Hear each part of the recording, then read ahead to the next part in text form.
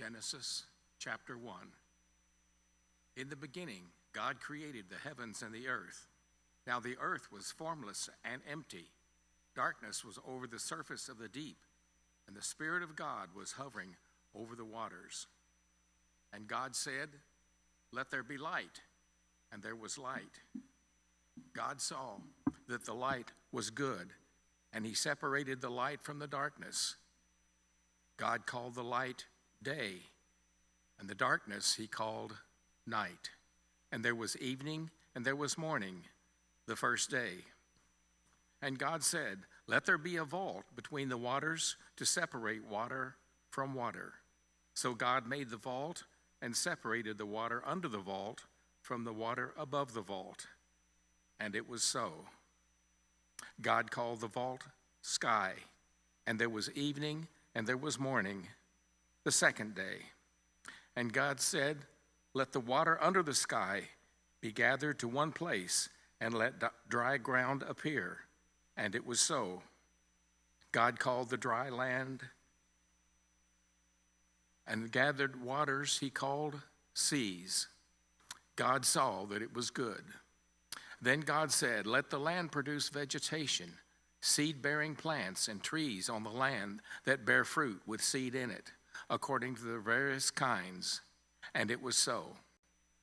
The land produced vegetation, plants bearing seed according to their kinds, and trees bearing fruit with seed in it according to their kinds. And God saw that it was good. And there was evening, and there was morning, the third day. And God said, "Let there be lights in the vault of the sky to separate the day from the night, and let them serve as signs to mark sacred times and days and years, and let them be lights in the vault of the sky to give light on the earth." And it was so. God made two great lights, and the greater light to govern the day, and the lesser light to govern the night. He also made the stars. God set them in the vault of the sky to give light on the earth, to govern the day and the night.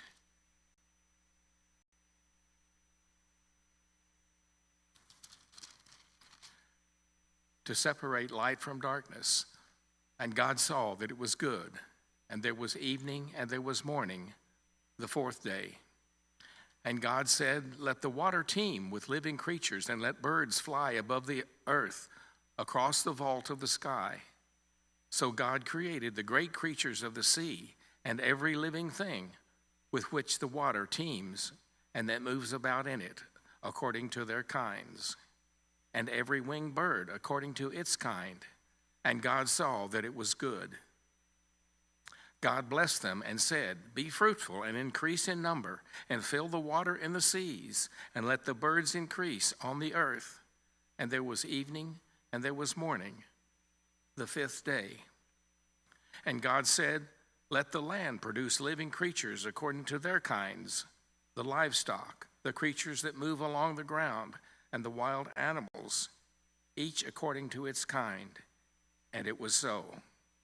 God made the wild animals according to their kinds, the livestock according to their kinds, and all the creatures that move along the ground according to their kinds. And God saw that it was good. Then God said, "Let us make mankind in our image, in our likeness, so that they may rule over the fish in the sea, and the birds in the sky, over the livestock, and all the wild animals, and over all the creatures that move along the ground." So God created mankind in his own image. In the image of God he created them. Male and female created he them. God blessed them and said to them, "Be fruitful and increase in number, fill the earth and subdue it. Rule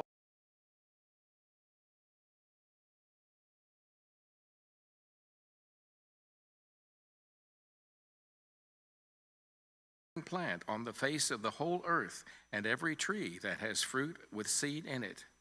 They will be yours for food. And to all the beasts of the earth, and all the birds of the sky, and all the creatures that move along the ground, everything that has breath of life in it, I give every green plant for food." and it was so.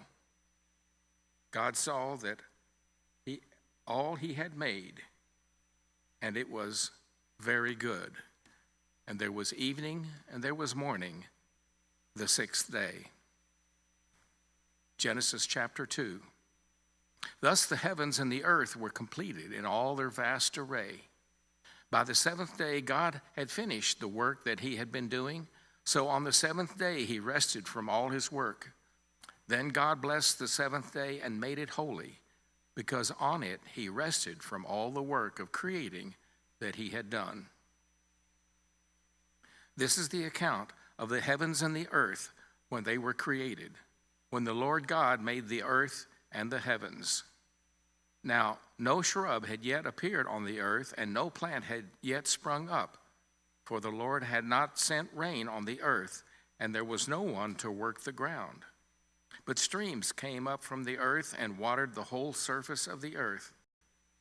Then the Lord God formed a man from the dust of the ground and breathed into his nostrils the breath of life, and the man became a living being. Now the Lord God had planted a garden in the east, in Eden, and there he put the man he had made. The Lord God made all the kinds of trees grow out of the ground, trees that were pleasing to the eye and good for food. In the middle of the garden were the tree of life and the tree of knowledge of good and evil. A river watering the garden flowed from Eden.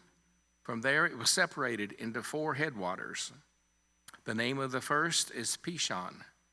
It winds through the whole land of Havilah, where there is gold. The gold of that land is good. Aromatic resin and onyx are also there. The name of the second river is Gihon, which winds through the entire land of Cush. The name of the third river is the Tigris. It runs along the east side of Asher, and the fourth river is the Euphrates. The Lord God took the man and put him in the Garden of Eden to work it and to take care of it. And the Lord God commanded the man, "You are free to eat from any tree in the garden, but you must not eat from the tree of the knowledge of good and evil, for when you eat from it, you will certainly die." The Lord God said, "It is not good for man to be alone. I will make a helper suitable for him." Now the Lord God had formed out of the ground all the wild animals and all the birds of the sky. He brought them to the man to see what he would name them. And whatever the man called each living creature, that was its name. So the man gave names to all the livestock, the birds in the sky, and all the wild animals. But for Adam, no suitable helper was found. So the Lord God caused the man to fall into a deep sleep. And while he was sleeping, he took one of the man's ribs and then closed up the place with flesh. Then the Lord God made a woman from the rib he had taken out of the man, and he brought her to the man.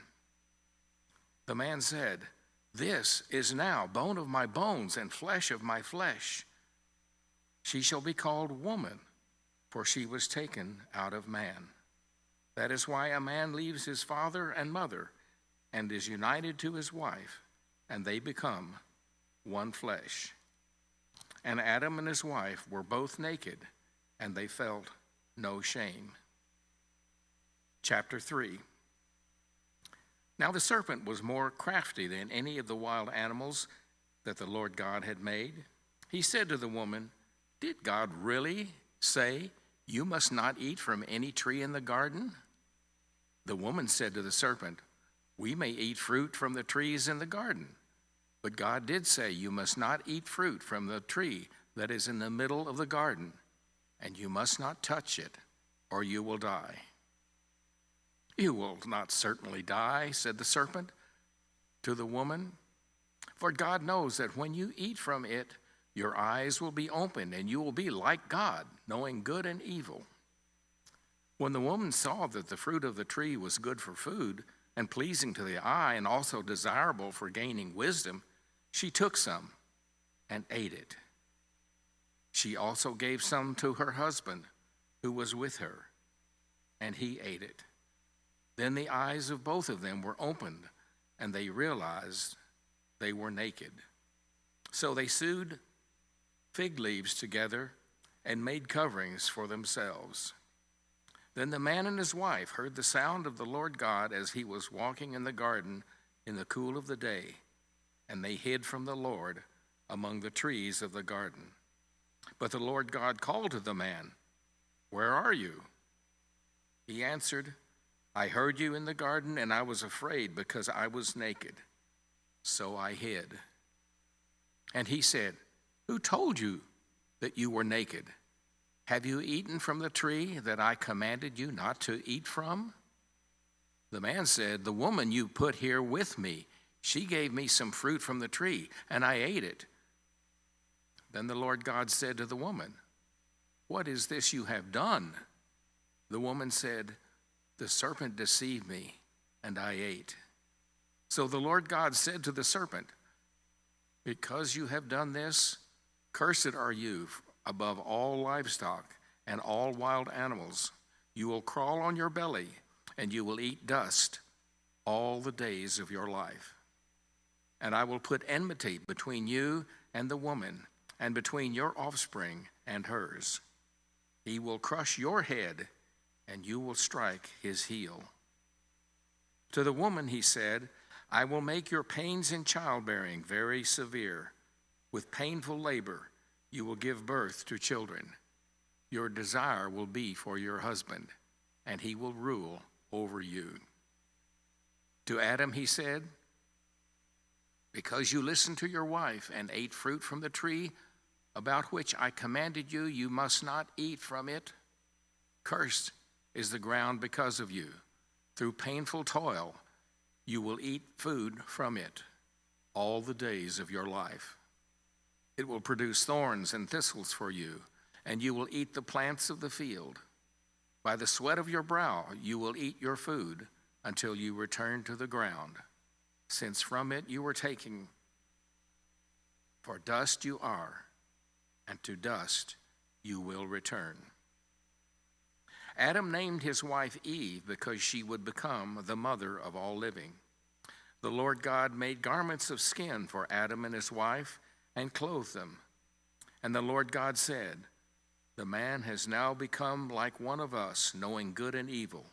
He must not be allowed to reach out his hand and take also from the tree of life and eat and live forever." So the Lord God banished him from the Garden of Eden to work the ground from which he had been taken. After he drove the man out, he placed on the east side of the Garden of Eden cherubim and a flaming sword, flashing back and forth to guard the way to the tree of life. Genesis chapter 4. God made love to his wife Eve, and she became pregnant and gave birth to Cain. She said, "With the help of the Lord, I have brought forth a man." Later she gave birth to his brother Abel. Now Abel kept flocks, and Cain worked the soil. In the course of time, Cain brought some of the fruit of the soil as an offering to the Lord. And Abel also brought an offering, fat portions from some of the firstborn of his flock. The Lord looked with favor on Abel and his offering, but on Cain and his offering he did not look with favor. So Cain was very angry, and his face was downcast. Then the Lord said to Cain, "Why are you angry? Why is your face downcast? If you do what is right, will you not be accepted? But if you do not do what is right, sin is crouching at your door. It desires to have you, but you must rule over it." Now Cain said to his brother, "Let's go out into the field." While they were in the field, Cain attacked his brother Abel and killed him. Then the Lord said to Cain, Where is your brother Abel?" "I don't know," he replied. "Am I my brother's keeper?" The Lord said, "What have you done? Listen, your brother's blood cries out to me from the ground. Now you are under a curse and driven from the ground, which opened its mouth to receive your brother's blood from your hand. When you work the ground, it will no longer yield its crops for you. You will be a restless wanderer on the earth." Cain said to the Lord, "My punishment is more than I can bear. Today you are driving me from the land, and I will be hidden from your presence. I will be a restless wanderer on the earth, and whoever finds me will kill me." But the Lord said to him, "Not so. Anyone who kills Cain will suffer vengeance 7 times over." Then the Lord put a mark on Cain so that no one who found him would kill him. So Cain went out from the Lord's presence and lived in the land of Nod, east of Eden. Cain made love to his wife, and she became pregnant and gave birth to Enoch. Cain was then building a city, and he named it after his son Enoch. To Enoch was born Irad, and Irad was the father of Mahujael, and Mahujael was the father of Methushael, and Methushael was the father of Lamech. Lamech married 2 women, one named Ada and the other Zillah. Ada gave birth to Jabal. He was the father of those who live in tents and raise livestock. His brother's name was Jubal. He was the father of all who play stringed instruments and pipes. Zillah also had a son, Tubal-Cain, who forged all kinds of tools out of bronze and iron. Tubal-Cain's sister was Naamah. Lamech said to his wives, "Ada and Zillah, listen to me, wives of Lamech. Hear my words. I have killed a man for wounding me, a young man for injuring me. If Cain is avenged 7 times, then Lamech 77 times. Adam made love to his wife again, and she gave birth to a son and named him Seth, saying, God has granted me another child in place of Abel, since Cain killed him. Seth also had a son and named him Enosh. At that time, people began to call on the name of the Lord. Chapter 5. This is the written account of Adam's family line. When God created man, he made them in the likeness of God. He created them male and female and blessed them, and he named them mankind when they were created. When Adam had lived 130 years, he had a son in his own likeness, in his own image, and he named him Seth. After Seth was born, Adam lived 800 years and had other sons and daughters. Altogether, Adam lived a total of 930 years, and then he died. When Seth had lived 105 years, he became the father of Enosh, and he became the father of Enosh. Seth lived 807 years and had other sons and daughters. Altogether, Seth lived a total of 912 years, and then he died. When Enosh had lived 90 years, he became the father of Kenan.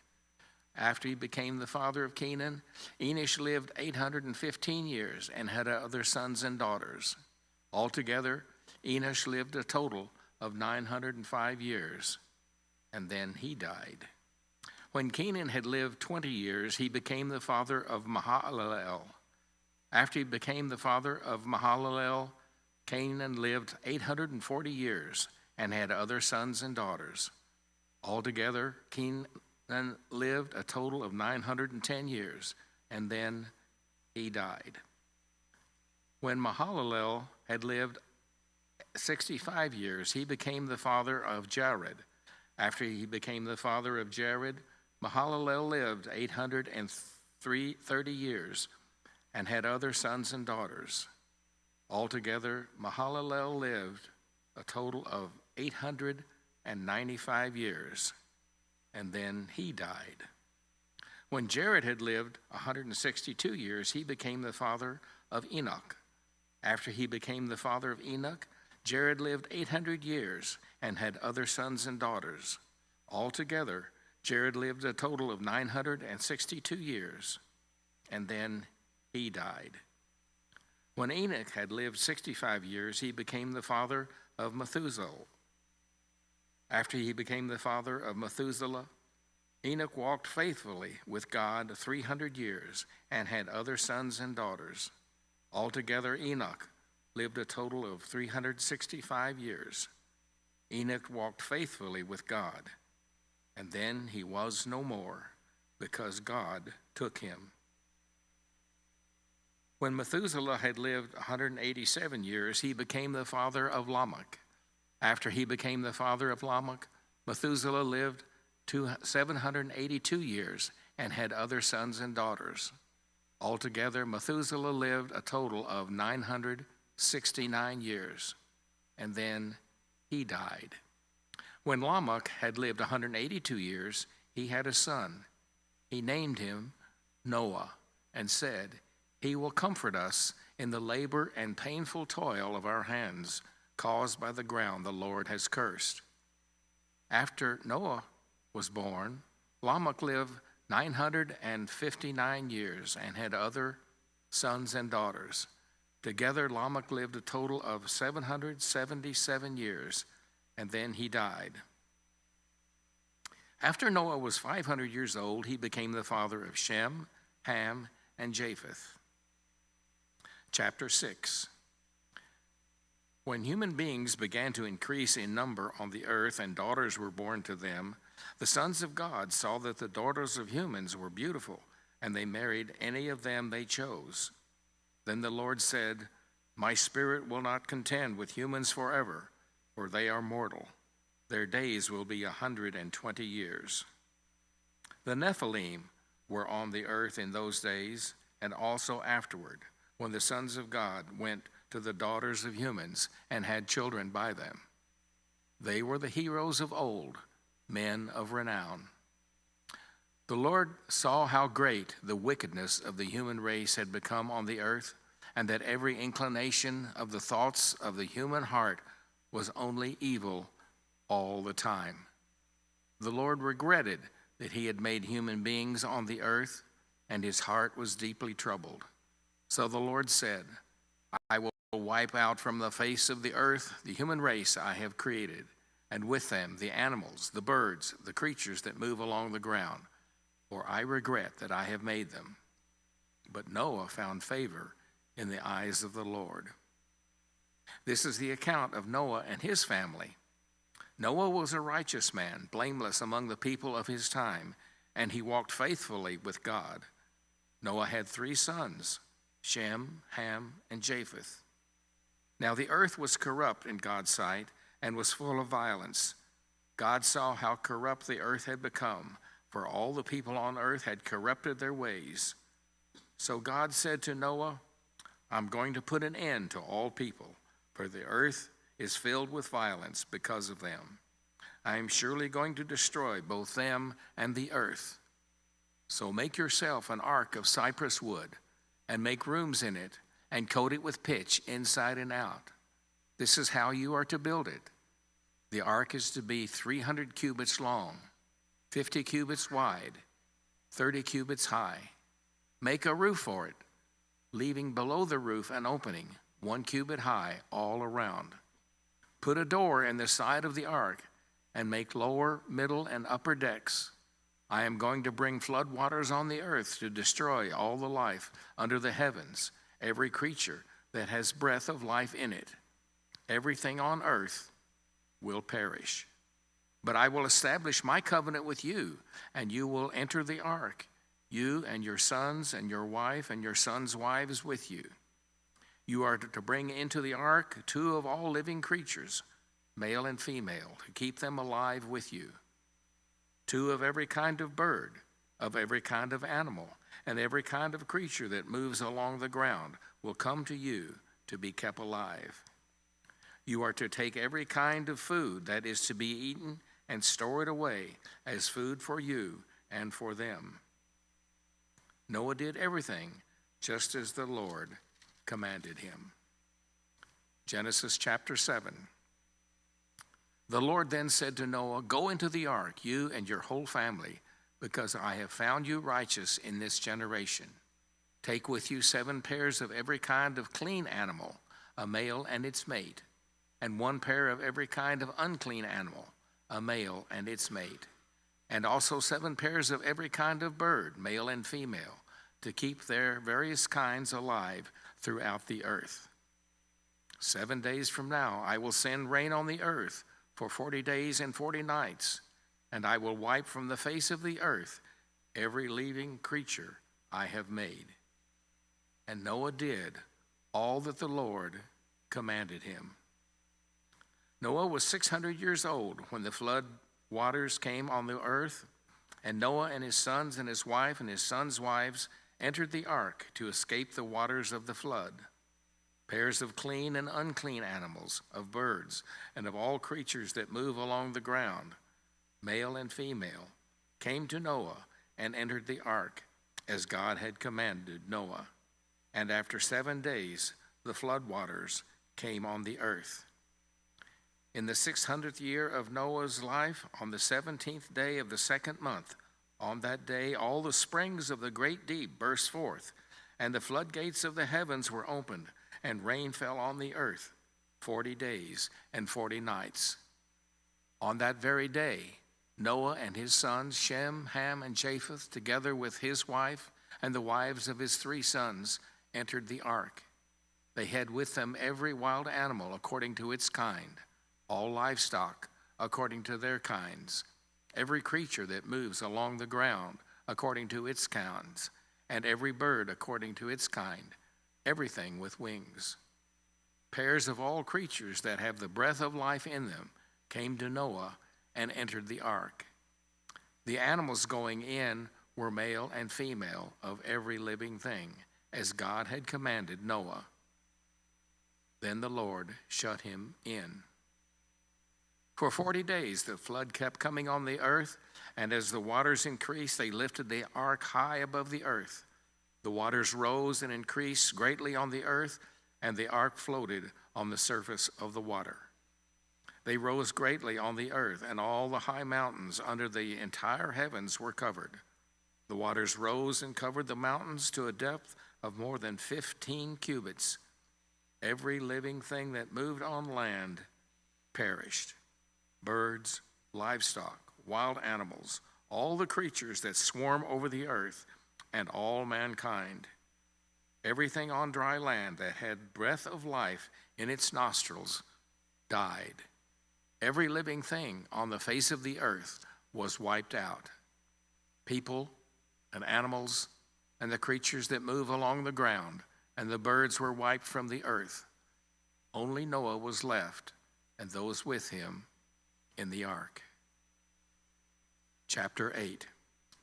The waters flooded the earth for 150 days, but God remembered Noah and all the wild animals and the livestock that were with him in the ark, and he sent a wind over the earth, and the waters receded. Now the springs of the deep and the floodgates of the heavens had been closed, and the rain had stopped falling from the sky. The water receded steadily from the earth. At the end of 150 days, the water had gone down.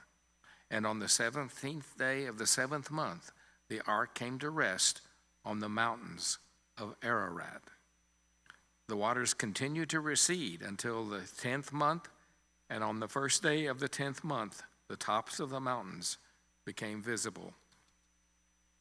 After 40 days, Noah opened the window he had made in it and sent out a raven, and it kept flying back and forth until the water had dried up from the earth.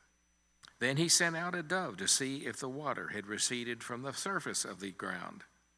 But the dove could find nowhere to perch, because there was water over all the surface of the earth. So it returned to Noah in the ark. He reached out his hand and took the dove and brought it back to himself in the ark.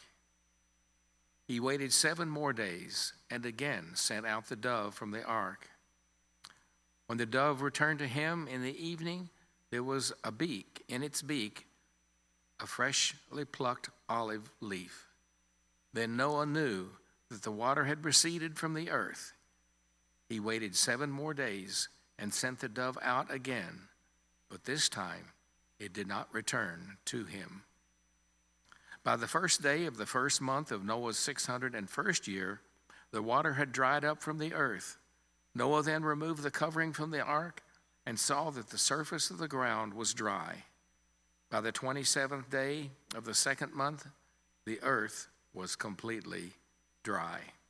Then God said to Noah, "Come out of the ark, you and your wife and your sons and their wives. Bring out every kind of living creature that is with you, the birds, the animals, and all the creatures that move along the ground, so they can multiply on the earth and be fruitful and increase in number on it." So Noah came out, together with his sons and his wife and his sons' wives, all the animals and all the creatures that move along the ground, and all the birds, everything that moves on land, came out of the ark, one kind after another. Then Noah built an altar to the Lord, taking some of all the clean animals and clean birds. He sacrificed burnt offerings on it. The Lord smelled the pleasant aroma and said in his heart, "Never again will I curse the ground because of humans, even though every inclination of the human heart is evil from childhood. And never again will I destroy all living creatures as I have done. As long as the earth endures, seed time and harvest, cold and heat, summer and winter, day and night will never cease." Genesis chapter 9. Then God blessed Noah and his sons, saying to them, "Be fruitful and increase in number and fill the earth. The fear and dread of you will fall on all the beasts of the earth and on all the birds of the sky, on every creature that moves along the ground, and on all the fish in the sea. They are given into your hands. Everything that lives and moves about will be food for you. Just as I gave you the green plants, I now give you everything. But you must not eat meat that has its lifeblood still in it. And for your lifeblood I will surely demand an accounting. I will demand an accounting from every animal, and from each human being too. I will demand an accounting for the life of another human being. Whoever sheds human blood, by humans shall their blood be shed. For in the image of God has God made mankind. As for you, be fruitful and increase in number, multiply on the earth and increase upon it." Then God said to Noah and his sons with him, "I now establish my covenant with you and with your descendants after you, and with every living creature that was with you, the birds, the livestock, and all the wild animals, all those that came out of the ark with you, every living creature on earth. I establish my covenant with you. Never again will all life be destroyed by the waters of a flood. Never again will there be a flood to destroy the earth." And God said, "This is the sign of the covenant I am making between me and you and every living creature with you, a covenant for all generations to come. I have set my rainbow in the clouds, and it will be the sign of the covenant between me and the earth. Whenever I bring clouds over the earth and the rainbow appears in the clouds, I will remember my covenant between me and you and all living creatures of every kind. Never again will the waters become a flood to destroy all life. Whenever the rainbow appears in the clouds, I will see it and remember the everlasting covenant between God and all living creatures of every kind on the earth." So God said to Noah, "This is the sign of the covenant I have established between me and all life on the earth." The sons of Noah who came out of the ark were Shem, Ham, and Japheth. Ham was the father of Canaan.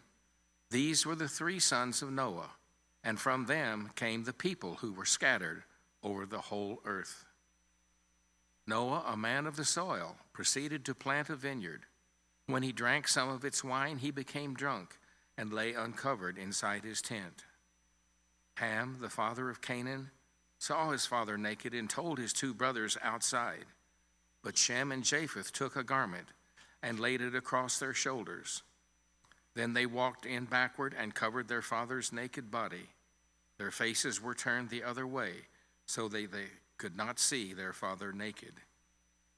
When Noah awoke from his wine and found out what his youngest son had done to him, he said, "Cursed be Canaan, the lowest of slaves will he be to his brothers." He also said, "Praise be to the Lord, the God of Shem. May Canaan be the slave of Shem. May God extend Japheth's territory. May Japheth live in the tents of Shem, and may Canaan be the slave of Japheth." After the flood, Noah lived 350 years. Noah lived a total of 950 years, and then he died. This is the account of Shem, Ham, and Japheth in chapter 10. Noah's sons, who found themselves, had sons after the flood. The sons of Japheth: Gomer, Magog, Madai, Javan, Tubal, Meshach, and Tiras. The sons of Gomer: Ashkenaz, Riphath, Tormoth. The sons of Javan: Elisha, Tarshish, and Kittites, and the Rodanites. From these, the maritime peoples spread out into their territories by their clans within their nations, each with its own language. The sons of Ham: Cush, Egypt, Put, and Canaan. The sons of Cush: Seba, Havilah, Sabta, Ramah, Sabachta, and the sons of Ramah: Sheba and Dedan. Cush was the father of Nimrod, who became a mighty warrior on the earth. He was a mighty hunter before the Lord. That is why it is said, like Nimrod, a mighty hunter before the Lord. The first centers of his kingdom were Babylon, Uruk, Akkad, and Cana in Shinar. From that land he went to Assyria, where he built Nineveh, Rehoboth, Ir, Kala, and Rezin, which is between Nineveh and Kala, which is the great city. Egypt was the father of the Ludites, Anamites, Lehabites, Raphathites, Pathrosites, Kashlithites, and from whom Philistines came, and Caphtorites. Canaan was the father of Sidon, his firstborn, and of the Hittites, the Jebusites, Amorites, Girgashites, Hivites, Archites, Sinites, Avarites, Zemarites, and Hamathrites. Later the Canaanite clans scattered, and the borders of Canaan reached from Sidon toward Gerar as far as Gaza, and then toward Sodom, Gomorrah, Admah, and Zeboim as far as Lasha. These are the sons of Ham by their clans and languages in their territories. Sons were also born to Shem, whose older brother was Japheth. Shem was the ancestor of all the sons of Eber. The sons of Shem: Elam, Asher, Arphaxad, Lud, and Aram. The sons of Aram: Uz, Hul, Geter, and Meshech. Arphaxad was the father of Shelah, and Shelah the father of Eber. 2 sons were born to Eber. One was named Peleg. Because of his name, the earth was divided. His brother was named Yoktan.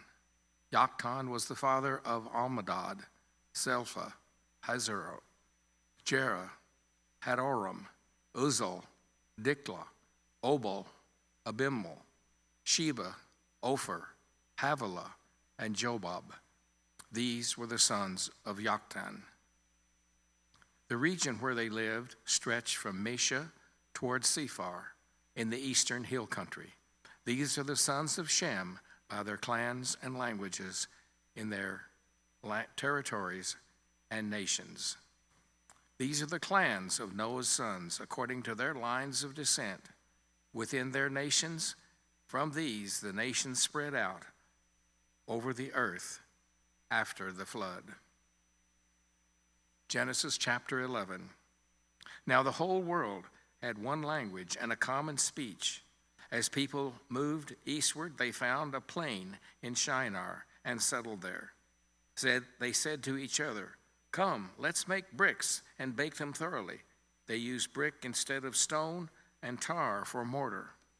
Then they said, "Come, let us build ourselves a city with a tower that reaches to the heavens, so that we may make a name for ourselves. Otherwise we will be scattered over the face of the whole earth." But the Lord came down to see the city and the tower the people were building. The Lord said, "If as one people speaking the same language they have begun to do this, then nothing they plan to do will be impossible for them. Come, let us go down and confuse their language, so they will not understand each other." So the Lord scattered them from there over all the earth, and they stopped building the city. That is why it is called Babel, because there the Lord confused the language of the whole world, and from there the Lord scattered them over the face of the whole earth. This is the account of Shem's family line. 2 years after the flood, when Shem was 100 years old, he became the father of Arphaxad. And after he became the father of Arphaxad, Shem lived 500 years and had other sons and daughters. When Arphaxad had lived 35 years, he became the father of Shelah. And after he became the father of Shelah, Arphaxad lived 403 years and had other sons and daughters. When Selah had lived 30 years, he became the father of Eber. And after he became the father of Eber, Sheba lived 403 years, and he had other sons and daughters. When Eber had lived 34 years, he became the father of Peleg. And after he became the father of Peleg, Eber lived 430 years and had other sons and daughters. When Peleg had lived 30 years, he became the father of Reu. And after he became the father of Reu, Peleg lived 209 years and had other sons and daughters. When Reu had lived 32 years, he became the father of Serug. After he became the father of Serug, Reu lived 207 years and had other sons and daughters. When Serug had lived 30 years, he became the father of Nahor. And after he became the father of Nahor, Serug lived 200 years and had other sons and daughters. When Nahor had lived 29 years, he became the father of Terah. And after he became the father of Terah, Nahor lived 119 years and had other sons and daughters. After Terah had lived 70 years, he became the father of Abram, Nahor, and Haran. This is the account of Terah's family line. Terah became the father of Abram, Nahor, and Haran. And Haran became the father of Lot. While his father Terah was still alive, Haran died in Ur of the Chaldeans, in the land of his birth. Abram and Nahor both married. The name of Abram's wife was Sarai, and the name of Nahor's wife was Milcah. She was the daughter of Haran, the father of both Milcah and Ishcah. Now Sarai was childless because she was not able to conceive. Terah took his son Abram, his grandson Lot, son of Haran, and his daughter-in-law Sarai, the wife of his son Abram, and together they set out from Ur of the Chaldeans to go to Canaan. But when they came to Haran, they settled there. Terah lived 205 years, and he died in Haran. Genesis chapter 12. The Lord said to Abram, "Go from your country, your people, and your father's household to the land I will show you. I will make you a great nation, and I will bless you. I will make your name great, and you will be a blessing. I will bless those who bless you, and whoever curses you, I will curse. And all the peoples on earth will be blessed through you." So Abram went, as the Lord had told him, and Lot went with him. Abram was 75 years old when he set out from Haran. He took his wife Sarah, his nephew Lot, and all possessions they had accumulated, and the people they had acquired in Haran. And they set out for the land of Canaan, and they arrived there. Abram traveled through the land as far as the site of the great tree of Moreh in Shechem. At that time, the Canaanites were in the land. The Lord appeared to Abram and said, "To your offspring I will give this land." So he built an altar there to the Lord, who had appeared to him. From there he went on toward the hills of Bethel and pitched his tent, with Bethel on the west and Ai on the east. There he built an altar to the Lord and called on the name of the Lord. Then Abram set out and continued toward the Negev. Now there was a famine in the land, and Abram went down to Egypt to live there for a while because the famine was severe. As he was about to enter Egypt, he said to his wife Sarai, "I know you are a beautiful woman. When the Egyptians see you, they will say, 'This is his wife.' Then they will kill me, but will let you live.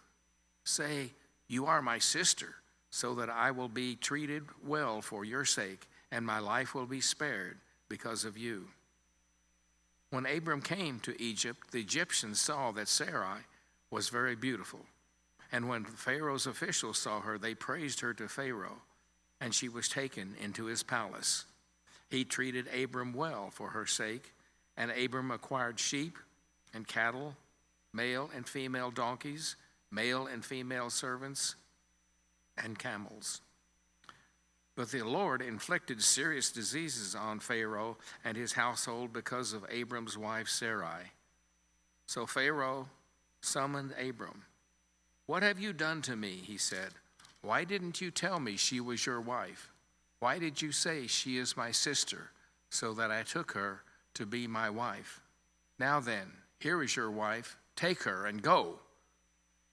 Then Pharaoh gave orders about Abram to his men, and they sent him on his way with his wife and everything he had. Genesis chapter 13. So Abram went up from Egypt to the Negev with his wife and everything he had, and Lot went with him. Abram had become very wealthy in livestock and in gold and silver. From the Negev he went from place to place until he came to Bethel, to the place between Bethel and Ai, where his tent had been earlier, and where he had first built an altar. There Abram called on the name of the Lord. Now Lot, who was moving about with Abram, also had flocks and herds and tents, but the land could not support them while they stayed together, for their possessions were so great that they were not able to stay together. And quarreling arose between Abram's herders and Lot's. The Canaanites and Perizzites were also living in the land at that time. So Abram said to Lot, "Let's not have any quarreling between you and me, or between your herders and mine, for we are close relatives. Is not the whole land before you? Let's part company. If you go to the left, I'll go to the right. If you go to the right, I'll go to the left." Lot looked around and saw that the whole plain of the Jordan toward Zoar was well watered, like the garden of the Lord, like the land of Egypt. This was before the Lord destroyed Sodom and Gomorrah. So Lot chose for himself the whole plain of the Jordan and set out toward the east. The two men parted company. Abram lived in the land of Canaan, while Lot lived among the cities of the plain and pitched his tents near Sodom. Now the people of Sodom were wicked and were sinning greatly against the Lord. The Lord said to Abram after Lot had parted from him, "Look around from where you are to the north and south, to the east and the west. All the land you see I will give to you and your offspring forever. I will make your offspring like the dust of the earth, so that if anyone could count the dust, then your offspring could be counted. Go, walk through the length and breadth of the land. I am giving it to you." So Abram went to live near the great trees of Mamre at Hebron, where he pitched his tents. There he built an altar to the Lord. Chapter 14. At the time when Amraphel was king of Shinar, Arioch king of Elasar, Kedorlaomer king of Elam, and Tidal king of Goyim, these kings went to war against Bera king of Sodom, Birsha king of Gomorrah, Shinab king of Admah, Shembar king of Zeboim, and the king of Bela, that is Zoar. All these kings joined forces in the valley of Siddim, that is the Dead Sea Valley. For 12 years they had been subject to Kedorlaomer, but in the 17th year they rebelled. In the 14th year, Kedorlaomer and the kings allied with him went out and defeated the Rephites in Ashtaroth, Karnaim, the Zutites in Ham, the Emites in Shavah Kiriathim, and the Horites in the hill country of Seir, as far as El Paran, near the desert. Then they turned back and went to El Mishpat, that is, Kadesh, and they conquered the whole territory of the Amalekites, as well as the Amorites who were living in Hazazon Tamar. Then the king of Sodom and the king of Gomorrah, the king of Adamah, the king of Zeboim, and the king of Bela, that is Zoar, marched up and drew up their battle lines in the valley of Siddim against Kedorlaomer, king of Elam, Tidal, king of Goyim, Amraphel, king of Shinar, and Arioch, king of Elasar, 4 kings against 5. Now the valley of Siddim was full of tar pits, and when the kings of Sodom and Gomorrah fled, some of the men fell into them, and the rest fled to the hills. The 4 kings seized all the goods of Sodom and Gomorrah and all their food. Then they went away. They also carried off Abram's nephew, Lot, and his possessions, since he was living in Sodom. A man who had escaped came and reported this to Abram, the Hebrew. Now Abram was living near the great trees of Mamre, the Amorite, brother of Eshcol and Anar, all of whom were allied with Abram. When Abram heard that his relative had been taken captive, he called out to the 318 trained men born in his household and went in pursuit as far as Dan. During the night, Abram divided his men to attack them, and he routed them, pursuing them as far as Hobah near Damascus. He recovered all the goods and brought back his relative Lot and his possessions together with the women and the other people.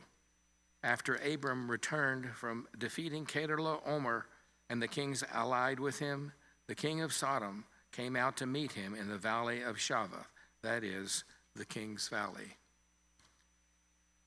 Then Melchizedek, king of Salem, brought out bread and wine. He was priest of God Most High, and he blessed Abram, saying, "Blessed be Abram by God Most High, creator of heaven and earth. And praise be to God Most High, who delivered your enemies into your hand." Then Abram gave him 1/10 of everything. The king of Sodom said to Abram, "Give me the people and keep the goods for yourself." But Abram said to the king of Sodom, "With raised hand I have sworn an oath to the Lord God Most High, creator of heaven and earth, that I will accept nothing belonging to you, not even a thread or a strap or of a sandal, so that you will never be able to say, 'I made Abram rich.' I will accept nothing but what my men have eaten, and the share belongs to men who were with me, to Aner, Eshcol, and Mamre. Let them have their share."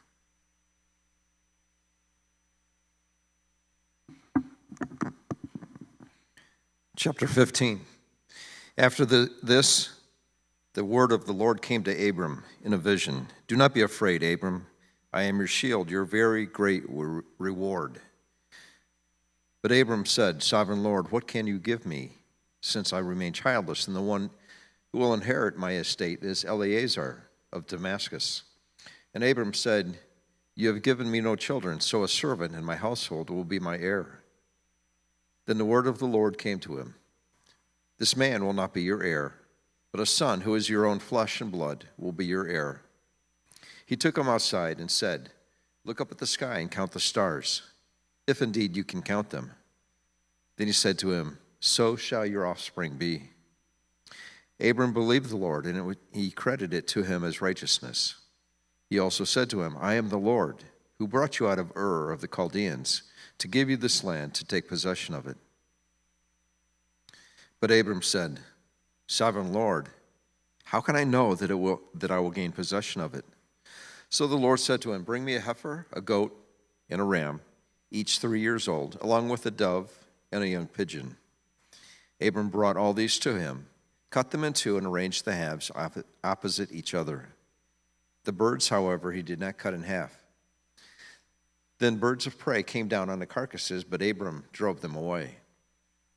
As the sun was setting, Abram fell into a deep sleep, and a thick and dreadful darkness came over him. Then the Lord said to him, "Know for certain that for 400 years your descendants will be strangers in a country not their own, and that they will be enslaved and mistreated there. But I will punish the nation they serve as slaves, and afterward they will come out with great possessions. You, however, will go to your ancestors in peace and be buried at a good old age. In the 4th generation your descendants will come back here, for the sin of the Amorites has not yet reached its full measure." When the sun had set and darkness had fallen, a smoking firepot with a blazing torch appeared and passed between the pieces. On that day, the Lord made a covenant with Abram and said, "To your descendants I will give this land, from the Wadi of Egypt to the great river, the Euphrates, the land of the Kenites, Kenizzites, Cadmonites, Hittites, Perizzites, Rephaites, Amorites, Canaanites, Girgashites, and Jebusites."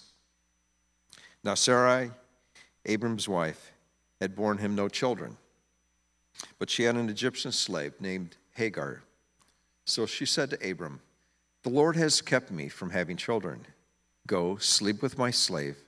Perhaps I can build a family through her." Abram agreed to what Sarai said. So after Abram had been living in Canaan 10 years, Sarai, his wife, took her Egyptian slave, Hagar, and gave her to her husband to be his wife. He slept with Hagar, and she conceived. When she knew she was pregnant, she began to despise her mistress. Then Sarai said to Abram, "You are responsible for the wrong I am suffering. I put my slave in your arms, and now she knows she is pregnant. She despises me. May the Lord judge between me and you." "Your slave is in your hands," Abram said. Do with her whatever you think best." Then Sarai mistreated Hagar, so she fled from her. The angel of the Lord found Hagar near a spring in the desert.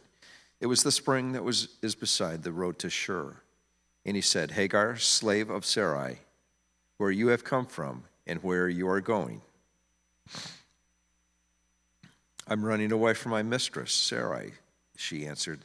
Then the angel of the Lord told her, "Go back to your mistress and submit to her." The angel added, "I will increase your descendants so that you will be too numerous to count." The angel of the Lord also said to her, "You are now pregnant, and you will give birth to a son. You shall name him Ishmael, for the Lord has heard of your misery.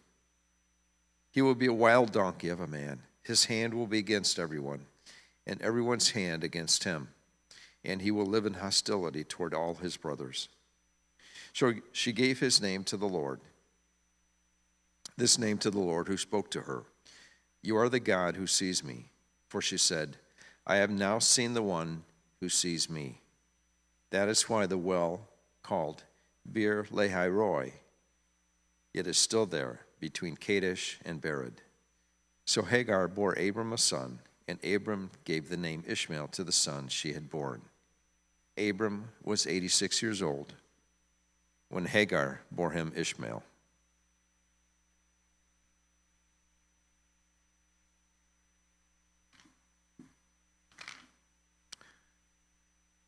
Chapter 17. When Abram was 99 years old, the Lord appeared to him and said, I am God Almighty. Walk before me faithfully and be blameless. Then I will make my covenant between me and you, and will greatly increase your numbers. Abram fell face down, and God said to him, As for me, this is my covenant with you. You will be the father of many nations. No longer will you be called Abram. Your name will be Abraham, for I have made you a father of many nations. I will make you very fruitful. I will make nations of you, and kings will come from you. I will establish my covenant as an everlasting covenant between me and you and your descendants after you for the generations to come, to be your God and the God of your descendants after you. The whole land of Canaan, where you now reside as a foreigner, I will give as an everlasting possession to you and your descendants after you, and I will be their God. Then God said to Abraham, As for you, you must keep my covenant, you and your descendants after you, for the generations to come. This is my covenant with you and your descendants after you, the covenant you are to keep. Every male among you must be circumcised. You are to undergo circumcision, and it will be the sign of the covenant between me and you. For the generations to come, every male among you who is 8 days old must be circumcised, including those born in your household or brought with money from a foreigner, those who are not your offspring. Whether born in your household or bought with your money, they must be circumcised. My covenant in your flesh is to be an everlasting covenant. Any uncircumcised male who has not been circumcised in the flesh will be cut off from his people. He has broken my covenant. God also said to Abraham, As for Sarai, your wife, you are no longer to call her Sarai. Her name will be Sarah. I will bless her and will surely give you a son by her. I will bless her so that she will be the mother of nations. Kings of peoples will come from her. Abraham fell face down. He laughed and said to himself, Will a son be born to a man 100 years old? Will Sarah bear a child at the age of 90? And Abraham said to God, If only Ishmael might live under your blessing. Then God said, Yes, but your wife Sarah will bear you a son, and you will call him Isaac. I will establish my covenant with him as an everlasting covenant for his descendants after him. And as for Ishmael, I have heard you. I will surely bless him, and I will make him fruitful and will greatly increase his numbers. He will be the father of 12 rulers, and I will make him into a great nation. But my covenant I will establish with Isaac, whom Sarah will bear to you by this time next year. When he had finished speaking with Abraham, God went up from him. On that very day, Abraham took his son Ishmael and all those born in his household or bought with his money, every male in his household, and circumcised them as God had told him. Abraham was 99 years old when he was circumcised. He and his son Ishmael was 13. Abraham and his son Ishmael were both circumcised on that very day, and every male in Abraham's household, including those born in his household or bought from a foreigner, were circumcised with him. Genesis chapter 18.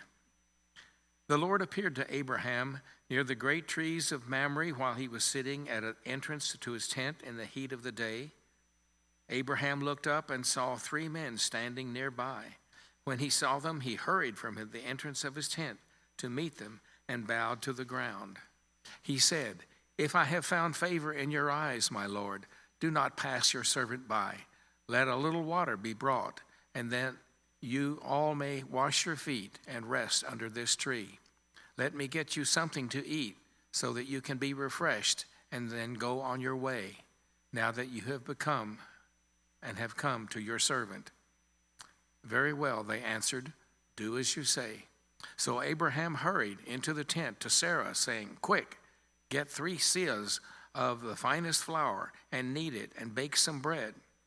Then he ran to the herd and selected a choice tender calf and gave it to a servant who hurried to prepare it. He then brought some curds and milk and the calf that he had been prepared and set these before them. While they ate, they stood near them under a tree. "Where is your wife Sarah?" they asked him.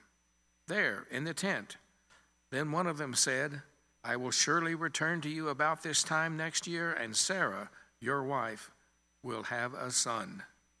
Now Sarah was listening at the entrance to the tent, which was behind him. Abraham and Sarah were already very old, and Sarah was past the age of childbearing. So Sarah laughed to herself as she thought, "Am I too worn out, and my Lord is old? Will I now have this pleasure?" Then the Lord said to Abraham, "Why did Sarah laugh and say, 'Will I really have a child now that I am old?' Is anything too hard for the Lord? I will return to you at the appointed time next year, and Sarah will have a son." Sarah was afraid, so she lied and said, "I did not laugh." But he said, "Yes, you did laugh."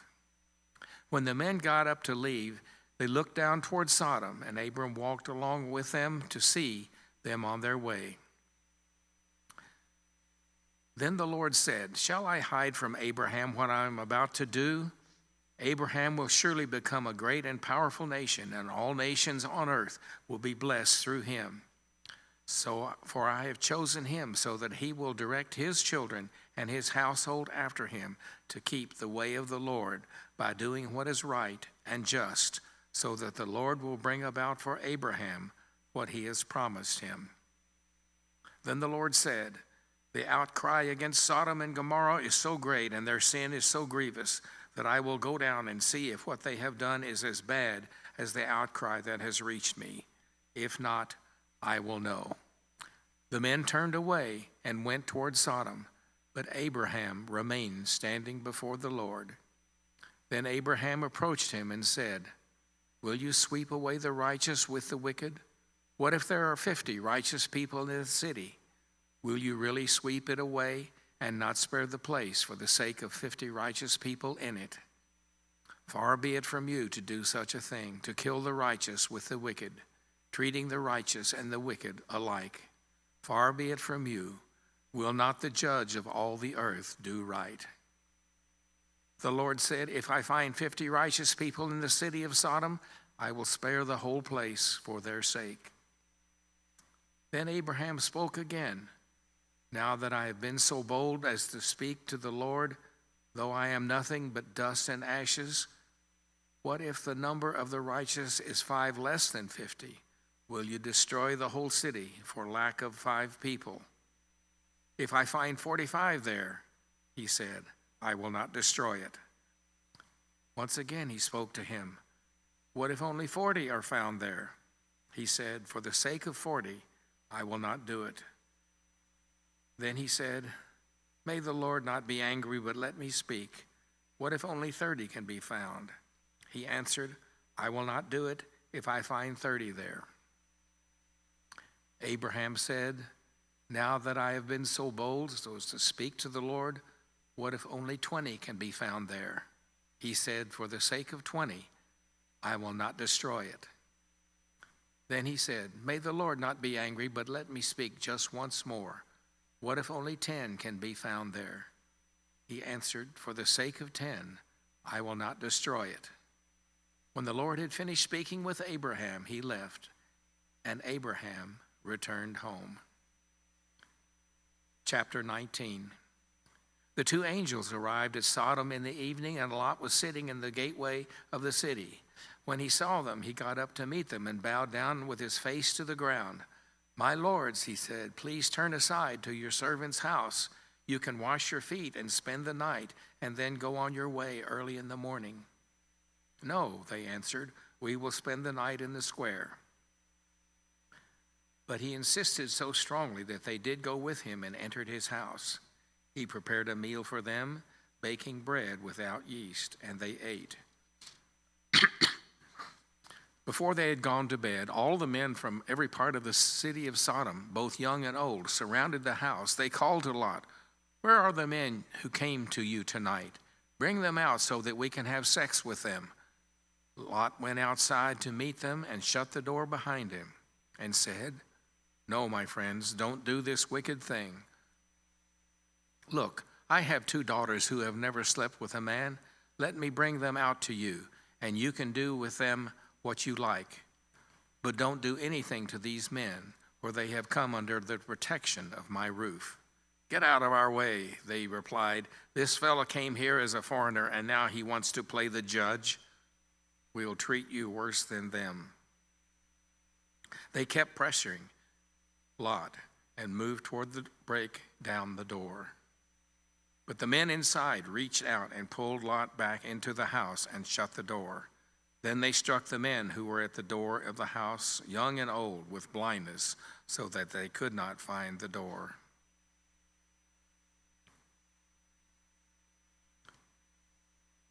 The 2 men said to Lot, "Do you have anyone else here, sons-in-laws, sons or daughters, or anyone else in the city who belongs to you?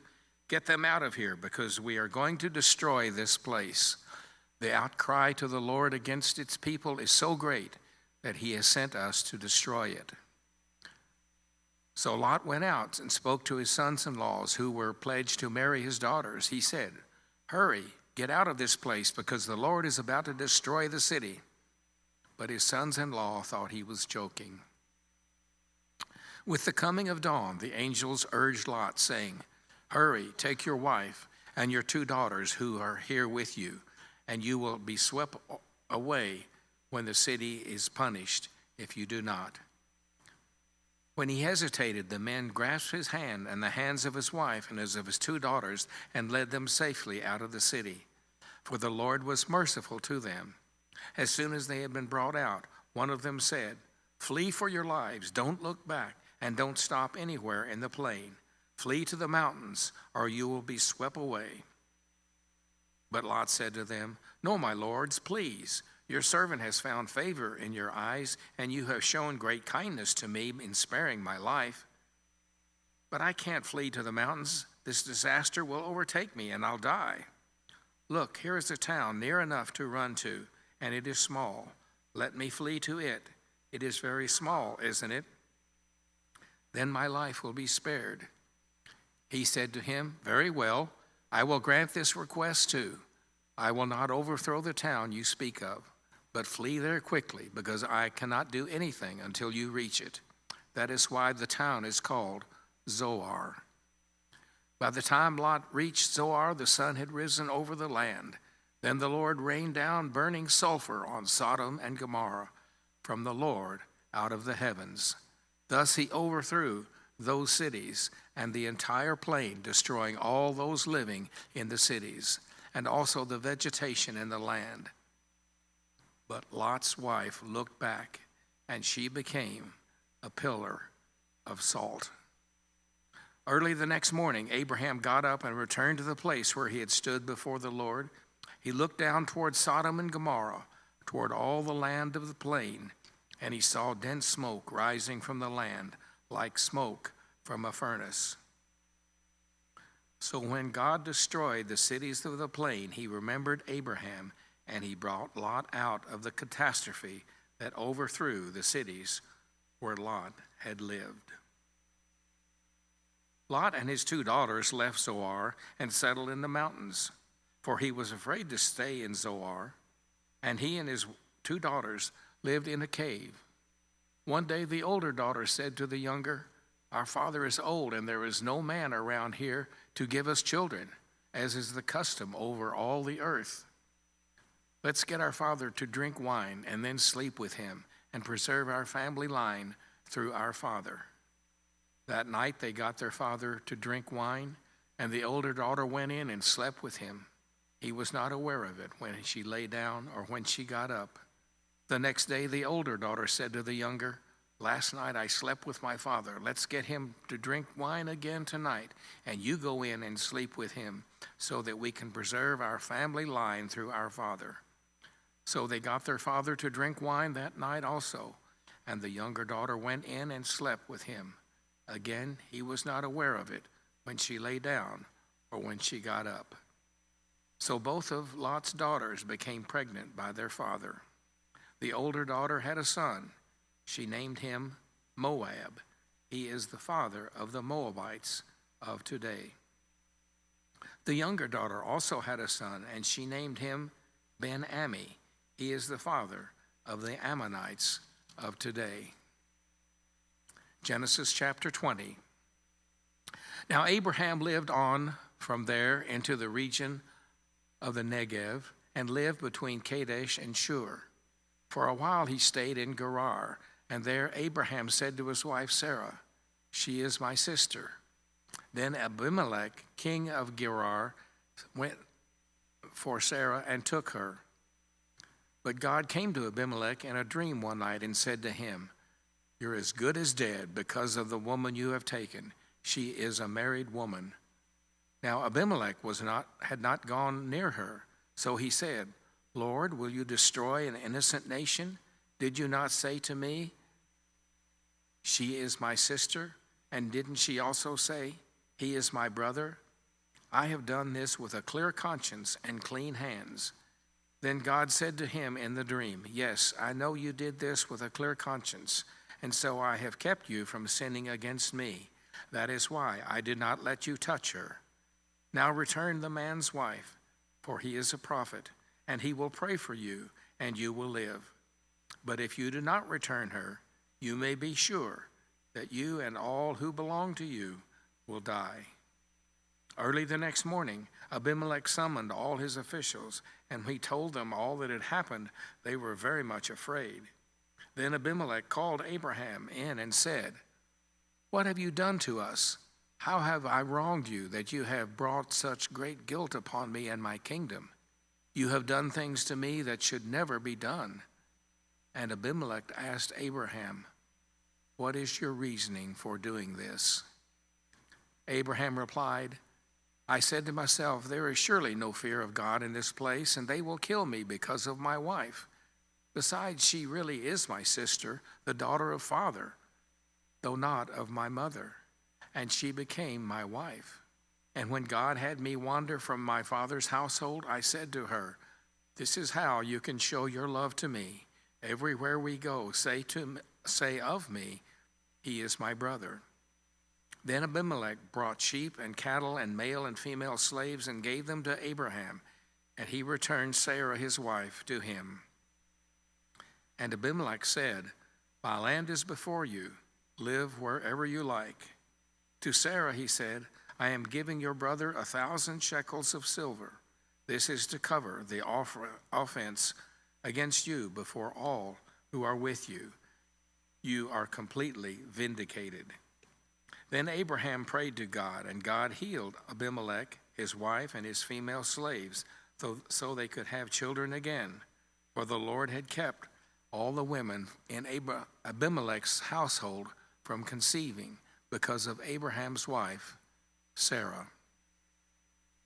Chapter 21. Now the Lord was gracious to Sarah as he had said, and the Lord did for Sarah what he had promised. Sarah became pregnant and bore a son to Abraham in his old age, at the very time God had promised him. Abraham gave the name Isaac to the son Sarah bore him. When his son Isaac was 8 days old, Abraham circumcised him, as God commanded him. Abraham was 100 years old when his son Isaac was born to him. Sarah said, "God has brought me laughter, and everyone who hears about this will laugh with me." And she added, "Who would have said to Abraham that Sarah would nurse children? Yet I have borne him a son in his old age." The child grew and was weaned, and on the day Isaac was weaned, Abraham held a great feast. But Sarah saw that the son whom Hagar the Egyptian had borne to Abraham was mocking. And she said to Abraham, "Get rid of that slave woman and her son, for that woman's son will never share in the inheritance with my son Isaac." The matter distressed Abraham greatly because it concerned his son. But God said to him, "Do not be so distressed about the boy and your slave woman. Listen to whatever Sarah tells you, because it is through Isaac that your offspring will be reckoned. I will make the son of the slave into a nation also, because he is your offspring." Early the next morning, Abraham took some food and a skin of water and gave them to Hagar. He set them on her shoulders and then sent her off with the boy. She went on her way and wandered in the desert of Beersheba. When the water in the skin was gone, she put the boy under one of the bushes. Then she went off and sat down about a bow shot away, for she thought, "I cannot watch the boy die." And as she sat there, she began to sob. God heard the boy crying, and the angel of God called to Hagar from heaven and said to her, "What is the matter, Hagar? Do not be afraid. God has heard the boy crying as he lies there. Lift the boy up and take him by the hand, for I will make him into a great nation." Then God opened her eyes and went and filled the skin with water and gave the boy a drink. God was with the boy as he grew up. He lived in the desert and became an archer. While he was living in the desert of Paran, his mother got a wife for him from Egypt. At that time, Abimelech and Phicol, the commander of his forces, said to Abraham, "God is with you in everything you do. Now swear to me here before God that you will not deal falsely with me or my children or my descendants. Show to me and the country where you now reside as a foreigner the same kindness I have shown to you." Abraham said, "I swear it." Then Abraham complained to Abimelech about a well of water that Abimelech's servants had seized. But Abimelech said, "I don't know who has done this. You did not tell me, and I heard about it only today." So Abraham brought sheep and cattle and gave them to Abimelech, and the two men made a treaty. Abraham set apart 7 ewe lambs from the flock, and Abimelech asked Abraham, "What is the meaning of these 7 ewe lambs that you have set apart by themselves?" He replied, "Accept these 7 lambs from my hand as a witness that I dug this well." So that place was called Beersheba, because the two men swore an oath there. After the treaty had been made at Beersheba, Abimelech and Phicol, the commander of his forces, returned to the land of the Philistines. Abraham planted a tamarisk tree in Beersheba, and there he called on the name of the Lord, the eternal God. And Abraham stayed in the land of the Philistines for a long time. Chapter 22. Now sometime later, God tested Abraham. He said to him, "Abraham." "Here I am," he replied. Then God said, "Take your son, your only son, whom you love, Isaac, and go to the region of Moriah. Sacrifice him there as a burnt offering on a mountain I will show you." Early the next morning, Abraham got up, loaded his donkey. He took with him 2 of his servants and his son Isaac. When he had cut enough wood for the burnt offering, he set out for the place God had told him about. On the 3rd day, Abraham looked up and saw the place in the distance. He said to his servants, "Stay here with the donkey while I and the boy will go over there. We will worship, and then we will come back to you." Abraham took the wood for the burnt offering and placed it on his son Isaac, and he himself carried the fire and the knife. As the 2 of them went on together, Isaac spoke up and said to his father, "Abraham." "Father?" "Yes, my son," Abraham replied. "The fire and the wood are here, but where is the lamb for the burnt offering?" Abraham answered, "God himself will provide the lamb for the burnt offering, my son." And the 2 of them went on together. When they reached the place God had told them about, Abraham built an altar there and arranged the wood on it. He bound his son Isaac and laid him on the altar on the top of the wood. Then he reached out his hand and took the knife to slay his son. But the angel of the Lord called out to him from heaven, "Abraham, Abraham." "Here I am," he replied. "Do not lay a hand on the boy," he said. "Do not do anything to him. Now I know you fear God, because you have not withheld from me your son, your only son." Abraham looked up, and there in a thicket he saw a ram caught by its horns. He went over and took the ram and sacrificed it as a burnt offering instead of his son. So Abraham called that place, "The Lord will provide." And to this day it is said, "On the mountain of the Lord it will be provided." The angel of the Lord called to Abraham from heaven a second time and said, "I swear by myself, declares the Lord, that because you have done this and have not withheld your son, your only son, I will surely bless you and make your descendants as numerous as the stars of the sky and as the sand on the seashore. Your descendants will take possession of the cities of their enemies, and through your offspring, all nations on earth will be blessed, because you have obeyed me." Then Abraham returned to his servants, and they set off together for Beersheba, and Abraham stayed in Beersheba. Sometime later, Abraham was told, "Milcah is also a mother. She has borne sons to your brother Nahor, Uz the firstborn, Buz his brother, Kemuel the father of Aram, Kesed, Hazo, Pildash, Jephthah, and Bethuel. Bethuel became the father of Rebekah. Milcah bore these 8 sons to Abraham's brother Nahor. His concubine, whose name was Reumah, also had sons, Teba, Gaham, Tahash, and Maach. Chapter 23. Sarah lived to be 127 years old. She died in Kiriath Arba, that is, Hebron, in the land of Canaan. And Abraham went to mourn for Sarah and to weep over her. Then Abraham rose from beside his dead wife and spoke to the Hittites. He said, "I am a foreigner and stranger among you. Sell me some property for a burial site here so I can bury my dead." The Hittites replied to Abraham, "Sir, listen to us. You're a mighty prince among us. Bury your dead in the choicest of our tombs. None of us will refuse you his tomb for burying your dead." Then Abraham rose and bowed down before the people of the land, the Hittites. He said to them, "If you are willing to let me bury my dead, then listen to me and intercede with Ephron, the son of Zohar, on my behalf. So he will sell me the cave of Machpelah, which belongs to him and is at the end of his field.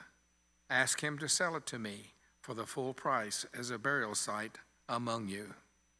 Ephron the Hittite was sitting among his people, and he replied to Abraham in the hearing of all the Hittites who had come to the gate of his city. "No, my lord," he said, "listen to me. I give you the field. I give you the cave that is in it. I gave it to you in the presence of my people. Bury your dead." Abraham again bowed down before the people of the land and said to Ephron in their hearing, "Listen to me, if you will. I will pay the price of the field. Accept it from me so I can bury my dead there." Ephraim answered Abraham, "Listen to me, my lord. The land is worth 400 shekels of silver, but what is that between you and me? Bury your dead." Abraham agreed to Ephron's terms and weighed out for him the price he had named in the hearing of the Hittites, 400 shekels of silver, according to the weight current among the merchants. So Ephron's field in Machpelah near Mamre, both the field and the cave in it, and all the trees within the borders of the field, was deeded to Abraham as his property in the presence of all the Hittites who had come to the gate of the city. Afterward, Abraham buried his wife Sarah in the cave in the field of Machpelah near Mamre, which is at Hebron, in the land of Canaan. So the field and the cave in it were deeded to Abraham by the Hittites as a burial site. Chapter 24. Abraham was now very old, and the Lord had blessed him in every way. He said to the senior servant of his household, the one in charge of all that he had, "Put your hand under my thigh.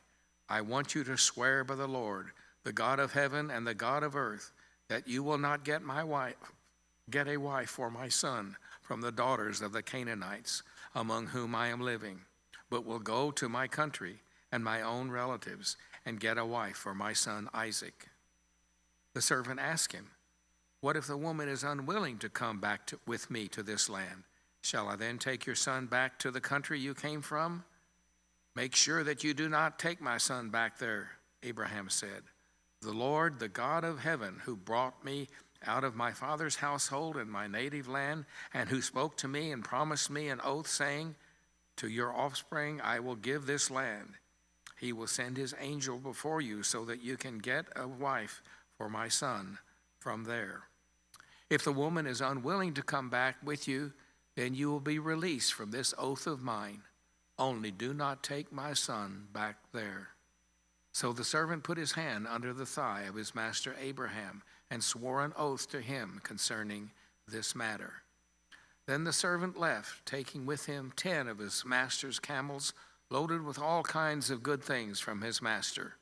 He set out for Aram Naharaim and made his way to the town of Nahor. He had the camels kneel down near the well outside the town. It was toward evening, the time the women go out to draw water. Then he prayed, "Lord God of my master Abraham, make me successful today and show kindness to my master Abraham. See, I am standing beside this spring, and the daughters of the townspeople are coming out to draw water. May it be that when I say to a young woman, 'Please let down your jar that I may have a drink,' and she says, 'Drink, and I'll water your camels also,' let her be the one you have chosen for your servant Isaac. By this I will know that you have shown kindness to my master."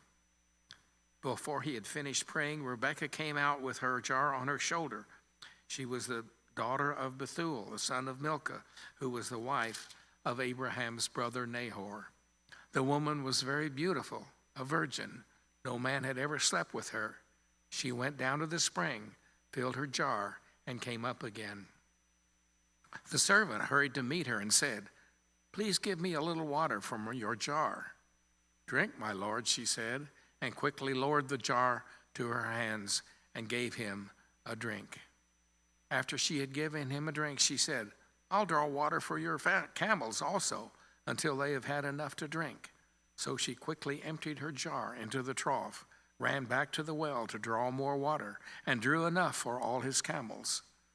Without saying a word, the man watched her closely to learn whether or not the Lord had made his journey successful.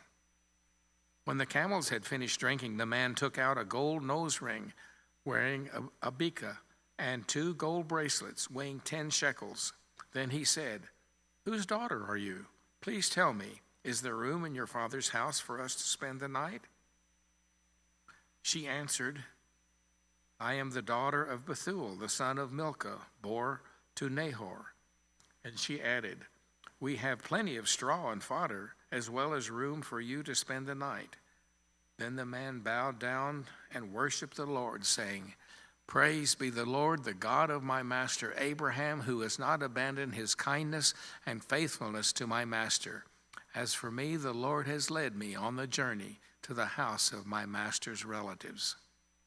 The young woman ran and told her mother's household about these things. Now Rebekah had a brother named Laban, and he hurried out to the man at the spring. As soon as he had seen the nose ring and the bracelets on her sister's arms, and he had heard Rebekah tell what the man had said to her, he went out to the man and found him standing by the camels near the spring. "Come, you who are blessed by the Lord, why are you standing out here? I have prepared the house and a place for the camels." So the man went to the house, and the camels were unloaded. Straw and fodder was brought for the camels, and water for him and his men to wash their feet. Then the food was set before him, but he said, I will not eat until I have told you what I have to say. Then tell us, Laban said. So he said, I am Abraham's servant. The Lord has blessed my master abundantly, and he has become wealthy. He has given him sheep and cattle, silver and gold, male and female servants, and camels and donkeys. My master's wife Sarah has borne him a son in her old age, and he has given him everything he owns. And my master has made me swear an oath and said, you must not get a wife from my son from the daughters of the Canaanites in whose land I live, but go to my father's family and to my own clan and get a wife for my son. Then I asked my master, what if the woman will not come back to me? He replied, the Lord before whom I have walked faithfully will send his angel with you and make your journey a success, so that you can get a wife for my son, from my own clan and from my father's family. You will be released from my oath when you go to my clan. If they refuse to give her to you, then you will be released from my oath. When I came to the spring today, I said, Lord God of my master Abraham, if you will, please grant success to the journey on which I have come. See, I am standing beside this spring. If a young woman comes out to draw water, and I say to her, please give me drink a little from your jar, and if she says to me, drink, and I'll draw water for your camels too, let her be the one the Lord has chosen for my master's son. Before I finished praying in my heart, Rebekah came out with her jar on her shoulder. She went down to the spring and drew water, and I said to her, please give me a drink. She quickly lowered her jar from her shoulder and said, drink, and I'll water your camels too. So I drank, and she watered the camels also. I asked her, whose daughter are you? She said, the daughter of Bethuel, the son of Nahor, whom Milcah bore to him. Then I put the ring in her nose and the bracelets on her arms, and I bowed down and worshiped the Lord. I praised the Lord, the God of my master Abraham, who had led me on the right road to get the granddaughter of my son's master's brother for his son. Now, if you will show kindness and faithfulness to my master, tell me, and if not, tell me, so I may know which way to turn. Laban and Bethuel answered, this is from the Lord. We can say nothing to you one way or the other. Here is Rebekah. Take her and go. Let her become the wife of your master's son, as the Lord has directed. When Abraham's servant heard what they said, he bowed down to the ground before the Lord. Then the servant brought out gold and silver jewelry and articles of clothing and gave them to Rebekah. He also gave costly gifts to her brother and to her mother.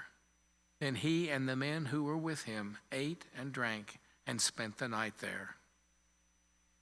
When they got up the next morning, he said, send me on my way to my master. But her brother and her mother replied, let the young woman remain with us 10 days or so, then you may go. But he said to them, do not detain me. Now that the Lord has granted success to my journey, send me on my way so that I may go to my master. Then they said, let's call the young woman and ask her about it. So they called Rebekah and asked her, will you go with this man? I will go, she said. So they sent her sister Rebekah on her way, along with her nurse and Abraham's servant and his men. And they blessed Rebekah and said to her, our sister, may you increase to thousands upon thousands. May your offspring possess the cities of their enemies. Then Rebekah and her attendants got ready and mounted the camels and went back with the man. So the servant took Rebekah and left. Now Isaac had come from Beer-lahai-roi, where he was living in the Negev. He went out to the field one evening to meditate, and as he looked up, he saw camels approaching. Rebekah also looked up and saw Isaac. She got down from her camel and asked the servant, who is that man in the field coming to meet us? He is my master, the servant answered. So she took her veil and covered herself. Then the servant told Isaac all he had done. Isaac brought her into the tent of his mother Sarah, and he married Rebekah. So she became his wife, and he loved her. And Isaac was comforted after his mother's.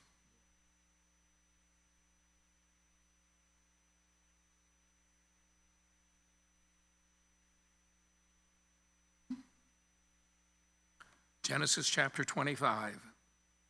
Abraham had taken another wife whose name was Keturah.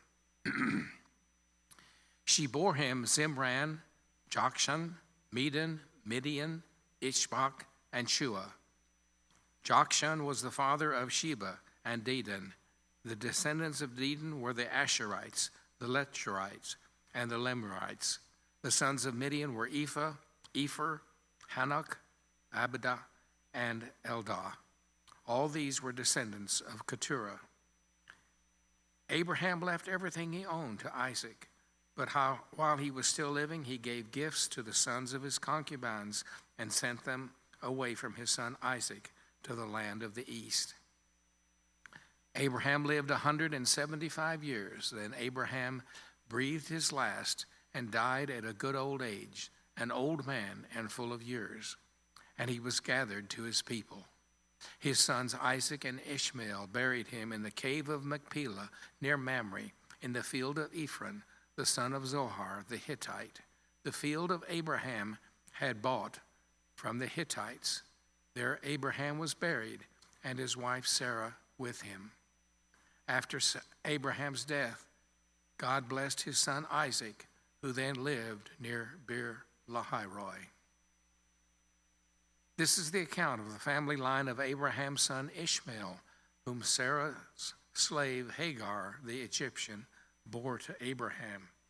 These are the names of the sons of Ishmael, listed in the order of their birth: Nebaioth, the firstborn of Ishmael; Kedar, Abdil, Mishma, Duma, Massa, Hadad, Tema, Jetur, Shitnephesh, and Kedemah. These were the sons of Ishmael, and these are the names of the 12 tribal rulers according to their settlements and camps. Ishmael lived 137 years. He breathed his last and died, and he was gathered to his people. His descendants settled in the area from Havilah to Shur, near the eastern border of Egypt, as you go toward Asher. And they lived in hostility toward all the tribes related to them. This is the account of the family line of Abraham's son Isaac. Abraham became the father of Isaac, and Isaac was 40 years old when he married Rebekah, daughter of Bethuel the Aramean from Padan Aram, and sister of Laban the Aramean. Isaac prayed to the Lord on behalf of his wife because she was childless. The Lord answered his prayer, and his wife Rebekah became pregnant. The babies jostled each other within her, and she said, "Why is this happening to me?" So she went to inquire of the Lord. The Lord said to her, "Two nations are in your womb, and two peoples from within you will be separated. One people will be stronger than the other, and the older will serve the younger." When the time came for her to give birth, there were twin boys in her womb. The first to come out was red, and his whole body was like a hairy garment. So they named him Esau. After this, his brother came out, with his hand grasping Esau's heel. So he was named Jacob. Isaac was 60 years old when Rebekah gave birth to them.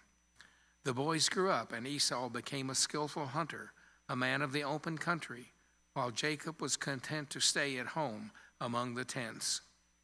Isaac, who had a taste for wild game, loved Esau, but Rebekah loved Jacob. Once when Jacob was cooking some stew, Esau came in from the open country, famished. He said to Jacob, "Quick, let me have some of that red stew. I'm famished." That is why he was called Edom. Jacob replied, "First sell me your birthright." "Look, I am about to die," Esau said. "What good is a birthright to me?" But Jacob said, "Swear to me first." So he swore an oath to him, selling his birthright to Jacob. Then Jacob gave some bread and some lentil stew to Esau. He ate and drank, and then got up and left. So Esau despised his birthright. Genesis chapter 26. Now there was a famine in the land besides the previous famine in Abraham's time, and Isaac went to Abimelech, king of the Philistines, in Gerar. The Lord appeared to Isaac and said, "Do not go down to Egypt. Live in the land where I tell you to live. Stay in this land for a while, and I will be with you and will bless you. For you and your descendants I will give all these lands, and will confirm the oath I swore to your father Abraham. I will make your descendants as numerous as the stars of the sky, and will give them all the lands, and through your offspring all nations on earth will be blessed. Because Abraham obeyed me and did everything I required of him, keeping my covenant and my commandments, my decrees and my instructions." So Isaac stayed in Gerar. When the men of that place asked him about his wife, he said, "She is my sister," because he was afraid to say, "She is my wife." He thought, "The men of this place will kill me on the account of Rebekah, because she is beautiful." When Isaac had been there a long time, Abimelech, king of the Philistines, looked down from a window and saw Isaac caressing his wife Rebekah. So Abimelech summoned Isaac and said, "She is really your wife. Why did you say she is my sister?" Isaac answered him, "Because I thought I might lose my life on account of her." Then Abimelech said, "What is this you have done to us? One of the men might well have slept with your wife, and you would have brought guilt upon us." So Abimelech gave orders to all the people, "Anyone who harms this man or his wife shall surely be put to death." And Isaac planted crops in that land, and the same year reaped 100-fold, because the Lord blessed him. The man became rich, and his wealth continued to grow until he became very wealthy. He had so many flocks and herds and servants that the Philistines envied him. So all the wells that his father's servants had dug in the time of his father Abraham, the Philistines stopped up, filling them with earth. Then Abimelech said to Isaac, "Move away from us. You have become too powerful for us." So Isaac moved away from there and camped in the valley of Gerar, where he settled. Isaac reopened the wells that had been dug at the time of his father Abraham, which the Philistines had stopped up after Abraham died, and he gave them the same names his father had given them. Isaac's servants dug in the valley and discovered a well of fresh water there. But the herders of Gerar quarreled with those of Isaac and said, "The water is ours." So he named the place Ezek, because they disputed with him. Then they dug another well, but they quarreled over that one also. So he named it Sitnah. He moved on from there and dug another well, and no one quarreled over it. He named it Rehoboth, saying, "Now the Lord has given us room, and we will flourish in the land." From there he went up to Beersheba. That night the Lord appeared to him and said, "I am the God of your father Abraham. Do not be afraid, for I am with you. I will bless you and will increase the number of your descendants for the sake of my servant Abraham." Isaac built an altar there and called on the name of the Lord. There he pitched his tent, and there his servants dug a well. Meanwhile, Abimelech had come to him from Gerar with Ahuzah, his personal advisor, and Phicol, the commander of his forces. Isaac asked them, "Why have you come to me, since you were hostile to me and sent me away?" They answered, "We saw clearly that the Lord was with you. So we said, there ought to be a sworn agreement between us and you. Let us make a treaty with you, that you will do us no harm, just as we did not harm you, but always treated you well and sent you away peacefully. And now you are blessed by the Lord." Isaac then made a feast for them, and they ate and drank. Early the next morning the men swore an oath to each other. Then Isaac went out from their way, and they went away peacefully. That day Isaac servants came and told him the well they had dug. They said, "We found water." He called it Sheba, and to this day the name of the town has been Beersheba. When Esau was 40 years old, he married Judith, daughter of Beri the Hittite, and also Basmath, the daughter of Elon the Hittite. They were a source of grief to Isaac and Rebekah. Chapter 27. When Isaac was old and his eyes were so weak that he could no longer see, he called for Esau, his older son, and said to him, "My son?" "Here I am," he answered. Isaac said, "I am now an old man and don't know the day of my death. Now then, get your equipment, your quiver and bow, and go out to the open country and hunt some wild game for me. Prepare me the kind of tasty food I like and bring it to me to eat, so that I might give you my blessing before I die." Now Rebekah was listening as Isaac spoke to his son Esau. When Esau left for the open country to hunt game and bring it back, Rebekah said to her son Jacob, "Look, I overheard your father say to your brother Esau, 'Bring me some of the game and prepare me tasty food to eat, so that I may give you my blessing in the presence of the Lord before I die.' Now, my son, listen and do what I tell you. Go out to the flock and bring me 2 choice young goats, so I can prepare some tasty food for your father, just the way he likes. Then take it to your father to eat, so that he may give you his blessing before he dies."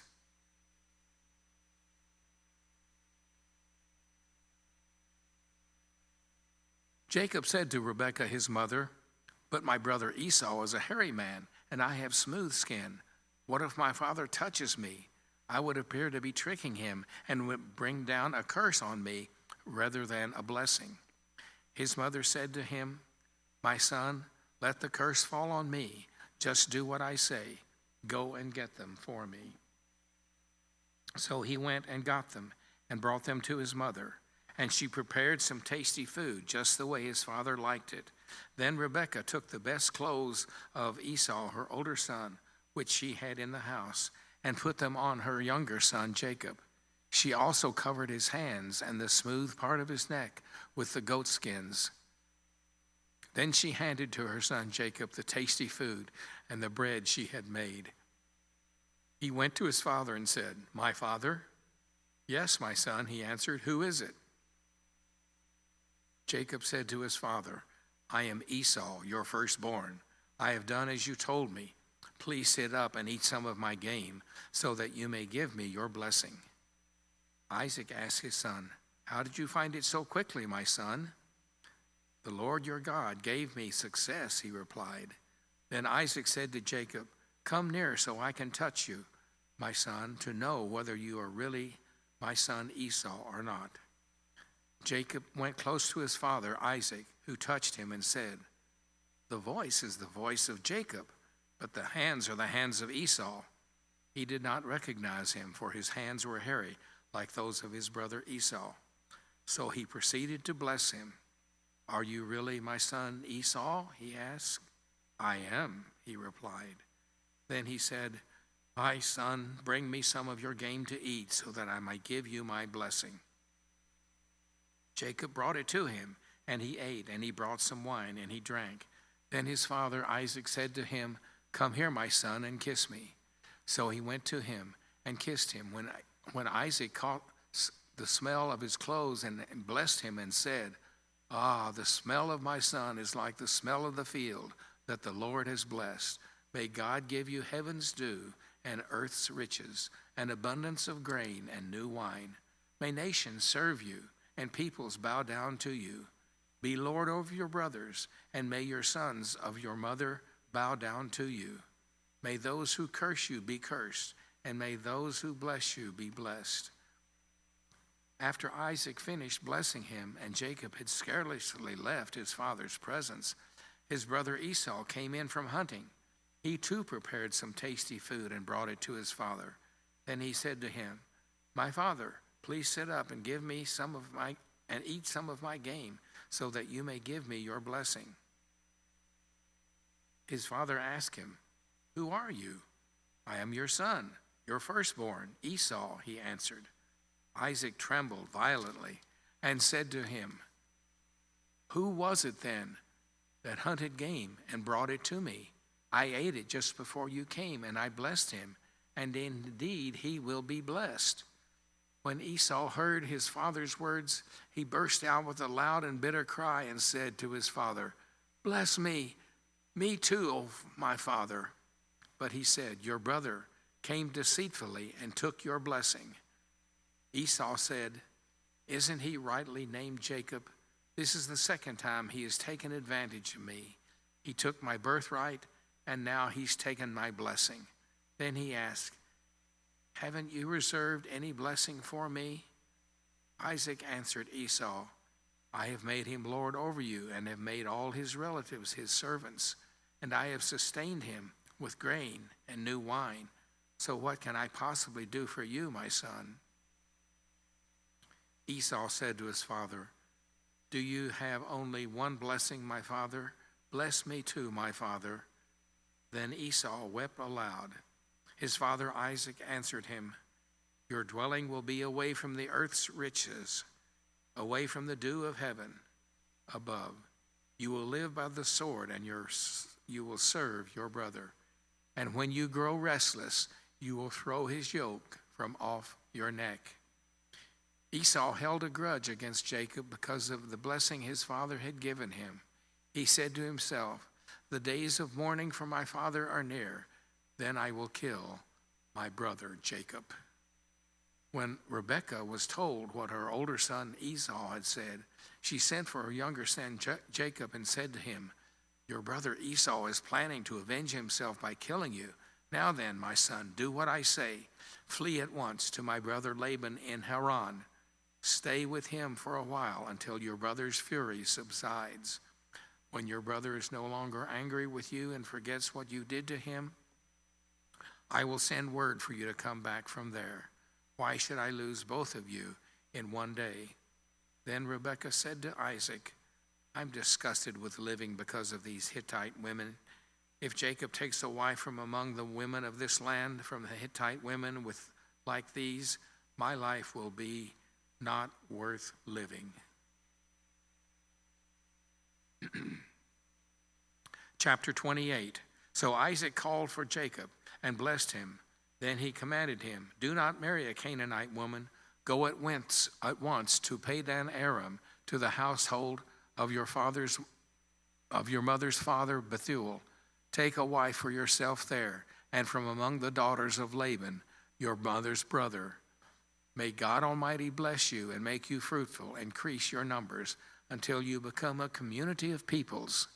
May he give you and your descendants the blessing given to Abraham, so that you may take possession of the land where you now reside as a foreigner, the land God gave to Abraham." Then Isaac sent Jacob on his way. He went to Padan Aram, to Laban the son of Bethuel, the Aramean, the brother of Rebekah, who was the mother of Jacob and Esau. Now Esau learned that Isaac had blessed Jacob, and he had sent him to Padan Aram to take a wife from there. That when he blessed him, he commanded him, "Do not marry a Canaanite woman," and that Jacob had obeyed his father and his mother and had gone to Padan Aram. Esau then realized how displeasing the Canaanite women were to his father Isaac. So he went to Ishmael and married Mahalath, the sister of Naboth, the daughter of Ishmael, son of Abraham, in addition to the wives he already had. Jacob left Beersheba and set out for Haran, and he reached a certain place. He stopped for the night because the sun had set. Taking one of the stones there, he put it under his head and lay down to sleep. He had a dream in which he saw a stairway resting on the earth with its top reaching to heaven, and the angels of God were ascending and descending on it. There above it stood the Lord, and he said, "I am the Lord, the God of your father Abraham, the God of Isaac. I will give you and your descendants the land on which you are lying.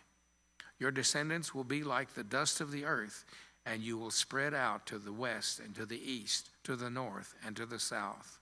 All peoples on earth will be blessed through you and your offspring. I am with you and will watch over you wherever you go, and I will bring you back to this land. I will not leave you until I have done what I have promised you." When Jacob woke from his sleep, he thought, "Surely the Lord is in this place, and I was not aware of it."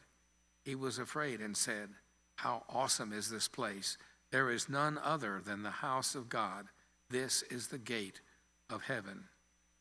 Early the next morning, Jacob took the stone he had placed under his head and set it up as a pillar and poured oil on top of it. He called that place Bethel, though the city used to be called Luz. Then Jacob made a vow, saying, "If God will be with me and will watch over me on this journey I am taking, and will give me food to eat and clothes to wear, so that I return safely to my father's household, then the Lord will be my God, and this stone that I have set up as a pillar will be God's house, and of all that you give me, I will give you a tenth."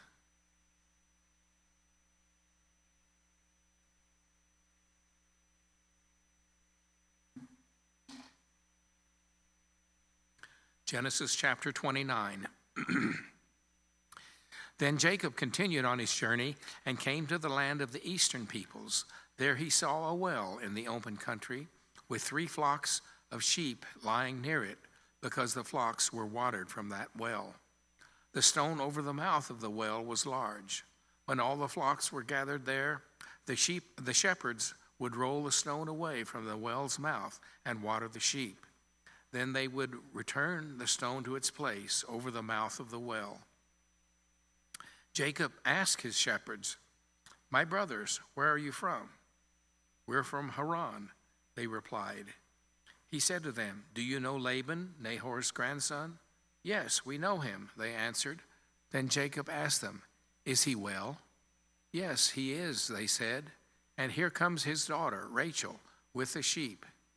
"Look," he said, "the sun is still high. It is not time for the flocks to be gathered. Water the sheep and take them back to the pasture." "We can't," they replied, "until all the flocks are gathered and the stone has been rolled away from the mouth of the well. Then we will water the sheep." While he was still talking with them, Rachel came with her father's sheep, for she was a shepherd. When Jacob saw Rachel, daughter of his uncle Laban, and Laban's sheep, he went over and rolled the stone away from the mouth of the well and watered his uncle's sheep. Then Jacob kissed Rachel and began to weep. He told Rachel that he was a relative of her father and a son of Rebekah, so she ran and told her father. As soon as Laban heard the news about Jacob, his sister's son, he hurried to meet him. He embraced him and kissed him and brought him to his home. And there Jacob told him all these things. Then Laban said to him, "You are my own flesh and blood." After Jacob had stayed with him for a whole month, Laban said to him, "Just because you are a relative of mine, you should work for me for nothing. Tell me what your wages should be." Now Laban had 2 daughters. The name of the older was Leah, and the name of the younger was Rachel. Leah had weak eyes, but Rachel was a lovely figure and was beautiful. Jacob was in love with Rachel, and said, "I'll work for you 7 years in return for your younger daughter Rachel." Laban said, "It's better that I give her to you than to some other man. Stay here with me." So Jacob served 7 years to get Rachel, but they seemed like only a few days to him because of his love for her. Then Jacob said to Laban, "Give me my wife. My time is completed. I want to make love to her." So Laban brought together all the people of the place and gave a feast. But when evening came, he took his daughter Leah and brought her to Jacob, and Jacob made love to her. And Laban gave his servant Zilpah to his daughter as her attendant. When morning came, there was Leah. Jacob said to Laban, "What is this you have done to me? I served you for Rachel, didn't I? Why have you deceived me?" Laban replied, "It is not our custom here to give you the younger daughter in marriage before the older one. Finish this daughter's bridal week, then we will give you the younger one also in return for another 7 years of work." Jacob did so. He finished the week with Leah, and then Laban gave him his daughter Rachel to be his wife. Laban gave his son Bilhah to his daughter Rachel as her attendant. Jacob made love to Rachel also, and his love for Rachel was greater than his love for Leah. And he worked for Laban another 7 years. When the Lord saw that Leah was not loved, he enabled her to conceive, but Rachel remained childless. Leah became pregnant and gave birth to a son. She named him Reuben, for she said, "It is because the Lord has seen my misery. Surely my husband will love me now." She conceived again, and when she had gave birth to a son, she said, "Because the Lord heard that I am not loved, he gave me this one also." She named him Simeon. Again she conceived, and when she gave birth to a son, she said, "Now at last my husband will become attached to me, because I have borne him 3 sons." So she named him Levi. She conceived again, and when she gave birth to a son, she said, "This time I will praise the Lord." So she named him Judah. Then she stopped having children.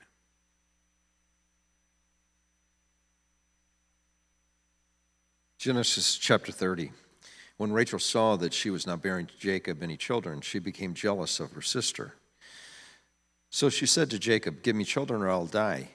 Jacob became angry with her and said, "Am I in the place of God? Who has kept you from having children?"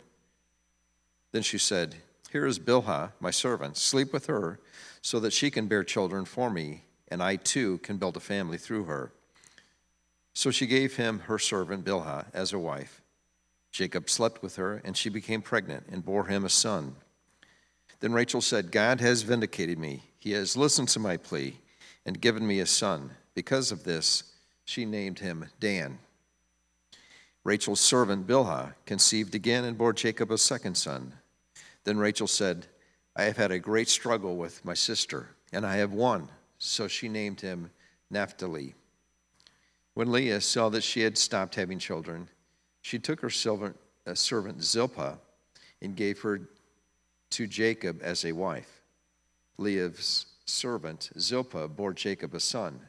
Then Leah said, "What good fortune!" So she named him Gad.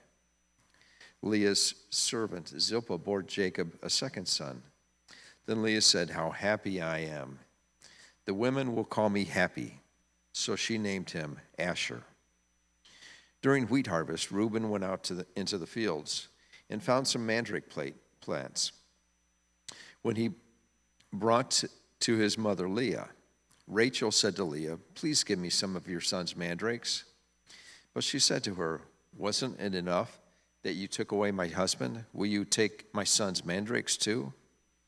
"Very well," Rachel said. "He can sleep with you tonight in return for your son's mandrakes." So when Jacob came in from the fields that evening, Leah went out to meet him. "You must sleep with me," she said.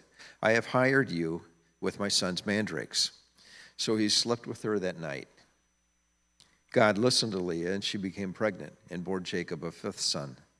Then Leah said, "God has rewarded me for giving my servant to my husband." So she named him Issachar. Leah conceived again and bore Jacob a 6th son. Then Leah said, "God has presented me with a precious gift. This time my husband will treat me with honor because I have borne him 6 sons."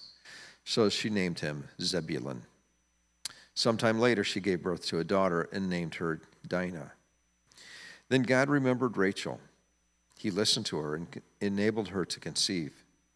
She became pregnant and gave birth to a son and said, "God has taken away my disgrace." She named him Joseph and said, "May the Lord add to me another son."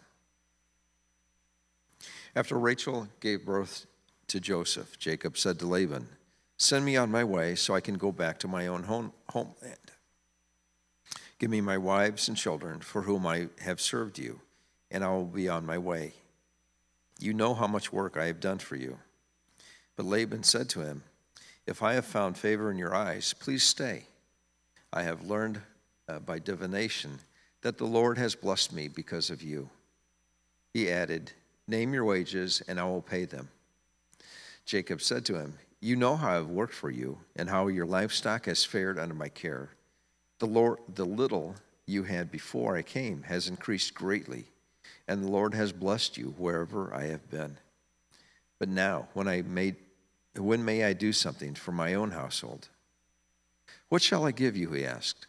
"Don't give me anything," Jacob replied. "But if you will do this one thing for me, I will go on tending your flocks and watching over them. Let me go through all your flocks today and remove from them every speckled or spotted sheep, every dark-colored lamb, and every spotted or speckled goat. They will be my wages, and my honesty will testify for me in the future. Whenever you check on the wages, you have paid me. Any goat in my possession that is not speckled or spotted, or any lamb that is not dark-colored, will be considered stolen." "Agreed," said Laban. "Let it be as you have said." That same day he removed all the male goats that were streaked or spotted, and all the speckled or spotted female goats, all that had white on them, and all the dark-colored lambs, and he placed them in the care of his sons. Then he put a 3-day journey between himself and Jacob, while Jacob continued to tend the rest of Laban's flocks.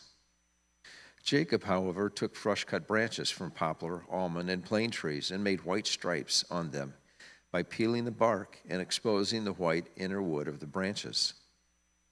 Then he placed the peeled branches in all the watering troughs so that they would be directly in front of the flocks when they came to drink. When the flocks were in heat and came to drink, they mated in front of the branches, and they bore young that were streaked or spotted or speckled. Jacob set apart the young of the flock by themselves, but made the rest face the streaked and dark-colored animals that belonged to Laban. Thus he made separate flocks for himself and did not put them with Laban's animals. Whenever the stronger females were in heat, Jacob would place the branches in the troughs in front of the animals, so they would mate near the branches. But if the animals were weak, he would not place them there. So the weak animals went to Laban, and the strong ones to Jacob. In this way the man grew exceedingly prosperous and came to own large flocks and female and male servants and camels and donkeys.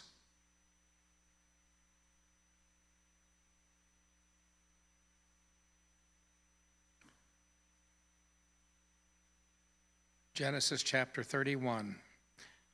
When Jacob heard that Laban's sons were saying, "Jacob has taken everything our father owned and has gained all his wealth from what belonged to our father," and Jacob noticed that Laban's attitude toward him was not what it had been before. Then the Lord said to Jacob, "Go back to the land of your father and to your relatives, and I will be with you." So Jacob sent word to Rachel and Leah to come out to the fields where his flocks were. He said to them, "I see that your father's attitude toward me is not what it was before, but the God of my father has been with me. You know that I worked for your father with all my strength, yet your father has cheated me by changing my wages 10 times.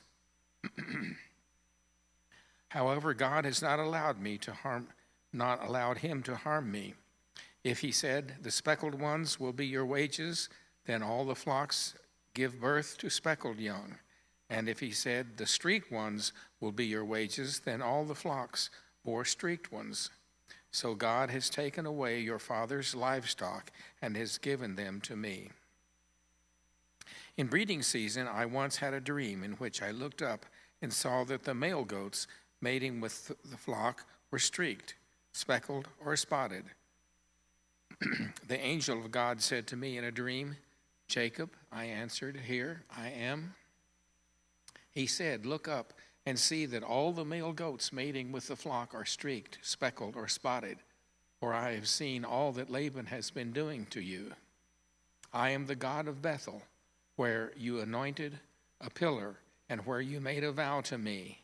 Now leave this land at once and go back to your native land." Then Rachel and Leah replied, "Do we still have any share in the inheritance of our father's estate? Does he not regard us as foreigners? Not only has he sold us, but he has used up what was paid for us. Surely all the wealth that God took away from our fathers belongs to us and our children. So do whatever God has told you." Then Jacob set his children and his wives on camels, and he drove all his livestock ahead of him, along with all the goods he had accumulated in Padan Aram, to go to his father Isaac in the land of Canaan. When Laban had gone to shear his sheep, Rachel stole her father's household gods. Moreover, Jacob deceived Laban the Aramean by not telling him he was running away. So he fled with all he had, crossed the Euphrates River, and headed for the hill country of Gilead. On the third day, Laban was told that Jacob had fled, taking his relatives with him. He pursued Jacob for 7 days and caught up with him in the hill country of Gilead.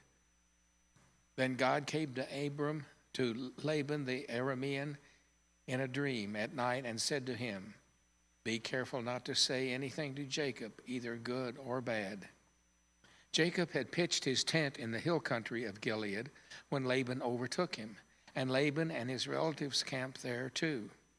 Then Laban said to Jacob, "What have you done? You've deceived me, and you've carried off my daughters like captives in war. Why did you run off secretly and deceive me? Why didn't you tell me so I could send you away with joy and singing to the music of timbrels and harps? You didn't even let me kiss my grandchildren and my daughters goodbye. You have done a foolish thing. I have the power to harm you, but last night the God of your father said to me, 'Be careful not to say anything to Jacob, either good or bad.' Now you have gone off because you have longed to return to your father's household. But why did you steal my gods?" Jacob answered Laban, "I was afraid because I thought you would take your daughters away from me by force. But if you find anyone who has your gods, that person shall not live. In the presence of our relatives, see for yourself whether there is anything of yours here with me.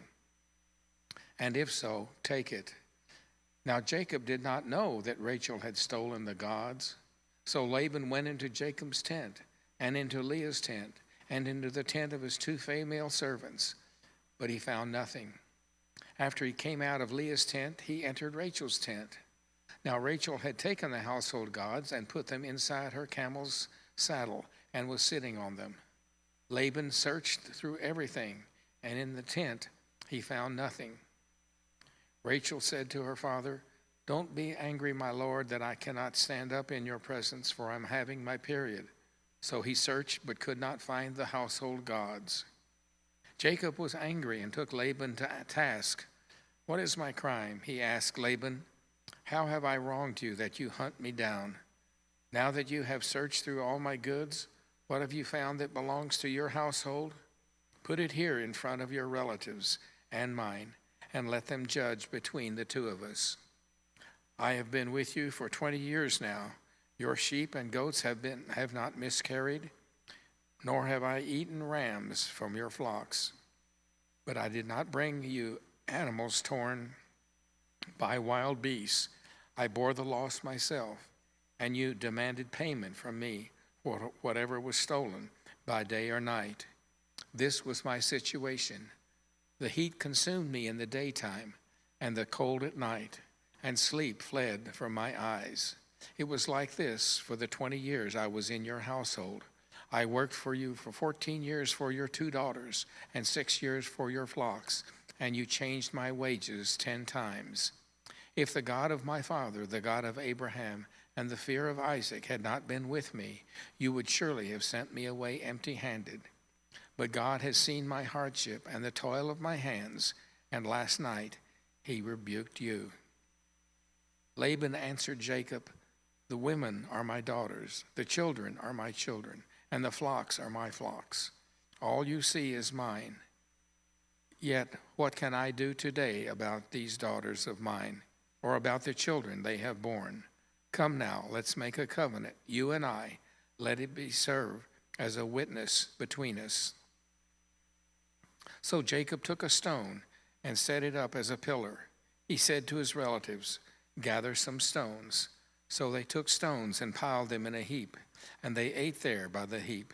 Laban called it Jegar Sadar, and Jacob called it Gilead. Laban said, "This heap is a witness between you and me today. That is why it is called Gilead." It was also called Mizpah, because he said, "May the Lord keep watch between you and me when we are away from each other. If you mistreat my daughters, or if you take any wives beside my daughters, even though no one is with us, remember that God is a witness between you and me." Laban also said to Jacob, "Here is this heap, and here is this pillar I have set up between you and me. This heap is a witness, and this pillar is a witness, that I will not go past this heap to your side to harm you, and that you will not go past this heap and pillar to my side to harm me. May the God of Abraham and the God of Nahor and the God of their father judge between us." So Jacob took the oath in the name of the fear of his father Isaac. He offered a sacrifice there in the hill country and invited his relatives to a meal. After they had eaten, they spent the night there. Early the next morning, Laban kissed his grandchildren and his daughters and blessed them. Then he left and returned home. Chapter 32. Jacob also went on his way, and the angels of God met him. When Jacob saw them, he said, "This is the camp of God." So he named the place Mahanaim. Jacob sent messengers ahead of him to his brother Esau in the land of Seir, the country of Edom. He instructed them, "This is what you are to say to my lord Esau. Your servant Jacob says, I have been staying with Laban and have remained there until now. I have cattle and donkeys, sheep and goats, male and female servants. Now I am sending this message to my lord, that I may find favor in your eyes." When the messengers returned to Jacob, they said, "We went to your brother Esau, and now he is coming to meet you, and 400 men are with him." In great fear and distress, Jacob divided the people who were with him into 2 groups, and the flocks and herds and camels as well. He thought, if Esau comes and attacks one group, the group that is left may escape. Then Jacob prayed, "O God of my father Abraham, God of my father Isaac, Lord, you who said to me, 'Go back to your country and your relatives, and I will make you prosper,' I am unworthy of all the kindness and faithfulness you have shown to your servant. I had only my staff when I crossed this Jordan, but now I have become 2 camps. Save me, I pray, from the hand of my brother Esau, for I am afraid he will come and attack me, and also the mothers with their children. But you have said, I will surely make you prosper, and will make your descendants live like the sand of the sea, which cannot be counted." He spent the night there, and from what he had with him, he selected a gift for his brother Esau: 200 female goats and 20 male goats, 200 ewes and 20 rams, 30 female camels with their young, 40 cows and 10 bulls, and 20 female donkeys and 10 male donkeys. He put them in the care of his servants, each herd by itself, and said to his servants, "Go ahead of me and keep some space between the herds." He instructed the one in the lead, "When my brother Esau meets you and asks, 'Who do you belong to, and where are you going, and who owns all these animals in front of you?' then you are to say, 'They belong to your servant Jacob. They are a gift sent to my lord Esau, and he is coming behind us.'" He also instructed the second, the third, and all the others who followed the herds. You are to say the same thing to Esau when you meet him, and be sure to say, your servant Jacob is coming behind us. For he thought, I will pacify him with these gifts I am sending on ahead. Later, when I see him, perhaps he will receive me. So Jacob's gifts went on ahead of him, but he himself spent the night in the camp. That night, Jacob got up and took his 2 wives, his 2 female servants, and his 11 sons, and crossed the ford of the Jabbok. After he had sent them across the stream, he sent over all his possessions. So Jacob was left alone, and a man wrestled with him till daybreak. When the man saw that he could not overpower him, he touched the socket of Jacob's hip, so that his hip was wrenched as he wrestled with the man. Then the man said, Let me go, for it is daybreak. But Jacob replied, I will not let you go unless you bless me. The man asked him, What is your name? Jacob, he answered. Then the man said, Your name will no longer be Jacob, but Israel, because you have struggled with God and with humans and have overcome. Jacob said, Please tell me your name. But he replied, Why do you ask my name? Then he blessed him there. So Jacob called the place Peniel, saying, It is because I saw God face to face, and yet my life was spared. The sun rose above him as he passed Peniel, and he was limping because of his hip.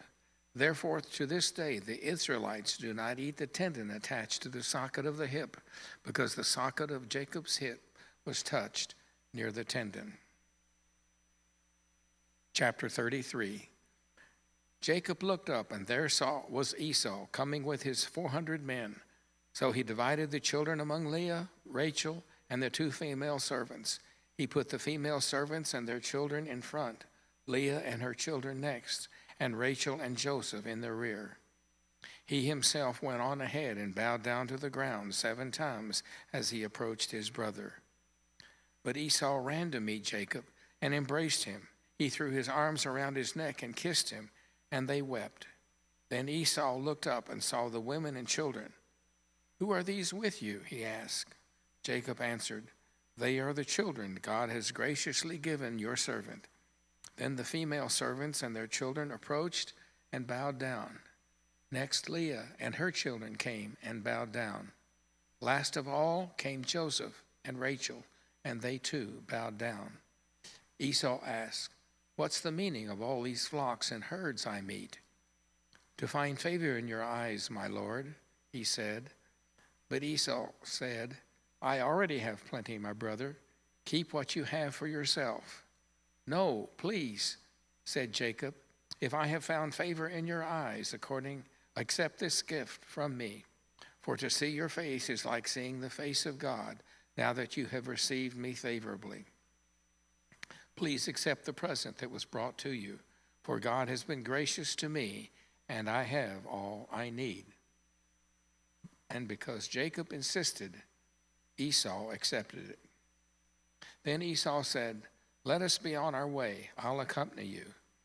But Jacob said to him, My Lord knows that the children are tender, and that I must care for the ewes and cows that are nursing their young. If they are driven hard, just one day all the animals will die. So let my Lord go on ahead of his servant while I move along slowly at the pace of the flocks and herds before me, and the pace of the children, until I come to my Lord in Seir. Esau said, Then let me leave some of my men with you.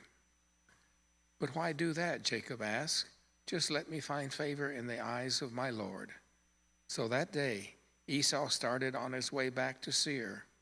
Jacob, however, went to Succoth, where he built a place for himself and made shelters for his livestock. That is why the place is called Succoth. After Jacob came from Padan Aram, he arrived safely in the city of Shechem in Canaan and camped within the city site. For 100 pieces of silver he brought from the sons of Hamor, the father of Shechem, the plot of ground where he pitched his tent. There he set up an altar and called it El Elohe Israel. Chapter 34. Now Dinah, the daughter of Leah, had borne to Jacob, went out to visit the women of the land. When Shechem, son of Hamor the Hivite, the ruler of that area, saw her, he took her and raped her. His heart was drawn to Dinah, daughter of Jacob. He loved the young woman and spoke tenderly to her. And Shechem said to his father Hamor, "Get me this girl as my wife." When Jacob heard that his daughter Dinah had been defiled, his sons were in the fields with his livestock. He did nothing about it until they came home.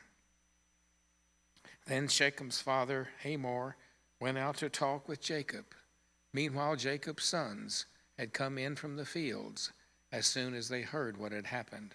They were shocked and furious because Shechem had done an outrageous thing in Israel by sleeping with Jacob's daughter, a thing that should not be done.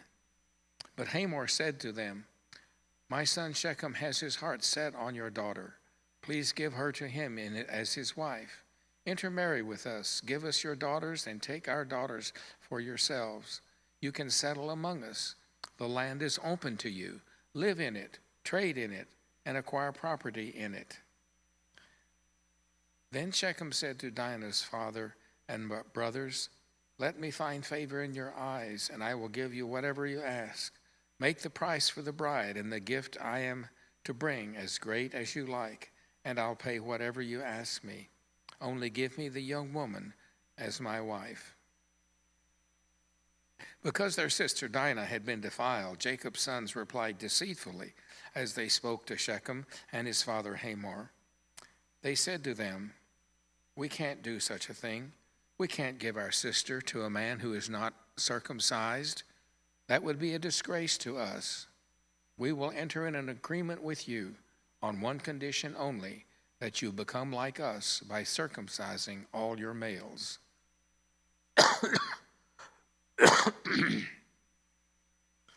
"Then we will give you our daughters and take your daughters for ourselves. We will settle among you and become one people with you. But if you will not agree to be circumcised, we'll take our sister and go." Their proposal seemed good to Hamor and his son Shechem. The young man, who was the most honorable of all his father's family, lost no time in doing what they said, because he was delighted with Jacob's daughter. So Hamor and his son Shechem went to the gate of their city to speak to the men of their city. "These men are friendly toward us," they said. "Let us live in our land and trade in it. The land has plenty of room for them. We can marry their daughters, and they can marry ours. But the men will agree to live with us as one people only on the condition that our males be circumcised, as they themselves are. Won't their livestock, their property, and all their other animals become ours? So let us agree to their terms, and they will settle among us." All the men who went out of the city agreed with Hamor and his son Shechem, and every male in the city was circumcised. 3 days later, while all of them were still in pain, 2 of Jacob's sons, Simeon and Levi, Dinah's brothers, took their swords and attacked the unsuspecting city, killing every male. They put Hamor and his son Shechem to the sword and took Dinah from Shechem's house and left. The sons of Jacob came upon the dead bodies and looted the city where their sister had been defiled. They seized their flocks and herds and donkeys and everything else of theirs in the city and out in the fields.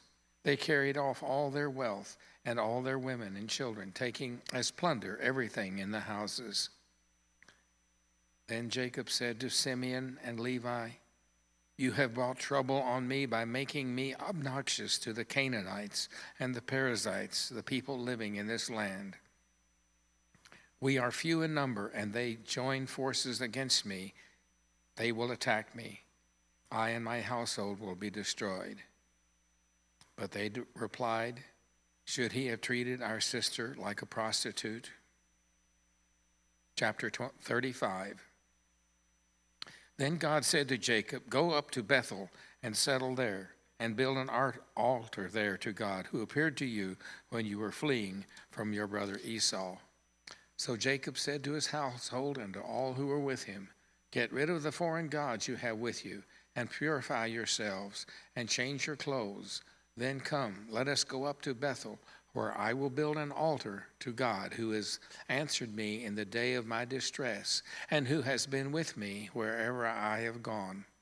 So they gave Jacob all the foreign gods they had, and the rings in their ears, and Jacob buried them under the oak at Shechem. Then they set out, and the terror of God fell on the towns all around them, so that no one pursued them. Jacob and all the people with him came to Luz, that is, Bethel, in the land of Canaan. There he built an altar, and he called the place El Bethel, because it was there that God revealed himself to him, and when he was fleeing from his brother. Now Deborah, Rebekah's nurse, died and was buried under the oak outside Bethel, so it was named Allon Bakuth. After Jacob returned from Padan Aram, God appeared to him again and blessed him. God said to him, "Your name is Jacob, but you will no longer be called Jacob. Your name will be Israel," for he named him Israel. And God said to him, "I am God Almighty. Be fruitful and increase in number. A nation and a community of nations will come from you, and kings will be among your descendants. The land I gave to Abraham and Isaac, I also give to you, and I will give this land to your descendants after you." Then God went up from him at that place where he had talked with him. Jacob set up a stone pillar at the place where God had talked with him, and he poured out a drink offering on it. He also poured oil on it. Jacob called the place where God had talked with him Bethel. Then they moved on from Bethel. While they were still some distance from Ephrath, Rachel began to give birth and had great difficulty. And as she was having great difficulty in childbirth, the midwife said to her, "Don't despair, for you have another son." And as she breathed her last, for she was dying, she named her son Benoni, but his father named him Benjamin. So Rachel died and was buried on the way to Ephrath, that is, Bethlehem. Over her tomb, Jacob set up a pillar, and to this day that pillar marks Rachel's tomb. Israel moved on again and pitched his tent beyond Migdal Eder. While Israel was living in that region, Reuben went in and slept with his father's concubine, Bilhah, and Israel heard of it. Jacob had 12 sons, the sons of Leah, Reuben, the firstborn of Jacob, Simeon, Levi, Judah, Issachar, and Zebulun, the sons of Rachel, Joseph, and Benjamin. The sons of Rachel's servant Bilhah, Dan, and Naphtali. The sons of Leah's servant Zilpah, Gad, and Asher. These are the sons of Jacob who were born to him in Padan Aram. Jacob came home to his father Isaac in Mamre, near Kiriath Arba, that is, Hebron, where Abram and Isaac had stayed. Isaac lived 180 years when he breathed his last and died and was gathered to his people, old and full of years.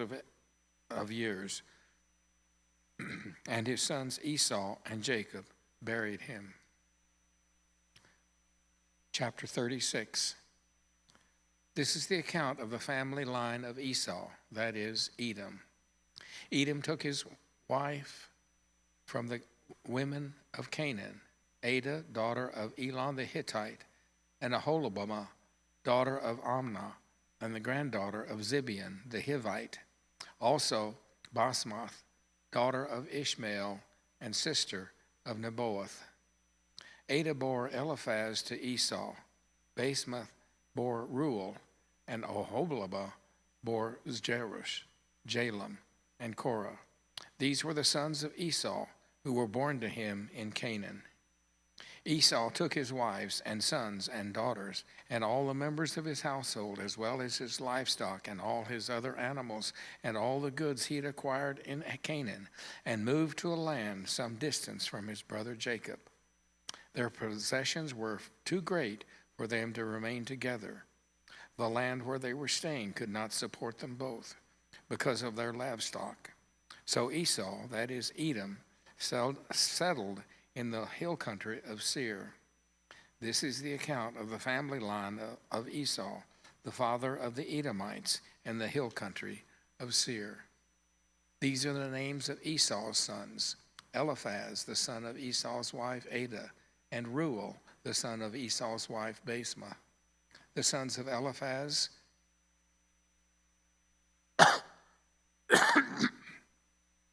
Tema, Omar, Zepha, Gatam, and Kenaz. Esau's son Eliphaz also had a concubine named Timnah. She bore him Amalek.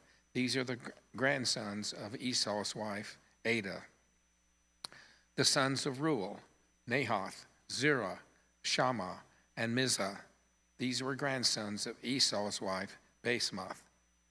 The sons of Esau's wife Aholibamah, daughter of Anna, and granddaughter of Zibeon, whom she bore to Esau: Jeus, Jalem, and Korah.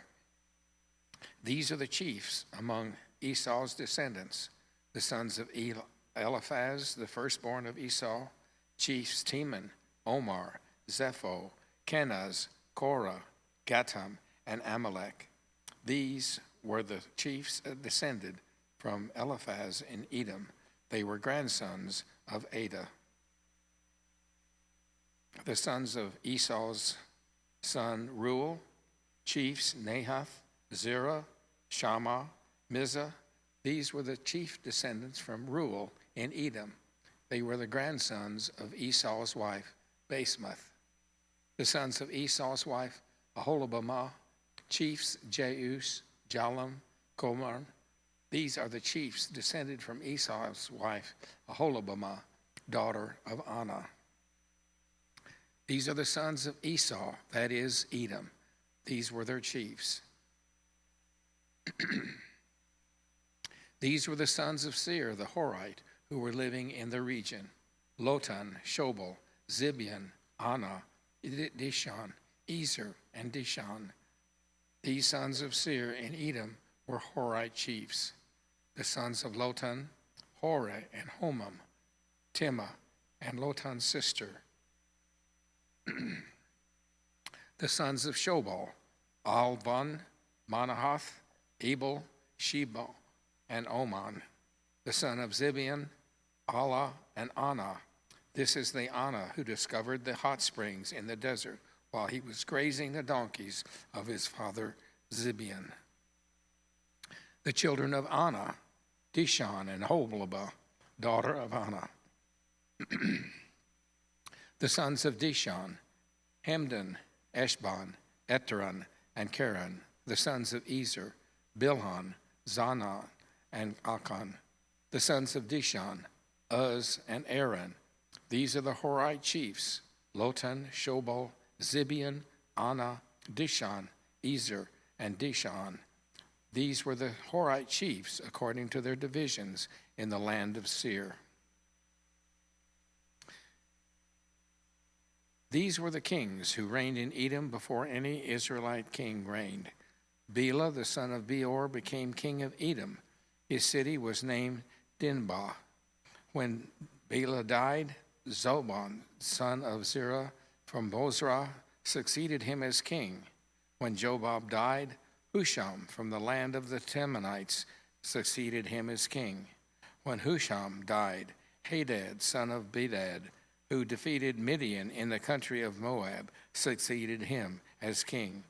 His city was named Avith. When Hadad died, Samlah from Masrah succeeded him as king. When Samlah died, Shaul from Rehoboth on the river succeeded him as king. When Shaul died, Baalam-Hanan, son of Akbor, succeeded him as king. When Baal-Hanan, son of Akbar, died, Hadad succeeded him as king. His city was named Paul, and his wife's name was Mehetanah, daughter of Matred, the daughter of Mezahab. These are the chief descendants from Esau, by name according to their clans and regions: Timnah, Alva, Japheth, Aholbamah, Elah, Pinon, Kenaz, Teman, Mizbar, Magdil, and Iram. These were the chiefs of Edom according to their settlements and the land they occupied. This is the family line of Esau, the father of the Edomites.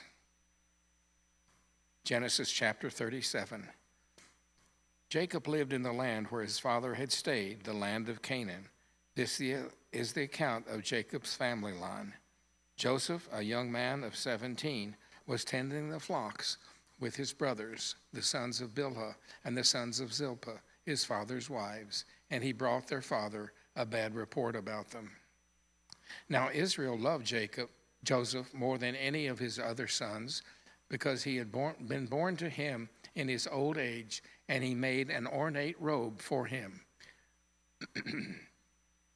When his brothers saw that their father loved him more than any of them, they hated him and could not speak a kind word to him. Joseph had a dream, and when he told it to his brothers, they hated him all the more. He said to them, "Listen to this dream I had. We were binding sheaves of grain out in the field, when suddenly my sheaf rose and stood upright, while your sheaves gathered around mine and bowed down to it." His brothers said to him, "Do you intend to reign over us? Will you actually rule us?" And they hated him all the more because of his dream and what he had said. Then he had another dream, and he told it to his brothers. "Listen, I had another dream, and this time the sun and the moon and 11 stars were bowing down to me." When he told his father as well as his brothers, his father rebuked him and said, "What is this dream you had? Will your mother and I and your brothers actually come and bow down to the ground before you?" His brothers were jealous of him, but his father kept the matter in mind. Now his brothers had gone to graze their father's flocks near Shechem, and Israel said to Joseph, "As you know, your brothers are grazing the flocks near Shechem.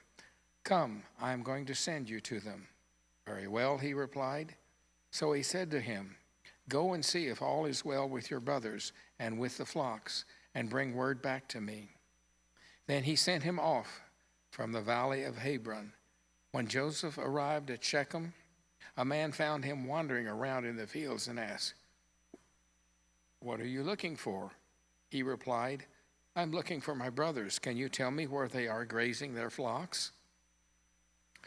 "They have moved on from here," the man answered. "I heard them say, 'Let's go to Dothan.'" So Joseph went after his brothers and found them near Dothan. But they saw him in the distance, and before he reached them, they plotted to kill him. "Here comes that dreamer," they said to each other. "Come now, let us kill him and throw him into one of these cisterns, and say that a ferocious animal devoured him. Then we'll see what comes of his dreams." When Reuben heard this, he tried to rescue him from their hands.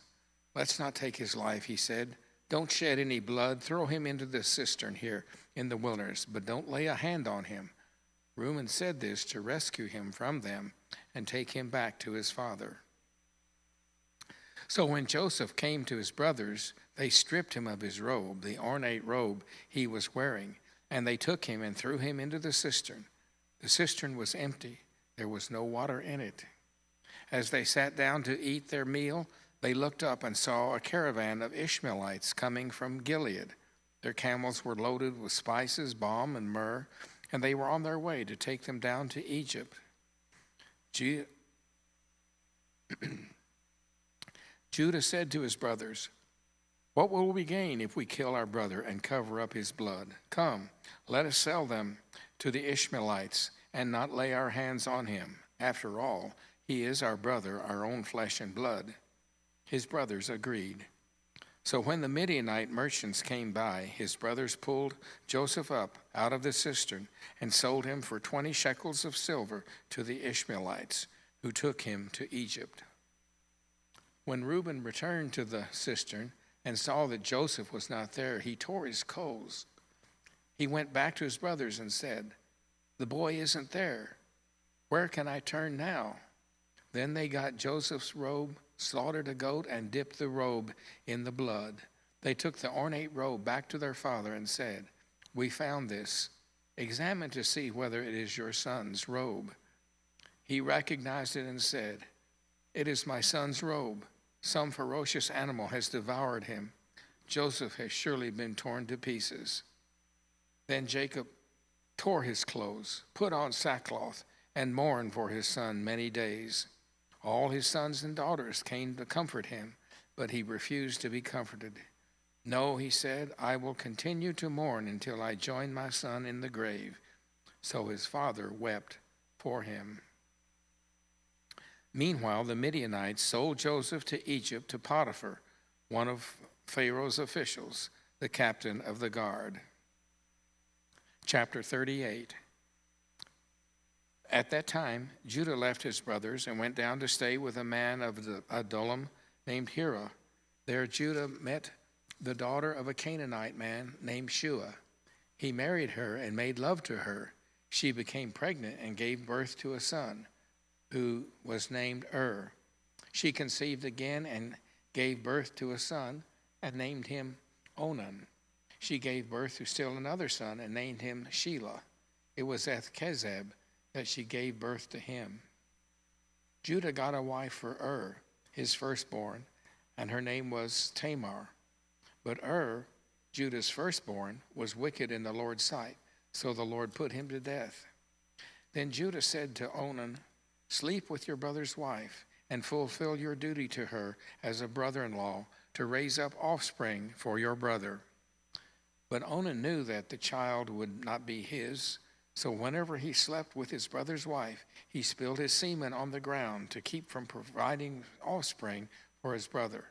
What he did was wicked in the Lord's sight, so the Lord put him to death also.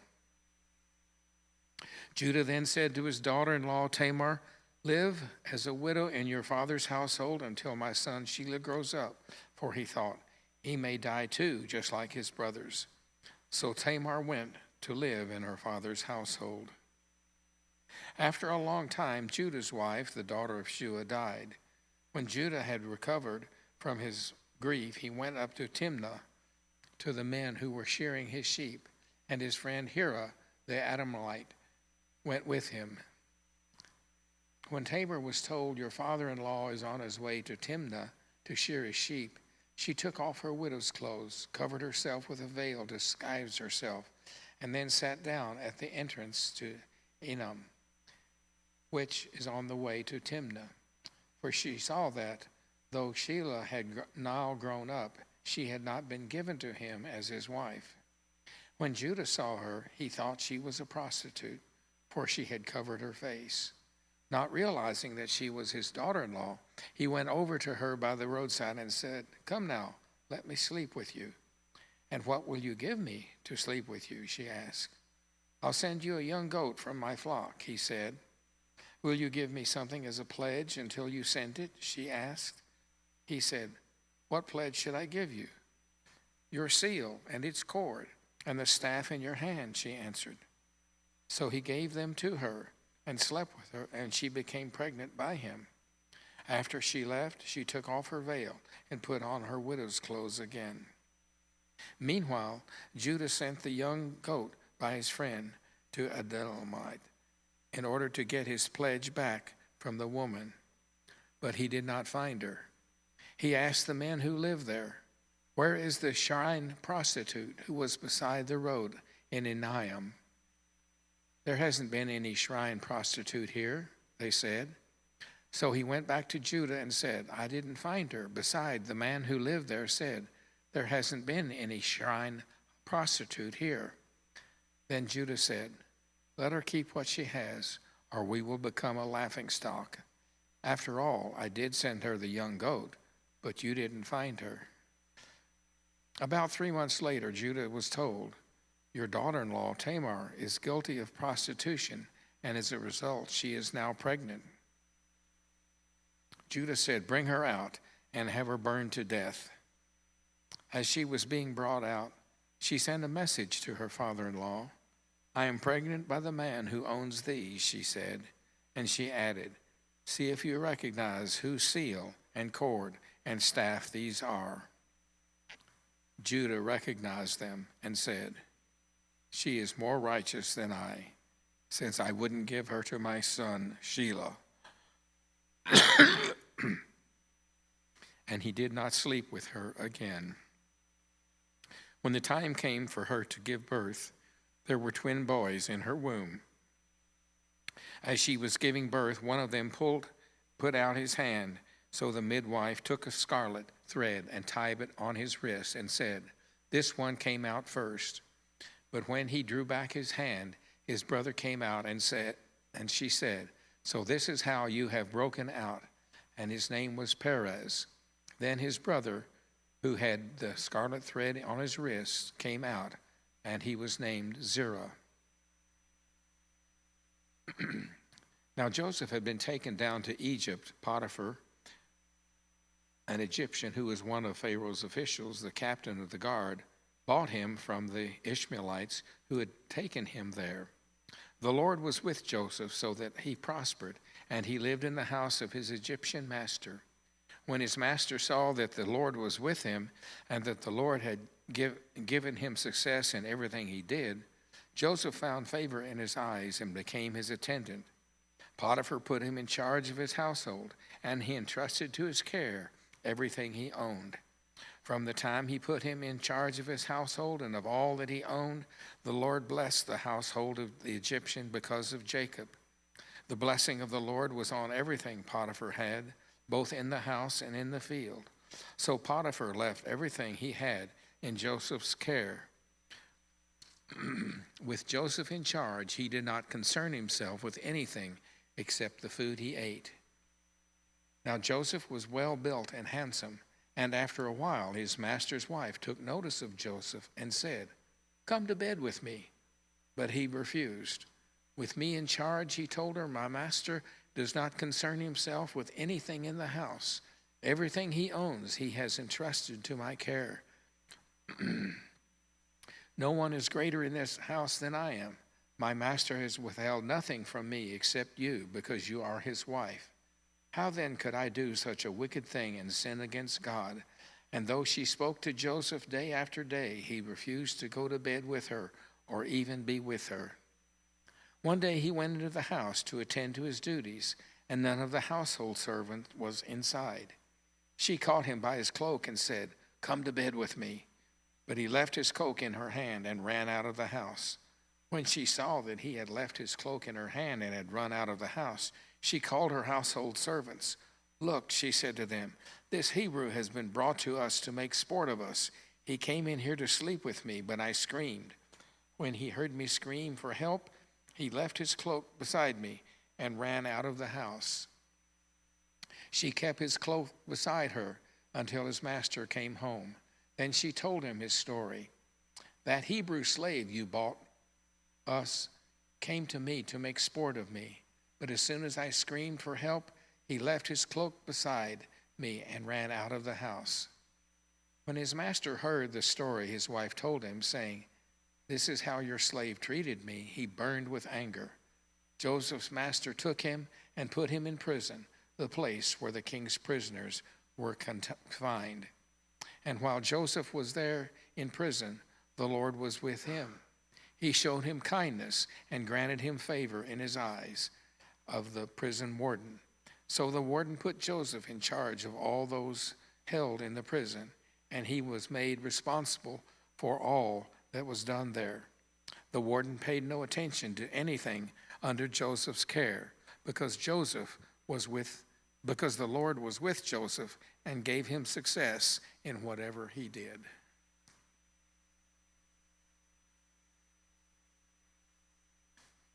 Genesis chapter 40. Sometime later, the cupbearer and the baker of the king of Egypt offended their master, the king of Egypt. Pharaoh was angry with his two officials, the chief cupbearer and the chief baker, and put them in custody in the house of the captain of the guard, in the same prison where Joseph was confined. The captain of the guard assigned them to Joseph, and he attended them after they had been in custody for some time. Each of the two men, the cupbearer and the baker of the king of Egypt, who were being held in prison, had a dream the same night, and each dream had a meaning of its own. When Joseph came to them the next morning, he saw that they were dejected. So he asked Pharaoh's officials, who were in custody with him in his master's house, "Why do you look so sad today?" "We both had dreams," they answered, "but there is no one to interpret them." Then Joseph said to them, "Do not interpretations belong to God? Tell me your dreams." So the chief cupbearer told Joseph his dream. He said to him, "In my dream I saw a vine in front of me, and on the vine were 3 branches. As soon as it budded, it blossomed, and its clusters ripened into grapes. Pharaoh's cup was in my hand, and I took the grapes, squeezed them into Pharaoh's cup, and put the cup in his hand." "This is what it means," Joseph said to him. "The 3 branches are 3 days. Within 3 days, Pharaoh will lift up your head and restore you to your position, and you will put Pharaoh's cup in his hand, just as you used to do when you were his cupbearer. But when all goes well with you, remember me and show me kindness. Mention me to Pharaoh and get me out of this prison. I was forcibly carried off from the land of the Hebrews, and even here I have done nothing to deserve to be put into dungeon." When the chief baker saw that Joseph had given a favorable interpretation, he said to Joseph, "I too had a dream. On my head were 3 baskets of bread. In the top basket were all kinds of baked goods for Pharaoh, but the birds were eating them out of the basket on my head." "This is what it means," Joseph said. "The 3 baskets are 3 days. Within 3 days, Pharaoh will lift off your head and impale your body on a pole, and the birds will eat away your flesh." Now the 3rd day was Pharaoh's birthday, and he gave a feast for all his officials.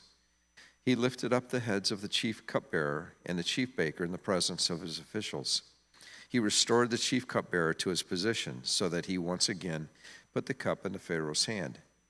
But he impaled the chief baker, just as Joseph had said to them in his interpretation. The chief cupbearer, however, did not remember Joseph. He forgot him. Chapter 41. When 2 full years had passed, Pharaoh had a dream. He was standing by the Nile, when out of the river there came up 7 cows, sleek and fat, and they grazed among the reeds. After them 7 other cows, ugly and gaunt, came up out of the Nile and stood beside those on the riverbank. And the cows that were ugly and gaunt ate up the 7 sleek, fat cows. Then Pharaoh woke up. He fell asleep again and had a second dream. 7 heads of grain, healthy and good, were growing on a single stalk.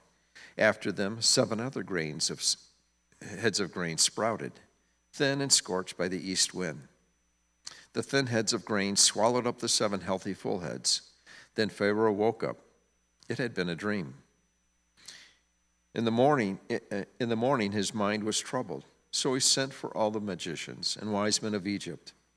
Pharaoh told him his dreams, but no one could interpret them for him. Then the chief cupbearer said to Pharaoh, "Today I am reminded of my shortcomings. Pharaoh was once angry with his servants, and he imprisoned me and the chief baker in the house of the captain of the guard. Each of us had a dream the same night, and each dream had a meaning of its own. Now a young Hebrew was there with us, a servant of the captain of the guard. We told him our dreams, and he interpreted them for us, giving each man the interpretation of his dream. And things turned out exactly as he interpreted them to us. I was restored to my position, and the other man was impaled." So Pharaoh sent for Joseph, and he was quickly brought from the dungeon. When he had shaved and changed his clothes, he came before Pharaoh. Pharaoh said to Joseph, "I had a dream, and no one can interpret it. But I have heard it said of you that when you hear a dream, you can interpret it. I cannot do it, Joseph replied to Pharaoh. But God will give Pharaoh the answer he desires. Then Pharaoh said to Joseph, in my dream I was standing on the bank of the Nile, when out of the river there came 7 cows, fat and sleek, and they grazed among the reeds. After them 7 other cows came up, scrawny and very ugly and lean. I had never seen such ugly cows in all the land of Egypt. The lean, ugly cows ate up the 7 fat cows that came up first. But even after they ate them, no one could tell that they had done so. They looked just as ugly as before. Then I woke up. In my dream, I saw 7 heads of grain, full and good, growing on a single stalk. After them, 7 other heads sprouted, withered and thin, and scorched by the east wind. The thin heads of grain swallowed up the 7 good heads. I told this to the magicians, but none of them could explain it to me. Then Joseph said to Pharaoh, the dreams of Pharaoh are one and the same. God has revealed to Pharaoh what he is about to do. The 7 good cows are 7 years, and the 7 good heads of grain are 7 years. It is one and the same dream. The 7 lean, ugly cows that came up afterward are 7 years, and so are the 7 worthless heads of grain, scorched by the east wind. They are 7 years of famine. It is just as I said to Pharaoh. God has shown Pharaoh what he is about to do. 7 years of great abundance are coming throughout the land of Egypt, but 7 years of famine will follow them. Then all the abundance in Egypt will be forgotten, and the famine will ravage the land. The abundance in the land will not be remembered, because the famine that follows it will be so severe. The reason the dream was given to Pharaoh in 2 forms is that the matter has been firmly decided by God, and God will do it soon. And now, let Pharaoh look for a discerning and wise man and put him in charge of the land of Egypt. Let Pharaoh appoint commissioners over the land to take 1/5 of the harvest of Egypt during the 7 years of abundance. They should collect all the food of these 7 good years that are coming and store up the grain under the authority of Pharaoh, to be kept in the cities for food. This food should be held in reserve for the country, to be used during the 7 years of famine that will come upon Egypt, so that the country may not be ruined by the famine. The plan seemed good to Pharaoh and to all his officials. So Pharaoh asked them, can we find anyone like this man, one in whom is the Spirit of God? Then Pharaoh said to Joseph, since God has made all this known to you, there is no one so discerning and wise as you. You shall be in charge of my palace, and all my people are to submit to your orders. Only with respect to the throne will I be greater than you. So Pharaoh said to Joseph, I hereby put you in charge of the whole land of Egypt. Then Pharaoh took his signet ring from his finger and put it on Joseph's finger. He dressed him in robes of fine linen and put a gold chain around his neck. He had him ride in a chariot as his second in command, and people shouted before him, make way! Thus he put him in charge of the whole land of Egypt. Then Pharaoh said to Joseph, I am Pharaoh, but without your word, no one will lift a hand or foot in all Egypt. Pharaoh gave Joseph the name Zaphnath-Paneah, and gave him Asenath's daughter of Potiphera, priest of On, to be his wife. And Joseph went throughout the land of Egypt. Joseph was 30 years old when he entered the service of Pharaoh, king of Egypt. And Joseph went out of Pharaoh's presence and traveled throughout Egypt. During the 7 years of abundance, the land produced plentifully. Joseph collected all the food produced in those 7 years of abundance in Egypt and stored it in the cities. In each city, he put the food grown in the fields surrounding it. Joseph stored up huge quantities of grain, like the sand of the sea. It was so much that he stopped keeping records because it was beyond measure. Before the years of famine came, 2 sons were born to Joseph by Asenath, daughter of Potiphera, priest of On. Joseph named his firstborn Manasseh and said, it is because God has made me forget all my trouble and all my father's household. The second son he named Ephraim, and said, "It is because God has made me fruitful in the land of my suffering." The 7 years of abundance in Egypt came to an end, and the 7 years of famine began, just as Joseph had said. There was famine in all the other lands, but in the whole land of Egypt there was food. When all Egypt began to feel the famine, the people cried to Pharaoh for food. Then Pharaoh told all the Egyptians, "Go to Joseph and do what he tells you." When the famine had spread over the whole country, Joseph opened all the storehouses and sold grain to the Egyptians, for the famine was severe throughout Egypt. And all the world came to Egypt to buy grain from Joseph, because the famine was severe everywhere.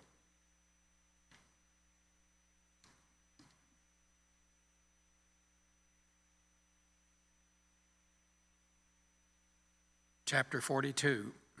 When Jacob learned that there was grain in Egypt, he said to his sons, "Why do you just keep looking at each other?" He continued, "I have heard that there is grain in Egypt. Go down there and buy some for us, so that we may live and not die." Then 10 of Joseph's brothers went down to buy grain from Egypt. But Jacob did not send Benjamin, Joseph's brother, with the others, because he was afraid that harm might come to him. So Israel's sons were among those who went to buy grain, for there was famine in the land of Canaan also. Now Joseph was the governor of the land, the person who sold grain to all its peoples. So when Joseph's brothers arrived, they bowed down to him with their faces to the ground. As soon as Joseph saw his brothers, he recognized them, but he pretended not to be a stranger, and he spoke harshly to them. "Where do you come from?" he asked. "From the land of Canaan," they replied, "to buy food." Although Joseph recognized his brothers, they did not recognize him. Then he remembered his dreams about them and said to them, "You are spies. You have come to see where our land is unprotected." "No, my lord," they answered. "Your servants have come to buy food. We are all sons of one man. Your servants are honest men, not spies." "No," he said to them, "you have come to see where our land is unprotected." But they replied, "Your servants were 12 brothers, the sons of one man, who lives in the land of Canaan. The youngest is now with our father, and one is no more." Joseph said to them, "It is just as I told you. You are spies, and this is how you will be tested. As surely as Pharaoh lives, you will not leave this place unless your younger brother comes here. Send one of your number to get your brother. The rest of you will be kept in prison, so that your words may be tested to see if you are telling the truth. If you are not, then as surely as Pharaoh lives, you are spies." And he put them all in custody for 3 days. On the 3rd day, Joseph said to them, "Do this and you will live, for I fear God. If you are honest men, then let your brothers stay here in prison, then let one of your brothers stay here in prison, while the rest of you go and take grain back for your starving households. But you must bring your youngest brother to me, so that your words may be verified and that you may not die." This they proceeded to do. They said to one another, "Surely we are being punished because of our brother. We saw how distressed he was when he pleaded with us for his life, but we would not listen. That's why this distress has come upon us." Reuben replied, "Didn't I tell you not to sin against the boy? But you wouldn't listen. Now we must give an accounting for his blood." They did not realize that Joseph could understand them, since he was using an interpreter. He turned away from them and began to weep, but then came back and spoke to them again. He said, "Simeon, taken from them and bound before their eyes." Joseph gave orders to fill their bags with grain, to put each man's silver back in his sack, and to give them provisions for their journey. After this was done for them, they loaded their grain on their donkeys and left. At the place where they stopped for the night, one of them opened his sack to get feed for his donkey, and he saw his silver in the mouth of the sack. "My silver has been returned," he said to his brothers. "Here it is in my sack." Their hearts sank, and they turned to each other, trembling, and said, "What is this that God has done to us?" When they came to their father Jacob in the land of Canaan, they told him all that had happened to them. They said, "The man who is Lord over the land spoke harshly to us and treated us as though we were spying on the land. But we said to him, 'We are honest men, we are not spies. We were 12 brothers, sons of one father. One is no more, and the youngest is now with our father in Canaan.' Then the man who is Lord over the land said to us, 'This is how I will know whether you are honest men. Leave one of your brothers here with me, and take food for your starving households, and go. But bring your youngest brother to me, so I will know that you are not spies, but honest men. Then I will give your brother back to you, and you can trade in the land.' As they were emptying their sacks, there in each man's sack was his pouch of silver. When they and their father saw the money's pouches, they were frightened. Their father Jacob said to them, 'You have deprived me of my children. Joseph is no more, and Simeon is no more, and now you want to take Benjamin? Everything is against me.' Then Reuben said to his father, 'You may put both of my sons to death if I do not bring him back to you. Entrust him in my care, and I will bring him back.' But Jacob said, 'My son will not go down with you. His brother is dead, and he is the only one left.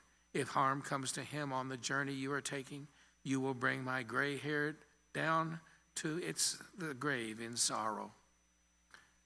Chapter 23. Now the famine was still severe in the land. So when they had eaten all the grain they had brought from Egypt, their father said to them, "Go back and buy us a little more food." But Judah said to him, "The man warned us solemnly, 'You will not see my face again unless your brother is with you.' If you will send our brother along with you, we will go down and buy food for you. But if you will not send him, we will not go down, because the man said to us, 'You will not see my face again unless your brother is with you.'" Israel asked, "Why did you bring this trouble on me by telling the man you had another brother?" They replied, "The man questioned us closely about ourselves and our family. 'Is your father still living?' he asked us. 'Do you have another brother?' We simply answered his questions. How were we to know he would say, 'Bring your brother down here'?" Then Judah said to Israel, his father, "Send the boy along with me, and we will go at once, so that we and you and our children may live and not die. I myself will guarantee his safety. You can hold me personally responsible for him. If I do not bring him back to you and set him here before you, I will bear the blame before you all my life. As it is, we have not delayed. We could have gone and returned twice."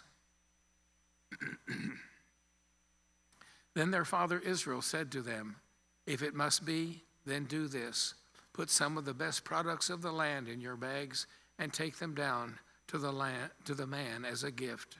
A little balm and a little honey, some spices and myrrh, some pistachio nuts and almonds. Take double the amount of silver with you, for you must return the silver that was put back into the mouths of your sack. Perhaps it was a mistake. Take your brother also and go back to the man at once. And may God Almighty grant you mercy before the man, so that he will let your brother and Benjamin come back with you. As for me, I am bereaved. I am bereaved." So the men took the gifts and doubled the amount of silver, and Benjamin also. They hurried down to Egypt and presented themselves to Joseph. When Joseph saw Benjamin with him, he said to the steward of his house, "Take these men to my house, slaughter an animal, and prepare a meal. They are to eat with me at noon." The man did as Joseph told him and took the men to Joseph's house. Now the men were frightened when they were taken to his house. They thought, "We were brought here because of the silver that was put back into our sacks the first time. He wants to attack us and overpower us and seize us as slaves and take our donkeys." So they went up to Joseph's steward and spoke to him at the entrance to the house. "We beg your pardon, our Lord," we said. "We came down here the first time to buy food, but at the place where we stopped for the night, we opened our sacks, and each of us found his silver, the exact weight, in the mouth of his sack. So we have brought it back with us. We have also brought additional silver with us to buy food. We don't know who put our silver in our sacks." "That's all right," he said. "Don't be afraid. Your God, the God of your father, has given you treasure in your sacks. I received your silver." Then he brought Simeon out to them. The steward took the men into Joseph's house, gave them water to wash their feet, and provided fodder for their donkeys. They prepared their gifts for Joseph's arrival at noon, because they had heard that they were to eat there.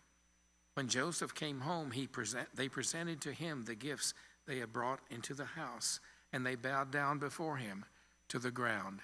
He asked them how they were, and then he said, "How is your aged father you told me about? Is he still living?" They replied, "Your servant, our father, is still alive and well." And they bowed down and prostrated themselves before him. As he looked about and saw his brother Benjamin, his own mother's son, he asked, "Is this your youngest brother, the one you told me about?" And he said, "God be gracious to you, my son." Deeply moved at the sight of his brother, Joseph hurried out and looked for a place to weep. He went into his private room and wept there. After he had washed his face, he came out and, controlling himself, served the food. They served him by himself, the brothers by themselves, and the Egyptians who ate with him by themselves, because Egyptians could not eat with Hebrews, for that is detestable to Egyptians. The men had been seated before him in the order of their ages, from the firstborn to the youngest, and they looked at each other in astonishment. When portions were served to them from Joseph's table, Benjamin's portion was five times as much as anyone else's. So they feasted and drank freely with him. Chapter 44. Now Joseph gave these instructions to the steward of his house: "Fill the men's sack with as much food as they can carry, and put each man's silver in the mouth of his sack. Then put my cup, the silver one, in the mouth of the youngest one's sack, along with the silver for his grain." And they did as Joseph said. As morning dawned, the men were sent on their way with their donkeys.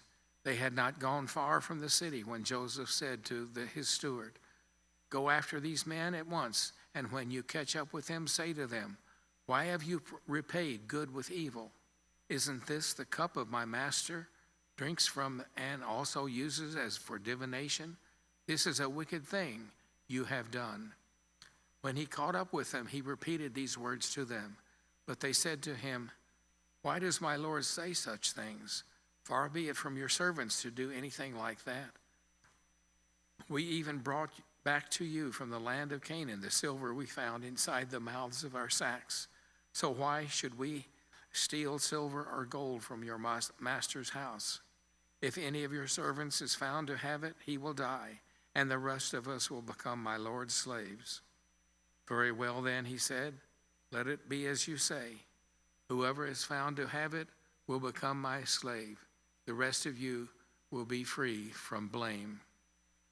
Each of them quickly lowered his sack to the ground and opened it. Then the steward proceeded to search, beginning with the oldest and ending with the youngest.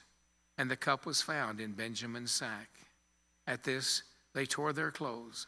Then they all loaded their donkeys and returned to the city. Joseph was still in the house when Judah and his brothers came in, and they threw themselves to the ground before him. Joseph said to them, "What is this you have done? Don't you know that a man like me can find things out by divination?" "What can we say to my lord?" Judah replied. "What can we say? How can we prove our innocence? God has uncovered your servant's guilt. We are now my lord's slaves, we ourselves, and the one who is found to have the cup." But Joseph said, "Far be it from me to do such a thing. Only the man who was found to have the cup will become my slave. The rest of you, go Go back to your father in peace." Then Judah went up to him and said, "Pardon your servant, my lord. Let me speak a word to my lord. Do not be angry with me, your servant, though you're equal to Pharaoh himself. My lord asked his servants, 'Do you have a father or a brother?' And we answered, 'We have an aged father, and there is a young son born to him in his old age. His brother is dead, and he is the only one of his mother's sons left, and his father loves him.' Then you said to your servants, 'Bring him down to me so I can see him for myself.' We said to my lord, 'The boy cannot leave his father. If he leaves his father will die.' But you told your servants, 'Unless your youngest brother comes down to you, you will not see my face again.' When we went back to your servant, my father, we told him what my lord had said. Then our father said, 'Go back and buy a little more food.' But we said, 'We cannot go down. Only if our youngest brother is with us will we go. We cannot see the man's face unless our youngest brother is with us.' Your servant, my father, said to us, 'You know that my wife bore me 2 sons. One of them went away from me, and I said, he has surely been torn to pieces, and I have not seen him since. If you take this one from me too, and harm comes to him, you will bring my gray head down to the grave in misery. So now, if the boy is not with us when we go back to your servant, my father, and if my father, whose life is closely bound up with the boy's life, sees that the boy isn't there, he will die. Your servants will bring gray head upon our father down to his grave in sorrow. Your servant guaranteed the boy's safety to my father. I said, if I do not bring him back to you, I will bear the blame before you, my father, all my life. Now then, please, let your servant remain here as my lord's slave in place of the boy, and let the boy return with his brothers. How can I go back to my father if the boy is not with me? No, do not let me see the misery that would come to my father." Chapter 45. Then Joseph could no longer control himself before his attendants, and he cried out, "Have everyone leave my presence." So there was no one with Joseph when he made himself known to his brothers, and he wept so loudly that the Egyptians heard him, and Pharaoh's household heard of it. Joseph said to his brothers, "I am Joseph. Is my father still living?" But their brothers were not able to answer him because they were terrified at his presence. Then Joseph said to his brother, "Come close to me."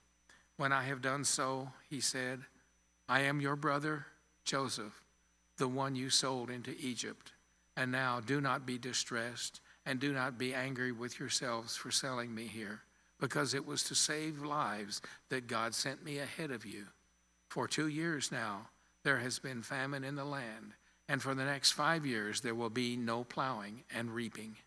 But God sent me ahead of you to preserve for you a remnant on earth, and to save your lives by a great deliverance. So then it was not you who sent me here, but God. He made me father to Pharaoh, lord of his entire household, and ruler of all Egypt. Now hurry back to my father and say to him, 'This is what your son Joseph says. God has made me lord of all Egypt. Come down to me. Don't delay. You shall live in the region of Goshen and be near me. You, your children and grandchildren, your flocks and herds, and all you have. I will provide for you there, because 5 years of famine are still to come. Otherwise, you and your household and all who belong to you will become destitute. You can see for yourselves, and so can my brother Benjamin, that is really I who am speaking to you. Tell my father all about the honor accorded to me in Egypt, and about everything you have seen, and bring my father down here quickly.' Then he threw his arms around his brother Benjamin and wept, and Benjamin embraced him, weeping. And he kissed all his brothers and wept over them.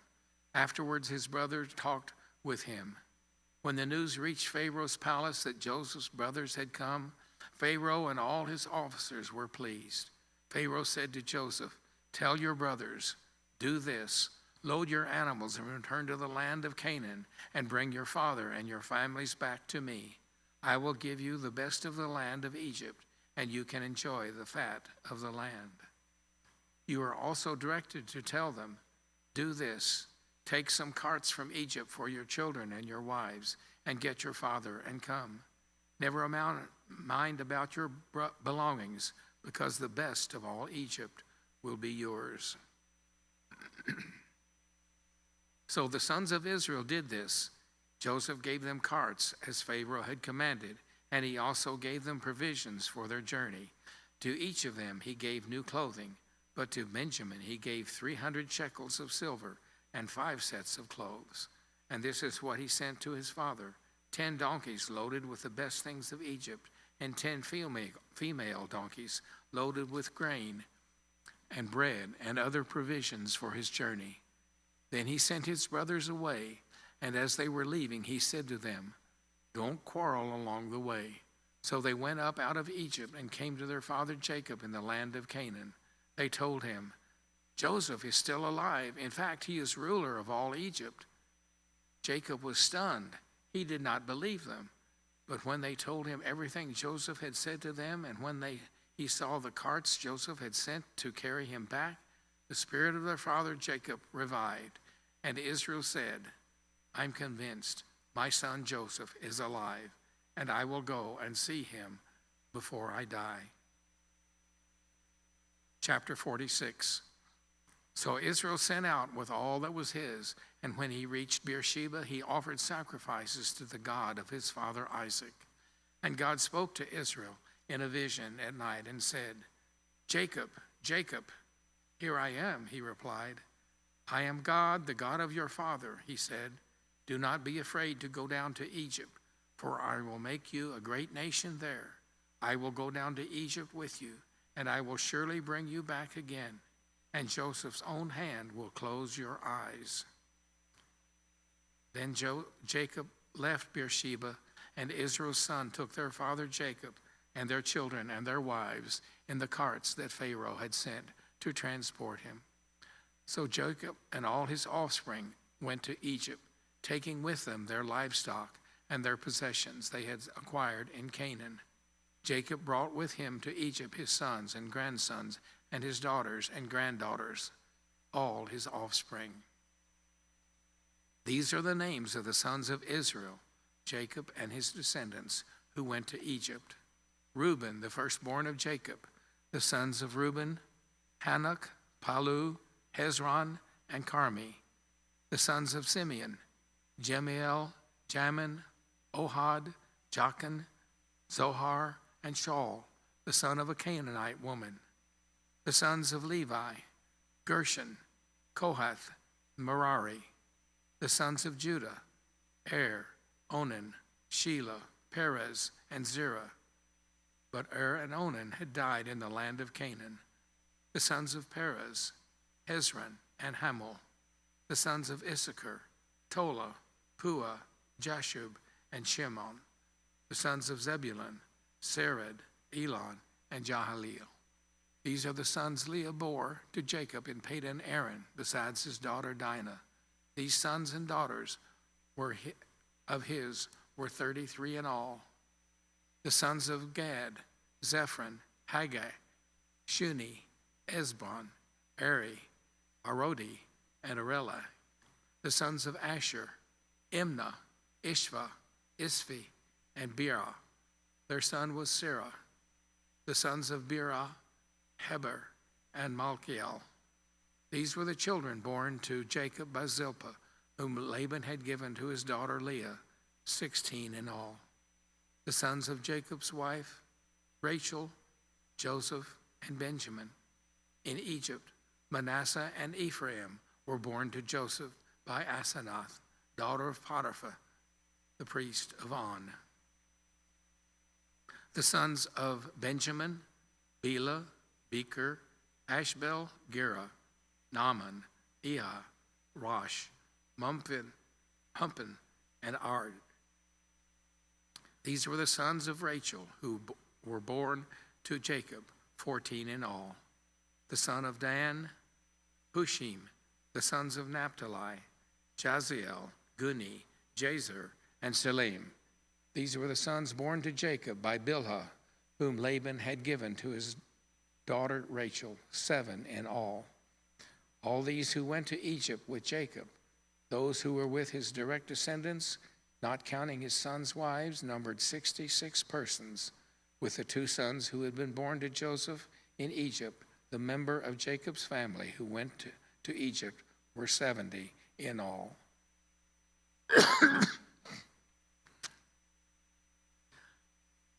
Now Jacob sent Judah ahead of him to Joseph to get directions to Goshen. When they arrived in the region of Goshen, Joseph had his chariot made ready and went to Goshen to meet his father Israel. As soon as Joseph appeared before him, he threw his arms around his father and wept for a long time.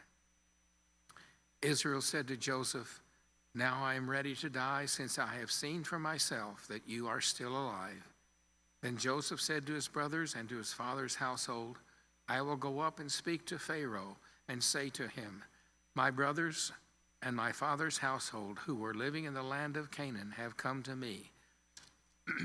The men are shepherds, they tend livestock, and they have brought along their flocks and herds and everything they own. When Pharaoh calls you in and asks, "What is your occupation?" you should answer, "Your servants have tended livestock from our boyhood on, just as our fathers did." Then you will be allowed to settle in the region of Goshen, for all the shepherds are detestable to the Egyptians. Chapter 47. Joseph went and told Pharaoh, "My father and brothers with their flocks and herds and everything they own have come down from the land of Canaan and are now in Goshen." He chose 5 of his brothers and presented them before Pharaoh. Pharaoh asked the brothers, what is your occupation?" "Your servants are shepherds," they replied to Pharaoh, "just as our fathers were." They also said to him, "We have come to live here for a while, because famine is severe in the land of Canaan, and your servants' flocks have no pasture. So now, please let your servants settle in Goshen." Pharaoh said to Joseph, "Your father and your brothers have come to you, and the land of Egypt is before you. Settle your father and your brothers in the best part of the land. Let them live in Goshen. And if you know of any among them with special abilities, put them in charge of my own livestock."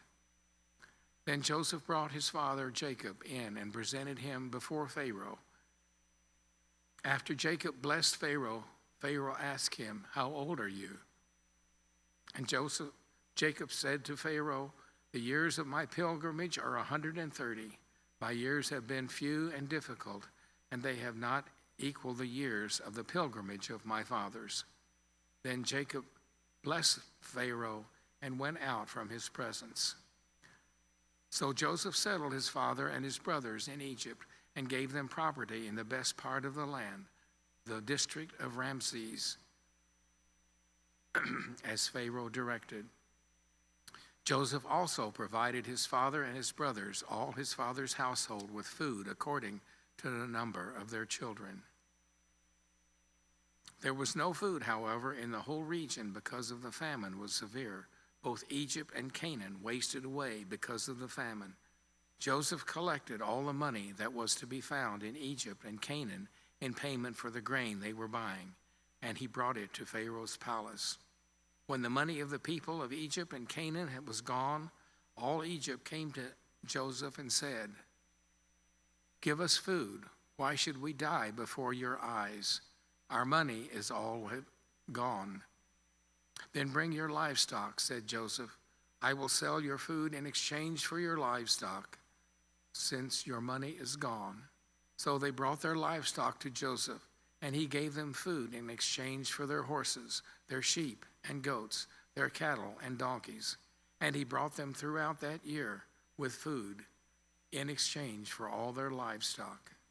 When that year was over, they came to him the following year and said, "We cannot hide from our Lord the fact that since our money is gone and our livestock belongs to you, there is nothing left for our land except our bodies and our land. Why should we perish before your eyes, we and our land as well?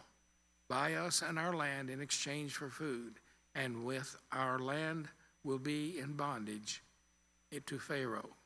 Give us seed so that we may live and not die, that the land may not become desolate."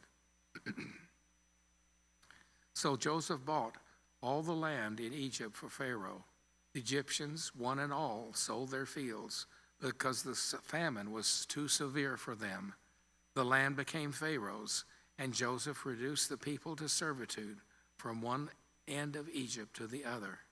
However, he did not buy the land of the priests, because they received a regular allotment from Pharaoh and had food enough from the allotment Pharaoh gave them. That is why they did not sell their land. Joseph said to the people, "Now that I have bought you and your land today for Pharaoh, here is seed for you so you can plant the ground. But when the crop comes in, give a fifth of it to Pharaoh. The other 4/5 you may keep as seed for the fields and as food for yourselves and your households and your children." "You have saved our lives," they said. "May we find favor in the eyes of our Lord. We will be in bondage to Pharaoh." So Joseph established it as a law concerning land in Egypt, still in force today, that a fifth of the produce belongs to Pharaoh. It was only the land of the priests that did not become Pharaoh's. Now the Israelites settled in Egypt in the region of Goshen. They acquired property there and were fruitful and increased greatly in number. Jacob lived in Egypt 17 years, and the years of his life were 147. When the time drew near for Israel to die, he called for his son Joseph and said to him, "If I have found favor in your eyes, put your hand under my thigh and promise that you will show me kindness and faithfulness. Do not bury me in Egypt, but when I rest with my fathers, carry me out of Egypt and bury me where they are buried." "I will do as you say," he said. "Swear to me," he said. Then Joseph swore to him, and Israel worshiped as he leaned on the top of his staff. Chapter 48. Sometime later, Joseph was told, "Your father is ill." So he took his 2 sons, Manasseh and Ephraim, along with him. When Jacob was told, "Your son Joseph has come to you," Israel rallied his strength and sat up on the bed. Jacob said to Joseph, "God Almighty appeared to me at Luz in the land of Canaan, and there he blessed me and said to me, 'I am going to make you fruitful and increase your numbers. I will make you a community of peoples, and I will give this land as an everlasting possession to your descendants after you.' Now then, your 2 sons, born to you in Egypt before I came to you here, will be reckoned as mine. Ephraim and Manasseh will be mine, just as Reuben and Simeon are mine. Any children born to you after them will be yours. In the territory they inherit, they will be reckoned under the names of their brothers. As I was returning from Padan, to my sorrow Rachel died in the land of Canaan while we were still on the way, a little distance from Ephrath. So I buried her there beside the road in Ephrath, that is, Bethlehem." When Israel saw that the sons of Joseph, he asked, "Who are these?" "These are the sons God has given me here," Joseph said to his father. Then Israel said, "Bring them to me so I may bless them." Now Israel's eyes were failing because of old age, and he could hardly see. So Joseph brought his sons close to him, and his father kissed them and embraced them. Israel said to Joseph, "I never expected to see your face again, and now God has allowed me to see your children too." Then Joseph removed them from Israel's knees and bowed down with his face to the ground. Joseph took both of them, Ephraim on his right hand toward Israel's left, and Manasseh on his left toward Israel's right hand, and brought them close to him. But Israel reached out his right hand and put it on Ephraim's head, though he was the younger. And crossing his arms, he put his left hand on Manasseh's head, even though Manasseh was the firstborn. Then he blessed Joseph and said, "May the God before whom my fathers Abraham and Isaac walked faithfully, may the God who has been my shepherd all my life to this day, the angel who has delivered me from all harm, may he bless these boys. May they be called by my name and the names of my fathers, Abraham and Isaac, and may they increase greatly on the earth." When Joseph saw his father placing his right hand on Ephraim, he was displeased, so he took hold of his father's hand to move it from Ephraim's head to Manasseh's head. Joseph said to him, "No, my father, this one is firstborn. Put your right hand on his head." But his father refused and said, "I know, my son, I know. He too will become a people. He too will become great. Nevertheless, his younger brother will be greater than he, and his descendants will become a group of nations." He blessed them that day and said, "In your name will Israel pronounce this blessing. May God make you like Ephraim and Manasseh." So he put Ephraim ahead of Manasseh. Then Israel said to Joseph, "I am about to die, but God will be with you and take you back to the land of your fathers. And to you I give one more ridge of land than to your brothers, the ridge I took from the Amorites with my sword and my bow." Chapter 49. Then Jacob called for his sons and said, "Gather around so I can tell you what will happen to you in days to come. Assemble and listen, sons of Jacob. Listen to your father Israel. Reuben, you are my firstborn, my might, the first sign of my strength, excelling in honor and excelling in power. Turbulent as the waters, you will no longer excel, for you went up on your father's bed into my couch and defiled it. Simeon and Levi are brothers. Their swords are weapons of violence. Let me not enter their council. Let me not join their assembly. For they have killed men in their anger and hamstrung oxen as they pleased. Cursed be their anger, so fierce, and their fury so cruel. I will scatter them in Jacob and disperse them in Israel. Judah, your brothers will praise you. Your hand will be on the neck of your enemies. Your father's sons will bow down to you. You are a lion's cub, Judah.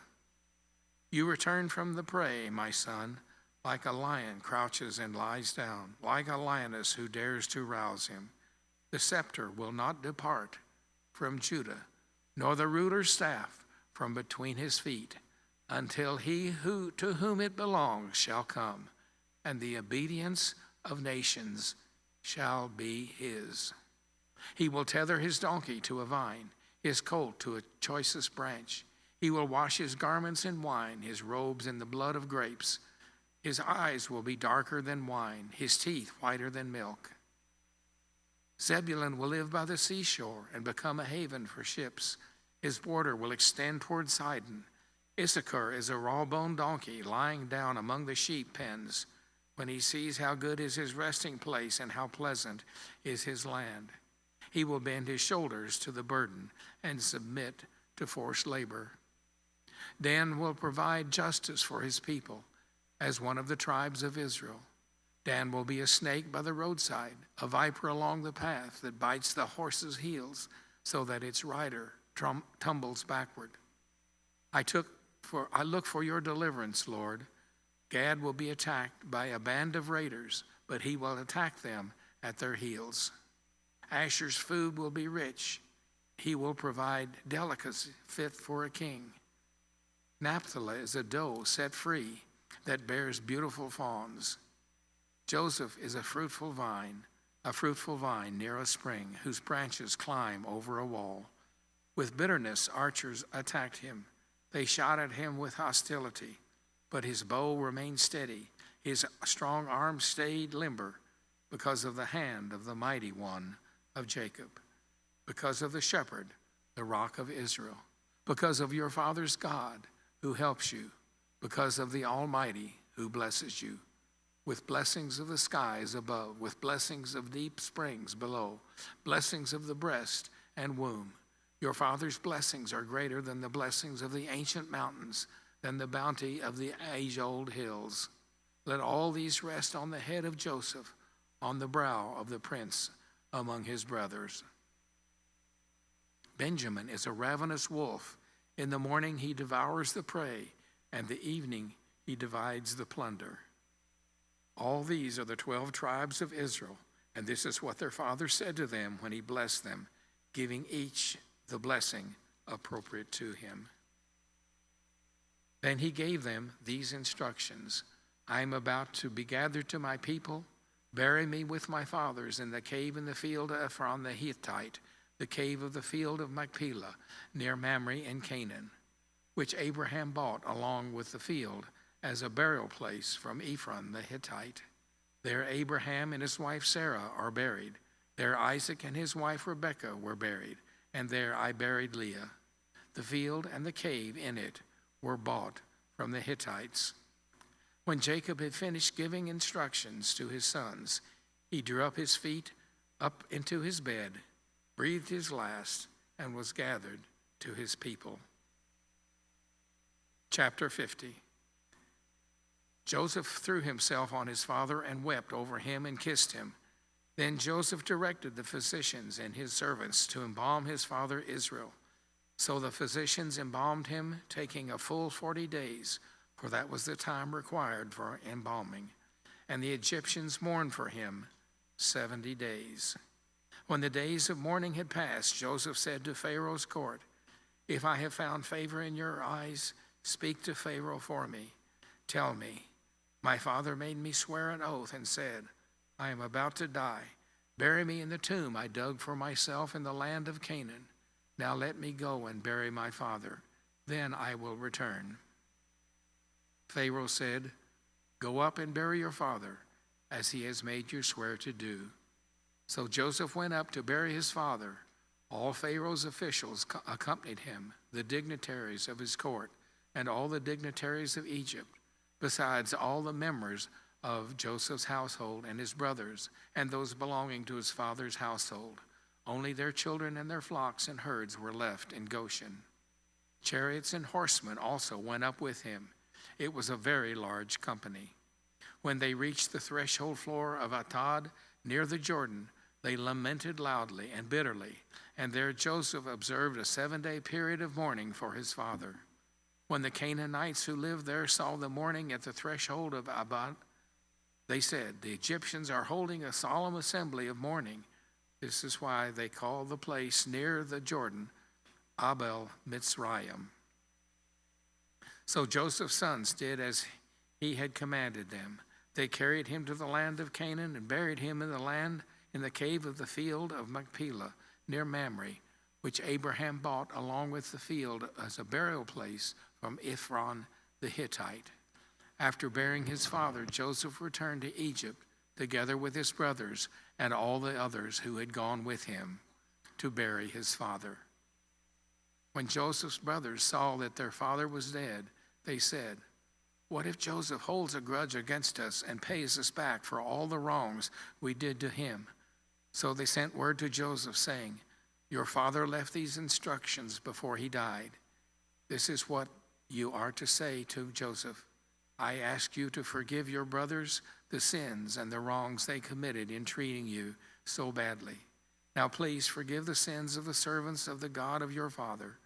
When their message came to him, Joseph wept. His brothers then came and threw themselves down before him. We are your slaves, they said. But Joseph said to them, Don't be afraid. Am I in the place of God?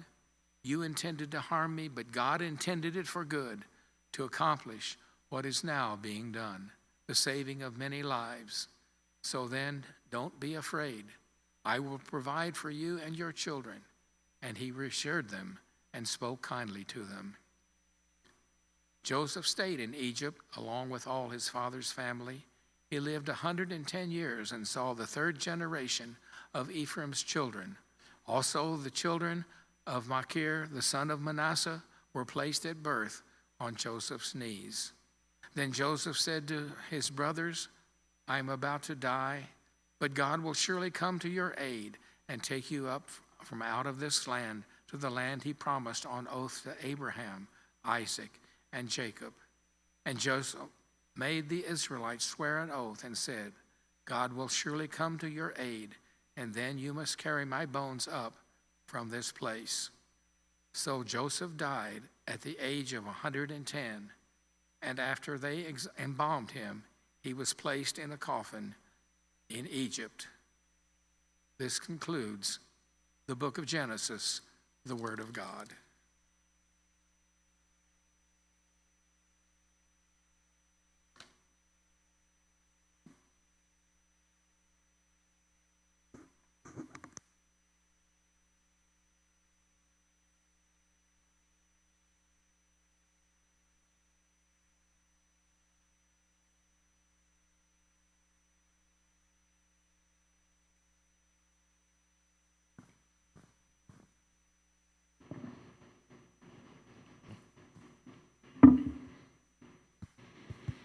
Exodus chapter 1. These are the names of the sons of Israel who went to Egypt with Judah, each with his family: Reuben, Simeon, Levi, and Judah; Issachar, Zebulun, and Benjamin; Dan and Naphtali; Gad and Asher. The descendants of Jacob numbered 70 in all. Joseph was already in Egypt. Now Joseph and all his brothers and all that generation died, but the Israelites were exceedingly fruitful. They multiplied greatly, increased in numbers, and became so numerous that the land was filled with them. Then a new king, to whom Joseph meant nothing, came to power in Egypt. Look, he said to his people, the Israelites have become far too numerous for us. Come, we must deal shrewdly with them, or they will become even more numerous. And if war breaks out, we'll join our enemies, fight against us, and leave the country. So they put slave masters over them to oppress them with forced labor. And they built Pithom and Ramses as store cities for Pharaoh. But the more they were oppressed, the more they multiplied and spread. So the Egyptians came to dread the Israelites and worked them ruthlessly. This made their lives bitter with harsh labor and brick and mortar, and with all kinds of work in the fields. In all their harsh labor, the Egyptians worked them ruthlessly. The king of Egypt said to the Hebrew midwives, whose names were Shiphrah and Puah, when you are helping the Hebrew women during childbirth on the delivery stool, if you see that the baby is a boy, kill him. But if it is a girl, let her live. The midwives, however, feared God and did not do what the king of Egypt had told them to do. They let the boys live. Then the king of Egypt summoned the midwives and asked them, why have you done this? Why have you let the boys live? The midwives answered Pharaoh, Hebrew women are not like Egyptian women. They are vigorous and give birth before the midwives arrive. So God was kind to the midwives and the people increased and became even more numerous. And because the midwives feared God, he gave them families of their own. Then Pharaoh gave this order to all his people: every Hebrew boy that is born you must throw into the Nile, but let every girl live. Chapter 2. Now a man of the tribe of Levi married a Levite woman, and she became pregnant and gave birth to a son. When she saw that he was a fine child, she hid him for 3 months. But when she could hide him no longer, she got a papyrus basket for him and coated it with tar and pitch. Then she placed the child in it and put it among the reeds along the bank of the Nile. His sister stood at a distance to see what would happen to him. Then Pharaoh's daughter went down to the Nile to bathe, and her attendants were walking along the riverbank. She saw the basket among the reeds and sent her female slave to get it. She opened it and saw the baby. He was crying, and she felt sorry for him. "This is one of the Hebrew babies," she said. Then his sister asked Pharaoh's daughter, "Shall I go and get one of the Hebrew women to nurse the baby for you?" "Yes, go," she answered. So the girl went and got the baby's mother. Pharaoh's daughter said to her, "Take this baby and nurse him for me, and I will pay you." So the woman took the baby and nursed him. When the child grew older, she took him to Pharaoh's daughter, and he became her son. She named him Moses, saying, "I drew him out of the water." One day after Moses had grown up, he went out to where his own people were and watched them at their hard labor. He saw an Egyptian beating a Hebrew, one of his own people. Looking this way and that and seeing no one, he killed the Egyptian and hid him in the sand. The next day he went out and saw two Hebrews fighting. He asked the one in the wrong, "Why are you hitting your fellow Hebrew?" The man said, "Who made you ruler and judge over us? Are you thinking of killing me as you killed the Egyptian?" Then Moses was afraid and thought, "What I did must have become known." When Pharaoh heard of this, he tried to kill Moses. But Moses fled from Pharaoh and went to live in Midian, where he sat down by a well. Now a priest of Midian had 7 daughters, and they came to draw water and to fill troughs of water with their father's flock. Some shepherds came along and drove them away, but Moses got up and came to their rescue and watered their flock.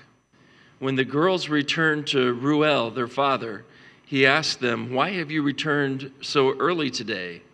They answered, "An Egyptian rescued us from the shepherds. He even drew water for us and watered the flock." "And where is he?" Reuel asked his daughters. "Why did you leave him? Invite him to have something to eat." Moses agreed to stay with the man who gave his daughter Zipporah to Moses in marriage. Zipporah gave birth to a son, and Moses named him Gershom, saying, "I have become a foreigner in a foreign land." During that long period, the king of Egypt died. The Israelites groaned in their slavery and cried out, and their cry for help because of their slavery went up to God. God heard their groaning, and he remembered his covenant with Abraham, with Isaac, and with Jacob. So God looked on the Israelites and was concerned about them. Chapter 3. Now Moses was tending the flock of Jethro, his father-in-law, the priest of Midian, and he led the flock to the far side of the wilderness and came to Horeb, the mountain of God. There the angel of the Lord appeared to him in flames of fire from within a bush. Moses saw that though the bush was on fire, it did not burn up. So Moses thought, "I will go over and see this strange sight, why the bush does not burn up." When the Lord saw that he had gone over to look, God called to him from within the bush, "Moses, Moses." And Moses said, "Here I am." "Do not come any closer," God said. "Take off your sandals, for the place where you are standing is holy ground." Then he said, "I am the God of your father, the God of Abraham, the God of Isaac, and the God of Jacob." At this, Moses hid his face because he was afraid to look at God. The Lord said, "I have indeed seen the misery of my people in Egypt. I have heard them crying out because of their slave drivers, and I am concerned about their suffering. So I have come down to rescue them from the hand of the Egyptians and to bring them up out of that land into a good and spacious land, a land flowing with milk and honey, the home of the Canaanites, Hittites, Amorites, Perizzites, Hivites, and Jebusites. And now the cry of the Israelites has reached me, and I have seen the way the Egyptians are oppressing them. So now go, I am sending you to Pharaoh to bring my people, the Israelites, out of Egypt." But Moses said to God, "Who am I that I should go to Pharaoh and bring the Israelites out of Egypt?" And God said, "I will be with you, and this will be a sign to you that it is I who have sent you. When you have brought the people out of Egypt, you will worship on this mountain." Moses said to God, "Suppose I go to the Israelites and say to them, 'The God of your fathers has sent me to you,' and they ask me, 'What is his name?' Then what shall I tell them?" God said to Moses, "I am who I am. This is what you are to say to the Israelites. 'I am has sent me to you.'" God said to Moses, "Say to the Israelites, 'The Lord, the God of your fathers, the God of Abraham, the God of Isaac, and the God of Jacob has sent me to you. This is my name forever, the name you shall call me from generation to generation. Go assemble the elders of Israel and say to them, 'The Lord, the God of your fathers, the God of Abraham, Isaac, and Jacob, appeared to me and said, I have watched over you and have seen what has been done to you in Egypt, and I have promised to bring you up out of your misery in Egypt into the land of the Canaanites, Hittites, Amorites, Perizzites, Hivites, and Jebusites, a land flowing with milk and honey. The elders of Israel will listen to you. Then you and the elders are to go to the king of Egypt and say to him, 'The Lord, the God of the Hebrews, has met with us. Let us take a 3-day journey into the wilderness to offer sacrifices to the Lord our God. But I know that the king of Egypt will not let you go unless a mighty hand compels him. So I will stretch out my hand and strike the Egyptians with all the wonders that I will perform among them. After that, he will let you go. And I will make the Egyptians favorably disposed toward you, towards this people, so that when you leave, you will not go empty-handed.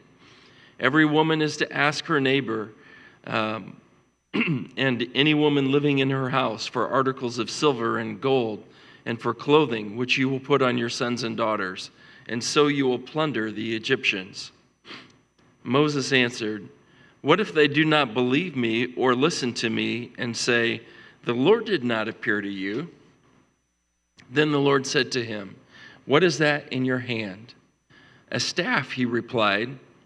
The Lord said, "Throw it on the ground." Moses threw it on the ground, and it became a snake, and he ran from it. Then the Lord said to him, "Reach out your hand and take it by the tail." So Moses reached out and took hold of the snake, and it turned back into a staff in his hands. "This," said the Lord, "is so that they may believe that the Lord, the God of their fathers, the God of Abraham, the God of Isaac, and the God of Jacob, has appeared to you." Then the Lord said, "Put your hand inside your cloak." So Moses put his hand into his cloak, and when he took it out, the skin was leprous. It had become as white as snow. "Now put it back into your cloak," he said. So Moses put his hand back into his cloak, and when he took it out, it was restored like the rest of his flesh. Then the Lord said, "If they do not believe you or pay attention to the first sign, they may believe the second. But if they do not believe these 2 signs or listen to you, take some water from the Nile and pour it on the dry ground. The water you take from the river will become blood on the ground." Moses said to the Lord, "Pardon your servant, Lord. I have never been eloquent, neither in the past nor since you have spoken to your servant. I am slow of speech and tongue." The Lord said to him, "Who gave human beings their mouths? Who makes them deaf or mute? Who gives them sight or makes them blind? Is it not I, the Lord? Now go, I will help you speak and will teach you what to say." But Moses said, "Pardon your servant, Lord. Please send someone else." Then the Lord's anger burned against Moses, and he said, "What about your brother Aaron, the Levite? I know he can speak well. He is already on his way to meet you, and he will be glad to see you. You shall speak to him and put words in his mouth. I will help both of you speak and will teach you what to do. He will speak to the people for you, and it will be as if he were your mouth and as if you were God to him. But take this staff in your hand so you can perform the signs with it." Then Moses went back to Jethro, his father-in-law, and said to him, "Let me return to my own people in Egypt to see if any of them are still alive." Jethro said, "Go, and I wish you well." Now the Lord had said to Moses in Midian, "Go back to Egypt, for all those who wanted to kill you are dead." So Moses took his wife and sons, put them on a donkey, and started back to Egypt. And he took the staff of God in his hand. The Lord said to Moses, "When you return to Egypt, see that you perform before Pharaoh all the wonders I have given you the power to do. But I will harden his heart so that he will not let the people go. Then say to Pharaoh, 'This is what the Lord says: Israel is my firstborn, and I told you, let my son go so he may worship me. But you refused to let him go, so I will kill your firstborn son.' At a lodging place on the way, the Lord met Moses and was about to kill him. But Zipporah took a flint knife and cut off her son's foreskin and touched Moses' feet with it. 'Surely you are a bridegroom of blood to me,' she said. So the Lord let him alone. At that time she said, 'bridegroom of blood,' referring to circumcision. The Lord said to Aaron, 'Go into the wilderness to meet Moses.' So he met Moses at the mountain of God and kissed him. Then Moses told Aaron everything the Lord had said to him, and also about all the signs he had commanded him to perform. Moses and Aaron brought together all the elders of the Israelites, and Aaron told them everything the Lord had said to Moses. He performed the signs before the people, and they believed. When they heard about the Lord was concerned about them and had seen their misery, they bowed down and worshiped. Exodus 5. Afterward, Moses and Aaron went to Pharaoh and said, "This is what the Lord, the God of Israel, says: Let my people go, so that they may hold a festival to me in the wilderness." Pharaoh said, "Who is the Lord that I should obey him and let Israel go? I do not know the Lord, and I will not let Israel go." Then they said, "The God of the Hebrews has met with us. Now let us take a 3-day journey into the wilderness to offer sacrifices to the Lord our God, or he may strike us with plagues or with the sword." But the king of Egypt said, "Moses and Aaron, why are you taking the people away from their labor? Get back to your work." Then Pharaoh said, "Look, the people of the land are now numerous, and you are stopping them from working." That same day, Pharaoh gave this order to the slave drivers and overseers in charge of the people: "You are no longer to supply the people with straw for making bricks. Let them go and gather their own straw, but require them to make the same number of bricks as before. Don't reduce the quota. They are lazy. That is why they are crying out, 'Let us go and sacrifice to our God.' Make the work harder for the people so that they keep working and pay no attention to lies." When the slave drivers and the overseers went out and said to the people, "This is what the Pharaoh says: I will not give you any more straw. Go and get your own straw wherever you can find it, but your work will not be reduced at all." So the people scattered all over Egypt to gather stubble to use for straw. The slave drivers kept pressing them, saying, "Complete the work required of you for each day, just as when you had straw." And Pharaoh's slave drivers beat the Israelite overseers they had appointed, demanding, "Why haven't you met your quota of bricks yesterday or today as before?" Then the Israelite overseers went and appealed to Pharaoh. "Why have you treated your servants this way?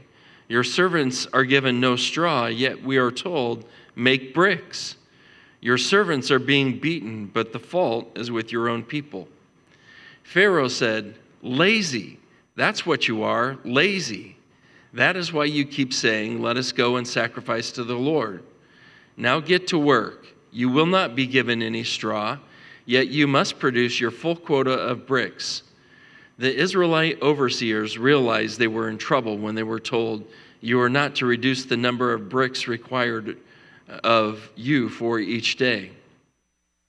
When they left Pharaoh, they found Moses and Aaron waiting to meet them. And they said, "May the Lord look on you and judge you. You have made us obnoxious to Pharaoh, and his officials have put a sword in their hand to kill us." Moses returned to the Lord and said, "Why, Lord, why have you brought trouble on this people? Is this why you sent me? Ever since I went to Pharaoh to speak in your name, he has brought trouble on this people, and you have not rescued your people at all." Then the Lord said to Moses, "Now you will see what I will do to Pharaoh. Because of my mighty hand, he will let them go. Because my mighty hand, he will drive them out of his country." God also said to Moses, "I am the Lord. I appeared to Abraham, to Isaac, and to Jacob as God Almighty. But by my name, the Lord, I did not make myself fully known to them. I also established my covenant with them to give them the land of Canaan, where they resided as foreigners. Moreover, I have heard the groaning of the Israelites, whom the Egyptians are enslaving, and I have remembered my covenant. Therefore say to the Israelites, I am the Lord, and I will bring you out from under the yoke of the Egyptians. I will free you from being slaves to them, and I will redeem you with an outstretched arm, and with mighty acts of judgment. I will take you as my own people, and I will be your God. Then you will know that I am the Lord your God, who brought you out from under the yoke of the Egyptians. And I will bring you to the land I swore with uplifted hand to give to Abraham, to Isaac, and to Jacob. I will give it to you as a possession. I am the Lord." Moses reported this to the Israelites, but they did not listen to him because of their discouragement and harsh labor. Then the Lord said to Moses, "Go tell Pharaoh, king of Egypt, to let the Israelites go out of his country." But Moses said to the Lord, "If the Israelites will not listen to me, why would Pharaoh listen to me, since I speak with faltering lips?" Now the Lord spoke to Moses and Aaron about the Israelites and Pharaoh, king of Egypt, and he commanded them to bring the Israelites out of Egypt. These were the heads of their families. The sons of Reuben, the firstborn of Israel, were Hanok and Palu, Hezron and Carmi. These were the clans of Reuben. The sons of Simeon were Jemuel, Jamin, Ohad, Jachin, Zohar, and Shaul, the son of a Canaanite woman. These were the clans of Simeon. These were the names of the sons of Levi according to their records: Gershon, Kohath, and Merari. Levi lived 137 years. The sons of Gershon by clans were Libni and Shimei. The sons of Kohath were Amram, Izhar, Hebron, and Uziel. Kohath lived 133 years. The sons of Merari were Mali and Mushi. These were the clans of Levi according to their records. Amram married his father's sister Jochebed, who bore him Aaron and Moses. Amram lived 137 years. The sons of Izhar were Korah, Nepheg, and Zikri. The sons of Uziel were Mishael, Elzaphan, and Sithri. Aaron married Elisheba, daughter of Amminadab and sister of Nahshon, and she bore him Nadab and Abihu, Eleazar, and Ithamar. The sons of Korah were Asher, Elkanah, and Abiasaph. These were the Korahite clans. Eleazar, son of Aaron, married one of the daughters of Putiel, and she bore him Phinehas. These were the heads of the Levite families, clan by clan. It was this Aaron and Moses to whom the Lord said, "Bring the Israelites out of Egypt by their divisions." They were the ones who spoke to Pharaoh, king of Egypt, about bringing the Israelites out of Egypt, this same Moses and Aaron. Now when the Lord spoke to Moses in Egypt, he said to him, "I am the Lord.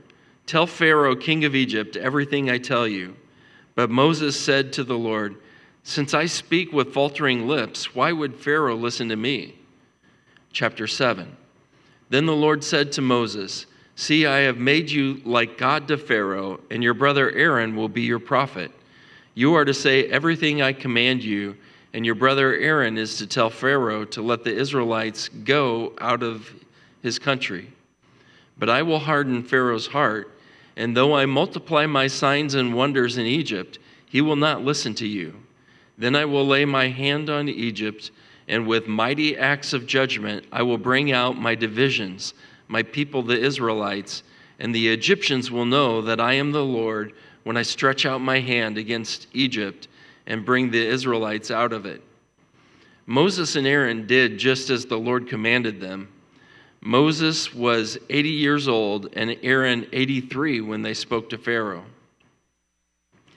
The Lord said to Moses and Aaron, "When Pharaoh says to you, 'Perform a miracle,' then say to Aaron, 'Take your staff and throw it down before Pharaoh, and it will become a snake.'" So Moses and Aaron went to Pharaoh and did just as the Lord commanded. Aaron threw his staff down in front of Pharaoh and his officials, and it became a snake. Pharaoh then summoned wise men and sorcerers, and the Egyptian magicians did the same things by their secret arts. Each one threw down his staff, and it became a snake. But Aaron's staff swallowed up their staffs. Yet Pharaoh's heart became hard, and he would not listen to them, just as the Lord had said. Then the Lord said to Moses, "Pharaoh's heart is unyielding. He refuses to let the people go. Go to Pharaoh in the morning as he goes out to the river. Confront him on the bank of the Nile and take in your hand the staff that was changed into a snake. Then say to him, 'The Lord, the God of the Hebrews, has sent me to say to you, let my people go, so that they may worship me in the wilderness. But until now you have not listened. This is what the Lord says.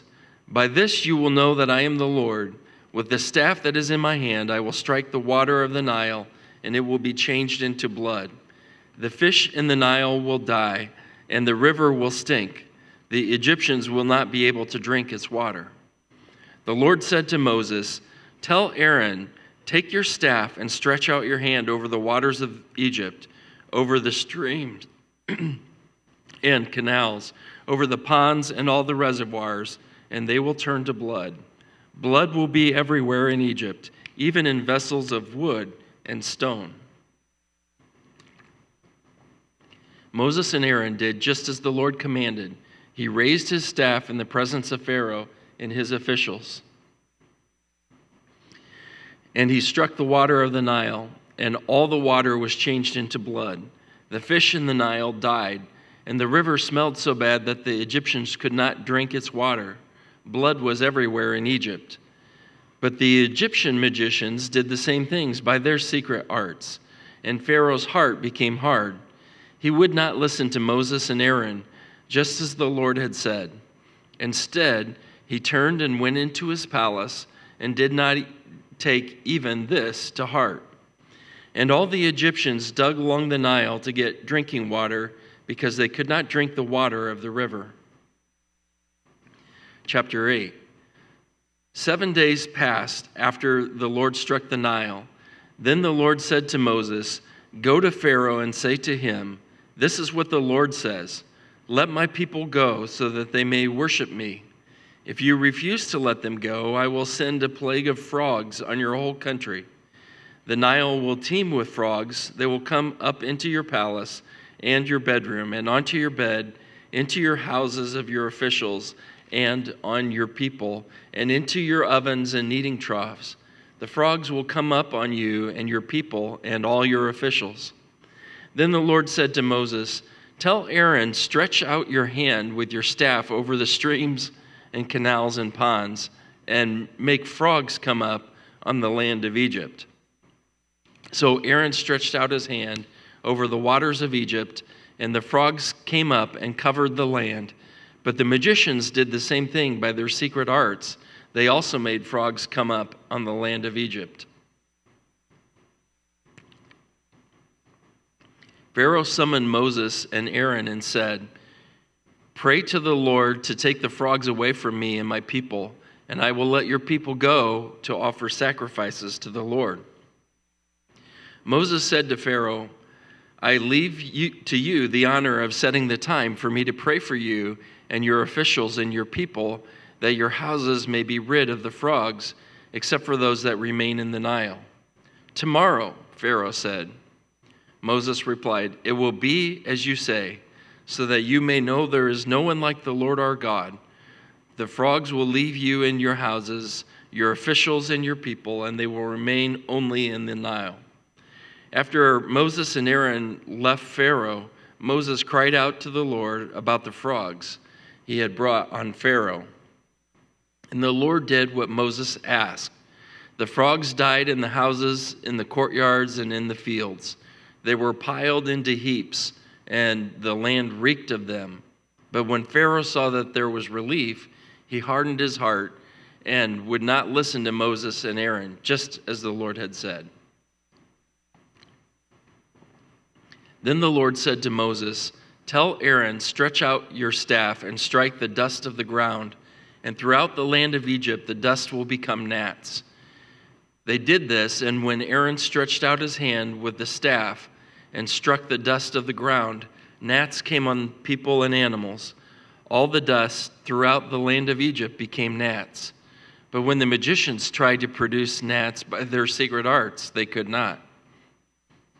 Since the gnats were on people and animals everywhere, the magicians said to Pharaoh, "This is the finger of God." But Pharaoh's heart was hard, and he would not listen, just as the Lord had said. Then the Lord said to Moses, "Get up early in the morning and confront Pharaoh as he goes to the river, and say to him, 'This is what the Lord says. Let my people go, so that they may worship me. If you do not let my people go, I will send swarms of flies on you and your officials, on your people, and into your houses.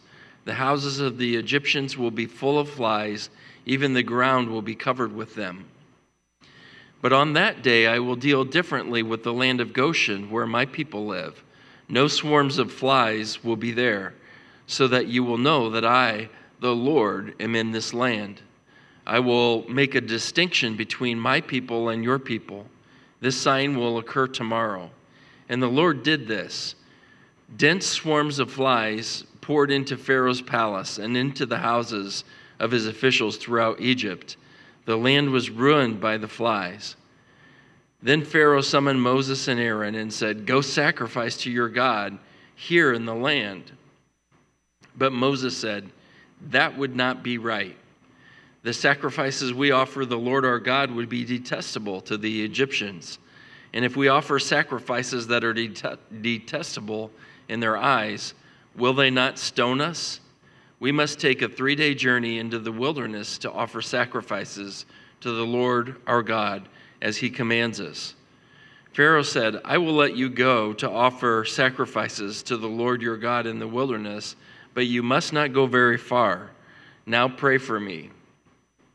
Moses answered, "As soon as I leave you, I will pray to the Lord, and tomorrow the flies will leave Pharaoh and his officials and his people.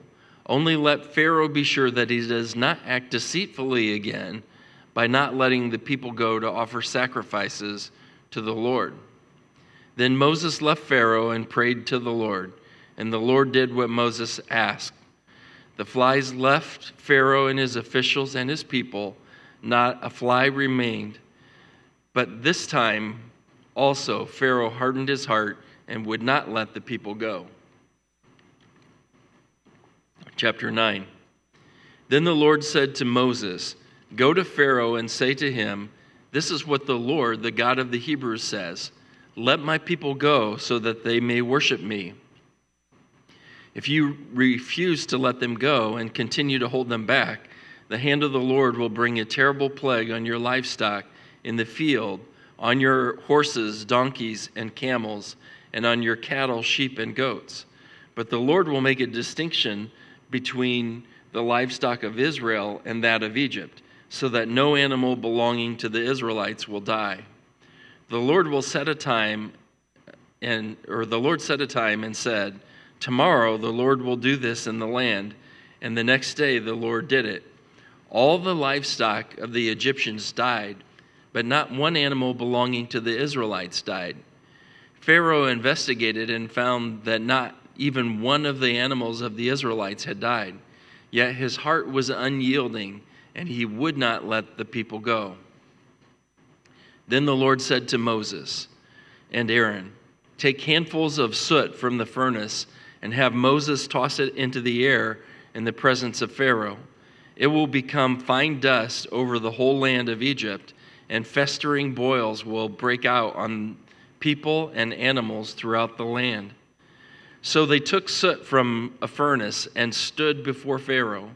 Moses tossed it into the air, and festering boils broke out on the people and animals. The magicians could not stand before Moses because of the boils that were on them and on all the Egyptians. But the Lord hardened Pharaoh's heart, and he would not listen to Moses and Aaron, just as the Lord had said to Moses. Then the Lord said to Moses, "Get up early in the morning, confront Pharaoh, and say to him, 'This is what the Lord, the God of the Hebrews, says.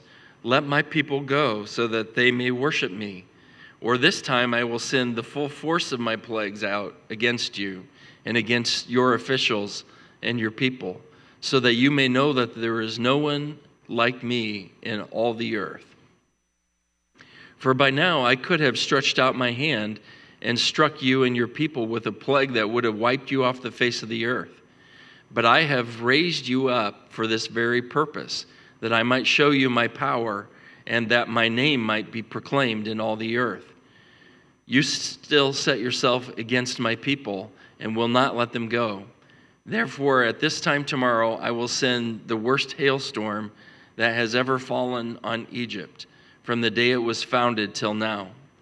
Give an order now to bring your livestock and everything you have in the field to a place of shelter, because the hail will fall on every person and animal that has not been brought in and is still out in the field, and they will die." Those officials of Pharaoh who feared the word of the Lord hurried to bring their slaves and their livestock inside. But those who ignored the word of the Lord left their slaves and livestock in the field. Then the Lord said to Moses, "Stretch out your hand toward the sky so that hail will fall all over Egypt, on people and animals, and on everything growing in the fields of Egypt." When Moses stretched out his staff toward the sky, the Lord sent thunder and hail, and lightning flashed down to the ground. So the Lord rained hail on the land of Egypt. Hail fell and lightning flashed back and forth. It was the worst storm in all the land of Egypt since it had become a nation. Throughout Egypt, hail struck everything in the fields, both people and animals. It beat down everything, everything growing in the fields, and stripped every tree. The only place it did not hail was the land of Goshen, where the Israelites were. Then Pharaoh summoned Moses and Aaron. "This time I have sinned," he said to them. "The Lord is in the right, and I and my people are in the wrong. Pray to the Lord, for we have had enough thunder and hail. I will let you go. You don't have to stay any longer." Moses replied, "When I have gone out of the city, I will spread out my hands in prayer to the Lord. The thunder will stop, and there will be no more hail, so you may know that the earth is the Lord's. But I know that you and your officials still do not fear the Lord God." The flax and barley were destroyed, since the barley had headed and the flax was in bloom. The wheat and spelt, however, were not destroyed, because they ripened later. Then Moses left Pharaoh and went out of the city. He spread out his hands toward the Lord. The thunder and hail stopped, and the rain no longer poured down on the land. When Pharaoh saw that the rain and hail and thunder had stopped, he sinned again. He and his officials hardened their hearts. So Pharaoh's heart was hard, and he would not let the Israelites go, just as the Lord had said through Moses. Chapter 10. Then the Lord said to Moses, "Go to Pharaoh, for I have hardened his heart and the hearts of his officials, so that I may perform these signs of mine among them, that you may tell your children and grandchildren how I dealt harshly with the Egyptians, and how I performed my signs among them, and that you may know that I am the Lord." So Moses and Aaron went to Pharaoh and said to him, "This is what the Lord, the God of the Hebrews, says. How long will you refuse to humble yourself before me? Let my people go, so that they may worship me. If you refuse to let them go, I will bring locusts into your country tomorrow. They will cover the face of the ground so that it cannot be seen. They will devour what little you have left after the hail, including every tree that is growing in your fields. They will fill your houses and those of your officials and all the Egyptians, something neither your parents nor ancestors have ever seen from the day they settled in this land till now. Then Moses turned and left Pharaoh. Pharaoh's officials said to him, "How long will this man be a snare to us? Let the people go so that they may worship the Lord their God. Do you not yet realize that Egypt is ruined?" Then Moses and Aaron were brought back to Pharaoh. "Go worship the Lord your God," he said, "but tell me who will be going." Moses answered, "We will go with our young and our old, with our sons and our daughters, with our flocks and our herds, because we are to celebrate a festival to the Lord." Pharaoh said, "The Lord be with you if I let you go along with your women and children. Clearly you are bent on evil. No, have only the men go and worship the Lord, since that's what you've been asking for." Then Moses and Aaron were driven out of the Pharaoh's presence. And the Lord said to Moses, "Stretch out your hand over Egypt so that locusts swarm over the land and devour everything growing in the fields, everything left by the hail." So Moses stretched out his staff over Egypt, and the Lord made an east wind blow across the land all that day and all that night. By morning, the wind had brought the locusts. They invaded all Egypt and settled down in every area of the country in great numbers. Never before had there been such a plague of locusts, nor will there ever be again. They covered all the ground until it was black. They devoured all that was left after the hail, everything growing in the fields and the fruit on the trees. Nothing green remained on tree or plant in all the land of Egypt. Pharaoh quickly summoned Moses and Aaron and said, "I have sinned against the Lord your God and against you. Now forgive my sin once more and pray to the Lord your God to take this deadly plague away from me." Moses then left Pharaoh and prayed to the Lord, and the Lord changed the wind to a very strong west wind, which caught up the locusts and carried them into the Red Sea. Not a locust was left anywhere in Egypt, but the Lord hardened Pharaoh's heart, and he would not let the Israelites go. Then the Lord said to Moses, "Stretch out your hand toward the sky so that darkness spreads over Egypt, darkness that can be felt." So Moses stretched out his hand toward the sky, and total darkness covered all Egypt for 3 days. No one could see anyone else or move about for 3 days. Yet all the Israelites had light in the places where they lived. Then Pharaoh summoned Moses and said, "Go worship the Lord. Even your women and children may go with you. Only leave your flocks and herds behind." But Moses said, "You must allow us to have sacrifices and burnt offerings to present to the Lord our God. Our livestock too must go with us. Not a hoof is to be left behind. We have to use some of them in worshiping the Lord our God. Until we get there, we will not know what we are to use to worship the Lord." But the Lord hardened Pharaoh's heart, and he was not willing to let them go. Pharaoh said to Moses, "Get out of my sight. Make sure that you do not appear before me again. The day you see my face, you will surely die." "Just as you say," Moses replied, "I will never appear before you again." Exodus 11. Now the Lord said to Moses, "I will bring one more plague on Pharaoh and on Egypt. After that, he will let you go. And when he does, he will drive you out completely. Tell the people that the men and women alike are to ask their neighbors for articles of silver and gold. The Lord made the Egyptians favorably disposed toward the people, and Moses himself was highly regarded in Egypt by Pharaoh's officials and by his people. So Moses said, "This is what the Lord says, about midnight I will go throughout Egypt.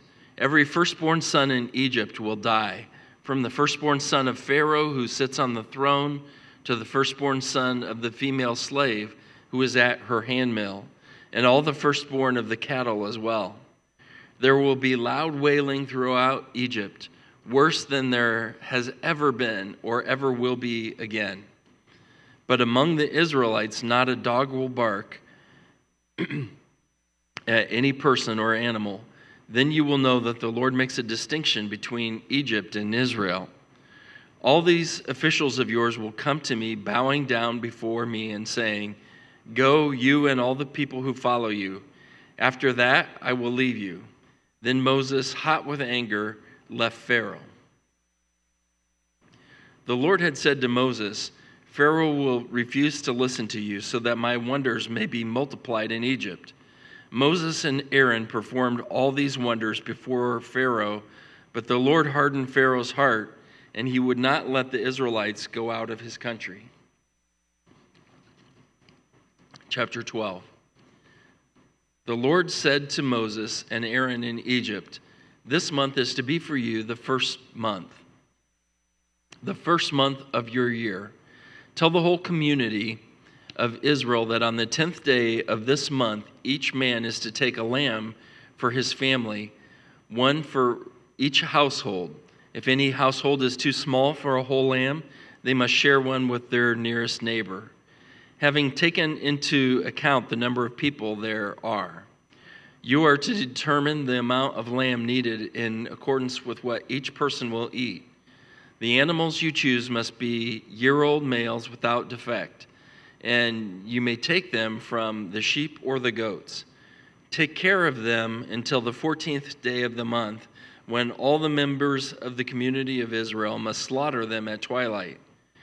Then they are to take some of the blood and put it on the sides and tops and the door frames of the houses where they eat the lambs. That same night they are to eat the meat roasted over the fire, along with bitter herbs and bread made without yeast. Do not eat the meat raw or boiled in water, but roasted over a fire, with the head, legs, and internal organs. Do not leave any of it until morning. If some is left till morning, you must burn it. This is how you're to eat it, with your cloak tucked into your belt, with your sandals on your feet, and with your staff in your hand. Eat it in haste. It is the Lord's Passover. On that same night, I will pass through Egypt and strike down every firstborn of both people and animals, and I will bring judgment on all the gods of Egypt. I am the Lord. The blood will be a sign for you on the house where you are, and when I see the blood, I will pass over you. No destructive plague will touch you when I strike Egypt. This is a day you are to commemorate. For the generations to come, you shall celebrate it as a festival to the Lord, a lasting ordinance. For 7 days you are to eat bread made without yeast. On the first day, remove the yeast from your houses, for whoever eats anything with yeast in it from the first day through the 7th must be cut off from Israel. On the first day, hold a sacred assembly, and another one on the 7th day. Do no work at all on those days, except to prepare food for everyone to eat. That is all you may do. Celebrate the festival of unleavened bread, because it was on this very day that I brought your divisions out of Egypt. Celebrate this day as a lasting ordinance for the generations to come. In the first month you are to eat bread made without yeast from the evening of the 14th day until the evening of the 21st day. For 7 days no yeast is to be found in your houses, and anyone, whether foreigner or native born, who eats anything with yeast in it must be cut off from the community of Israel. Eat nothing made with yeast. Wherever you live, you must eat unleavened bread. Then Moses summoned all the elders of Israel and said to them, "Go at once and select the animals for your families and slaughter the Passover lamb. Take a bunch of hyssop and dip it in the blood in the basin and put some of the blood on the top and on both sides of your doorframe. None of you shall go out of the door of your house until morning. When the Lord goes through the land to strike down the Egyptians, he will see the blood on the top and sides of your doorframe and will pass over that doorway, and he will not permit the destroyer to enter your houses and strike you down. Obey these instructions as a lasting ordinance for you and your descendants when you enter the land that the Lord will give you as he promised. Observe this ceremony. And when your children ask you, 'What does this ceremony mean to you?' then tell them, 'It is the Passover sacrifice to the Lord, who passed over the houses of the Israelites in Egypt and spared our homes when he struck down the Egyptians.' Then the people bowed down and worshiped. The Israelites did just as the Lord commanded Moses and Aaron. At midnight, the Lord struck down all the firstborn in Egypt, from the firstborn of Pharaoh who sat on the throne to the firstborn of the prisoner who was in the dungeon, and the firstborn of all the livestock as well. Pharaoh and all his officials and all the Egyptians got up during the night, and there was loud wailing in Egypt, and there was not a household without someone dead. During the night, Pharaoh summoned Moses and Aaron and said, 'Up, leave my people, you and the Israelites. Go worship the Lord as you have requested. Take your flocks and herds as you have said, and go, and also bless me.' The Egyptians urged the people to hurry and leave the country, for otherwise, they said, 'We will all die.' So the people took their dough before the yeast was added and carried it on their shoulders in kneading troughs, wrapped in clothing. The Israelites did as Moses instructed and asked the Egyptians for articles of silver and gold and for clothing. The Lord had made the Egyptians favorably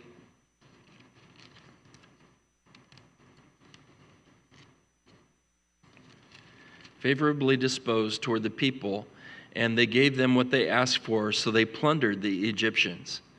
The Israelites journeyed from Ramses to Succoth. There were about 600,000 men on foot, besides women and children. Many other people went up with them, and also large droves of livestock, both flocks and herds.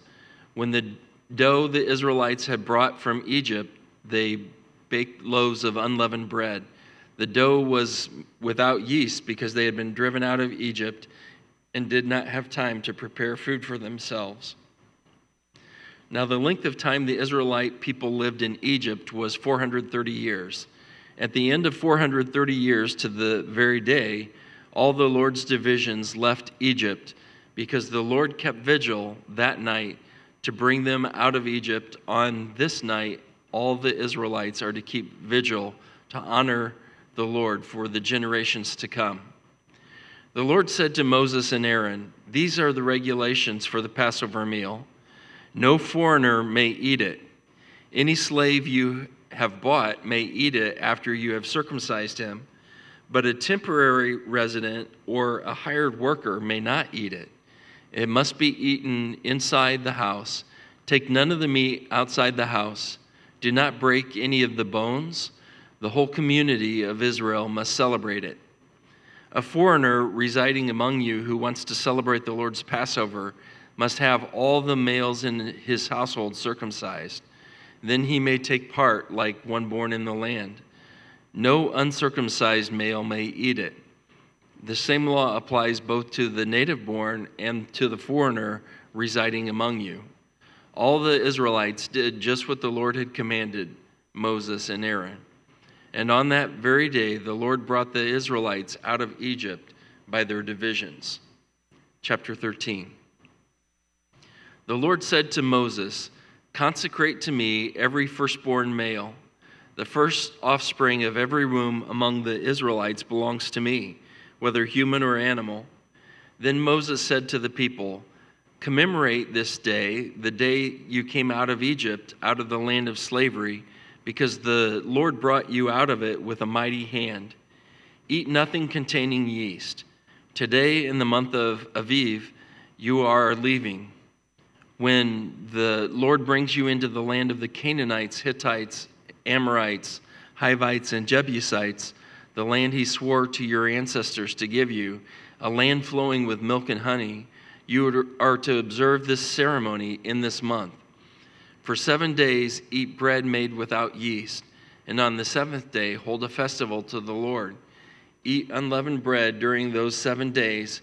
Nothing with yeast in it is to be seen among you, nor shall any yeast be seen anywhere within your borders.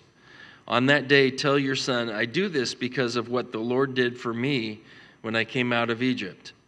This observance will be a sign for you, like a sign on your hand and a reminder on your forehead that this law of the Lord is to be on your lips. For the Lord brought you out of Egypt with his mighty hand. You must keep this ordinance at the appointed time, year after year. After the Lord brings you into the land of the Canaanites and gives it to you, as he promised on oath to you and your ancestors, you are to give over to the Lord the first offspring of every womb.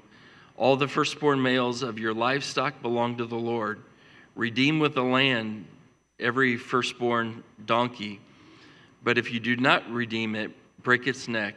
Redeem every firstborn among your sons. In days to come, when your son asks you, what does this mean? Say to him, with a mighty hand the Lord has brought us out of Egypt, out of the land of slavery. When Pharaoh stubbornly refused to let us go, the Lord killed the firstborn of both people and animals in Egypt. This is why I sacrifice to the Lord the first male offspring of every womb and redeem each of my firstborn sons. And it will be like a sign on your hand and a symbol on your forehead that the Lord brought us out of Egypt with his mighty hand." When Pharaoh let the people go, God did not lead them on the road through the Philistine country, although that was shorter. For God said, if they face war, they might change their minds and return to Egypt. So God led the people around by the desert road toward the Red Sea. The Israelites went out of Egypt ready for battle. Moses took the bones of Joseph with him because Joseph had made the Israelites swear an oath.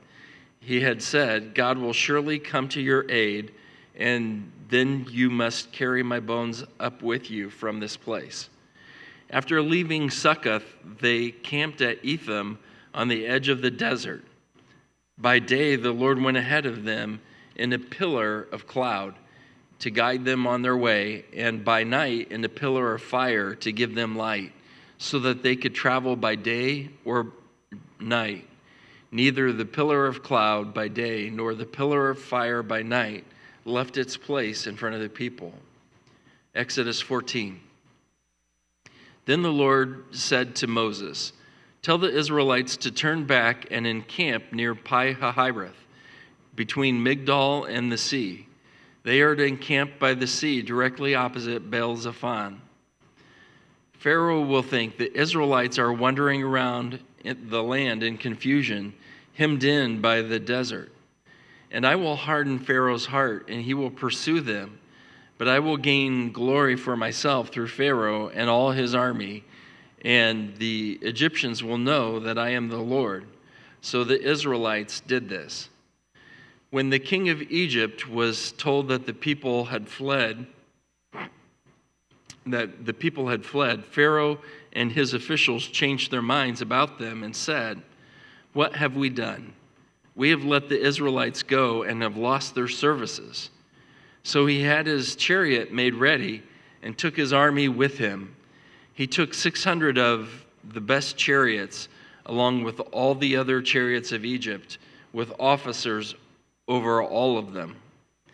The Lord hardened the heart of Pharaoh, king of Egypt, so that he pursued the Israelites who were marching out boldly.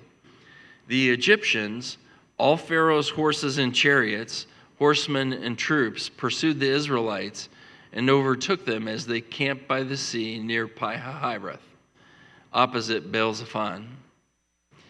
As Pharaoh approached, the Israelites looked up, and there were the Egyptians marching after them. They were terrified and cried out to the Lord. They said to Moses, "Was it because there were no graves in Egypt that you brought us to the desert to die? What have you done to us by bringing us out of Egypt? Didn't we say to you in Egypt, 'Leave us alone, let us serve the Egyptians'? It would have been better for us to serve the Egyptians than to die in the desert." Moses answered the people, "Do not be afraid. Stand firm, and you will see the deliverance from the Lord will bring to you today. The Egyptians you see today, you will never see again. The Lord will fight for you, and you need only to be still." Then the Lord said to Moses, "Why are you crying out to me? Tell the Israelites to move on. Raise your staff and stretch out your hand over the sea to divide the water so that the Israelites can go through the sea on dry ground. I will harden the hearts of the Egyptians so that they will go in after them, and I will again gain glory through Pharaoh and all his army, through his chariots and horsemen. The Egyptians will know that I am the Lord when I gain glory through Pharaoh, his chariots, and his horsemen." Then the angel of the Lord, who had been traveling in front of Israel's army, withdrew and went behind them. The pillar of cloud also moved from in front and stood behind them, coming between the armies of Egypt and Israel. Throughout the night, the cloud brought darkness to the one side and light to the other side, so neither went near the other all night. Then Moses stretched out his hand over the sea, and all that night the Lord drove the sea back along with the strong east wind and turned it into dry land. The waters were divided, and the Israelites went through the sea on dry ground with a wall of water on their right and on their left. The Egyptians pursued them, and all Pharaoh's horses and chariots and horsemen followed them into the sea. During the last watch of the night, the Lord looked down from the pillar of fire and cloud at the Egyptians' army and threw it into confusion. He jammed the wheels of their chariots so that they had difficulty driving. And the Egyptians said, "Let's get away from the Israelites. The Lord is fighting for them against Egypt." Then the Lord said to Moses, "Stretch out your hand over the sea so that the waters may flow back over the Egyptians and their chariots and horsemen." Moses stretched out his hand over the sea, and at daybreak the sea went back to its place. The Egyptians were fleeing toward it, and the Lord swept them into the sea. The water flowed back and covered the chariots and horsemen, the entire army of Pharaoh that had followed the Israelites into the sea. Not one of them survived. But the Israelites went through the sea on dry ground, with a wall of water on their right and on their left. That day the Lord saved Israel from the hands of the Egyptians, and Israel saw the Egyptians lying dead on the shore. And when the Israelites saw the mighty hand of the Lord displayed against the Egyptians, the people feared the Lord and put their trust in him and in Moses, his servant. Then Moses and the Israelites sang this song to the Lord. Chapter 15. I will sing to the Lord, for he is highly exalted. Both horse and driver he has hurled into the sea. The Lord is my strength and my defense. He has become my salvation. He is my God, and I will praise him, my Father's God, and I will exalt him. The Lord is a warrior. The Lord is his name. Pharaoh's chariots and his army he has hurled into the sea. The best of Pharaoh's officers are drowned in the Red Sea. The deep waters have covered them. They sank to the depths like a stone. Your right hand, Lord, was majestic in power. Your right hand, Lord, shattered the enemy. In the greatness of your majesty, you threw down those who opposed you. You unleashed your burning anger. It consumed them like stubble. By the blast of your nostrils, the water piled up. The surging waters stood up like a wall. The deep waters congealed in the heart of the sea. The enemy boasted, I will pursue, I will overtake them.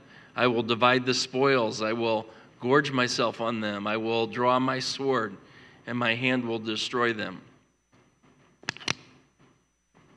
But you blew with your breath, and the sea covered them. They sank like lead in the mighty waters. Who among the gods is like you, Lord? Who is like you, majestic in holiness, awesome in glory, working wonders? You stretch out your right hand, and the earth swallows your enemies. In your unfailing love, you will lead the people you have redeemed. In your strength, you will guide them. Your holy dwelling, to your holy dwelling. The nations will hear and tremble. Anguish will grip the people of Philistia. The chiefs of Edom will be terrified. The leaders of Moab will be seized with trembling. The people of Canaan will melt away. Terror and dread will fall on them. By the power of your arm, they will be as still as a stone until your people pass by. Lord, until the people you bought pass by. You will bring them in and plant them on the mountains of your inheritance, the place, Lord, you made for your dwelling, the sanctuary, Lord, for your hands established. The Lord reigns forever and ever. When Pharaoh's horses, chariots, and horsemen went into the sea, the Lord brought the waters of the sea back over them. But the Israelites walked through the sea on dry ground. Then Miriam the prophet, Aaron's sister, took a timbrel in her hand, and all the women followed her with timbrels and dancing. Miriam sang to them, "Sing to the Lord, for he is highly exalted. Both horse and driver he has hurled into the sea." Then Moses led Israel from the Red Sea, and they went into the desert of Shur. For 3 days they traveled in the desert without finding water. When they came to Marah, they could not drink its water because it was bitter. That is why the place is called Marah. So the people grumbled against Moses, saying, "What are we to drink?" Then Moses cried out to the Lord, and the Lord showed him a piece of wood. He threw it into the water, and the water became fit to drink. There the Lord issued a ruling and instruction for them and put them to the test. He said, "If you listen carefully to the Lord, your God, and do what is right in his eyes, if you pay attention to his commands and keep all his decrees, I will not bring on you any of the diseases I brought on the Egyptians, for I am the Lord who heals you." Then they came to Elim, where there were 12 springs and 70 palm trees, and they camped there near the water. Exodus 16. The whole Israelite community set out from Elim and came to the desert of Sin, which is between Elim and Sinai, on the 15th day of the second month, after they had come out of Egypt. In the desert, the whole community grumbled against Moses and Aaron. The Israelites said to them, "If only we had died by the Lord's hand in Egypt. There we sat around pots of meat and ate all the food we wanted. But you have brought us out into this desert to starve this entire assembly to death." Then the Lord said to Moses, "I will rain down bread from heaven for you. The people are to go out each day and gather enough for that day. In this way I will test them and see whether they will follow my instructions. On the 6th day, they are to prepare what they bring in, and that is to be twice as much as they gather on the other days."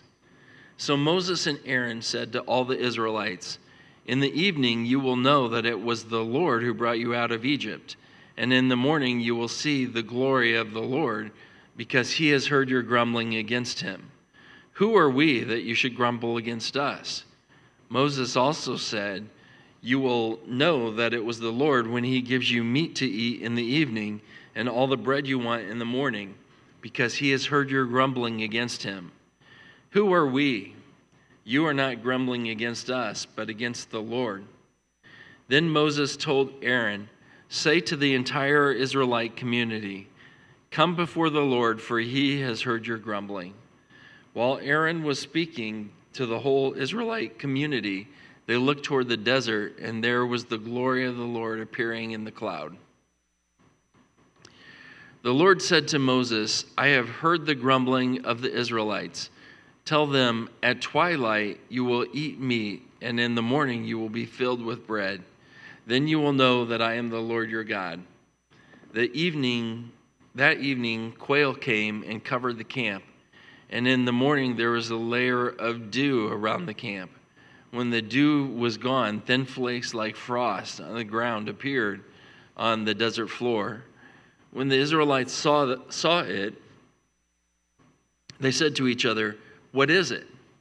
For they did not know what it was. Moses said to them, "It is the bread of the Lord has given to you to eat. This is what the Lord commanded. Everyone is to gather as much as they need. Take an omer for each person you have in your tent."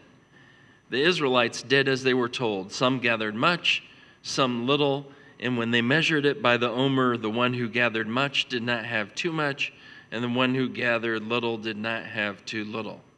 Everyone gathered just as much as they needed. Then Moses said to them, "No one is to keep any of it until morning." However, some of them paid no attention to Moses.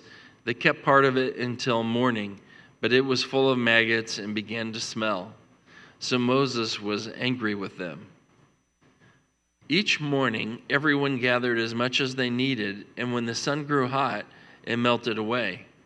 On the sixth day, they gathered twice as much, 2 omers for each person. And the leaders of the community came and reported this to Moses. He said to them, "This is what the Lord commanded. Tomorrow is to be a day of Sabbath rest, a holy Sabbath to the Lord. So bake what you want to bake and boil what you want to boil. Save whatever is left and keep it until morning." So they saved it until morning as Moses commanded, and it did not stink or get maggots in it. "Eat it today," Moses said, "because today is a Sabbath to the Lord. You will not find any of it on the ground today. 6 days you are to gather it, but on the seventh day, the Sabbath, there will not be any." Nevertheless, some of the people went out on the seventh day to gather it, but they found none. Then the Lord said to Moses, "How long will you refuse to keep my commands and my instructions? Bear in mind that the Lord has given you the Sabbath. That is why on the sixth day he gives you bread for 2 days. Everyone is to stay where they are on the seventh day. No one is to go out." So the people rested on the seventh day. The people of Israel called the bread manna. It was white like coriander seed and tasted like wafers made with honey. Moses said, "This is what the Lord has commanded us. Take an omer of manna and keep it for the generations to come, so that they can see the bread I gave you to eat in the wilderness when I brought you out of Egypt." So Moses said to Aaron, "Take a jar and put an omer of manna in it. Then place it before the Lord to be kept for generations to come." As the Lord commanded Moses, Aaron put the manna with the tablets of the covenant law so that it might be preserved. The Israelites ate manna 40 years until they came to the land that was settled. They ate manna until they reached the border of Canaan. An omer is 1/10 of an ephah. Chapter 17. The whole Israelite community set out from the desert of Sin, traveling from place to place as the Lord commanded. They camped at Rephidim, but there was no water for the people to drink. So they quarreled with Moses and said, "Give us water to drink." Moses replied, "Why do you quarrel with me? Why do you put the Lord to the test?" But the people were thirsty for water, and they grumbled against Moses. They said, "Why did you bring us out of Egypt to make us and our children and livestock die of thirst?" Then Moses cried out to the Lord, "What am I to do with these people? They are almost ready to stone me." The Lord answered Moses, "Go out in front of the people, take with you some of the elders of Israel, and take in your hand the staff with which you struck the Nile, and go. I will stand there before you by the rock at Horeb.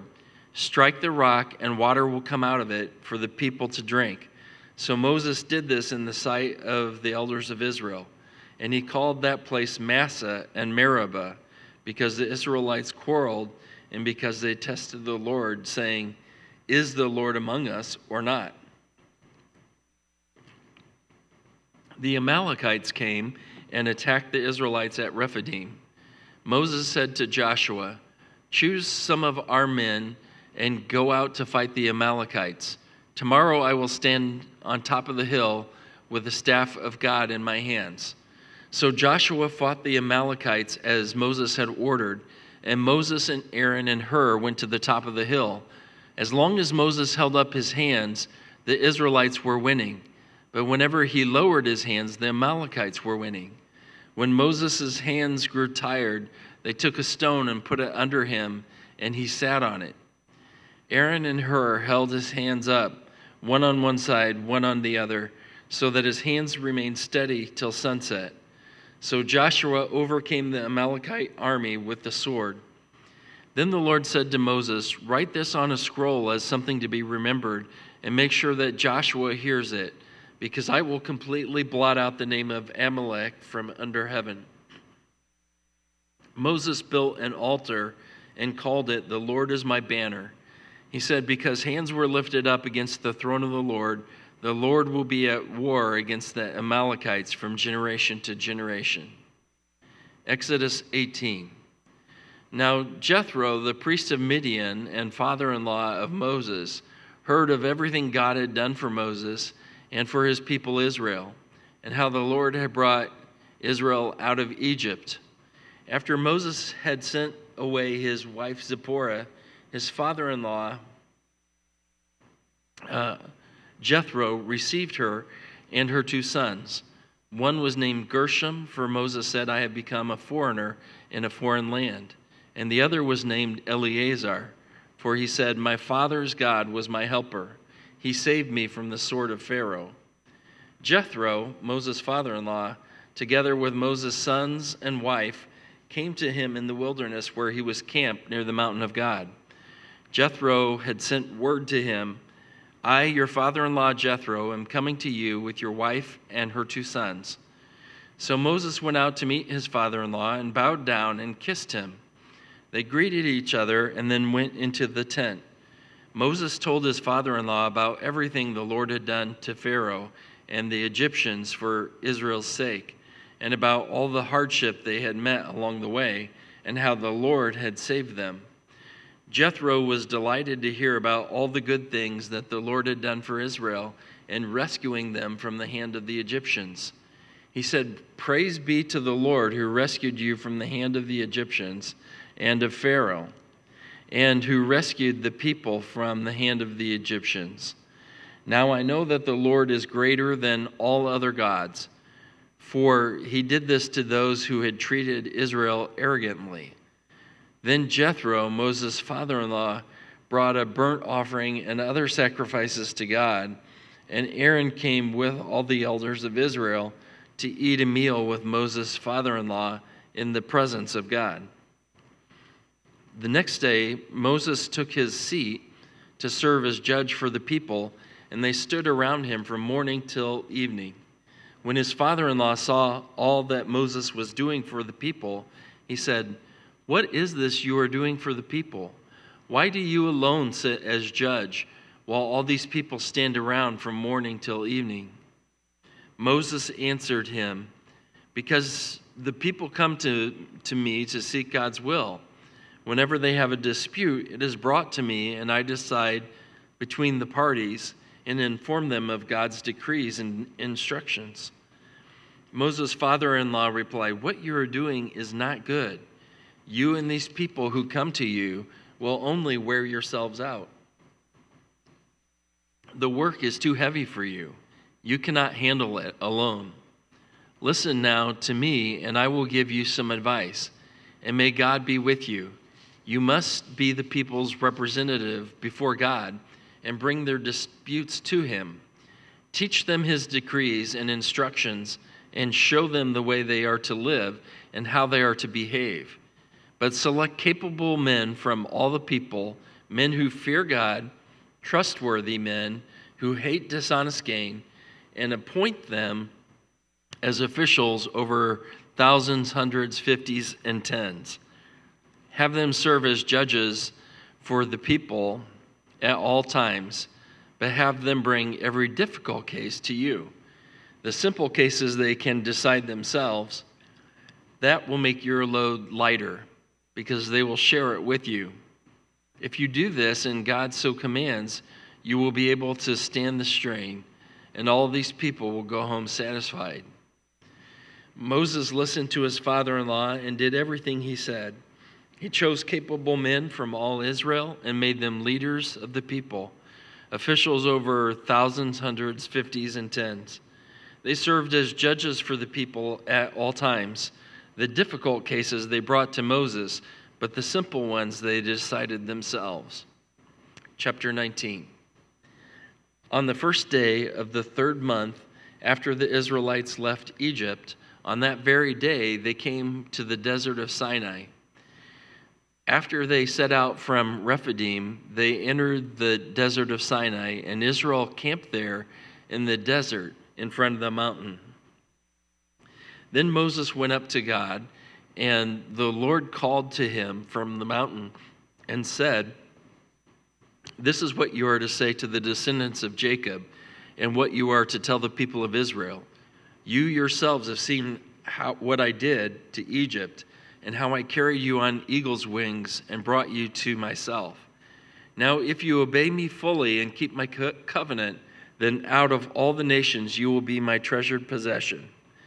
Although the whole earth is mine, you will be for me a kingdom of priests and a holy nation. These are the words you are to speak to the Israelites." So Moses went back and summoned the elders of the people and set before them all the words the Lord had commanded him to speak. The people all responded together, "We will do everything the Lord has asked." So Moses brought their answer back to the Lord. The Lord said to Moses, "I am going to come to you in a dense cloud, so that the people will hear me speaking with you and will always put their trust in you." Then Moses told the Lord what the people had said. And the Lord said to Moses, "Go to the people and consecrate them today and tomorrow. Have them wash their clothes and be ready by the 3rd day, because on that day the Lord will come down on Mount Sinai in the sight of all the people. Put limits for the people around the mountain and tell them, 'Be careful that you do not approach the mountain or touch the foot of it. Whoever touches the mountain is to be put to death. They are to be stoned or shot with arrows. Not a hand is to be laid on them. No person or animal shall be permitted to live. Only when the ram's horn sounds a long blast may they approach the mountain.'" After Moses had gone down to the mountain to the people, he consecrated them, and they washed their clothes. And he said to the people, "Prepare yourself for the 3rd day. Abstain from sexual relations." On the morning of the 3rd day, there was thunder and lightning with a thick cloud over the mountain and a very loud trumpet blast. Everyone in the camp trembled.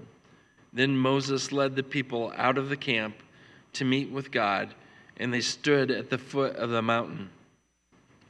Mount Sinai was covered with smoke, because the Lord had descended on it in fire. The smoke billowed up from it like smoke from a furnace, and the whole mountain trembled violently. As the sound of the trumpet grew louder and louder, Moses spoke, and the voice of God answered him, The Lord descended to the top of the Mount Sinai and called Moses to the top of the mountain. So Moses went up, and the Lord said to him, "Go down and warn the people so they do not force their way through to see the Lord, and many of them perish. Even the priests who approach the Lord must consecrate themselves, or the Lord will break out against them." Moses said to the Lord, "The people cannot come up Mount Sinai because you yourself warned us. Put limits around the mountain and set it apart as holy." The Lord replied, "Go down and bring Aaron up with you. But the priests and the people must not force their way through to come to the Lord, or he will break out against them." So Moses went down to the people and told them. Chapter 20.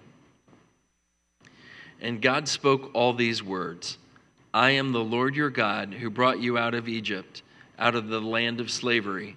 You shall have no other gods before me. You shall not make for yourself an image in the form of anything in heaven above, or on the earth below, beneath, or in the waters below. You shall not bow down to them or worship them, for I, the Lord your God, am a jealous God, punishing the children for the sins of the parents to the third and fourth generation of those who hate me, but showing love to 1,000 generations to those who love me and keep my commandments. You shall not misuse the name of the Lord your God, for the Lord will not hold anyone guiltless who misuses his name. Remember the Sabbath day by keeping it holy. 6 days you shall labor and do all your work, but the seventh day is a Sabbath to the Lord your God. On it you shall not do any work, neither you nor your son or daughter, nor your male or female servant, nor your animals, nor any foreigner residing in your towns.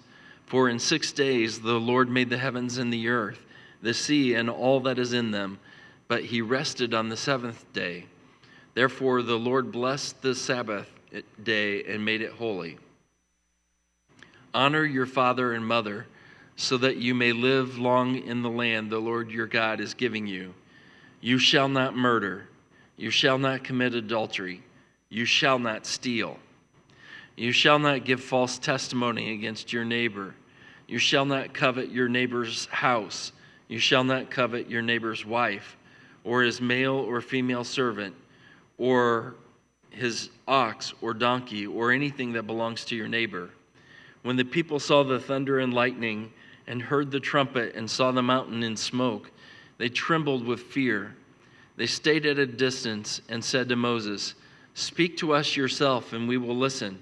But do not have God speak to us, or we will die."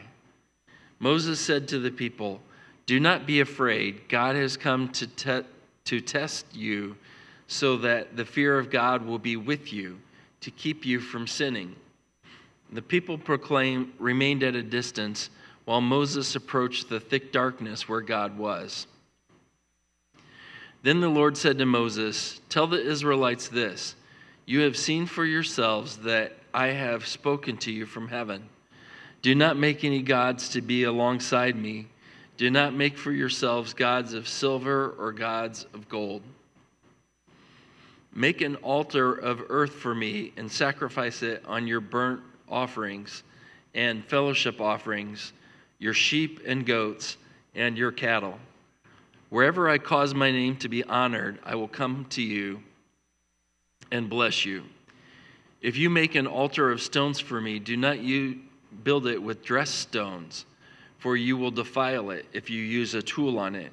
And do not go up to my altar on steps, or your private parts may be exposed." Exodus 21. These are the laws you are to set before them. If you buy a Hebrew servant, he is to serve you for 6 years. But in the 7th year, he shall go free without paying anything. If he comes alone, he is to go free alone. But if he has a wife when he comes, she is to go with him. If his master gives him a wife and she bears him sons or daughters, the woman and her children belong to her master, and only the man shall go free. But if the servant declares, I love my master and my wife and children and do not want to go free, then his master must take him before the judges. He shall take him to the door or the doorpost and pierce his ear with an awl. Then he will be his servant for life. If a man sells his daughter as a servant, she is not to go free as male servants do. If she does not please her master who has selected her for himself, he must let her be redeemed. He has no right to sell her to foreigners because he has broken faith with her. If he selects her for his son, he must grant her the rights of a daughter. If he marries another woman, he must not deprive the first one of her food, clothing, and marital rights. If he does not provide her with these things, she is to go free without any payment of money.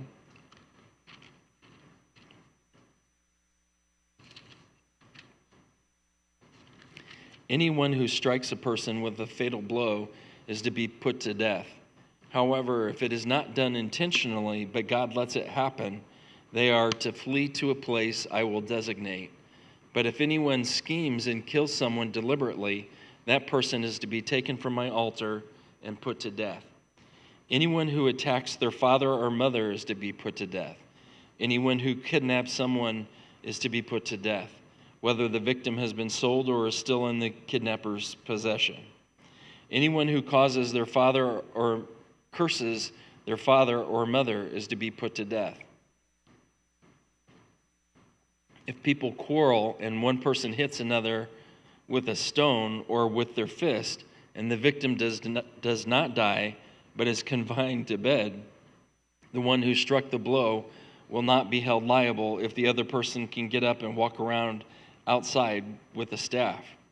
However, the guilty party must pay the injured person for any loss of time and see that the victim is completely healed. Anyone who beats their male or female slave with a rod must be punished.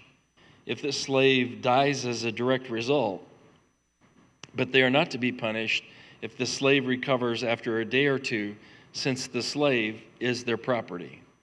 If the people are fighting and hit a pregnant woman and she gives birth prematurely, but there is no serious injury, the offender must be fined whatever the woman's husband demands and the court allows.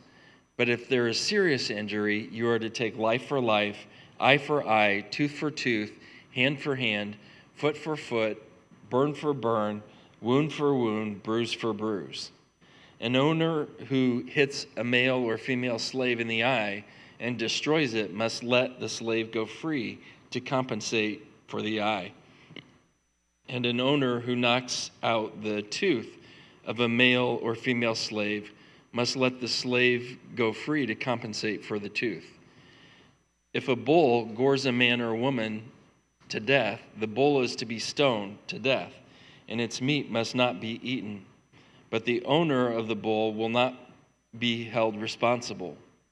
If, however, the bull has had a habit of goring, and the owner has been warned and has not kept it pinned up, and it kills a man or a woman, the bull is to be stoned, and its owner also is to be put to death. However, if payment is demanded, the owner may redeem his life by the payment of whatever is demanded. This law also applies to a son or daughter.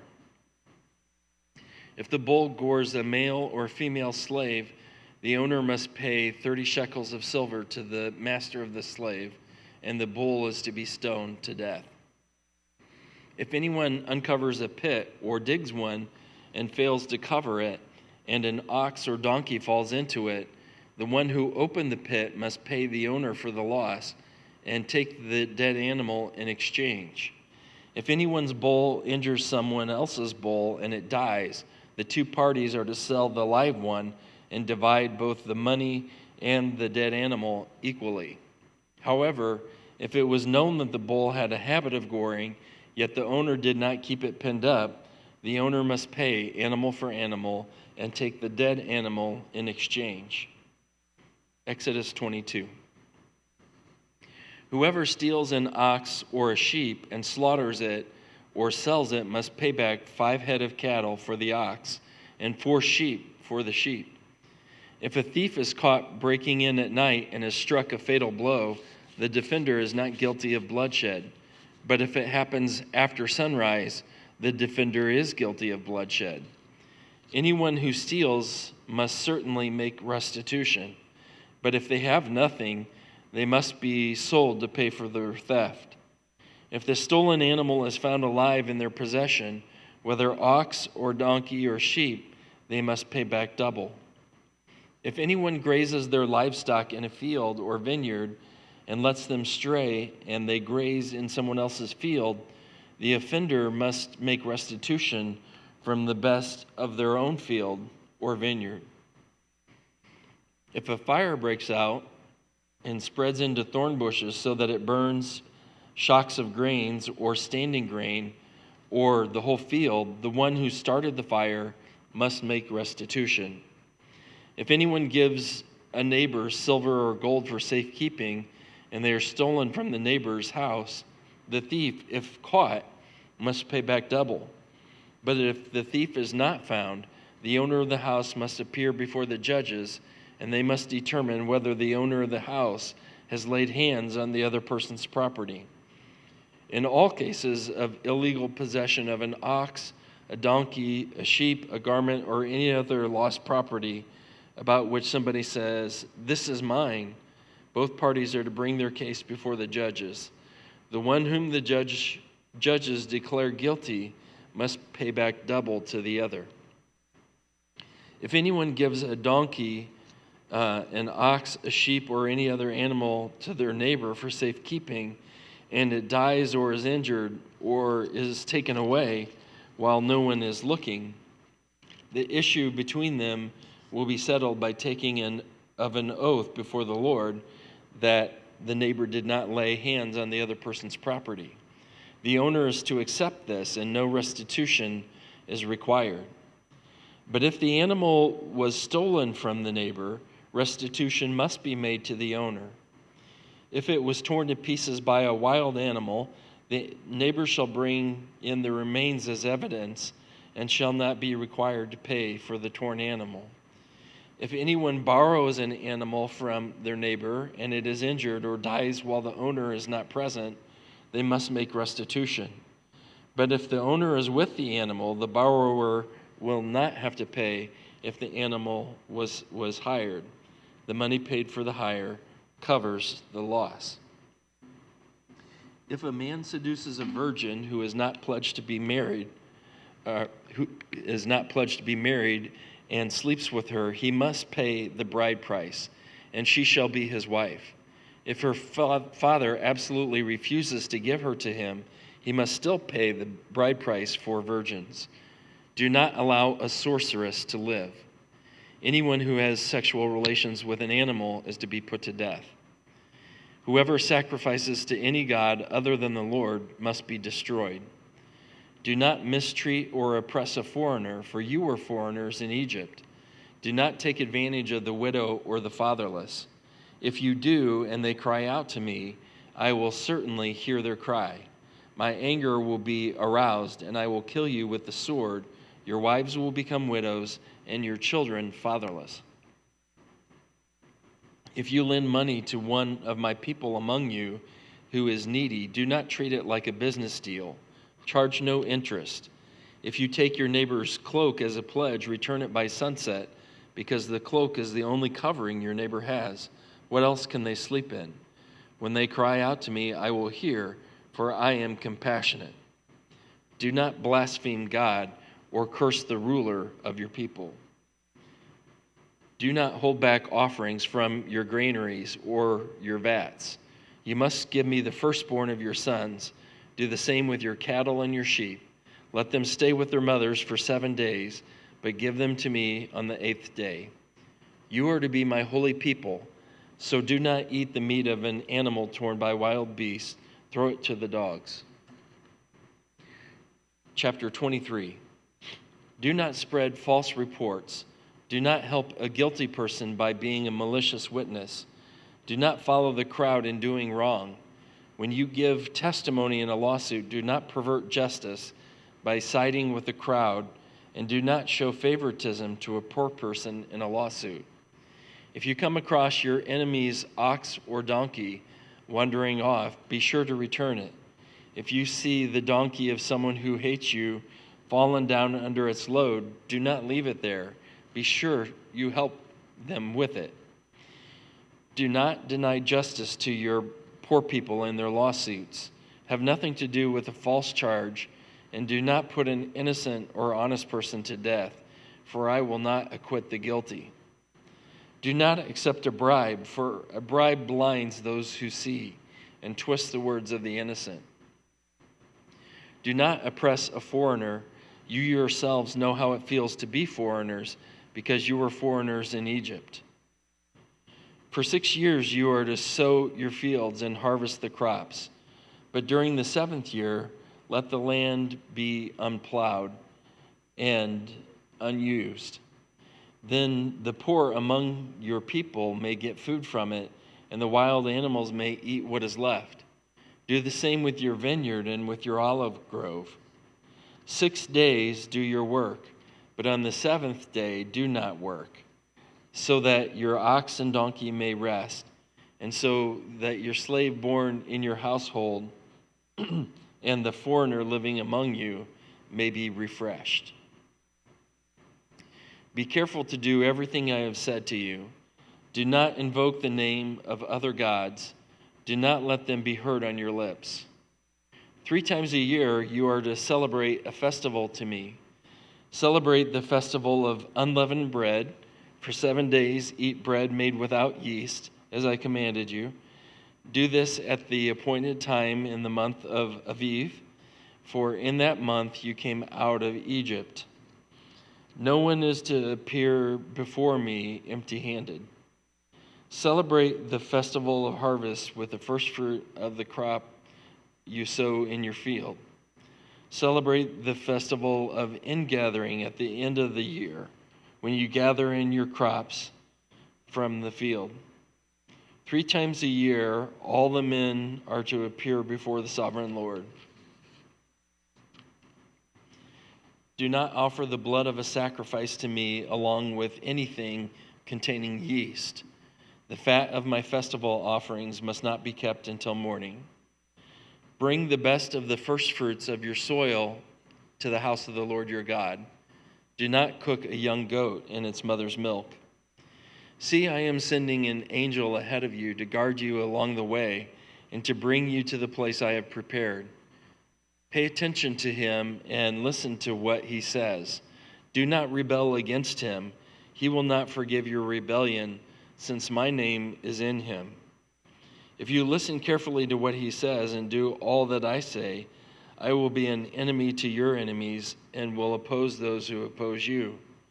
My angel will go ahead of you and bring you into the land of the Amorites, Hittites, Perizzites, Canaanites, Hivites, and Jebusites, and I will wipe them out. Do not bow down before their gods or worship them or follow their practices. You must demolish them and break their sacred stones to pieces. Worship the Lord your God, and his blessing will be on your food and water. I will take away sickness from among you, and none will miscarry or be barren in your land. I will give you a full lifespan. I will send my terror ahead of you and throw into confusion every nation you encounter. I will make all your enemies turn their backs and run. I will send the hornet ahead of you to drive out the Hivites, Canaanites, and Hittites out of your way. But I will not drive them out in a single year, because the land would become desolate and the wild animals too numerous for you. Little by little I will drive them out before you until you have increased enough to take possession of the land. I will establish your borders from the Red Sea to the Mediterranean Sea, and from the desert to the Euphrates River. I will give into your hands the people who live in the land, and you will drive them out before you. Do not make a covenant with them or with their gods. Do not let them live in your land, or they will cause you to sin against me, because the worship of their gods will certainly be a snare to you. Chapter 24. Then the Lord said to Moses, "Come up to the Lord, you and Aaron, Nadab and Abihu, and 70 of the elders of Israel. You are to worship at a distance, but Moses alone is to approach the Lord. The others must not come near, and the people may not come up with him." When Moses went and told the people all the Lord's words and laws, they responded with one voice, "Everything the Lord has said, we will do." Moses then wrote down everything the Lord had said. He got up early the next morning and built an altar at the foot of the mountain and set up 12 stone pillars representing the 12 tribes of Israel. Then he sent young Israelite men, and they offered burnt offerings and sacrificed young bulls as fellowship offerings to the Lord. Moses took half of the blood and put it in bowls, and the other half he splashed against the altar. Then he took the book of the covenant and read it to the people. They responded, "We will do everything the Lord has said. We will obey." Moses then took the blood and sprinkled it on the people and said, "This is the blood of the covenant that the Lord has made with you in accordance with these words." Moses and Aaron, Nadab and Abihu, and the 70 elders of Israel went up and saw the God of Israel. Under his feet was something like a pavement made of jasper, or of lapis lazuli, as bright blue as the sky. But God did not raise his hand against these leaders of the Israelites. They saw God, and they ate and drank. The Lord said to Moses, "Come up to me on the mountain and stay here, and I will give you the tablets of the stone with the law and commandments I have written for their instruction." Then Moses set out with Joshua his aide, and Moses went up on the mountain of God. He said to the elders, "Wait here for us until we come back to you. Aaron and Hur are with you, and anyone involved in a dispute can go to them." Then Moses went up on the mountain. The cloud covered it, and the glory of the Lord settled on Mount Sinai. For 6 days the cloud covered the mountain, and on the 7th day the Lord called to Moses from within the cloud. To the Israelites, the glory of the Lord looked like a consuming fire on top of the mountain. Then Moses entered the cloud as he went up on the mountainside, and he stayed on the mountain 40 days and 40 nights. The Lord said to Moses, "Tell the Israelites to bring me an offering. You are to receive the offering for me from everyone whose heart prompts them to give. These are the offerings you are to receive from them: gold, silver, and bronze, blue, purple, and scarlet yarn, and fine linen, goat hair, ram skins dyed red, another type of durable leather, acacia wood, olive oil for the light, spices for the anointing oil and for the fragrant incense, and onyx stones and other gems to be mounted on the ephod and breastpiece. Then have them make a sanctuary for me, and I will dwell among them. Make this tabernacle and all its furnishings exactly like the pattern I will show you. Have them make an ark of acacia wood, 2.5 cubits long, 1.5 cubits wide, and 1.5 cubits high. Overlay it with pure gold, both inside and out, and make a gold molding around it. Cast 4 gold rings for it and fasten them to its 4 feet, with 2 rings on one side and 2 rings on the other. Then make poles of acacia wood and overlay them with gold. Insert the poles into the rings on the sides of the ark to carry it. The poles are to remain in the rings of this ark. They are not to be removed. Then put in the ark the tablets of the covenant law, which I will give you. Make an atonement cover of pure gold, 2.5 cubits long and 1.5 cubits wide, and make 2 cherubim out of hammered gold at the ends of the cover. Make 1 cherub on one end and and the second cherub on the other.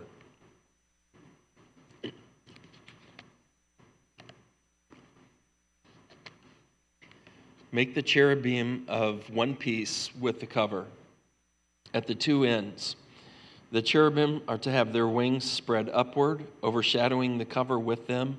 The cherubim are to face each other, looking toward the cover. Place the cover on top of the ark, and put in the ark the tablets of the covenant law that I will give you.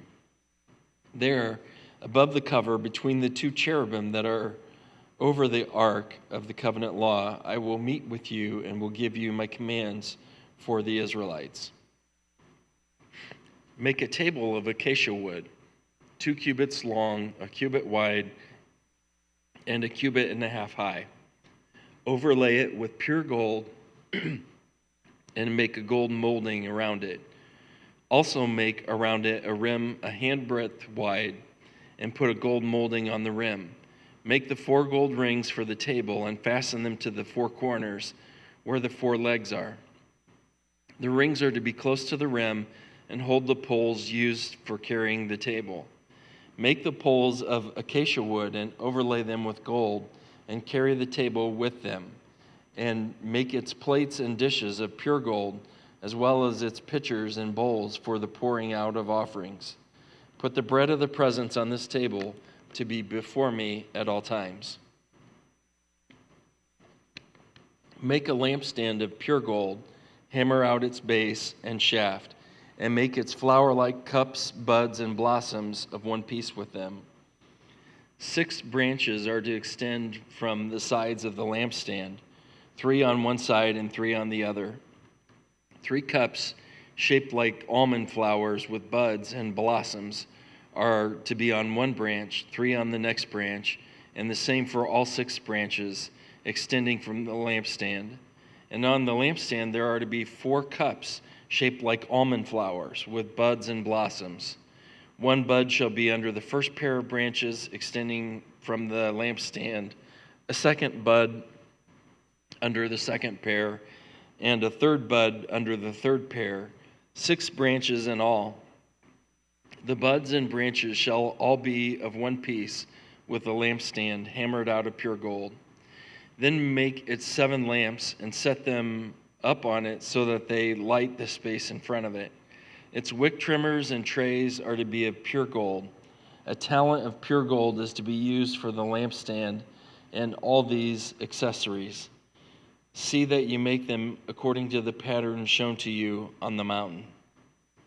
Exodus 26.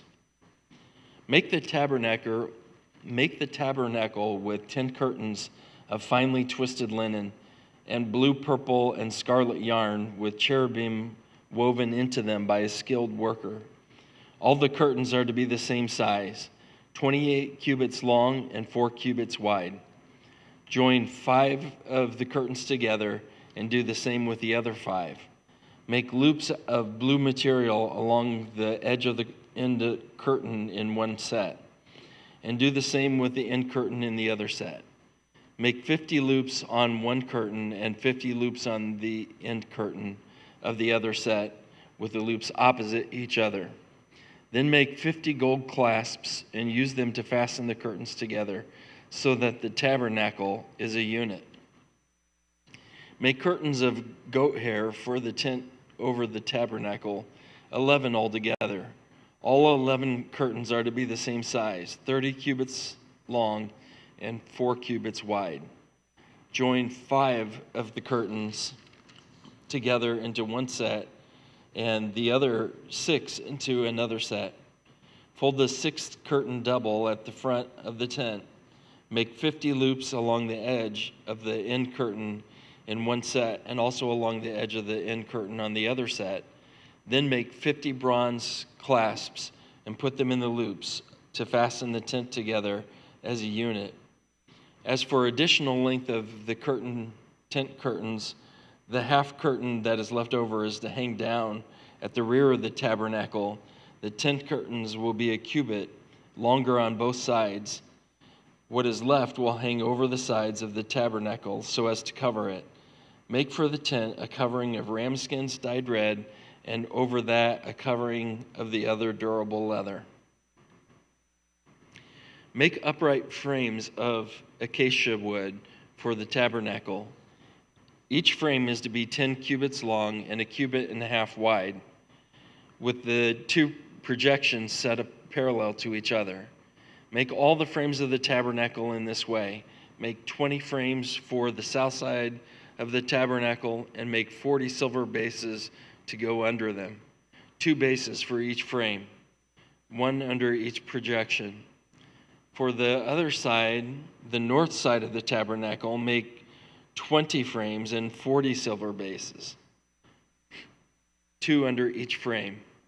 Make 6 frames for the far end, that is the west end of the tabernacle, and make 2 frames for the corners at the far end.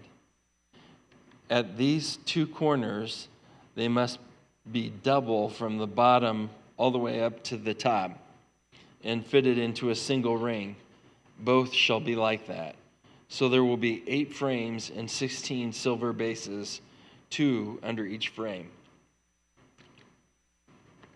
Also, make crossbars of acacia wood, 5 for the frames on one side of the tabernacle, 5 for those on the other side.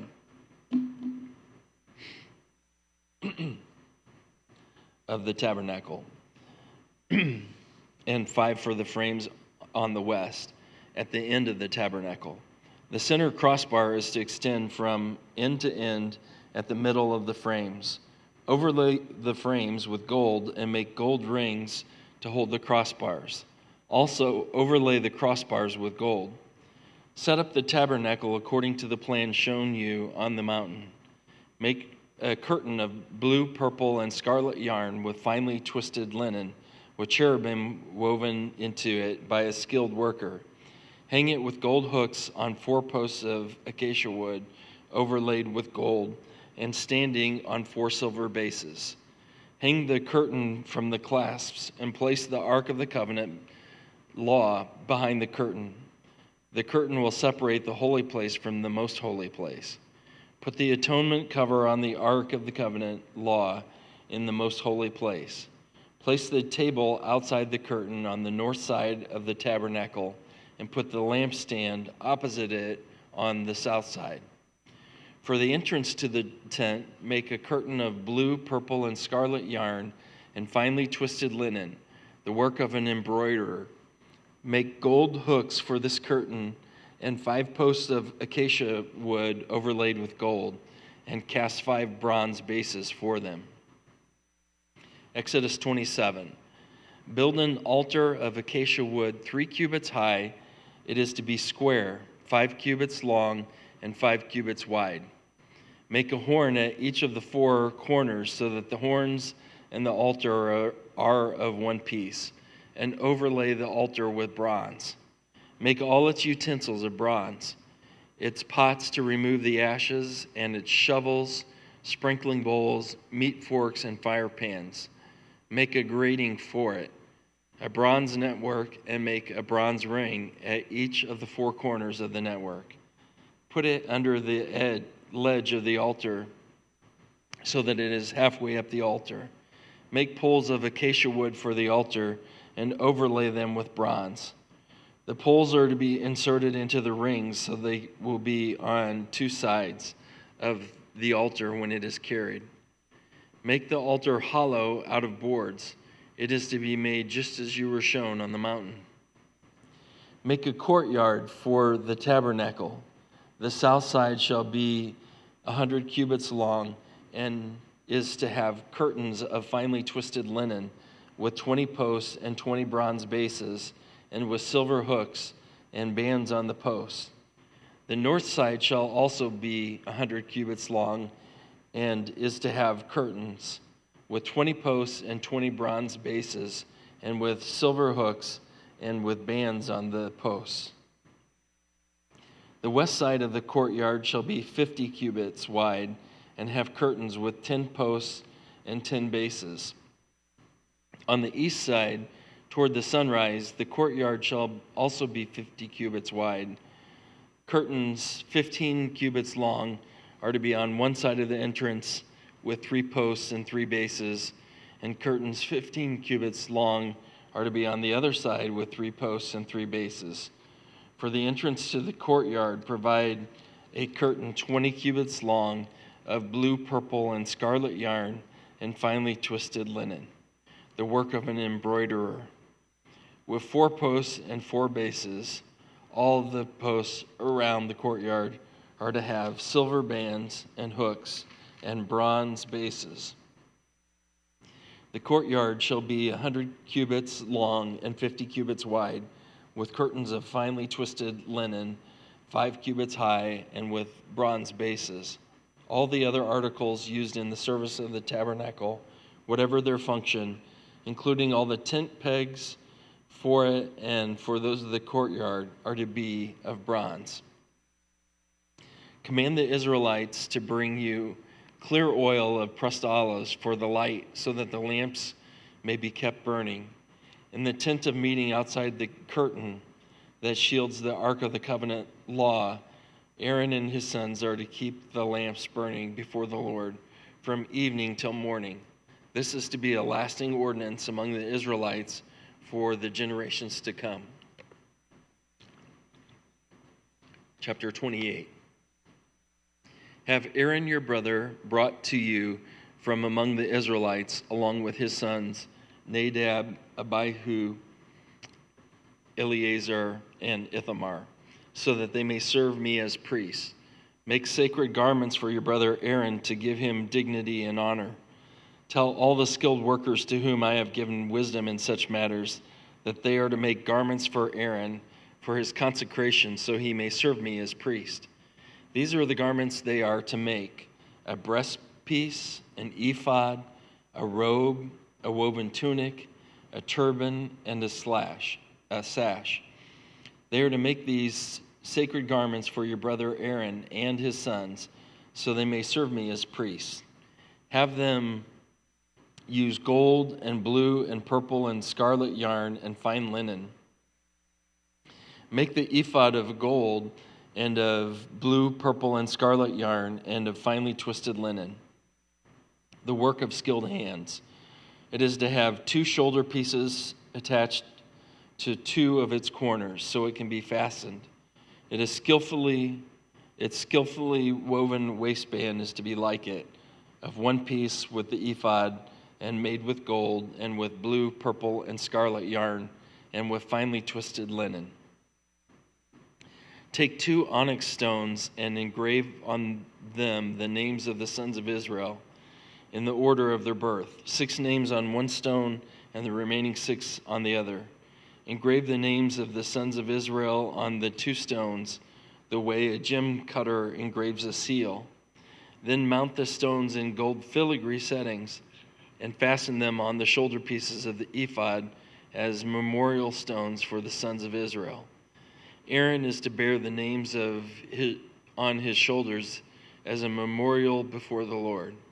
Make gold filigree settings and 2 braided chains of pure gold like rope, and attach the chains to the settings.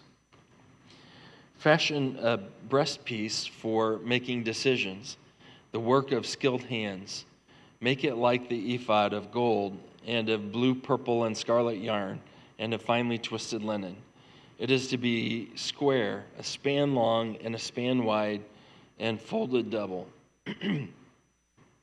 Then mount 4 rows of precious stones on it. The first row shall be carnelian, chrysolite, and beryl. The second row shall be turquoise, lapis lazuli, and emerald. The third row shall be jacinth, agate, and amethyst. The fourth row shall be topaz, onyx, and jasper. Mount them in gold filigree settings. There are to be 12 stones, 1 for each of the names of the sons of Israel, each engraved like a seal with the name of one of the 12 tribes. For the breastpiece, make braided chains of pure gold like a rope. Make 2 gold rings for it and fasten them to 2 corners of the breastpiece. Fasten the 2 gold chains to the rings at the corners of the breastpiece, and the other ends of the chains to the 2 settings, attaching them to the shoulder pieces of the ephod at the front. Make 2 gold rings and attach them to the other 2 corners of the breastpiece on the inside edge next to the ephod. Make 2 more gold rings and attach them to the bottom of the shoulder pieces on the front of the ephod, close to the seam just above the waistband of the ephod. The rings of the breastpiece are to be tied to the rings of the ephod with blue cord, connecting it to the waistband so that the breastpiece will not swing out from the ephod. Whenever Aaron enters the holy place, he will bear the names of the sons of Israel over his heart on the breastpiece of decision as a continuing memorial before the Lord, and put the Urim and Thummim in the breastpiece so they may be over Aaron's heart whenever he enters the presence of the Lord. Thus Aaron will always bear the means of making decisions for the Israelites over his heart before the Lord. Make the robe of the ephod entirely of blue cloth, with an opening for the head in its center.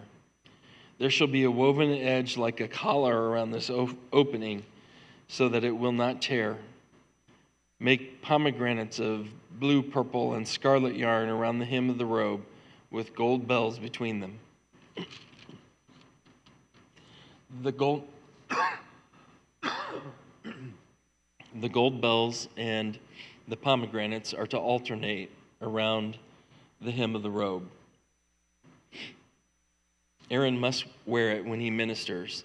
The sound of the bells will be heard when someone enters the holy place before the Lord and when he comes out, so that he will not die.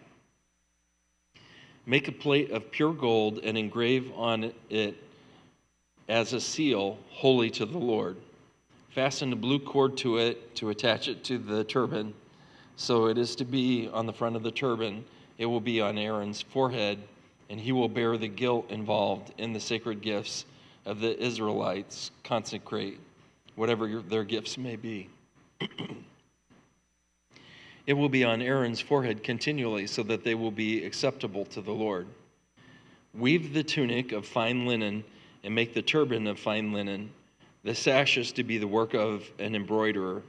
Make tunics, sashes, and caps for Aaron's sons to give them dignity and honor. After you put these clothes on your brother Aaron and his sons, anoint and ordain them.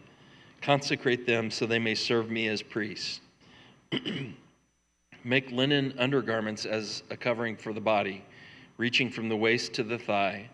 Aaron and his sons must wear them whenever they enter the tent of meeting or approach the altar to minister in the holy place, so that they will not incur guilt and die. This is to be a lasting ordinance for Aaron and his descendants. Exodus 29. This is what you are to do to consecrate them, so they may serve me as priests. Take a young bull and 2 rams without defect, and from the finest wheat flour make round loaves without yeast, thick loaves without yeast and with olive oil mixed in, and thin loaves without yeast and brushed with olive oil. Put them in a basket and present them along with a bull and with the 2 rams. Then bring Aaron and his sons to the entrance to the tent of meeting and wash them with water. Take the garments and dress Aaron with the tunic, the robe of the ephod itself, and the breastpiece. Fasten the ephod on him by skillfully woven waistband. Put the turban on his head and attach the sacred emblem to the turban. Take the anointing oil and anoint him by pouring it on his head. Bring his sons and dress them in tunics and fasten caps on them. Then tie sashes on Aaron and his sons. The priesthood is theirs by everlasting ordinance. Then you shall ordain Aaron and his sons. Bring the bull to the front of the tent, of meeting. And Aaron and his sons shall lay their hands on its head. Slaughter it in the Lord's presence at the entrance to the tent of meeting. Take some of the bull's blood and put it on the horns of the altar with your finger, and pour the rest of it at the base of the altar. Then take all the fat on the internal organs, the long lobe of the liver, and both kidneys with the fat on them, and burn them on the altar. But burn the bull's flesh and its hide and its intestines outside the camp. It is a sin offering. Take one of the rams, and Aaron and his son shall lay their hands on its head. Slaughter it, and take the blood and splash it against the sides of the altar. Cut the ram into pieces, and wash the internal organs and the legs, putting them with the head and the other pieces. Then burn the entire ram on the altar. It is a burnt offering to the Lord, a pleasing aroma, a food offering presented to the Lord. Take the other ram, and Aaron and his sons shall lay their hands on its head. Slaughter it, and take some of its blood, and put it on the lobes of the right ears of Aaron and his sons, on the thumbs of their right hands, and on their big toes of their right feet. Then splash blood against the sides of the altar, and take some blood from the altar and some of the anointing oil, and sprinkle it on Aaron and his garments, and on his sons and their garments. Then he and his sons and their garments will be consecrated. Take from this ram the fat tail, the fat on the internal organs, the long lobe of the liver, both kidneys with the fat on them, and the right thigh. This is the ram for the ordination. From the basket of bread made without yeast, which is before the Lord, take one round loaf, one thick loaf with olive oil mixed in, and one thin loaf. Put all these in the hands of Aaron and his sons, and have them wave them before the Lord as a wave offering. Then take them from their hands and burn them on the altar along with the burnt offering for a pleasing aroma to the Lord, a food offering presented to the Lord. After you take the breast of the ram for Aaron's ordination, wave it before the Lord as a wave offering, and it will be your share. Consecrate those parts of the ordination ram that belong to Aaron and his sons, the breast that was waved and the thigh that was presented. This is always to be the perpetual share from the Israelites for Aaron and his sons. It is the contribution the Israelites are to make to the Lord from their fellowship offerings. Aaron's sacred garments will belong to his descendants so that they can be anointed and ordained in them. The son who succeeds him as priest and comes to the tent of meeting to minister in the holy place is to wear them 7 days. Take the ram for the ordination and cook the meat in a sacred place. At the entrance to the tent of meeting, Aaron and his sons are to eat the meat of the ram and the bread that is in the basket. They are to eat these offerings by which atonement was made for their ordination and consecration. But no one else may eat them, because they are sacred. And if any of the meat of the ordination ram or any bread is left over till morning, burn it up. It must not be eaten, because it is sacred. Do for Aaron and for his sons everything I have commanded you, taking 7 days to ordain them. Sacrifice a bull each day as a sin offering to make atonement. Purify the altar by making atonement for it, and anoint it to consecrate it. For 7 days, make atonement for the altar and consecrate it. Then the altar will be most holy, and whatever touches it will be holy. This is what you are to offer on the altar regularly each day. 2 lambs a year old, offer one in the morning and the other at twilight. With the first lamb, offer 1/10 of an ephah of finest flour mixed with 1/4 of a hin of oil from pressed olives, and 1/4 of a hin of wine as a drink offering. Sacrifice the other lamb at twilight with the same grain offering and its drink offering as in the morning, a pleasing aroma, a food offering presented to the Lord. For the generations to come, this burnt offering is to be made regularly at the entrance to the tent of meeting before the Lord. There I will meet with you and speak to you. There also I will meet with the Israelites, and the place will be consecrated by my glory. So I will consecrate the tent of meeting and the altar, and will consecrate Aaron and his sons to serve me as priests. Then I will dwell among the Israelites and be their God. They will know that I am the Lord their God, who brought them out of Egypt so that I might dwell among them. I am the Lord their God. Exodus 30. Make an altar of acacia wood for burning incense. It is to be square, a cubit long and a cubit wide, and 2 cubits high. Its horns of one piece with it. Overlay the top and all the sides and the horns with pure gold, and make a gold molding around it.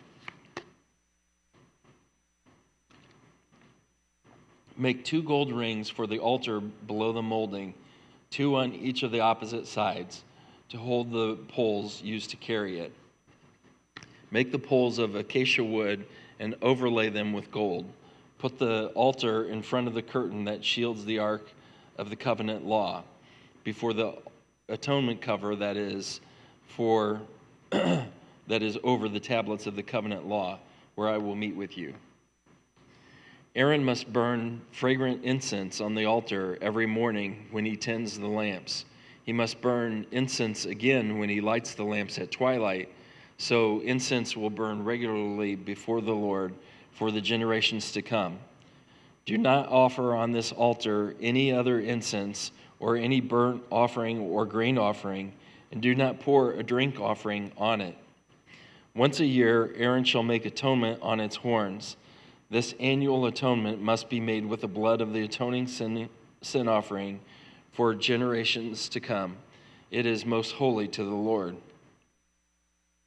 Then the Lord said to Moses, when you take a census of the Israelites to count them, each one must pay the Lord a ransom for his life at the time he is counted.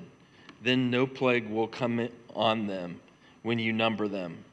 Each one who crosses over to those already counted is to give a half shekel according to the sanctuary shekel, which weighs 20 gerahs. This half shekel is an offering to the Lord. All who cross over, those 20 years old or more, are to give an offering to the Lord. The rich are not to give more than a half shekel, and the poor are not to give less when you make the offering to the Lord to atone for your lives. Receive the atonement money from the Israelites and use it for the service of the tent of meeting. It will be a memorial for the Israelites before the Lord, making atonement for your lives.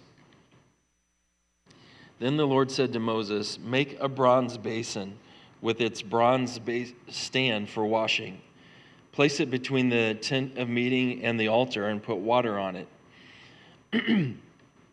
Aaron and his sons are to wash their hands and feet with water from it. Whenever they enter the tent of meeting, they shall wash with water so that they will not die. Also, when they approach the altar to minister by presenting a food offering to the Lord, they shall wash their hands and feet so that they will not die. This is to be a lasting ordinance for Aaron and his descendants for the generations to come. Then the Lord said to Moses, take the following fine spices, 500 shekels of liquid myrrh, half as much, that is 250 shekels of fragrant cinnamon, 250 shekels of fragrant calamus, 500 shekels of cassia, all according to the sanctuary shekel, and a hin of olive oil. Make these into a sacred anointing oil, a fragrant blend, the work of a perfumer. It will be the sacred anointing oil. Then use it to anoint the tent of meeting, the ark of the covenant law, the table and all its articles, the lampstand and its accessories, the altar of incense, the altar of burnt offering, and all its utensils, and the basin with its stand. You shall consecrate them so they will be most holy, and whatever touches them will be holy. Anoint Aaron and his sons and consecrate them so they may serve me as priests. Say to the Israelites, This is to be my sacred anointing oil for the generations to come. Do not pour it on anyone else's body, and do not make any other oil using the same formula. It is sacred, and you are to consider it sacred. Whoever makes perfume like it and puts it on anyone other than a priest must be cut off from their people. Then the Lord said to Moses, take fragrant spices, gum resin, onycha, and galbanum, and pure frankincense, all in equal amounts, and make a fragrant blend of incense, the work of a perfumer. It is to be salted and pure and sacred. Grind some of it to powder and place it in front of the ark of the covenant law in the tent of meeting where I will meet with you. It shall be most holy to you. Do not make any incense with this formula for yourselves. Consider it holy to the Lord. Whoever makes incense like it to enjoy its fragrance must be cut off from their people. Exodus 31. Then the Lord said to Moses, see, I have chosen Bezalel, son of Uri, the son of Hur, of the tribe of Judah, and I have filled him with the Spirit of God, with wisdom, with understanding, with knowledge, with all kinds of skills, to make artistic designs for work in gold, silver, and bronze, to cut and set stones, to work in wood, and to engage in all kinds of crafts. Moreover, I have appointed Oholiab, son of Ahisamach, of the tribe of Dan, to help him. Also, I have given ability to all the skilled workers to make everything I have commanded you: the tent of meeting, the ark of the covenant law, with the atonement cover on it, and with all the other furnishings of the tent, the table and its articles, the pure gold lampstand and all its accessories, the altar of incense, the altar of burnt offering and all its utensils, the basin with its stand, and also the woven garments, both the sacred garments for Aaron the priest and the garments for his sons when they serve as priests, and the anointing oil and fragrant incense for the holy place. They are to make them just as I commanded you.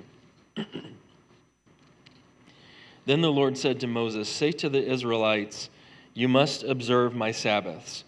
This will be a sign between you and me for the generations to come, so you may know that I am the Lord who makes you holy. Observe the Sabbath because it is holy to you. Anyone who desecrates it is to be put to death. Those who do any work on that day must be cut off from their people. For 6 days work is to be done, but on the seventh day is a day of Sabbath rest, holy to the Lord. Whoever does any work on the Sabbath day is to be put to death. The Israelites are to observe the Sabbath, celebrating it for the generations to come as a lasting covenant. It will be a sign between me and the Israelites forever. For in 6 days the Lord made the heavens and the earth, and on the seventh day he rested and was refreshed. When the Lord finished speaking to Moses on Mount Sinai, he gave him the 2 tablets of the covenant law, the tablets of stone inscribed by the finger of God. When the people saw that Moses was so long in coming down from the mountain, they gathered around Aaron and said, come make us gods who will go before us. As for this fellow Moses who brought us up out of Egypt, we don't know what has happened to him.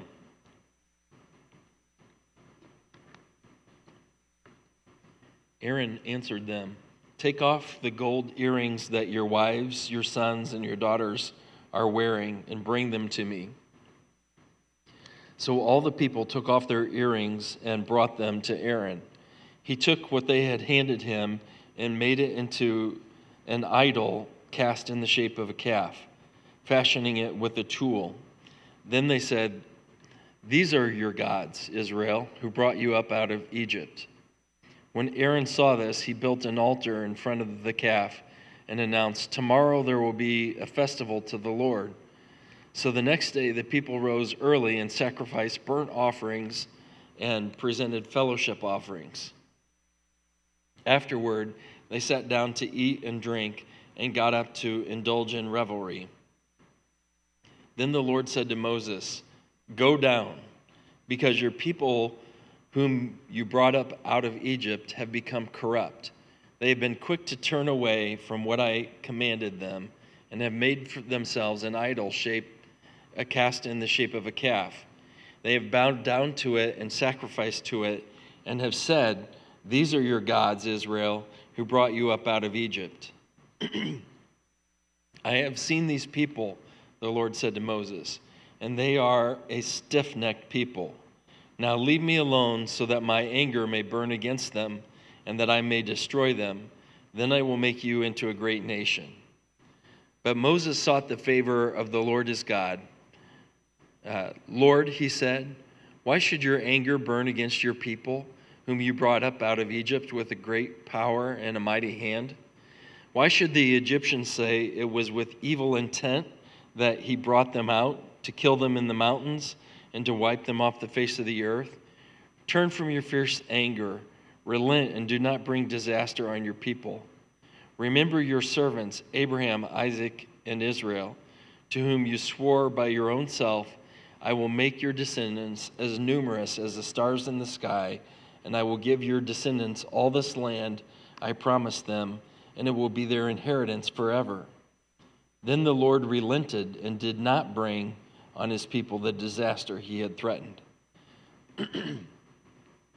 Moses turned and went down the mountain with the 2 tablets of the covenant law in his hands. They were inscribed on both sides, front and back. The tablets were the work of God. The writing was the writing of God engraved on the tablets. When Joshua heard the noise of the people shouting, he said to Moses, "There is the sound of war in the camp." Moses replied, "It is not the sound of victory. It is not the sound of defeat. It is the sound of singing that I hear." When Moses approached the camp and saw the calf and the dancing, his anger burned, and he threw the tablets out of his hands, breaking them to pieces at the foot of the mountain. And he took the calf the people had made and burned it in the fire. Then he ground it to powder, scattered it on the water, and made the Israelites drink it. He said to Aaron, "What did these people do to you that you led them into such great sin?" "Do not be angry, my lord," and Aaron answered. "You know how prone these people are to evil. They said to me, 'Make us gods who will go before us.' As for this fellow Moses who brought us up out of Egypt, we don't know what has happened to him. So I told them, 'Whoever has any gold jewelry, take it off.' Then they gave it to me, the gold, and I threw it into the fire, and out came this calf." Moses saw that the people were running wild, and that Aaron had let them get out of control, and so become a laughingstock to their enemies. So he stood at the entrance to the camp and said, "Whoever is for the Lord, come to me." And all the Levites rallied to him. Then he said to them, "This is what the Lord, the God of Israel, says. Each man strap a sword to his side, go back and forth through the camp from one end to the other, killing his brother and friend and neighbor." The Levites did as Moses commanded, and that day about 3,000 of the people died. Then Moses said, "You have been set apart to the Lord today, for you were against your own sons and brothers, and he has blessed you this day." The next day, Moses said to the people, "You have committed a great sin, but now I will go up to the Lord. Perhaps I can make atonement for your sin."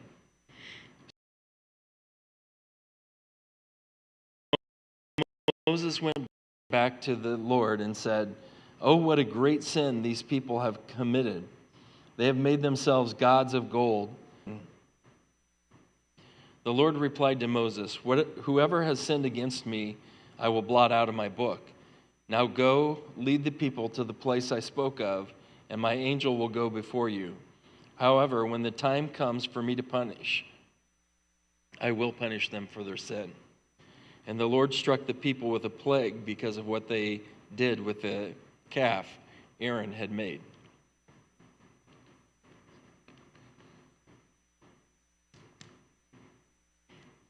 Chapter 33.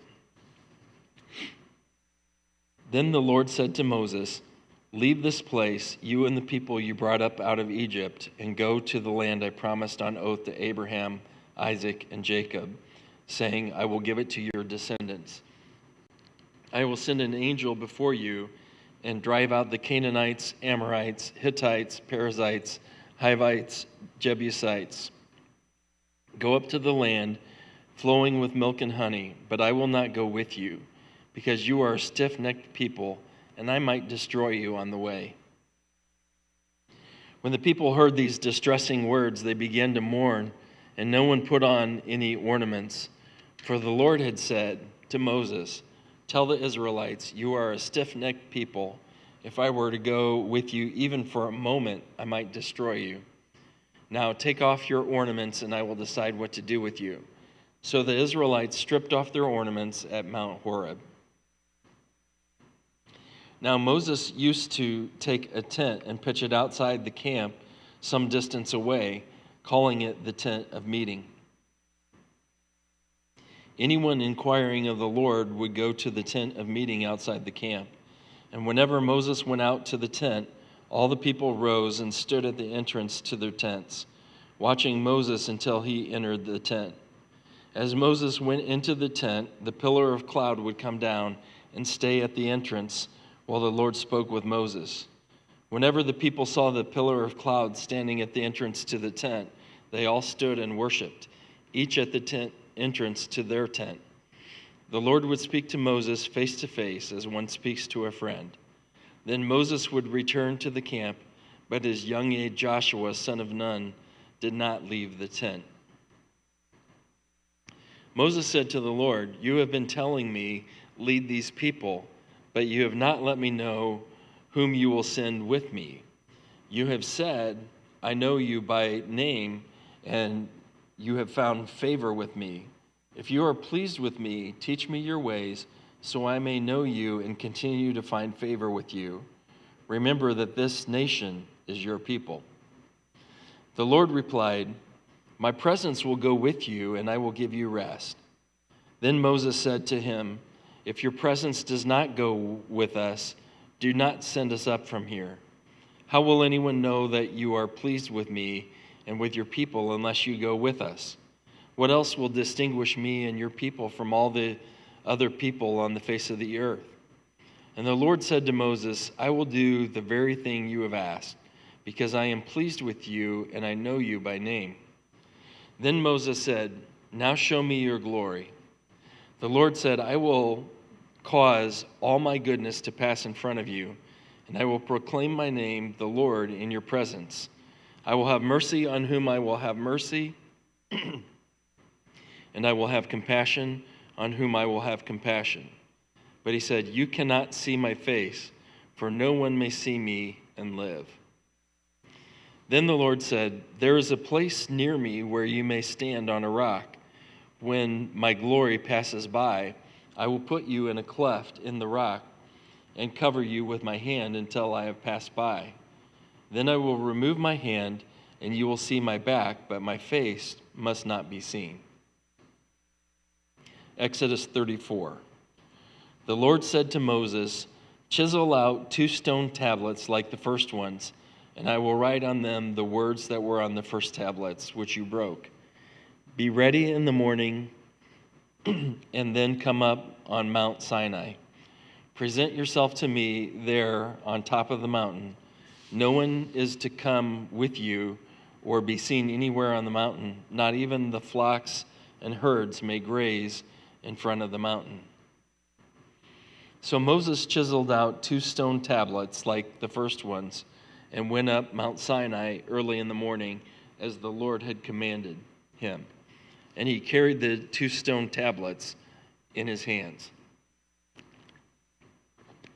Then the Lord came down in the cloud and stood there with him and proclaimed his name, the Lord.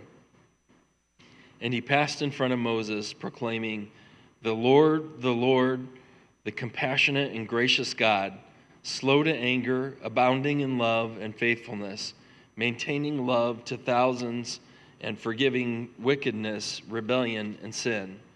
Yet he does not leave the guilty unpunished. He punishes the children and their children for the sins of the parents to the fourth generation." Moses bowed to the ground at once and worshipped. "Lord," he said, "if I have found favor in your eyes, then let the Lord go with us. Although this is a stiff-necked people, forgive our wickedness and our sin, and take us as your inheritance." Then the Lord said, "I am making a covenant with you before all your people. I will do wonders never done in any nation in all the world. The people who live among you will see how awesome is the work that I, the Lord, will do for you. Obey what I command you today. I will drive out before you the Amorites, Canaanites, Hittites, Perizzites, Hivites, and Jebusites. Be careful not to make a treaty with those who live in the land where you are going, or they will be a snare among you. Break down their altars, smash their sacred stones, and cut down their Asherah poles. Do not worship any other god, for the Lord, whose name is jealous, is a jealous God. Be careful not to make a treaty with those who live in the land, for when they prostitute themselves to their gods and sacrifice to them, they will invite you, and you will eat their sacrifices. And when you choose some of their daughters as wives for your sons, and those daughters prostitute themselves to their gods, they will lead your sons to do the same. Do not make any idols. Celebrate the festival of unleavened bread.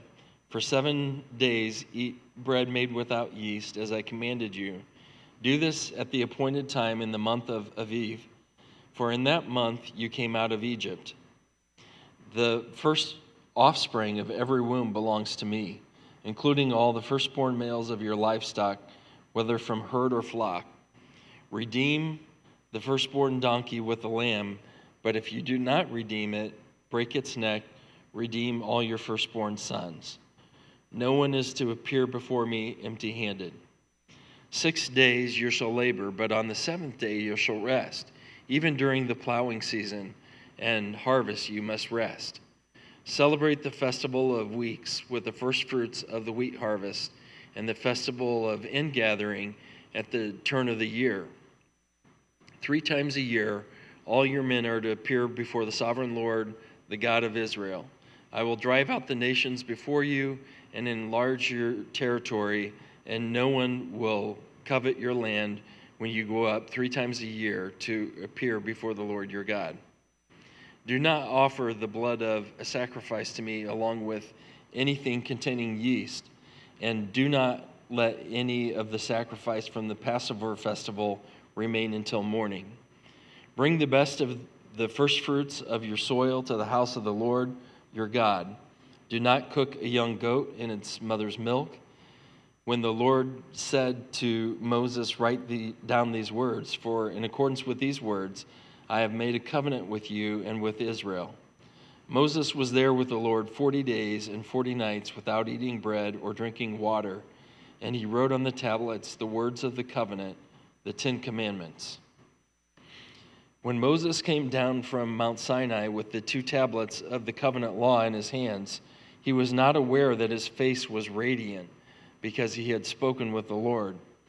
When Aaron and all the Israelites saw Moses, his face was radiant, and they were afraid to come near him. But Moses called to them. So Aaron and all the leaders of the community came back to him, and he spoke to them. Afterward, all the Israelites came near him, and he gave them all the commands of the Lord had given him on Mount Sinai. When Moses finished speaking to them, he put a veil over his face. But whenever he entered the Lord's presence to speak with him, he removed the veil until he came out.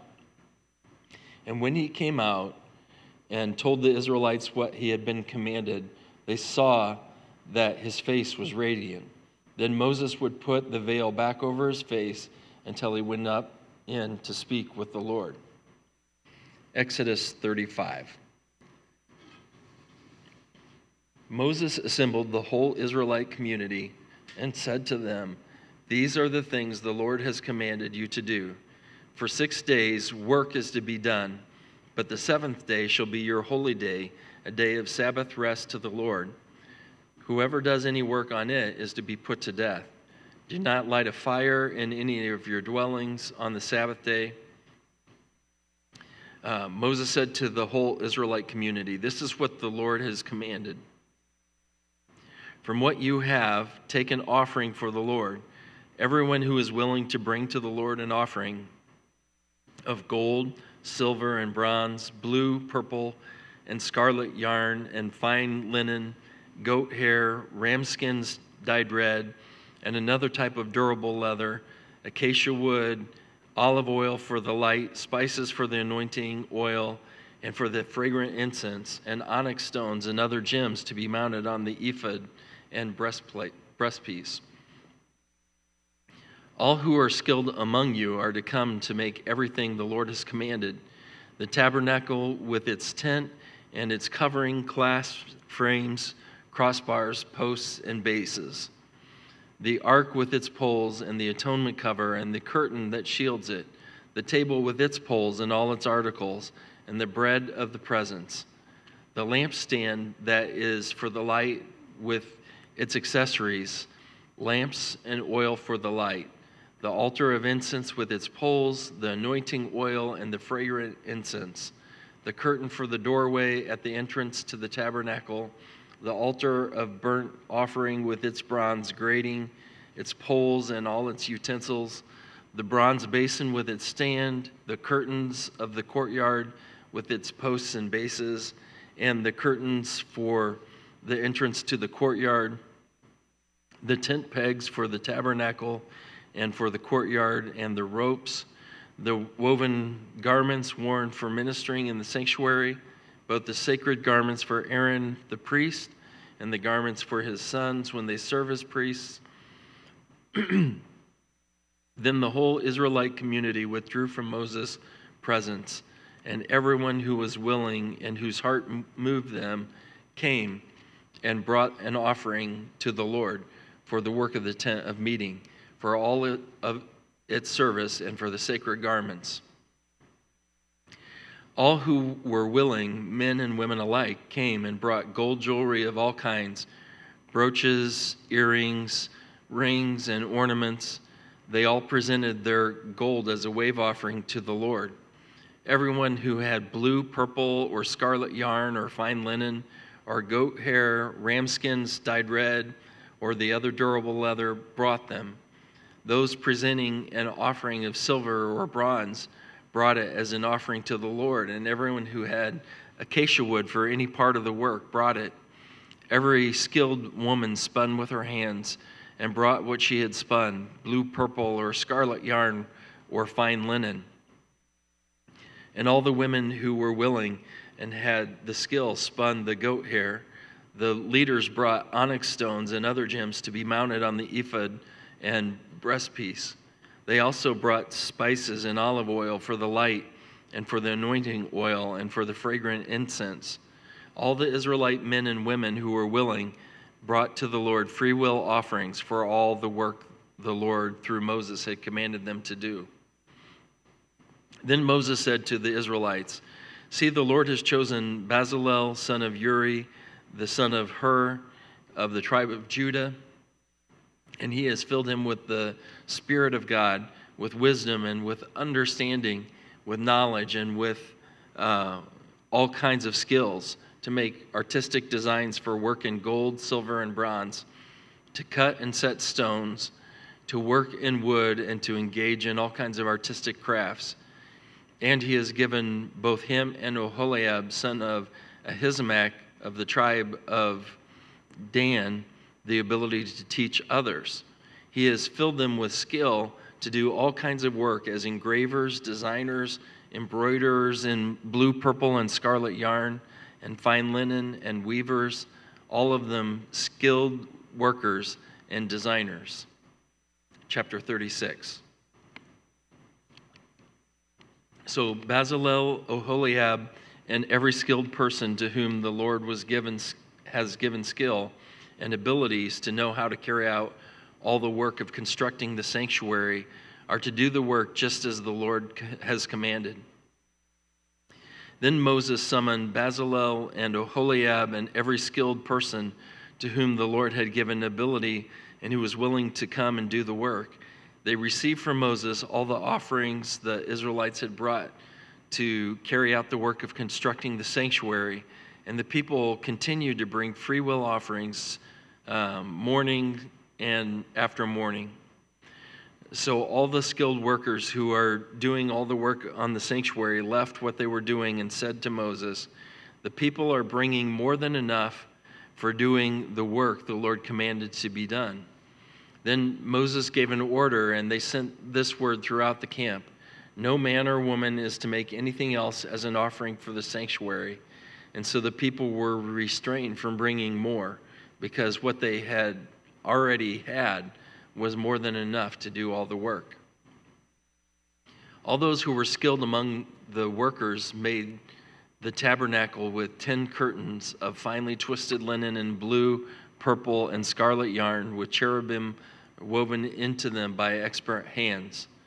All the curtains were the same size, 28 cubits long and 4 cubits wide.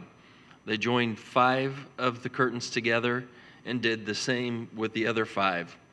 Then they made loops of blue material along the edge of the curtain, of the end curtain in one set, and the same was done with the end curtain in the other set. They also made 50 loops on one curtain and 50 loops on the end curtain of the other set, with the loops opposite each other. Then they made 50 gold clasps to be used to fasten the 2 sets of curtains together, so that the tabernacle was a unit. They made curtains of goat hair for the tent over the tabernacle, 11 altogether. All 11 curtains were the same size, 30 cubits long and 4 cubits wide. They joined 5 of the curtains into one set and the other 6 into another set. Then they made 50 loops along the edge of the end curtain in one set, and also along the edge of the end curtain in the other set. They made 50 bronze clasps to fasten the tent together as a unit. Then they made for the tent a covering of ram skins dyed red, and over that a covering of the other durable leather. They made upright frames of acacia wood for the tabernacle. Each frame was 10 cubits long and 1.5 cubits wide, with 2 projections set parallel to each other. They made all the frames of the tabernacle in this way. They made 20 frames for the south side of the tabernacle and made 40 silver bases to go under them, 2 bases for each frame, 1 under each projection. For the other side, the north side of the tabernacle, they made 20 frames and 40 silver bases, 2 under each frame. They made 6 frames for the far end, that is, the west end of the tabernacle. And 2 frames were made for the corners of the tabernacle at the far end. At these 2 corners, the frames were double from the bottom all the way to the top and filled into a single ring. Both were made alike. So there were 8 frames and 16 silver bases, 2 under each frame. They also made crossbars of acacia wood, 5 for the frames on one side of the tabernacle, 5 for those on the other side, and 5 for the frames on the west at the far end of the tabernacle. They made the center crossbar so that it extended from end to end in the middle of the frames. They overlaid the frames with gold and made gold rings to hold the crossbars. They also overlaid the crossbars with gold. They made the curtain of blue, purple, and scarlet yarn and finely twisted linen, with cherubim woven into it by a skilled worker. They made 4 posts of acacia wood for it and overlaid them with gold. Then they made gold hooks for them and cast their 4 silver bases. For the entrance to the tent, they made a curtain of blue, purple, and scarlet yarn and finely twisted linen, the work of an embroiderer, and they made 5 posts with hooks for them. They overlaid the tops of the posts and their bands with gold and made their 5 bases of bronze. Exodus 37. Bezalel made the ark of acacia wood, 2.5 cubits long, 1.5 cubits wide, and 1.5 cubits high. He overlaid it with pure gold, both inside and out, and made a gold molding around it. He cast 4 gold rings for it and fastened them to its 4 feet with 2 rings on one side and 2 rings on the other. Then he made poles of acacia wood and overlaid them with gold. And he inserted the poles into the rings on the sides of the ark to carry it. He made the atonement cover of pure gold, 2.5 cubits long and 1.5 cubits wide. Then he made 2 cherubim out of hammered gold at the end of the cover. He made 1 cherub on one end and the second cherub on the other. At the 2 ends, he made them of one piece with the cover. The cherubim had their wings spread upward, overshadowing the cover with them. The cherubim faced each other, looking toward the cover.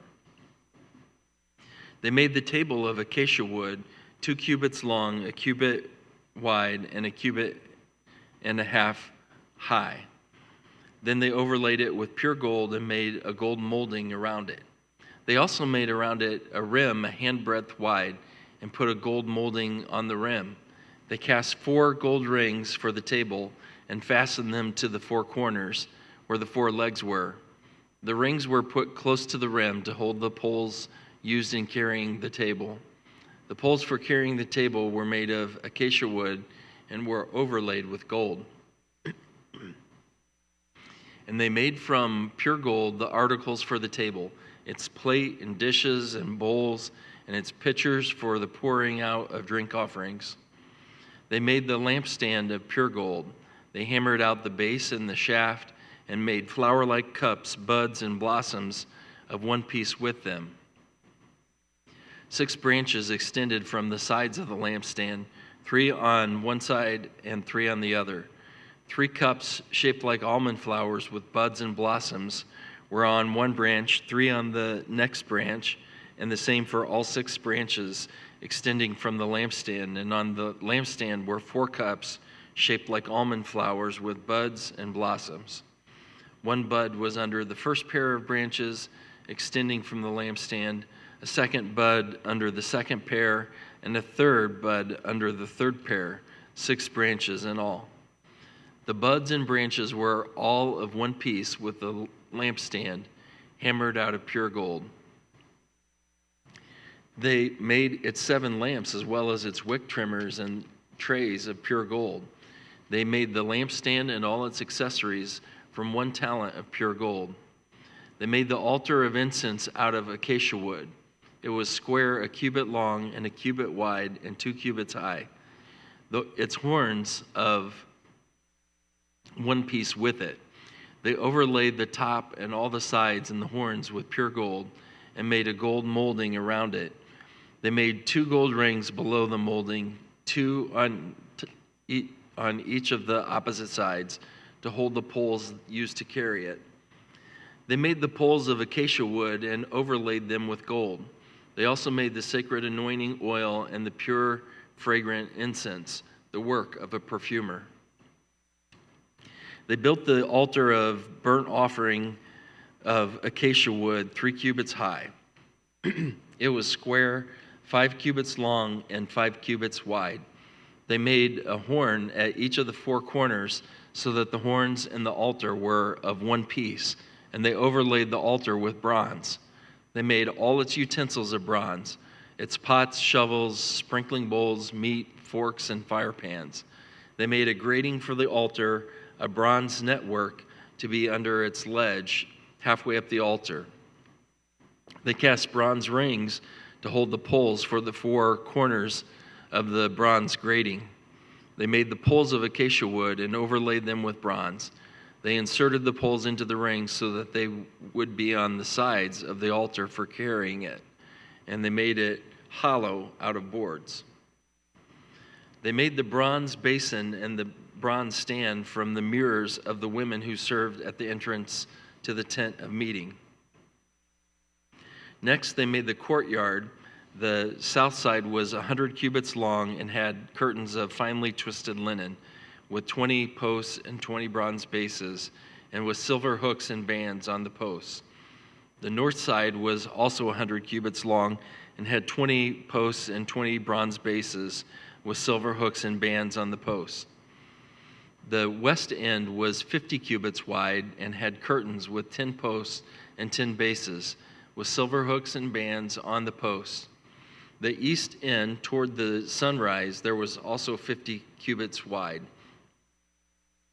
Curtains 15 cubits long were on one side of the entrance with the 3 posts and the 3 bases, and curtains 15 cubits long were on the other side of the entrance to the courtyard with 3 posts and 3 bases. All the curtains around the courtyard were of finely twisted linen. The bases for the posts were bronze. The hooks and bands on the posts were silver, and their tops were overlaid with silver. So all the posts of the courtyard had silver bands. The curtain for the entrance to the courtyard was made of blue, purple, and scarlet yarn and finely twisted linen, the work of an embroiderer. It was 20 cubits long and, like the curtains of the courtyard, 5 cubits high, with 4 posts and 4 bronze bases. Their hooks and bands were silver, and the tops were overlaid with silver.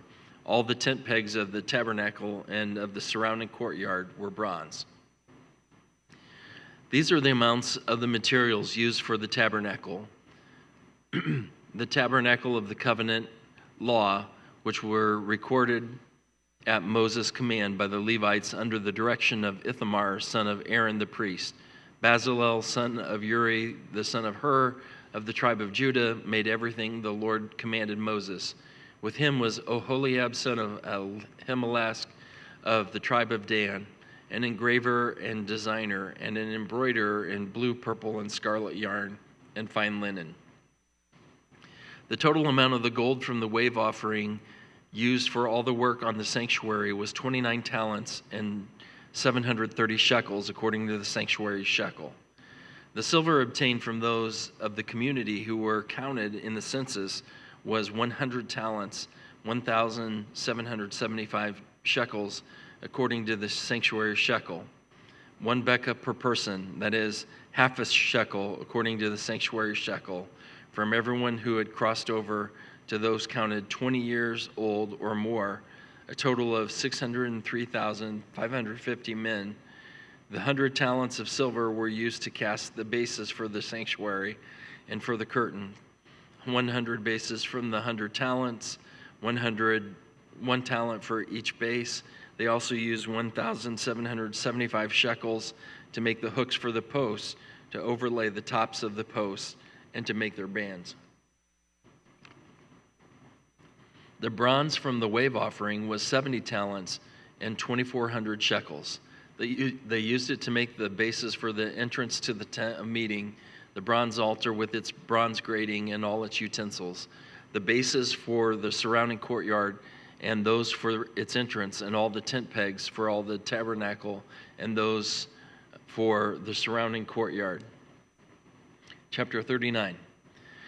From the blue, purple, and scarlet yarn, they made woven garments for ministering in the sanctuary.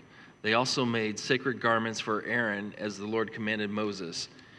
They made the ephod of gold and of blue, purple, and scarlet yarn, and of finely twisted linen.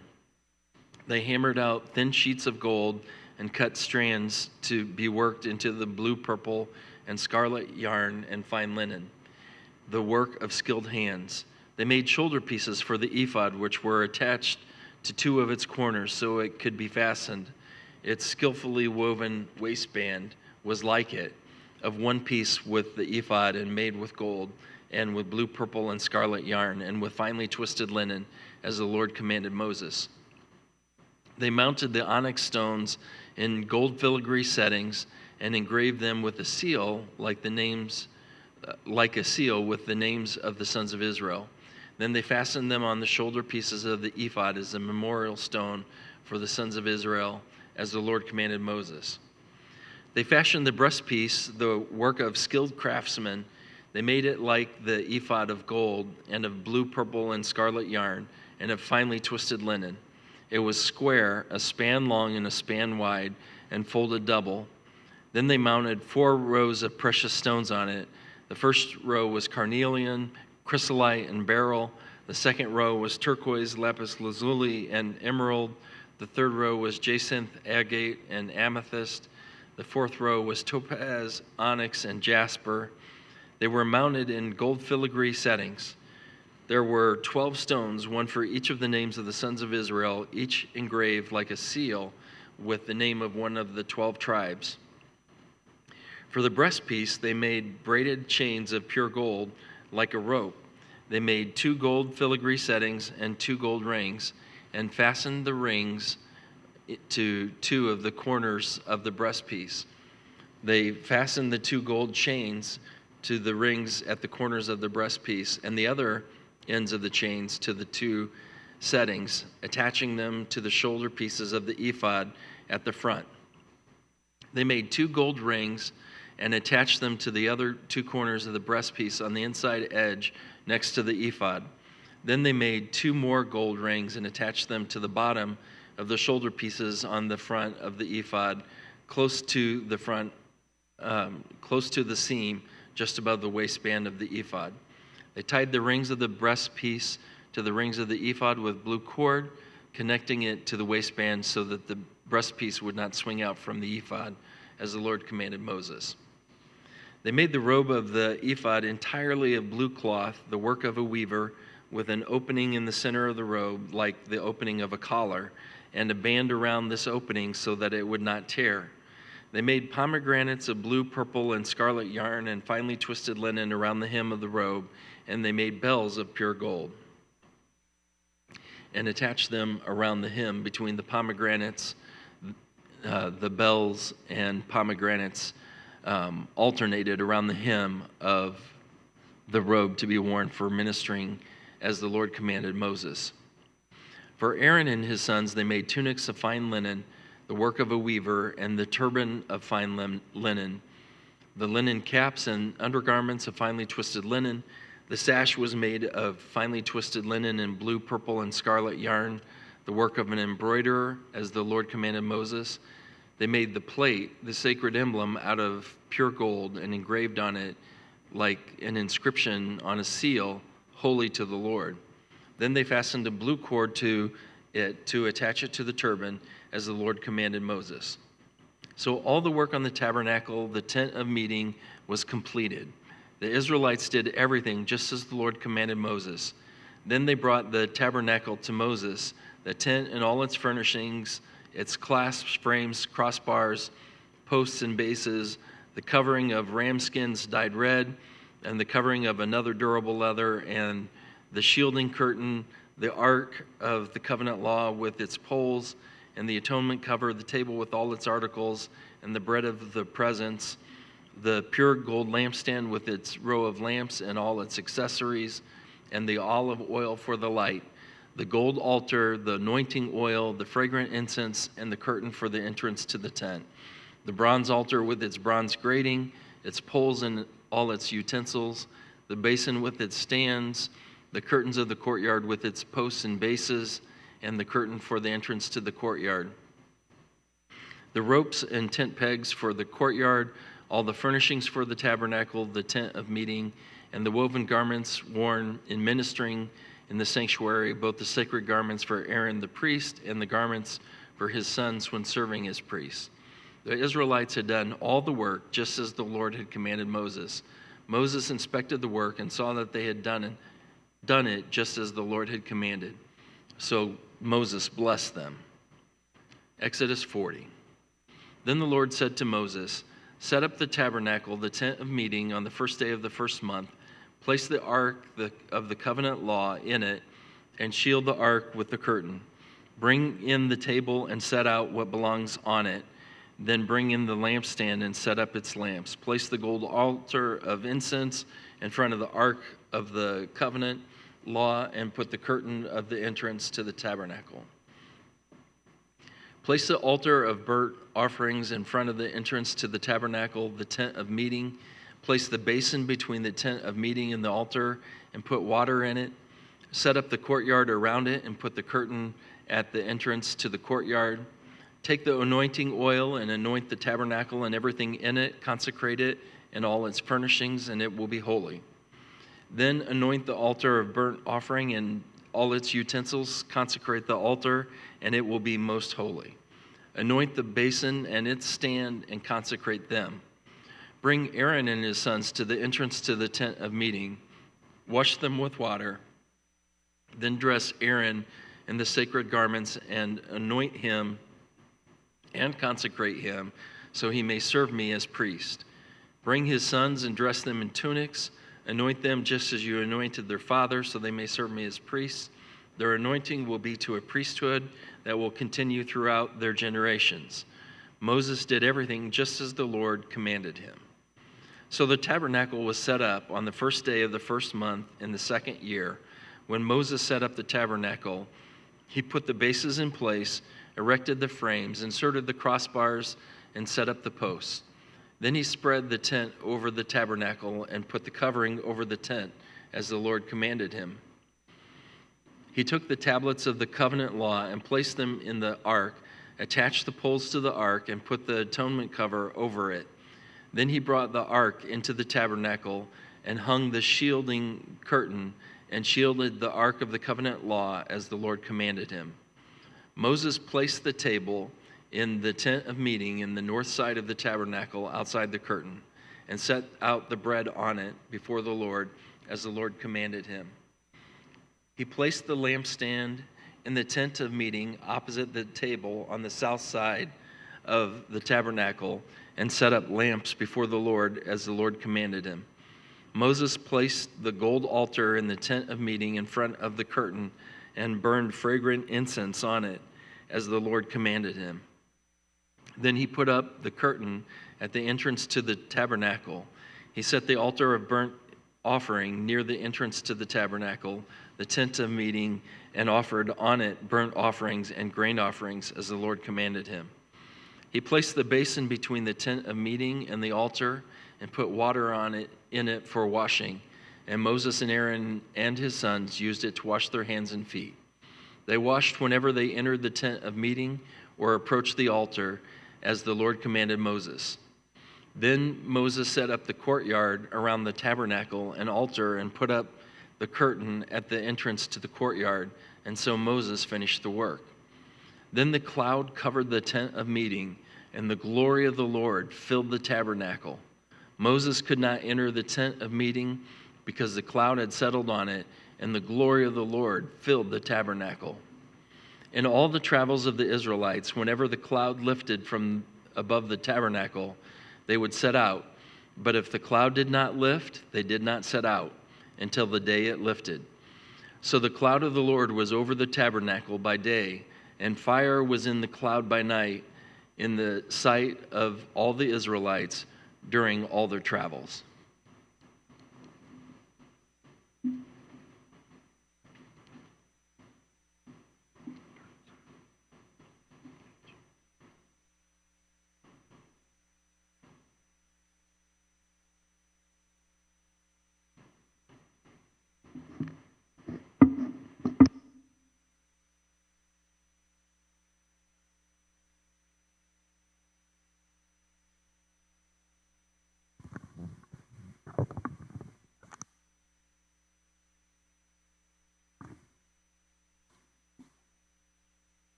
Leviticus 1. The Lord called Moses and spoke to him from the tent meeting. He said, "Speak to the Israelites and say to them, when anyone among you brings an offering to the Lord, bring as your offering an animal from either the herd or the flock. If the offering is a burnt offering from the herd, you are to offer a male without defect. You must present it at the entrance to the tent of meeting so it will be acceptable to the Lord. You are to lay your hand on the head of the burnt offering, and it will be accepted on your behalf to make atonement for you. You are to slaughter the young bull before the Lord, and then Aaron's sons, the priests, shall bring the blood and splash it against the sides of the altar at the entrance to the tent of meeting. You are to skin the burnt offering and cut it into pieces. The sons of Aaron, the priest, are to put fire on the altar and arrange wood on the fire. Then Aaron's sons, the priests, shall arrange the pieces, including the head and the fat, on the wood that is burning on the altar. You are to wash the internal organs and legs with water, and the priest is to burn all of it on the altar. It is a burnt offering, a food offering, an aroma pleasing to the Lord. If the offering is a burnt offering from the flock, from either the sheep or the goats, you are to offer a male without defect. You are to slaughter it at the north side of the altar before the Lord, and Aaron's sons, the priests, shall splash its blood against the sides of the altar. You are to cut it into pieces, and the priest shall arrange them, including the head and the fat, on the wood that is burning on the altar. You are to wash the internal organs and the legs with water, and the priest is to bring all of them and burn them on the altar. It is a burnt offering, a food offering, an aroma pleasing to the Lord. If the offering to the Lord is a burnt offering of birds, you are to offer a dove or a young pigeon. The priest shall bring it to the altar, wring it off the head, and burn it on the altar. Its blood shall be drained out onto the side of the altar. He is to remove the crop and the feathers and throw them down east of the altar where the ashes are.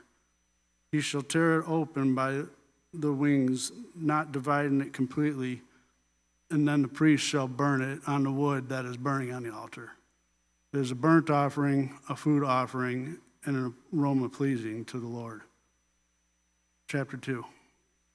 When anyone brings a grain offering to the Lord, their offering is to be of the finest flour. They are to pour olive oil on it, put incense on it, and take it to Aaron's sons, the priests. The priest shall take a handful of the flour and oil together with the incense and burn this as a memorial portion on the altar, a food offering and aroma pleasing to the Lord. The rest of the grain offering belongs to Aaron and his sons. It is a most holy part of the food offerings presented to the Lord.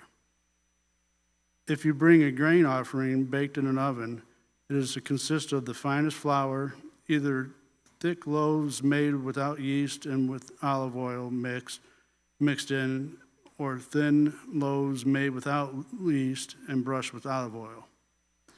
If your grain offering is prepared on a griddle, it is to be made with the finest flour, mixed with oil and without yeast. Crumble it and pour oil on it. It is a grain offering. If your grain offering is cooked in a pan, it is to be made of the finest flour and some olive oil. Bring the grain offering made of these things to the Lord. Present it to the priest, who shall take it to the altar. He shall take out the memorial portion from the grain offering and burn it on the altar as a food offering, an aroma pleasing to the Lord. The rest of the grain offering belongs to Aaron and his sons. It is the most holy part of the food offerings presented to the Lord. Every grain offering you bring to the Lord, you must be made without yeast, for you are not to burn any yeast or honey in a food offering presented to the Lord. You may bring them to the Lord as an offering of the first fruits, but they are not to be offered on the altar as a pleasing aroma. Season all your grain offerings with salt. Do not leave the salt of the covenant of your God out of your grain offerings.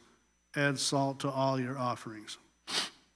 If you bring a grain offering of first fruits to the Lord, offer crushed heads of the new grain roasted in the fire. Put oil and incense on it. It is a grain offering. The priest shall burn the memorial portion of the crushed grain and the oil, together with all the incense as a food offering presented to the Lord.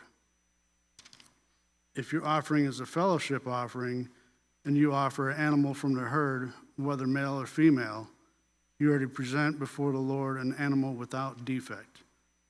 You are to lay your hand on the head of your offering and slaughter it at the entrance to the tent meeting. Then Aaron's sons, the priests, shall splash the blood against the sides of the altar. From the fellowship offering, you are to bring a food offering to the Lord. The internal organs and all the fat that is connected to them, both kidneys with fat on them near the loins, and the long lobe of liver, which you'll remove with the kidneys. Then Aaron's sons are to burn it on the altar top of the burnt offering that is lying on the burning wood. It is a food offering, an aroma pleasing to the Lord. If you offer an animal from the flock as a fellowship offering to the Lord, you are to offer a male or female without defect. If you offer a lamb, you are to present it before the Lord, lay your hand on its head, and slaughter it in front of the tent of meeting. Then Aaron's sons shall splash the blood against the sides of the altar. From the fellowship offering, you are to bring a food offering to the Lord. Its fat, the entire fat tail cut off close to the backbone, the internal organs, and all the fat that is connected to them, both kidneys with the fat on them near the loins, and the long lobe of the liver, which you will remove with the kidneys. The priest shall burn them on the altar as a food offering presented to the Lord. If your offering is a goat, you are to present it before the Lord, lay your hand on its head, and slaughter it in front of the tent of meeting. Then Aaron's sons shall splash his blood against the sides of the altar. From what you offer, you are to present this food offering to the Lord. The internal organs and all the fat that is connected to them, both kidneys with the fat on them near the loins, and the long lobe of liver, and which you remove with the kidneys. The priest shall burn them on the altar as a food offering, a pleasing aroma. All the fat is the Lord's. This is a lasting ordinance for generations to come. Wherever you live, you must not eat any fat or any blood. Chapter 4.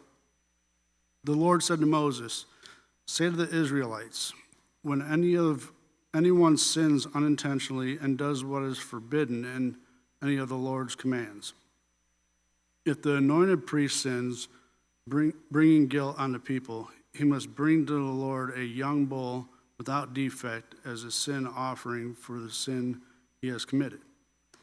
He is to present the bull at the entrance of the tent of meeting before the Lord. He is to lay his hand on its head and slaughter it there before the Lord. Then the anointed priest shall take some of the bull's blood and carry it into the tent of meeting. He is to dip his finger in the blood and sprinkle some of it 7 times before the Lord in front of the curtain of the sanctuary. The priest shall then put some of the blood on the horns of the altar of fragrant incense that is before the Lord in the tent of meeting. The rest of the bull's blood he shall pour out at the base of the altar of burnt offering at the entrance to the tent of meeting. He shall remove all the fat from the bull of sin offering, all the fat that is connected to the internal organs, both kidneys with the fat on them near the loins, and a long lobe of liver, which he remove with the kidneys. Just as the fat is removed from the ox sacrifice as a fellowship offering. Then the priest shall burn them on the altar of burnt offering. But the hide of the bull and its flesh, as well as its head and the legs, the internal organs and the intestines, that is all the rest of the bull, he must take outside the camp to a place ceremonial clean, where the ashes are thrown, and burn it there in a wood fire on an ash heap. If the whole Israelite community sins unintentionally and does what is forbidden in any of the Lord's commands, even though the community is unaware of the matter, when they realize their guilt and the sin they committed becomes known, the assembly must bring a young bull as a sin offering and present it before the tent of meeting. The elders of the community are to lay their hands on the bull's head before the Lord, and the bull shall be slaughtered before the Lord. Then the anointed priest is to take some of the bull's blood into the tent of meeting. He shall dip his finger in the blood and sprinkle it before the Lord 7 times in front of the curtain. He is to put some of the blood on the horns of the altar that is before the Lord in the tent of meeting. The rest of the blood he shall pour out at the base of the altar of burnt offering at the entrance to the tent meeting. He shall remove all the fat from it and burn it on the altar, and do this with the bull just as he did with the bull for the sin offering. In this way, the priest will make atonement for the community, and they will be forgiven. Then he should take the bull outside the camp and burn it as he burned the first bull. This is the sin offering for the community. When a leader sins unintentionally and does what is forbidden in any of the commands of the Lord, his God, when he realizes his guilt and the sin he was committed becomes known, he must bring as his offering a male goat without defect. He is to lay his hand on the goat's head and slaughter it at the place where the burnt offering is slaughtered before the Lord. It is a sin offering. Then the priest shall take some of the blood of the sin offering with his finger and put it on the horns of the altar of the burnt offering and pour out the rest of the blood at the base of the altar. He shall burn all the fat on the altar as he burned the fat of the fellowship offering. In this way, the priest will make atonement for the leader's sin, and he will be forgiven. If any member of the community sins unintentionally and does what is forbidden in any of the Lord's commands, when they realize their guilt and the sins they committed becomes known, they must bring it as their offering for sin they committed, a female goat without defect. They are to lay their hand on the head of the sin offering and slaughter it at the place of the burnt offering. Then the priest is to take some of the blood with his finger and put it on the horns of the altar burnt offering and pour out the rest of the blood at the base of the altar. They shall remove all the fat, just as the fat is removed from the fellowship offering, and the priest shall burn it on the altar as an aroma pleasing to the Lord. In this way, the priest will make atonement for them, and they will be forgiven.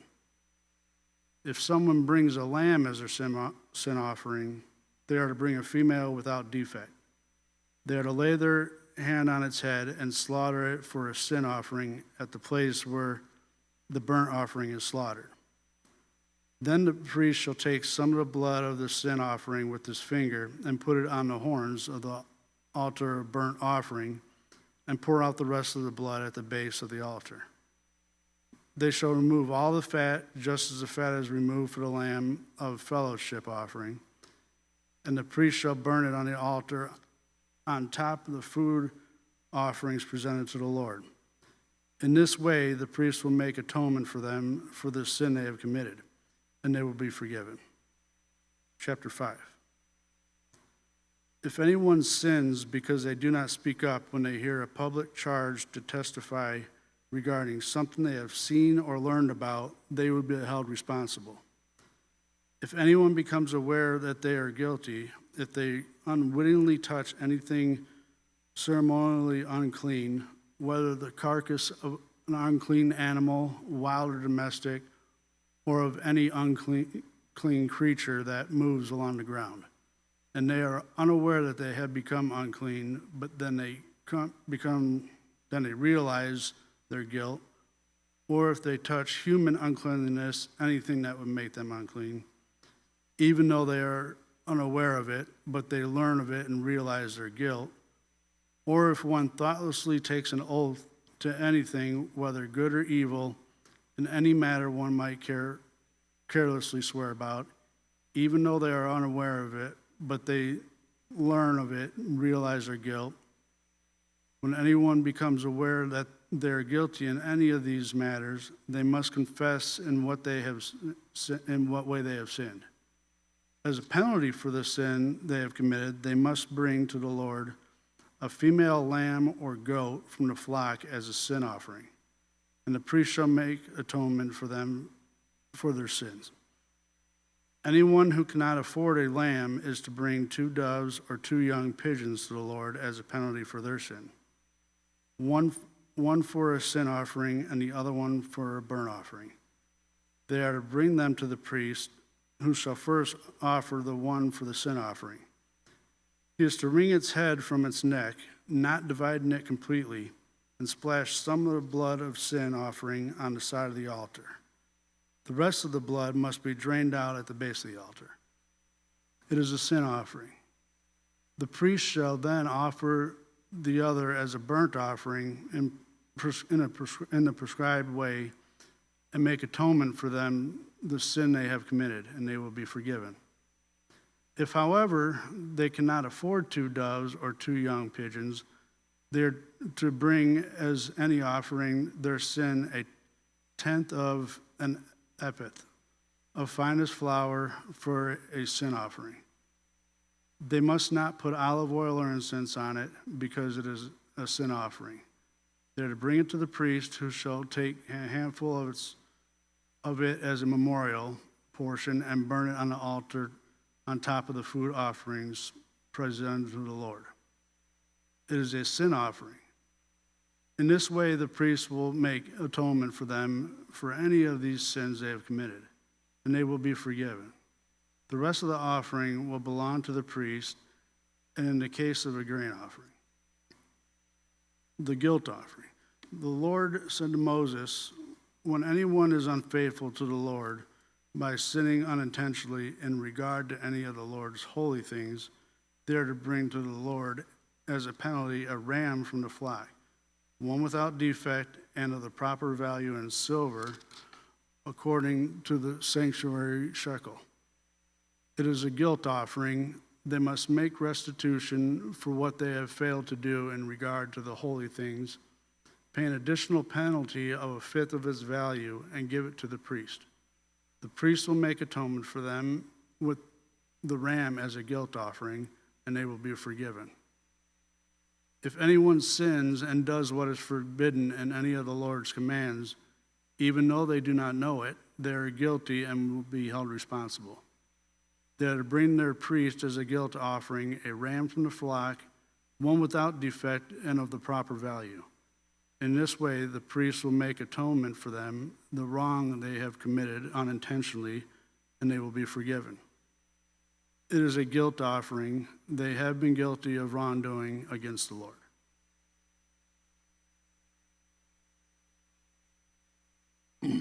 Chapter 6.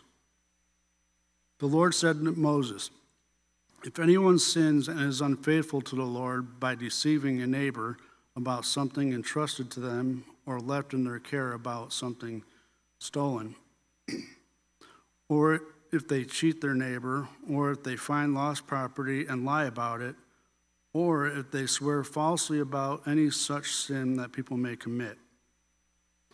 When they sin in these ways and realize their guilt, they must return what they have stolen or taken by extortion, or what was entrusted to them, or the lost property they found, or whatever it is they swore falsely about. They must make restitution in full and add 1/5 of the value to it and give it to the owner on the day they present their guilt offering. As a penalty, they must bring it to the priest, that is, to the Lord, their guilt offering, a ram from the flock, one without defect and of the proper value. In this way, the priest will make atonement for them before the Lord, and they will be forgiven for any of the things they did that made them guilty. The Lord said to Moses, give Aaron and his son this command. These are the regulations for the burnt offering. The burnt offering is to remain on the altar throughout the night till morning, and the fire must be kept burning on the altar. The priest shall then put on his linen clothes with linen garments next to his body, and shall remove the ashes of the burnt offering that the fire has consumed on the altar, and place them beside the altar. Then he is to take off these clothes and put on others, carrying the ashes outside the camp to a place that is ceremonially clean. The fire on the altar must be kept burning. It must not go out. Every morning the priest is to add firewood and arrange the burnt offering on the fire and burn the fat of the fellowship offerings on it.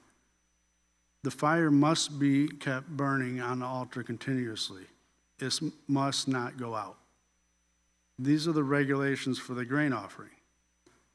Aaron's sons are to bring it before the Lord in front of the altar. The priest is to take a handful of the finest flour and some olive oil, together with the incense on the grain offering, and burn the memorial portion on the altar as an aroma pleasing to the Lord.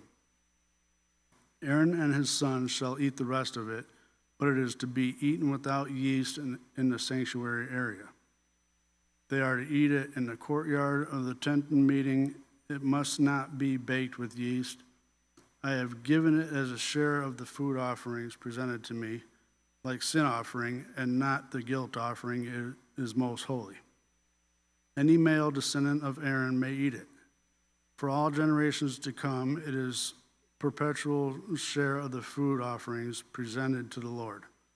Whatever touches them will become holy. The Lord also said to Moses, "This is the offering of Aaron and his sons are to bring to the Lord on the day he is anointed.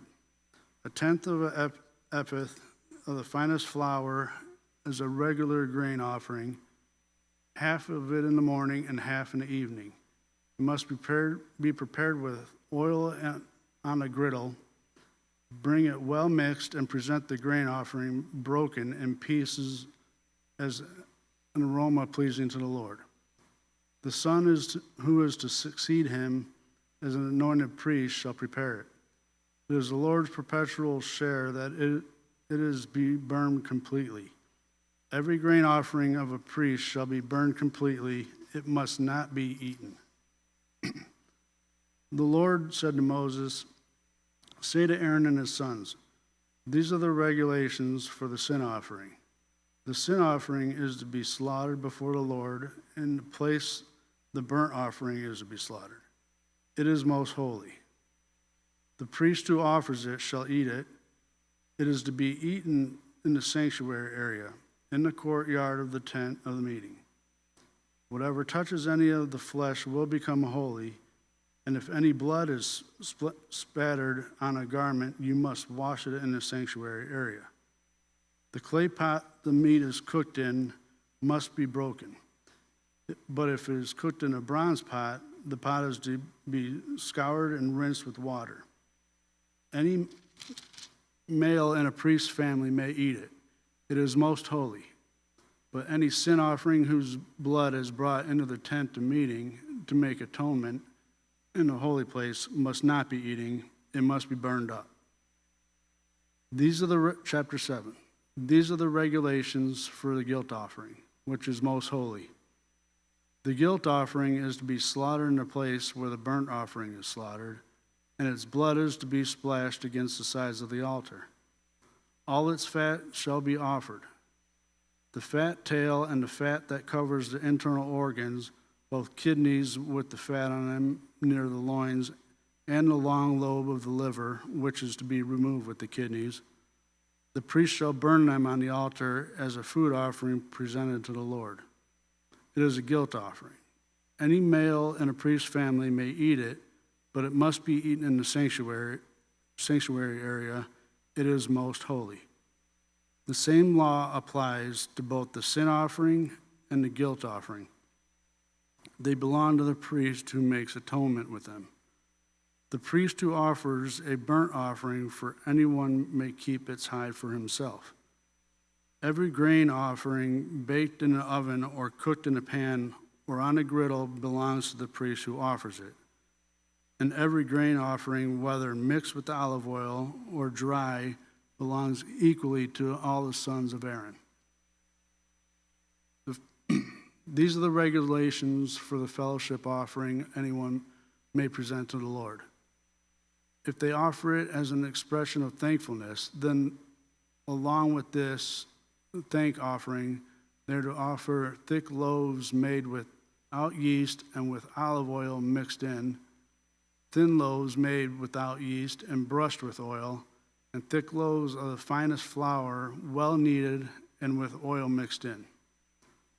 Along with their fellowship offering of thanksgiving, they are to present an offering with thick loaves of bread made with yeast. They are to bring one of each kind as an offering, a contribution to the Lord. It belongs to the priest who splashes the blood of the fellowship offering against the altar. The meat of their fellowship offering of thanksgiving must be eaten on the day that it is offered. They must not leave none of it till morning. If, however, their offering is a result of a vow or is free will offering, the sacrifice shall be eaten on the day they offer it, but anything left over may be eaten the next day. Any meat of the sacrifice left over till the third day must be burned up. If any meat of the fellowship offering is eaten on the third day, the one who offered it will not be accepted. It will not be reckoned to their credit, for it has become impure. The person who eats any of it will be held responsible. Meat that touches anything ceremonially unclean must not be eaten. It must be burned up. As for other meat, anyone ceremonially clean may eat it. But if anyone who is unclean eats any meat of the fellowship offering belonging to the Lord, they must be cut off from their people. Anyone who touches something unclean, whether human uncleanliness or unclean animal or any unclean creature that moves along the ground, and then eats any of the meat of the fellowship offering belonging to the Lord, must be cut off from their people.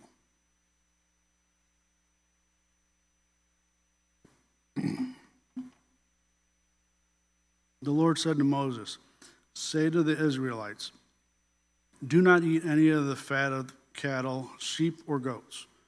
The fat of an animal found dead or torn by wild animals may be used for any other purpose, but you must not eat it.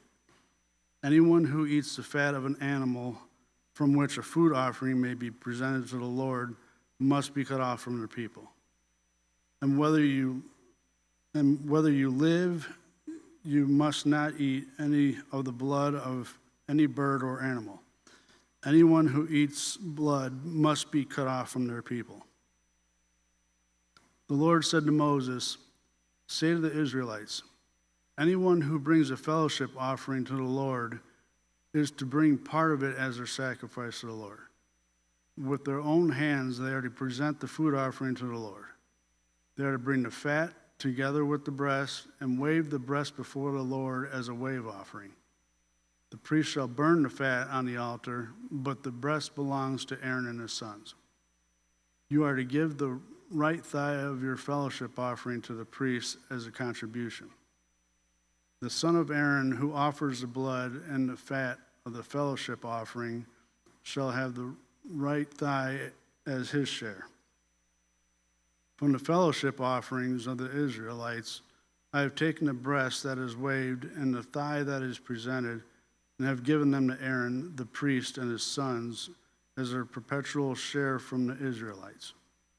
This is the portion of the food offerings presented to the Lord that were allotted to Aaron and his sons on the day they were presented to serve the Lord as priests. On the day they were anointed, the Lord commanded that the Israelites give this to them as their perpetual share for the generations to come. These, then, are the regulations for the burnt offering, the grain offering, the sin offering, the guilt offering, the ordination offering, and the fellowship offering, which the Lord gave Moses at Mount Sinai in the desert of Sinai on the day he commanded the Israelites to bring their offerings to the Lord. Chapter 8. The Lord said to Moses, "Bring Aaron and his sons their garments and the anointing oil, the bull for the sin offering, the 2 rams, and the basket containing bread made without yeast, and gather the entire assembly at the entrance to the tent of the meeting." Moses did as the Lord commanded him, and the assembly gathered at the entrance of the tent of meeting. Moses said to the assembly, "This is what the Lord has commanded to be done." Then Moses brought Aaron and his sons forward and washed them with water. He put the tunic on Aaron, tied the sash around him, clothed him with the robe, and put the ephod on him. He also fastened the ephod with a decorative waistband, which he tied around him. He placed the breastpiece on him and put the Urim and the Thummim in the breastpiece. Then he placed the turban on Aaron's head and set the gold plate, the sacred emblem, on the front of it, as the Lord commanded Moses. Then Moses took the anointing oil and anointed the tabernacle and everything in it, and so consecrated him. He sprinkled some of the oil on the altar 7 times, anointing the altar and all its utensils and the basin with its stand to consecrate them. He poured some of the anointing oil on Aaron's head and anointed him to consecrate him. Then he brought Aaron's sons forward, put tunics on them, tied sashes around them, and fastened caps on them, as the Lord commanded Moses. He then presented the bull for the sin offering, and Aaron and his sons laid their hands on its head. Moses slaughtered the bull and took some of the blood, and with his finger he put it on the horns of the altar to purify the altar. He poured out the rest of the blood at the base of the altar. So he consecrated it to make atonement for it. Moses also took the fat around the internal organs, the long lobe of the liver, and both kidneys and their fat, and burned it on the altar. But the bull with its hide, its flesh, and its intestines he burned up outside the camp, as the Lord commanded Moses. He then presented the ram for the burnt offering, and Aaron and his sons laid their hands on its head. Then Moses slaughtered the ram and splashed the blood against the side of the altar. He cut the ram into pieces and burned the head, the pieces, and the fat. He washed the internal organs and the legs with water and burned the whole ram on the altar. It was a burnt offering, a pleasing aroma, a food offering presented to the Lord as the Lord commanded Moses. He then presented the other ram, the ram for the ordination, and Aaron and his sons laid their hands on its head. Moses slaughtered the ram and took some of its blood and put it on the lobe of Aaron's right ear, on the thumb of his right hand, and on the big toe of his right foot.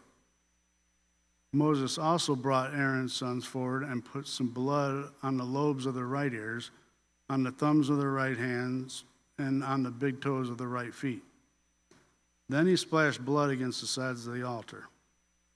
After that, he took the fat tail, and all the fat around the internal organs, the long lobe of the liver, both kidneys and their fat, and the right thigh. And from the basket of bread made without yeast, which was before the Lord, he took one thick loaf with olive oil mixed in, and one thin loaf, and he put these on the fat portions on the right thigh. He put all these in the hands of Aaron and his sons, and they waved them before the Lord as a wave offering. Then Moses took them from their hands and burned them on the altar on top of burnt offering as an ordination offering, a pleasing aroma, a food offering presented to the Lord. Moses also took the breast, which was his share of the ordination ram, and waved it before the Lord as a wave offering, as the Lord commanded Moses. Then Moses took some of the anointing oil and some of the blood from the altar and sprinkled them on Aaron's garments and his sons and their garments. So he consecrated Aaron on his garments and his son and their garments. Moses then said to Aaron and his sons, "Cook the meat at the entrance of the tent of meeting and eat it there with the bread from the basket of ordination offerings, as I was commanded. Aaron and his sons are to eat it. Then burn up the rest of the meat and the bread. Do not leave the entrance to the tent of meeting for 7 days, until the days of your ordination are completed, for your ordination will last 7 days. What has been done today was commanded by the Lord to make atonement for you. You must stay at the entrance to the tent of meeting day and night for 7 days, and do what the Lord requires, so you will not die. For that is what I have been commanded. So Aaron and his sons did everything the Lord commanded through Moses. Chapter 9. On the 8th day, Moses summoned Aaron and his sons and the elders of Israel.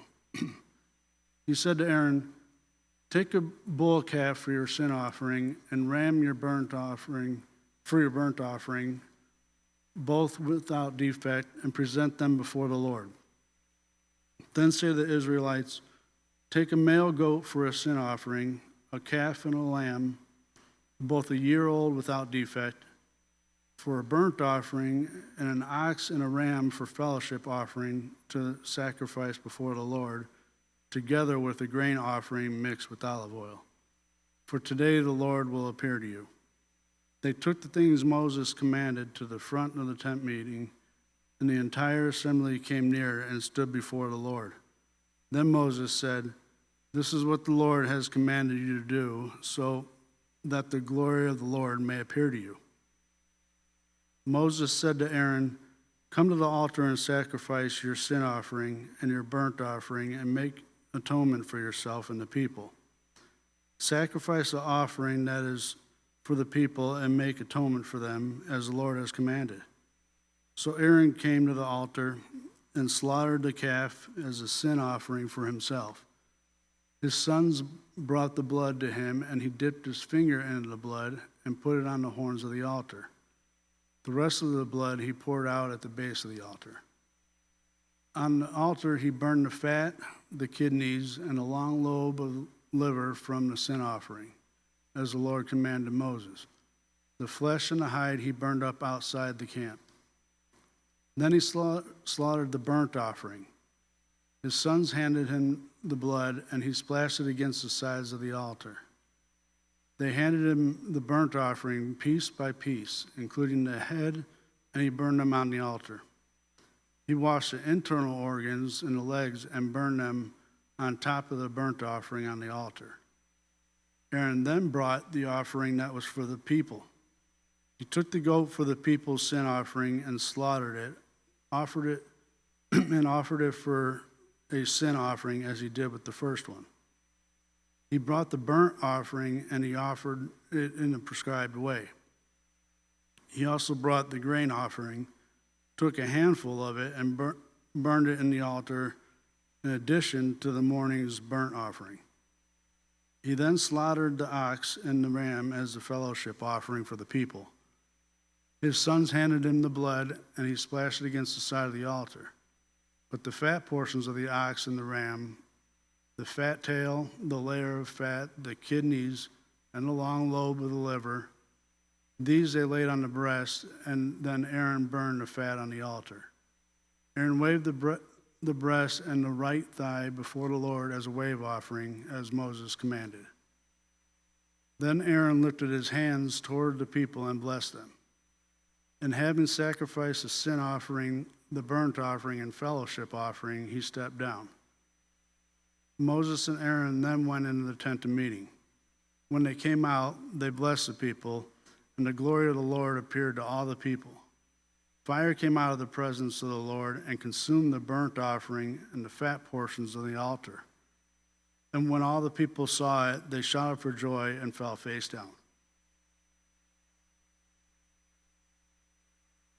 Chapter 10. Aaron's son Nadab and Abihu took their censers and put fire in them and added incense. They offered an unauthorized fire before the Lord, contrary to his command. So the fire came out from the presence of the Lord and consumed them, and they died before the Lord. Moses then said to Aaron, "This is what the Lord spoke of when he said, Among those who approach me, I will be proved holy. In the sight of all the people, I will be honored. Aaron remained silent. Moses summoned Mishael and Elzaphan, sons of Aaron's uncle, Uzziel, and said to them, "Come here. Carry your cousins outside the camp, away from the front of the sanctuary." So they came, carried them, still in their tunics, outside the camp as Moses ordered. Then Moses said to Aaron and his sons, Eleazar and Ithamar, "Do not let your hair become unkempt. Do not tear your clothes, or you will die, and the Lord will be angry with the whole community. But your relatives and all the Israelites may mourn for those the Lord has destroyed by fire. Do not leave the entrance to the tent of meeting, or you will die, because the Lord's anointing oil is on you." So they did as Moses said. Then the Lord said to Aaron, "You and your sons are not to drink wine or other fermented drink whenever you go into the tent of meeting, or you will die.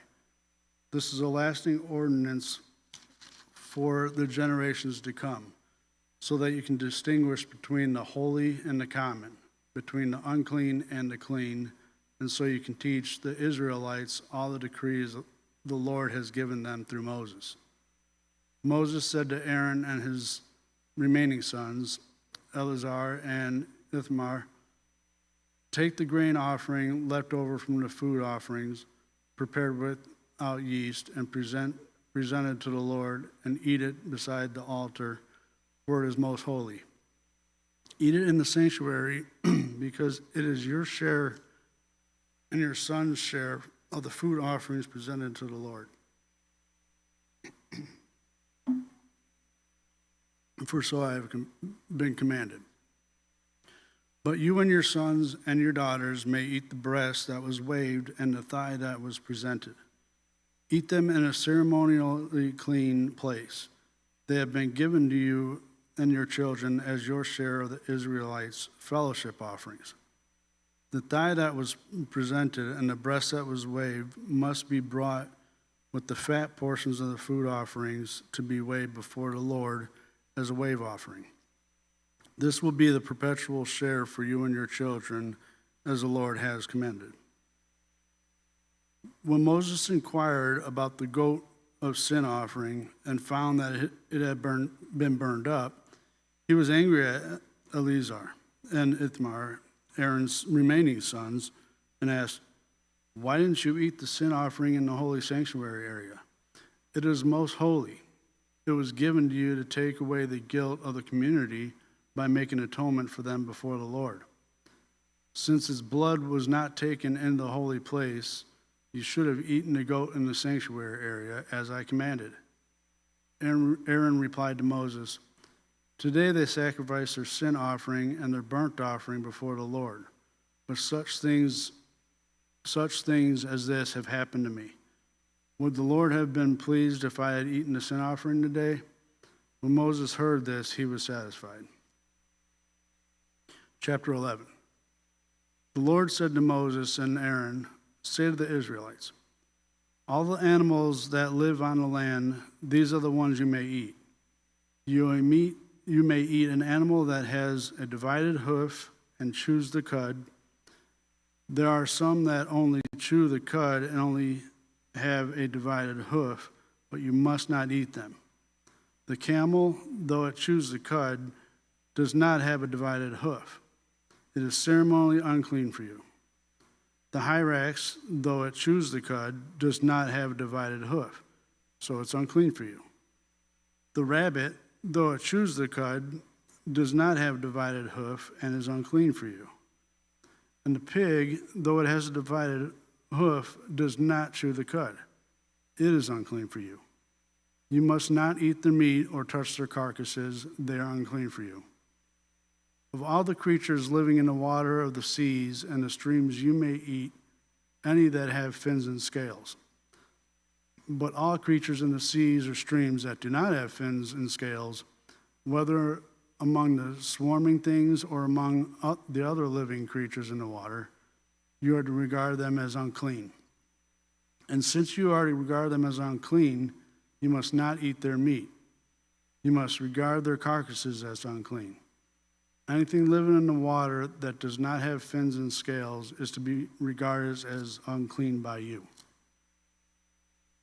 These are the birds you are to regard as unclean and not eat, because they are unclean: the eagle, the vulture, the black vulture, the red kite, any kind of black kite, any kind of raven, the horned owl, the screeched owl, the gull, any kind of hawk, the little owl, the cormorant, the great owl, the white owl, the desert owl, the osprey, the stork, and any kind of heron, the hoopoe, and the bat. All flying insects that walk on all fours are to be regarded as unclean by you. There are, however, some flying insects that walk on all fours that you may eat. Those that have jointed legs for hopping on the ground, of these you may eat any kind of locust, katydid, cricket, or grasshopper, but all the other flying insects that have 4 legs you're regarded as unclean. You will make yourselves unclean by these. Whoever touches their carcasses will be unclean till evening. Whoever picks up one of their carcasses must wash their clothes, and it will be unclean till evening. Every animal that does not have a divided hoof or does not chew the cud is unclean for you. Whoever touches the carcasses of any of them will be unclean.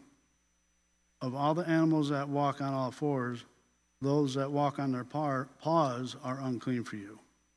Whoever touches their carcasses will be unclean till evening. Anyone who picks up their carcasses must wash their clothes, and they will be unclean till evening.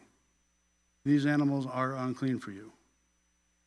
Of the animals that move along the ground, these are unclean for you: the weasel, the rat, and any kind of great lizard, the gecko, the monitor lizard, the wall lizard, the skink, and the chameleon.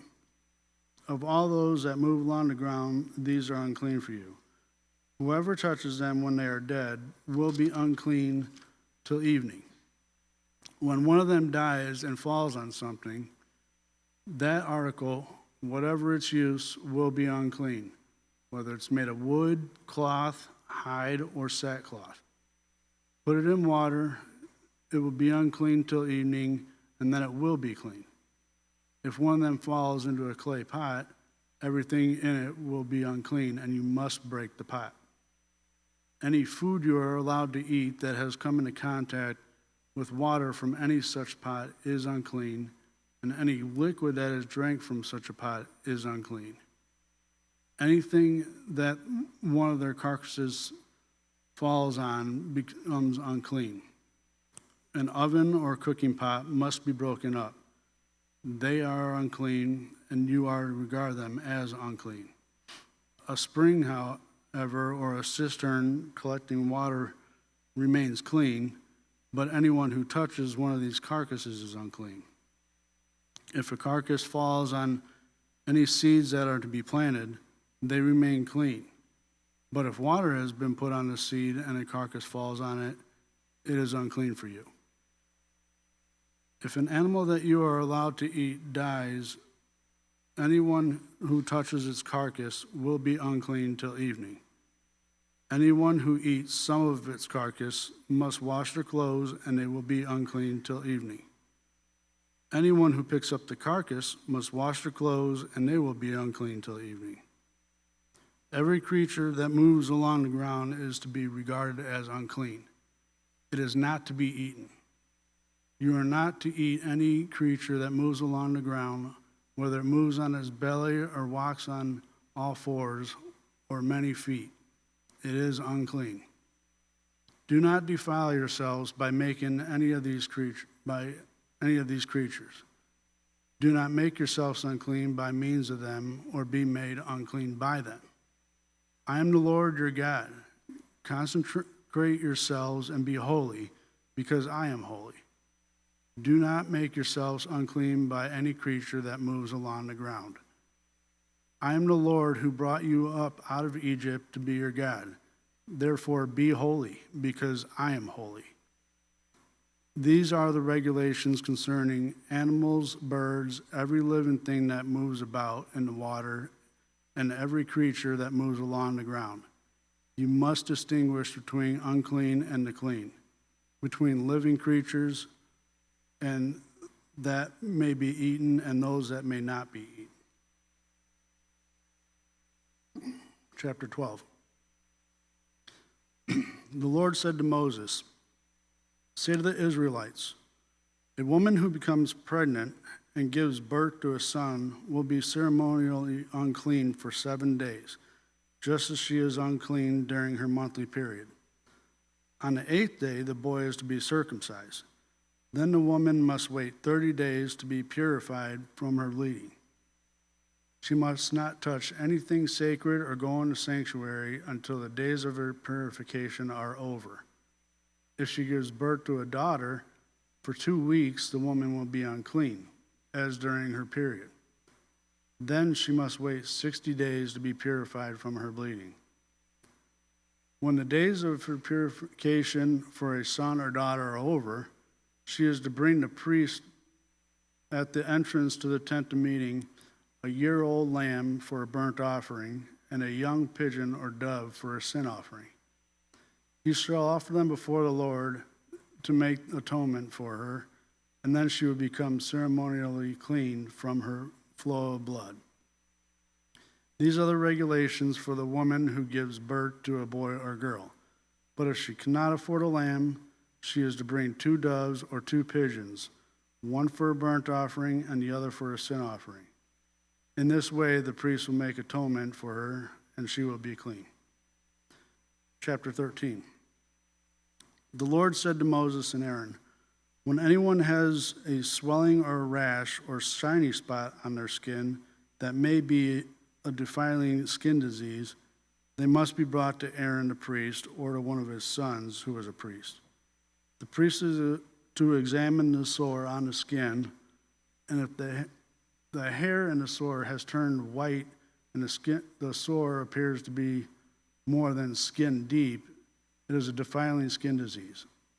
When the priest examines that person, he shall pronounce them ceremonially unclean. If the shiny spot on the skin is white but does not appear to be more than skin deep, and the hair in it has not turned white, the priest is to isolate the affected person for 7 days. On the 7th day, the priest is to examine them. And if he sees that the sore is unchanged and has not spread in the skin, he is to isolate them for another 7 days. On the 7th day, the priest is to examine them again. And if the sore is faded and has not spread to the skin, the priest shall pronounce them clean. It is only a rash. They must wash their clothes, and they will be clean. But if the skin rash does spread in their skin after they have shown themselves to the priest to be pronounced clean, they must appear before the priest again. The priest is to examine that person, and if the rash has spread in the skin, he shall pronounce them unclean. It is a defiling skin disease. When anyone has a defiling skin disease, they must be brought to the priest. The priest is to examine them, and if there is a white swelling on their skin that has turned the hair white, and if there is raw flesh in the swelling, it is a chronic skin disease, and the priest shall pronounce them unclean. He is not to isolate them because they are already unclean. If the disease breaks out all over the skin, and so far as the priest can see, it covers all the skin of the affected person from head to foot, the priest is to examine them. And if the disease has covered the whole body, you shall pronounce them clean. Since it has all turned white, they are clean. But whenever raw flesh appears on them, they will be unclean. When the priest sees that raw flesh, he shall not pronounce them unclean. The raw flesh is unclean. They have a defiling disease. If the raw flesh changes and turns white, they must go to the priest. The priest is to examine them, and if the sores have turned white, The priest shall pronounce the affected person clean, then they will be clean. When someone has a boil on their skin and it heals, and in the place where the boil was, a white swelling or reddish white spot appears, they must present themselves to the priest. The priest is to examine it, and if it appears to be more than skin deep, and the hair has turned white, the priest shall pronounce that person unclean. It is a defiling skin disease that has broken out where the boil was. But if when the priest examines it, there is no white hair in it, and is not more than skin deep and has faded, then the priest is to isolate them for 7 days. If it is spreading in the skin, the priest shall pronounce them unclean. It is a defiling disease.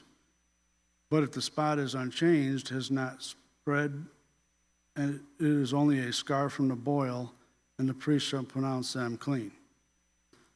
When someone has a burn on their skin and a reddish white or a white spot appears in the raw flesh of the burn, the priest is to examine the spot. And if the hair in it has turned white and it appears to be more than skin deep, it is a defiling disease that the priest that has broken out in the burn. The priest shall pronounce them unclean. It is a defiling skin disease. But if the priest examines it and there is no white hair in the spot, and if there is no more than skin deep and has faded, the priest is to isolate them for 7 days. On the 7th day, the priest is to examine that person. And if it is spreading in the skin, the priest shall pronounce them unclean. It is a defiling skin disease. If, however, the spot is unchanged and is not spread to the skin, but is faded, it is a swelling from the burn, and the priest shall pronounce them clean. It is only a scar from the burn. If a man or woman has a sore on their head or chin, the priest is to examine the sore. And if it appears to be more than skin deep, and the hair in it is yellow and thin, the priest shall pronounce them unclean.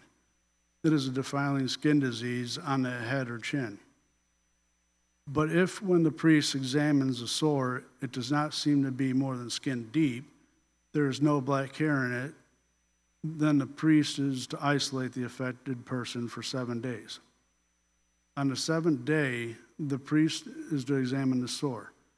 And if it is not spread and there is no yellow hair in it, and it does not appear to be more than skin deep, the man or woman must shave themselves, except for the affected area, and the priest is to keep them isolated another 7 days.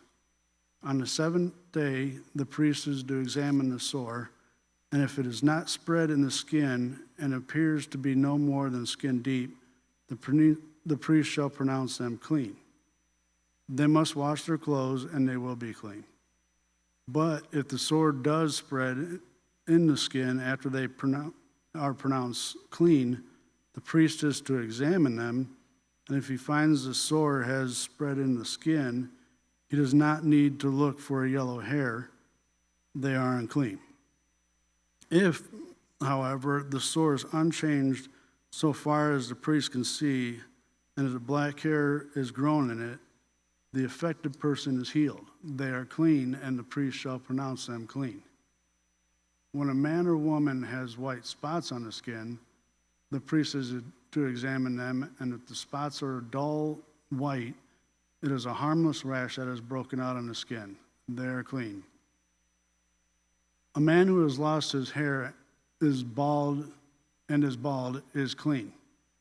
If he has lost his hair from the front of his scalp and has a bald forehead, he is clean. But if he has a reddish white sore on his bald head or forehead, it is a defiling disease, breaking out on his head or forehead.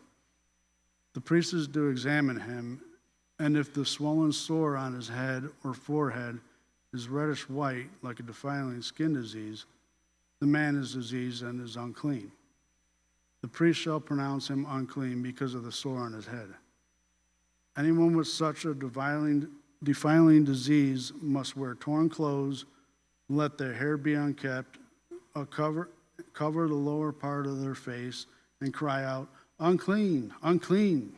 As long as they have the disease, they remain unclean. They must live alone, and they must live outside the camp.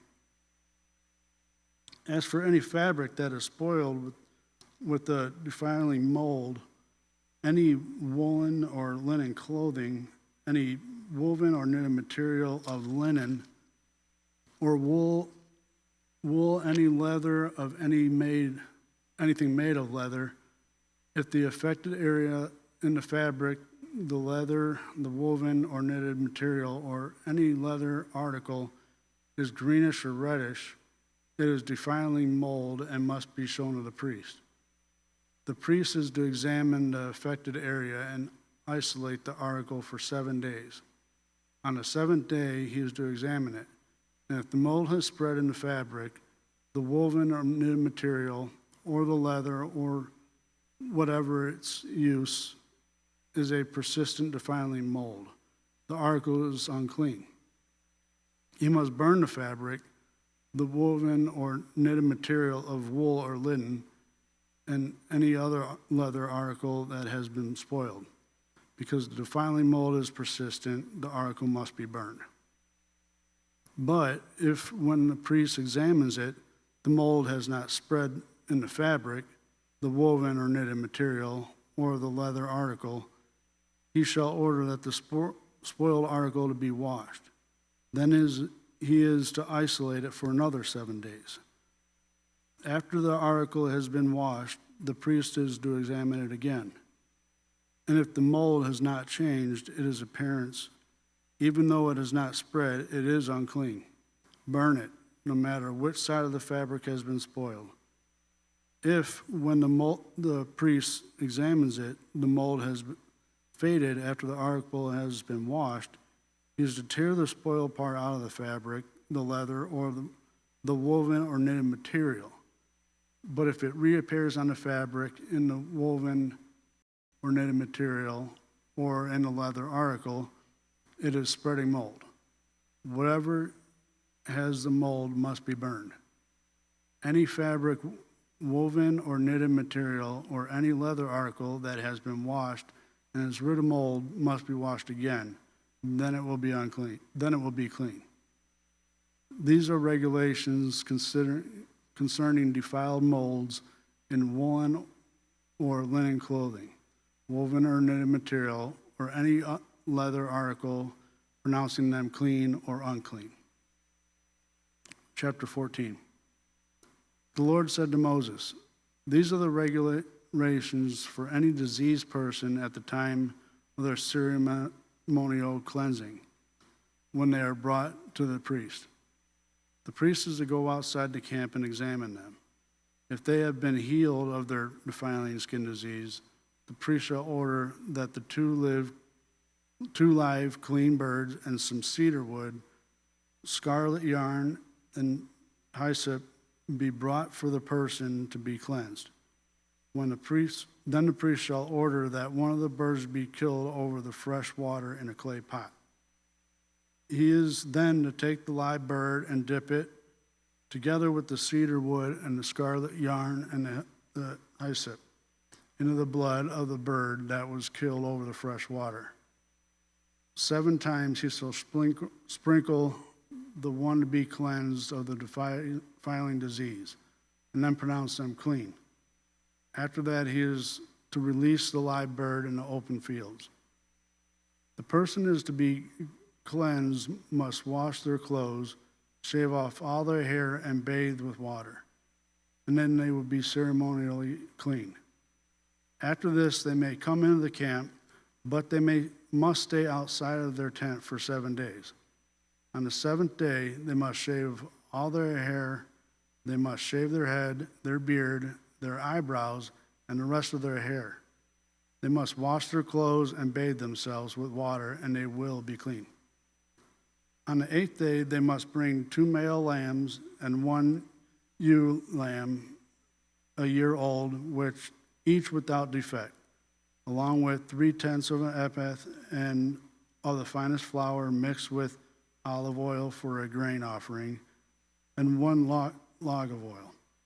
The priest who pronounces them clean shall present both one to be cleansed and their offerings before the Lord at the entrance to the tent meeting. Then the priest is to take one of the male lambs and offer it as a guilt offering. Along with the log of oil, he shall wave them before the Lord as a wave offering. He is to slaughter the lamb in the sanctuary area where the sin offering and the burnt offering are slaughtered. Like the sin offering, the guilt offering belongs to the priest. It is most holy. The priest is to take some of the blood of the guilt offering and put it on the lobe of the right ear of the one to be cleansed, on the thumb of the right hand, and on the big toe of the right foot. The priest shall then take some of the log of oil, pour it in the palm of his own left hand, dip his right forefinger into the oil in his palm, and with his finger sprinkle some of it before the Lord 7 times. The priest is to put some of the oil remaining in his palm on the lobe of the right ear of the one to be cleansed, on the thumb of their right hand, and on the big toe of their right foot, on top of the blood of the guilt offering. The rest of the oil in his palm the priest shall put on the head of the one to be cleansed and make atonement for them before the Lord. Then the priest is to sacrifice the sin offering and make atonement for the one to be cleansed from their uncleanliness. After that, the priest shall slaughter the burnt offering and offer it on the altar together with the grain offering and make atonement for them, and they will be clean. If, however, they are poor and cannot afford these, they must take 1 male lamb as a guilt offering to be waved to make atonement for them, together with 1/10 of ephah of the finest flour mixed with olive oil for a grain offering, a log of oil, and 2 doves or 2 pigeons, such they can afford, one for a sin offering and the other for a burnt offering. On the 8th day, they must bring them for their cleansing to the priest at the entrance to the tent of meeting before the Lord. The priest is to take the lamb for the guilt offering together with the log of oil and then wave them before the Lord as a wave offering. He shall slaughter the lamb for the guilt offering and take some of its blood and put it on the lobe of the right ear of one of the to be cleansed, on the thumb of the right hand, and on the big toe of the right foot. The priest is to pour some of the oil into the palm of his left hand, and with his right forefinger, sprinkle some of the oil from his palm 7 times before the Lord. Some of the oil in his palm he is to put on the same places he put the blood of guilt offering, on the lobe of the right ear of the one to be cleansed, on the thumb of the right hand, and on the big toe of the right foot. The rest of the oil in his palm the priest shall put on the head of the one to be cleansed to make atonement for them before the Lord. Then he shall sacrifice the doves or young pigeons, such as a person can afford, one as a sin offering and the other as a burnt offering, together with the grain offering. In this way, the priest will make atonement before the Lord on behalf of the one to be cleansed. These are the regulations for anyone who has a defiling skin disease and who cannot afford the regular offerings for their cleansing. The Lord said to Moses and Aaron, "When you enter the land of Canaan, which I am giving you as your possession, and I put a spreading mold in a house in that land, the owner of the house must go tell the priest, I have seen something that looks like defiling mold in my house. Then the priest is to order the house to be emptied before he goes in to examine the mold, so that nothing in the house will be pronounced unclean. After this priest is to go in and inspect the house, he is to examine the mold on the walls, and if it has a greenish or red dish depressions that appear to be deeper than the surface of the wall, the priest shall go out of the doorway of the house and close it up for 7 days. On the seventh day, the priest shall return and inspect the house. If the mold is spread on the walls, he is to order that the contaminated stones are to be torn out and thrown into an unclean place outside of the town. He must have all the inside walls of the house scraped, and the material that is scraped off dumped into an unclean place outside the town. Then they are to take the other stones and replace these, and take new clay and plaster the house. If the defiling mold reappears in the house after the stones have been torn out and the house scraped and plastered, the priest is to go and examine it. And if the mold is spread in the house, it is a persistent defiling mold. The house is unclean. It must be torn down, its stones, timbers, all the plaster, and taken out of the town to an unclean place. Anyone who goes into the house while it is closed up will be unclean till evening. Anyone who sleeps or eats in the house must wash their clothes. But if the priest comes to examine it and the mold is not spread after the house has been plastered, he shall pronounce the house clean, because the defiling mold is gone. To purify the house, he is to take 2 birds and some cedar wood, scarlet yarn and hyssop. He shall kill one of the birds over fresh water in a clay pot. Then he is to take cedar wood, the hyssop, scarlet, and the live bird, dip them in the blood of the dead bird and the fresh water, and sprinkle the house 7 times.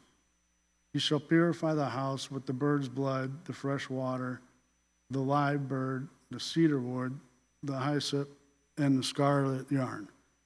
Then he is to release the live bird in the open fields outside the town. In this way he will make atonement for the house, and it will be clean. These are the regulations for any defiling skin disease, for a sore, defiling molds in fabric or in a house, and for a swelling rash or a shiny spot to determine whether something is clean or unclean. These are the regulations for defiling skin diseases and defiling molds.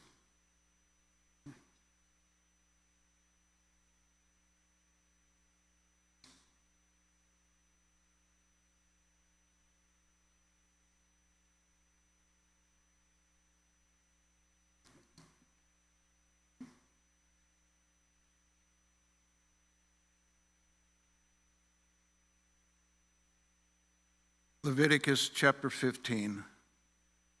The Lord said to Moses and Aaron, "Speak to the Israelites and say to them, when any man has an unusually bodily discharge, such as a discharge is unclean, whether it continues flowing from his body or is blocked, it will make him unclean. This is how his discharge will bring about uncleanness. Any bed the man with a discharge lies on will be unclean. He is to put on a sacred linen tunic with linen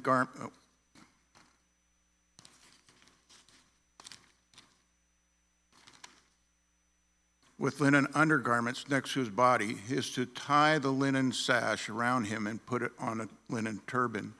These are sacred garments, so he must bathe himself with water before he puts them on. From the Israelite community, he is to take 2 male goats for a sin offering and a ram offering for a burnt offering. Aaron is to offer the bull for his own sin offering to make atonement for himself and his household. Then he is to take 2 goats and present them before the Lord at the entrance to the tent of meeting.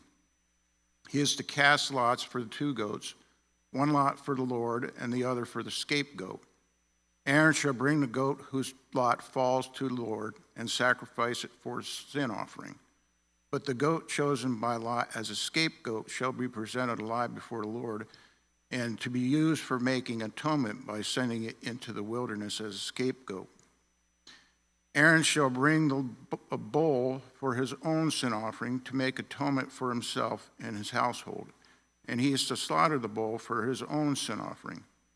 He is to take a censer full of burning coals from the altar before the Lord, and 2 handfuls of finely ground fragrant incense, and take them behind the curtain. He is to put the incense on the fire before the Lord, and the smoke of the incense will conceal the atonement cover above the tablets of the covenant law, so that he will not die. He is to take some of the bull's blood, and with his finger sprinkle it in front of the atonement cover. Then he shall sprinkle some of it with his finger 7 times before the atonement cover. He shall then slaughter the goat for the sin offering for the people, and take its blood behind the curtain, and do with it as he did with the bull's blood. He shall sprinkle it on the atonement cover and in front of it.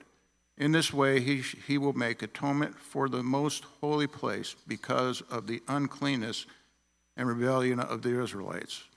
Whatever their sins have been, he is to do the same thing for the tent of meeting, which is among them, in the midst of their uncleanness. No one is to be in the tent of meeting from the time Aaron goes in to make atonement for the most holy place until he comes out, having made atonement for himself, his household, and the whole community of Israel. Then he shall come out of the altar. Then he shall come out to the altar, that is before the Lord, and make atonement for it. He shall take some of the bull's blood and some of the goat's blood and put it on the horns of the altar. He shall sprinkle some of the blood on it with his finger 7 times to cleanse it and to consecrate it with the uncleanness of the Israelites. When Aaron had finished making atonement for the most holy place, the tent of meeting and the altar, he shall bring forward the live goat. He is to lay both his hands on its head of the live goat and confess over it all the wickedness and rebellion of the Israelites, all their sins, and put them on the goat's head. He shall send the goat away into the wilderness in the care of someone appointed for that task. The goat will carry on itself all the sins to a remote place, and the man shall release it to the wilderness. Then Aaron is to go into the tent of meeting and take off the linen garments he put on before he entered the most holy place, and he is to leave them there. He shall bathe himself with water in the sanctuary area and put on regular garments.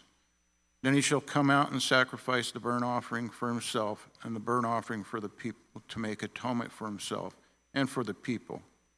He shall also burn the fat of the sin offering on the altar. The man who releases the goat as the scapegoat must wash his clothes and bathe himself with water. Afterward he may come into the camp. The bull and the goat for the sin offering, whose blood has brought into the most holy place to make atonement, must be taken outside the camp. Their hides, flesh, and intestines are to be burned up. The man who burns them must wash his clothes and bathe himself with water. Afterward he may come into the camp. This is the lasting ordinance for you. On the 10th day of the 7th month, you must deny yourself and not do any work, whether native-born or foreigner, residing among you, because on this day of atonement will be made for you. To cleanse you, then before the Lord you'll be clean from all sins. It is a day of Sabbath rest, and you must deny yourselves. It is a lasting ordinance. The priest who is anointed and ordained to succeed his father as high priest is to make atonement. He is to put on the sacred linen garments and make atonement for the most holy place, for the tent of meeting and the altar, and for the priests and all the members of the community. This is a lasting ordinance for you. Atonement is to be made once a year for all the sins of the Israelites. And it was done as the Lord commanded Moses. Chapter 17. The Lord said to Moses, "Speak to Aaron and his sons and all the Israelites, and say to them, this is what the Lord has commanded. Any Israelite who sacrifices an ox, a lamb, or a goat in the camp or outside of it, instead of bringing it to the entrance to the tent of meeting to present it as an offering to the Lord in front of the tabernacle of the Lord, that person shall be considered guilty of bloodshed. They have shed blood and must be cut off from their people. This is so the Israelites will bring the Lord the sacrifice they are now making in open fields. They must bring them to the priest. that is, to the Lord, at the entrance of the tent of meeting, and sacrifice them as fellowship offerings. The priest is to splash the blood against the altar of the Lord at the entrance of the tent of meeting, and burn the fat as an aroma pleasing to the Lord. They must no longer offer any of their sacrifices or to the goat idols, to whom the prostitute themselves. This is to be a lasting ordinance for them and for the generations to come. Say to them, any Israelite or any foreigner residing among them who offers a burnt offering or sacrifice that does not bring it to the entrance of the tent of meeting to sacrifice it to the Lord must be cut off from the people of Israel. I will set my face against any Israelite or any foreigner residing among them who eats blood, and I will cut them off from the people. For the life of a creature is in its blood, and I have given it to you to make atonement for yourselves on the altar. It is the blood that makes atonements for one's life. Therefore I say to the Israelites, none of you may eat blood, nor may any foreigner residing among you eat blood. Any Israelite, any foreigner residing among you who hunts any animal or bird that may be eaten must drain out the blood and cover it with earth, because the life of a creature is its blood. That is why I have said to the Israelites, you must not eat the blood of any creature, because the life of the creature is in its blood. Anyone who eats it must be cut off.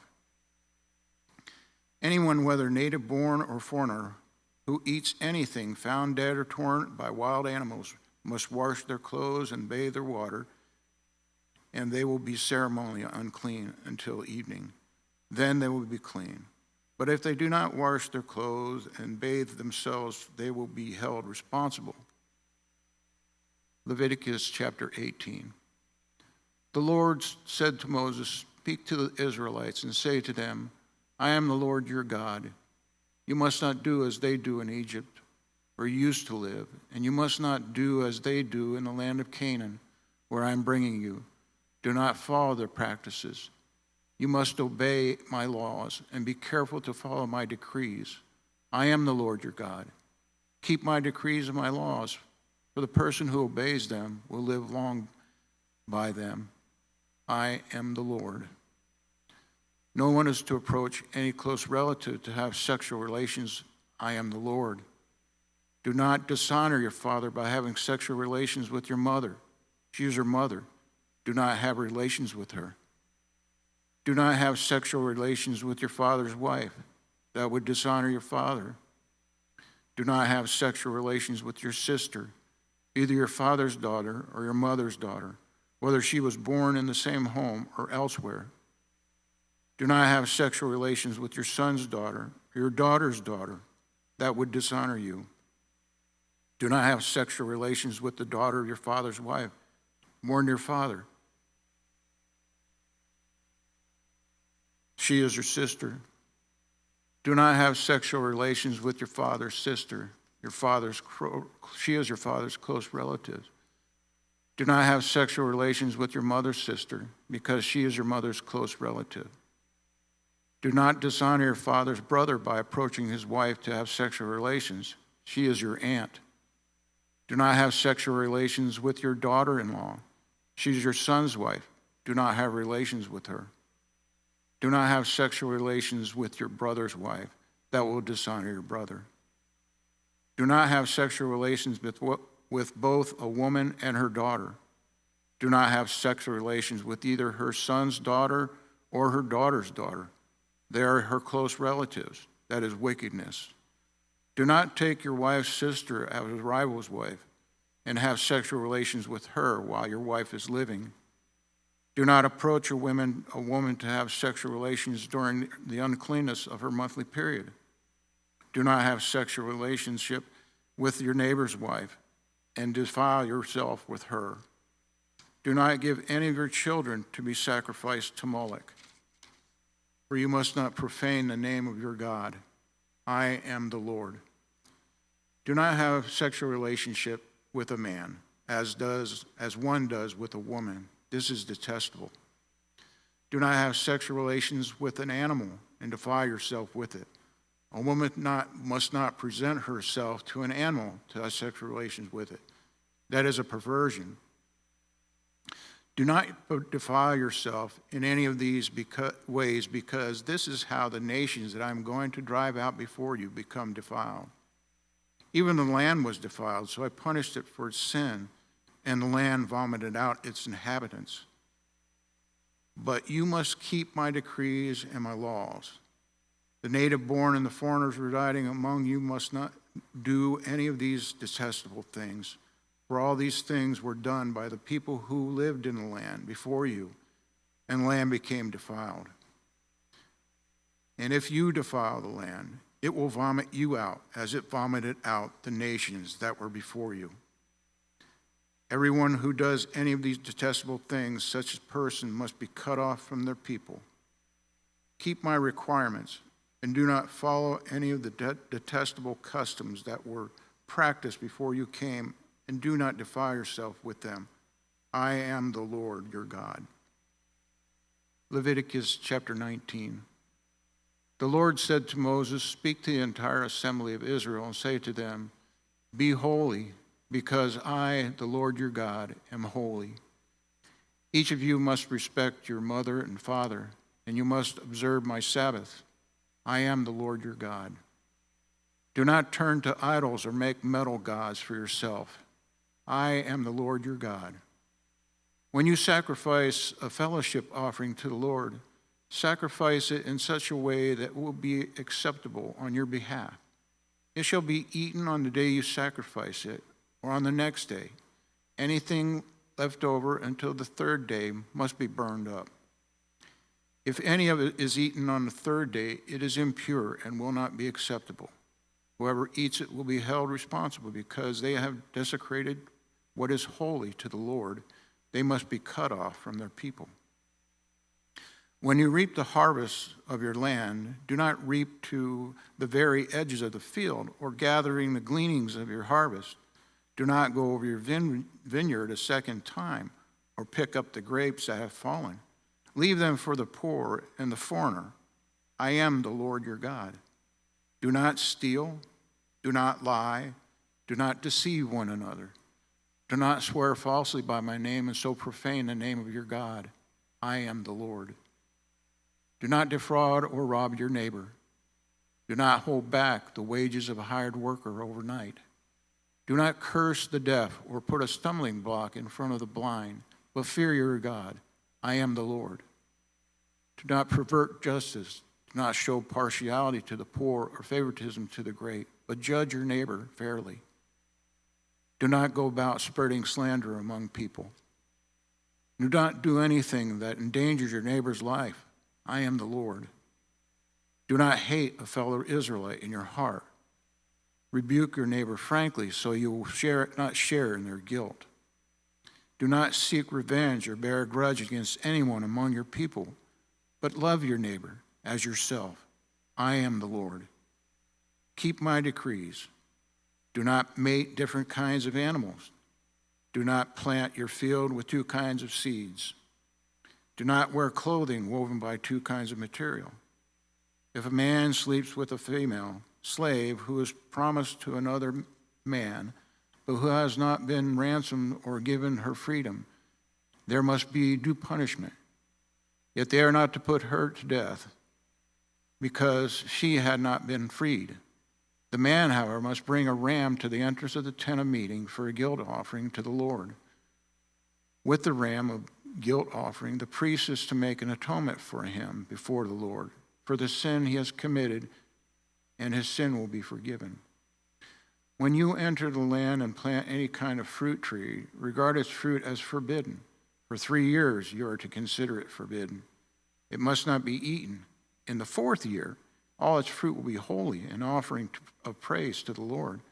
But in the 5th year you may eat its fruit. In this way your harvest will be increased. I am the Lord your God. Do not eat any meat with the blood still in it. Do not practice divination or seek omens. Do not cut the hair at the sides of your head or clip off the edges of your beard. Do not cut your bodies for the dead or put tattoo marks on yourselves. I am the Lord.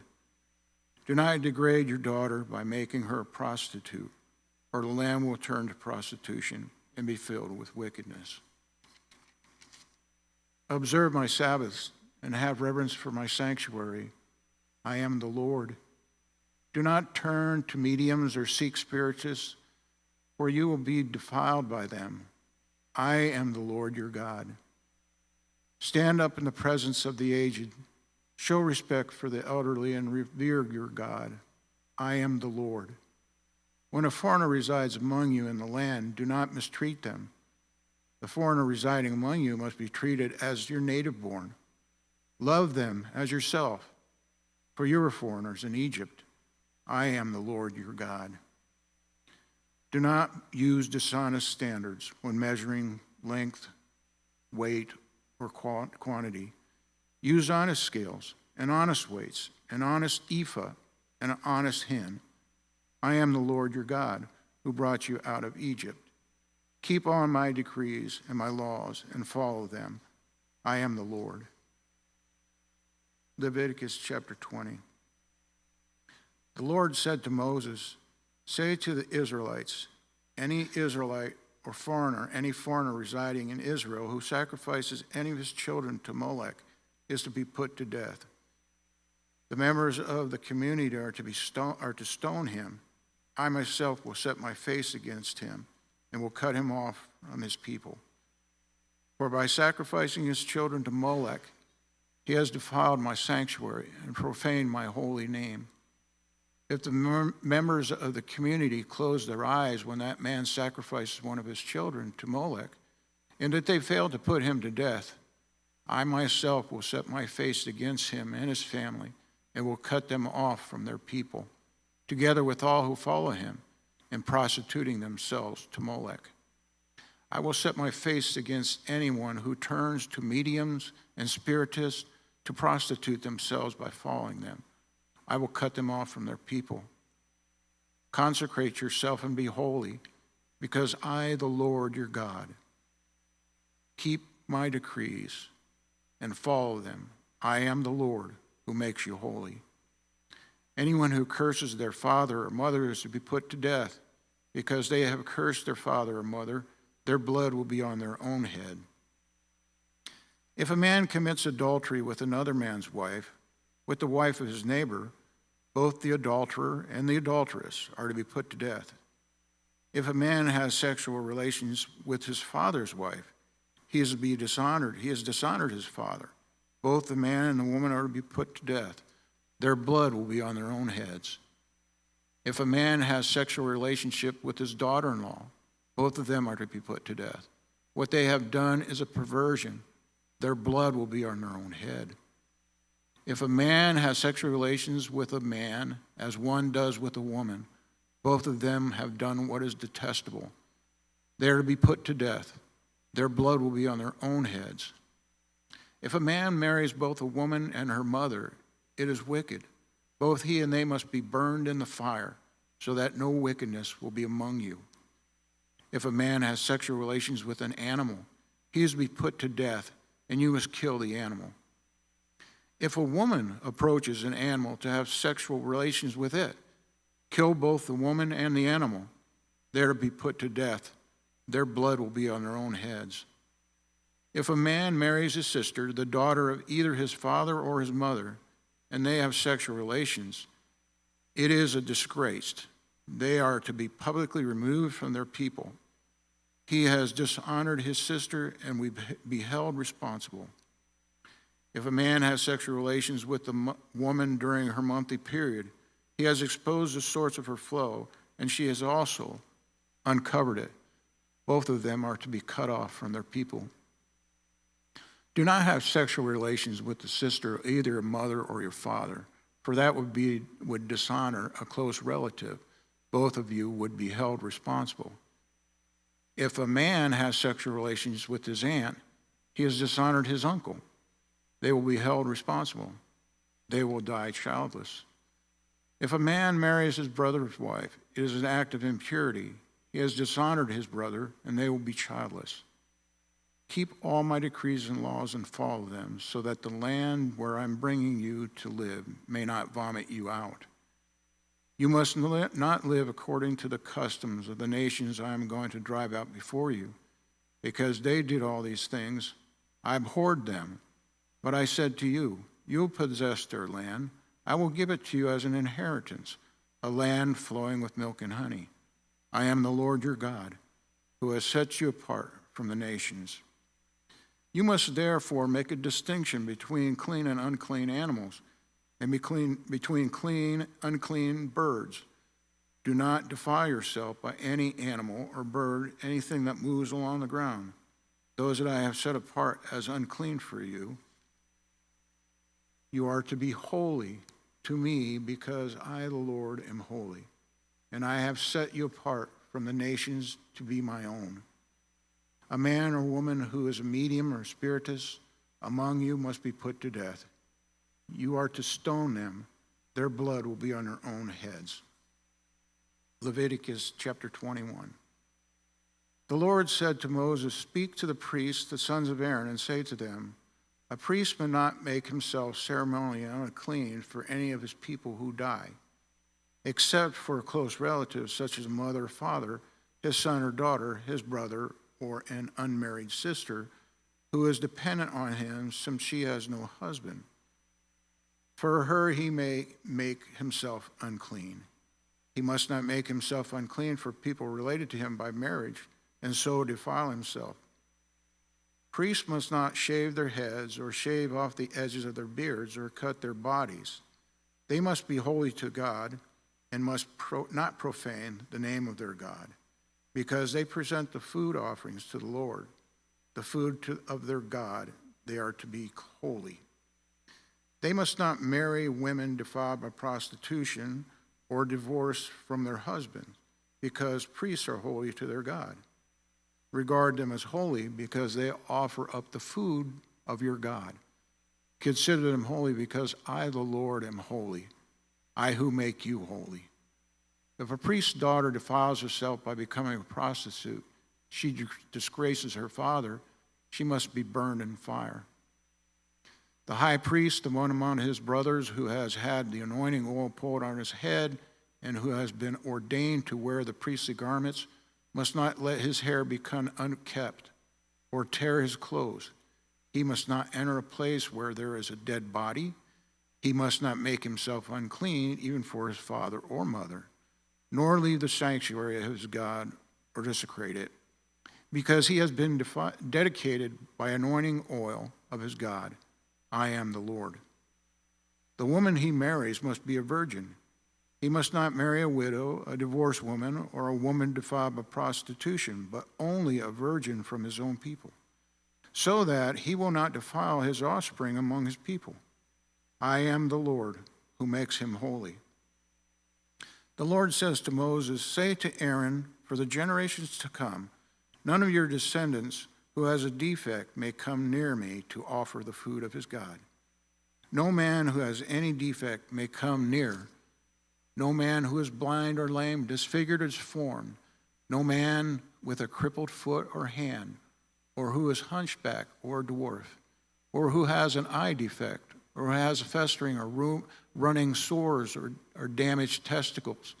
No descendant of Aaron, the priest, who has any defect is to come near to present the Lord the food offerings to the Lord. He has a defect.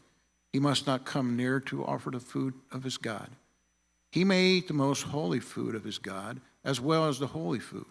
Yet because he has his defect, he must not go near the curtain or approach the altar, and so desecrate my sanctuary.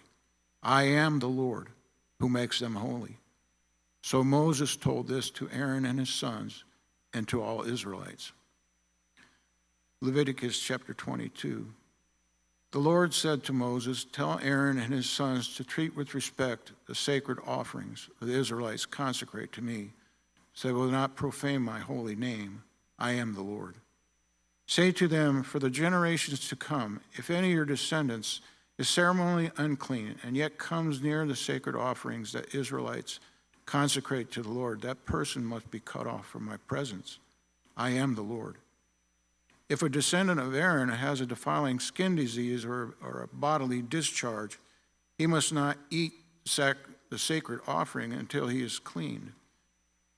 He will also be unclean if he touches something defiled by a corpse, or anyone who has emissions of semen, or if he touches any crawling thing that makes him unclean, or any person who makes him unclean, whatever the uncleanliness may be. The one who touches any such things will be unclean till evening. He must not eat any of the sacred offerings unless he has bathed himself with water. When the sun goes down, he will be clean. And after that, he may eat the sacred offerings, for they are his food. He must not eat anything found dead or torn by wild animals, and so become unclean through it. I am the Lord. The priests are to perform my services in such a way that they do not become guilty and die for treating it with contempt. I am the Lord who makes them holy. No one outside a priest's family may eat the sacred offering, nor may the guest of a priest or his hired worker eat it. But if a priest buys a slave with money, or if a slave is born into his household, they may eat this food. If any priest's daughter marries anyone other than a priest, she may not eat any of the sacred contributions. But if the priest's daughter becomes a widow or is divorced, yet has no children, and she returns to live with her father's household as her youth, she may eat her father's food. No unauthorized person, however, may eat it. Anyone who eats a sacred offering by mistake must make restitution to the priest for the offering and add a fifth of its value.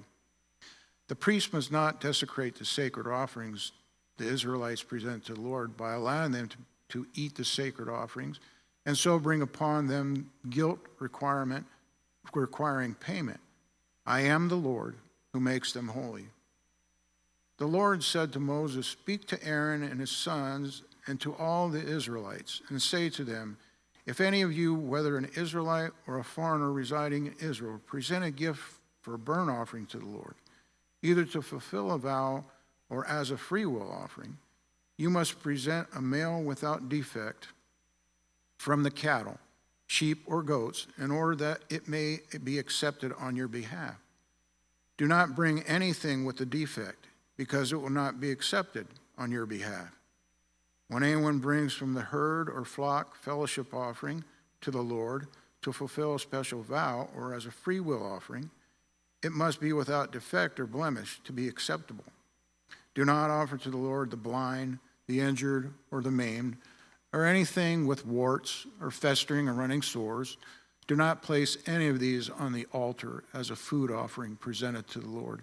You may, however, present as a free will offering an ox or a sheep that is deformed or stunted, but it will not be accepted in fulfillment of a vow.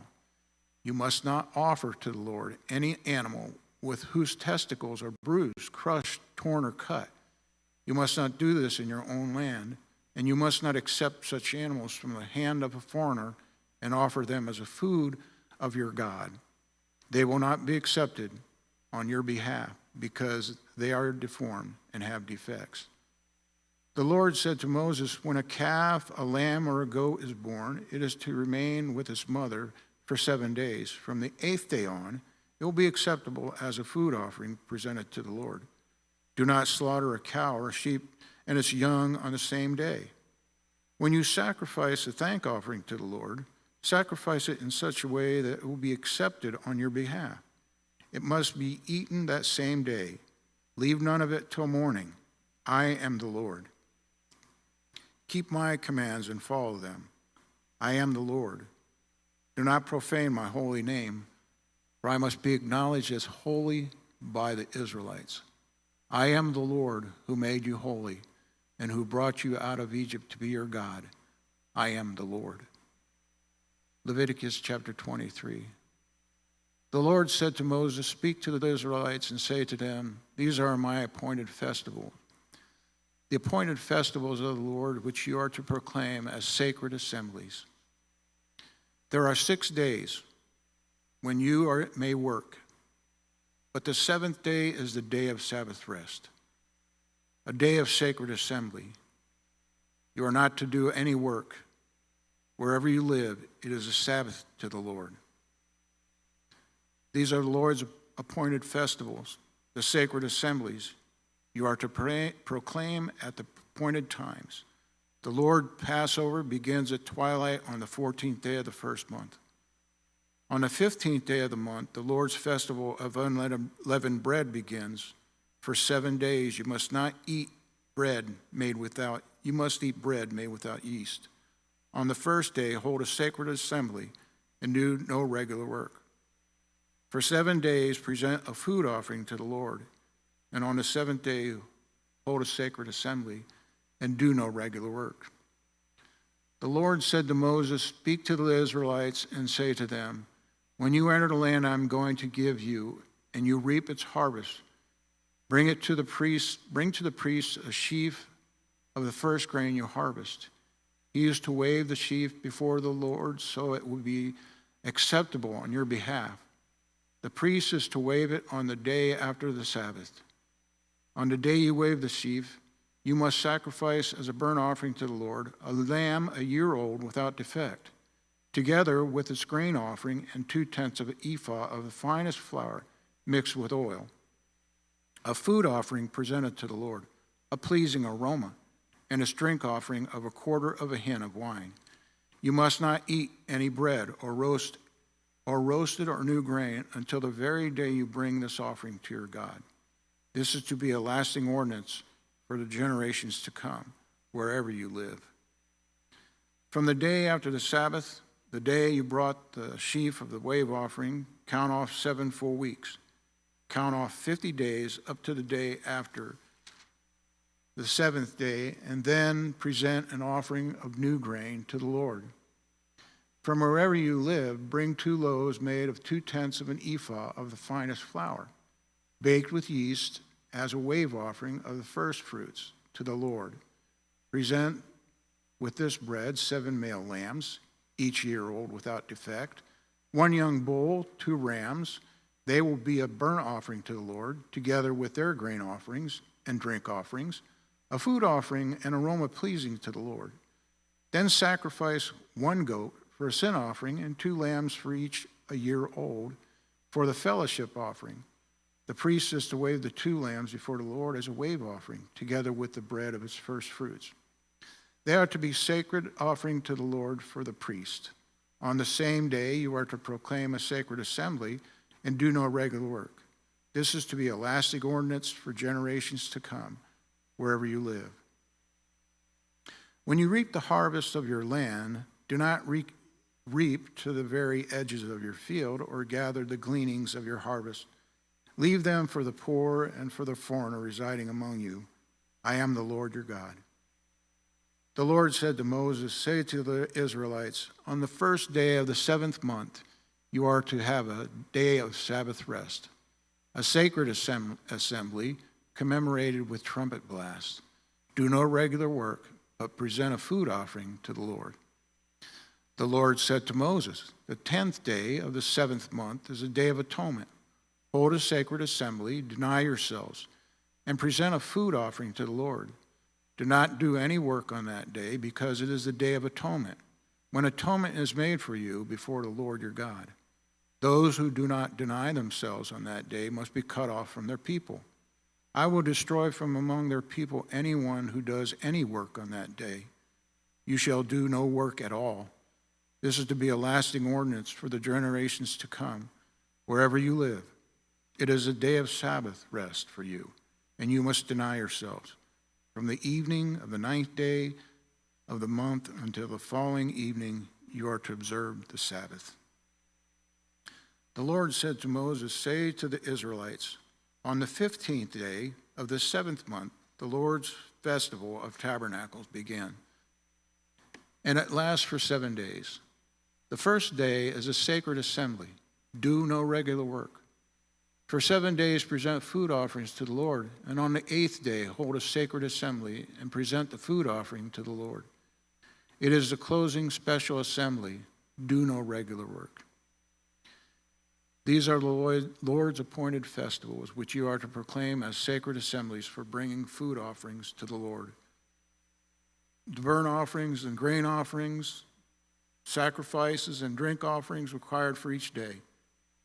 These offerings are to be in addition to those for the Lord's Sabbath, and in addition to your gifts of whatever you have vowed, and all the freewill offerings you give to the Lord. So beginning with the 15th day of the 7th month, after you have gathered the crops of the land, celebrate the festival to the Lord for 7 days. The first day is the day of the Sabbath rest, and the 8th day is also a day of Sabbath rest. On the first day you are to take branches from luxurious trees, from palms, willows, and other leafy trees, and rejoice before the Lord your God for 7 days. Celebrate this as a festival to the Lord for 7 days each year. This is to be a lasting ordinance for generations to come. Celebrate it in the 7th month. Live in temporary shelters for 7 days. All native-born Israelites are to live in such shelters, so your descendants will know that I had the Israelites live in temporary shelters when I brought them out of Egypt. I am the Lord your God. So Moses announced to the Israelites the appointed festivals of the Lord. Leviticus chapter 24. The Lord said to Moses, command the Israelites to bring you clear oil or pressed olives for the light, so that the lamps may be kept burning continually outside the curtain that shields the ark of the covenant law in the tent of meeting. Aaron is to tend the lamps before the Lord from evening till morning continually. This is to be a lasting ordinance for the generations to come. The lamps on the pure gold lampstand before the Lord must be tended continually. Take the finest flour and bake 12 loaves of bread, using 2/10 of an ephah for each loaf. Arrange them in 2 stacks, 6 in each stack, on a table of pure gold before the Lord. By each stack, put some pure incense as memorial portion to represent the bread and to be the food offering presented to the Lord. This is the bread that's to be set out before the Lord regularly, Sabbath after Sabbath, on behalf of the Israelites, as a lasting covenant. It belongs to Aaron and his sons, who are to eat it in the sanctuary area, because it is the most holy part of their perpetual share of the food offering presented to the Lord. Now the son of an Israelite woman, mother, and an Egyptian father went out among the Israelites, and a fight broke out in the camp between him and an Israelite. The son of an Israelite woman blasphemed the name with a curse, so they brought him to Moses. His mother's name was Shemalath, the daughter of Derbe the Danite. They put him into custody until the will of the Lord should be made clear. Then the Lord said to Moses, take the blasphemer outside the camp. All those who heard him are to lay their hands on his head, and the entire assembly is to stone him. Say to the Israelite, anyone who curses their God will be held responsible. Anyone who blasphemes the name of the Lord is to be put to death. The entire assembly must stone him, whether foreign or native born. When they blaspheme the name of they are to be stoned. Anyone who takes the life of a human being is to be put to death. Anyone who takes the life of someone's animal must make restitution, life for life. Anyone who injures their neighbor is to be injured in the same manner. Fracture for fracture, eye for eye, tooth for tooth. The one who has inflicted the injury must suffer the same injury. Whoever kills an animal must make restitution, but whoever kills a human being is to be put to death. You are to have the same law for a foreigner and a native born. I am the Lord your God. Then Moses spoke to the Israelites, and they took the blasphemer outside the camp and stoned him. The Israelites did as the Lord commanded. Leviticus chapter 25. The Lord said to Moses at Mount Sinai, speak to the Israelites and say to them, When you enter the land I'm going to give you, the land itself must observe a Sabbath to the Lord. For 6 years sow your fields, and for 6 years prune your vineyards and gather their crops. But in the 7th year, the land is to have a year of Sabbath rest, a Sabbath to the Lord. Do not sow your fields or prune your vineyards. Do not reap what grows of itself or harvest the grapes of your unattended vines. The land is to have a year of rest. Whatever the land yields during the Sabbath year will be food for you, you yourselves, your male and female servants, and the hired worker and temporary resident who live among you, as well as for your livestock and the wild animals in the land. Whatever the land produces may be eaten. Count off 7 Sabbath years, 7 times 7 years, so that the 7 Sabbath years amount to a period of 49 years. Then have the trumpet sounded everywhere on the 10th day of the 7th month, on the Day of Atonement. Sound the trumpet throughout the land.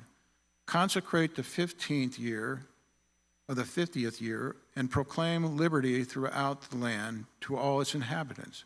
It shall be a jubilee for you. Each of you is to return to your family property and to your own clan. The 50th year shall be a jubilee for you. Do not sow and do not reap what grows of itself, or harvest the untended vine. For it is a jubilee and is to be holy for you. Eat only what is taken directly from the fields. In this year of Jubilee, everyone is to return to their own property. If you sell land to any of your own people or buy land from them, do not take advantage of each other. You are to buy from your own people on the basis of the number of years since the Jubilee, and they are to sell to you on that basis of number of years left from the harvesting crops. When the years are many, you are to increase the price, and when the years are few, you are to decrease the price, because what is really being sold to you is the number of crops. Do not take advantage of each other, but fear your God. I am the Lord your God. Follow my decrees and be careful to obey my laws, and you will live safely in the land. Then the land will yield its fruit, and you will eat your fill and live there in safety. You may ask, what will we eat in the 7th year if we do not plant or harvest our crops? I will send you such a blessing in the 6th year that the land will yield enough for 3 years. While you plant during the 8th year, you will eat from the old crop and will continue to eat from it until the harvest of the 9th year. The land must not be sold permanently, because the land is mine, and you reside in my land as foreigners and strangers. Throughout the land that you hold as possession, you must provide for the redemption of the land. If any one of you fellow Israelites becomes poor and sells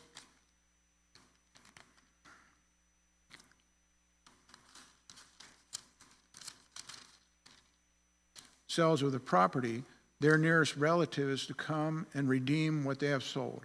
If, however, there is no one to redeem it for them, but later on they prosper and acquire significant means to redeem it themselves, they are to determine the value for the years since they sold it and refund the balance to the one whom they sold it to.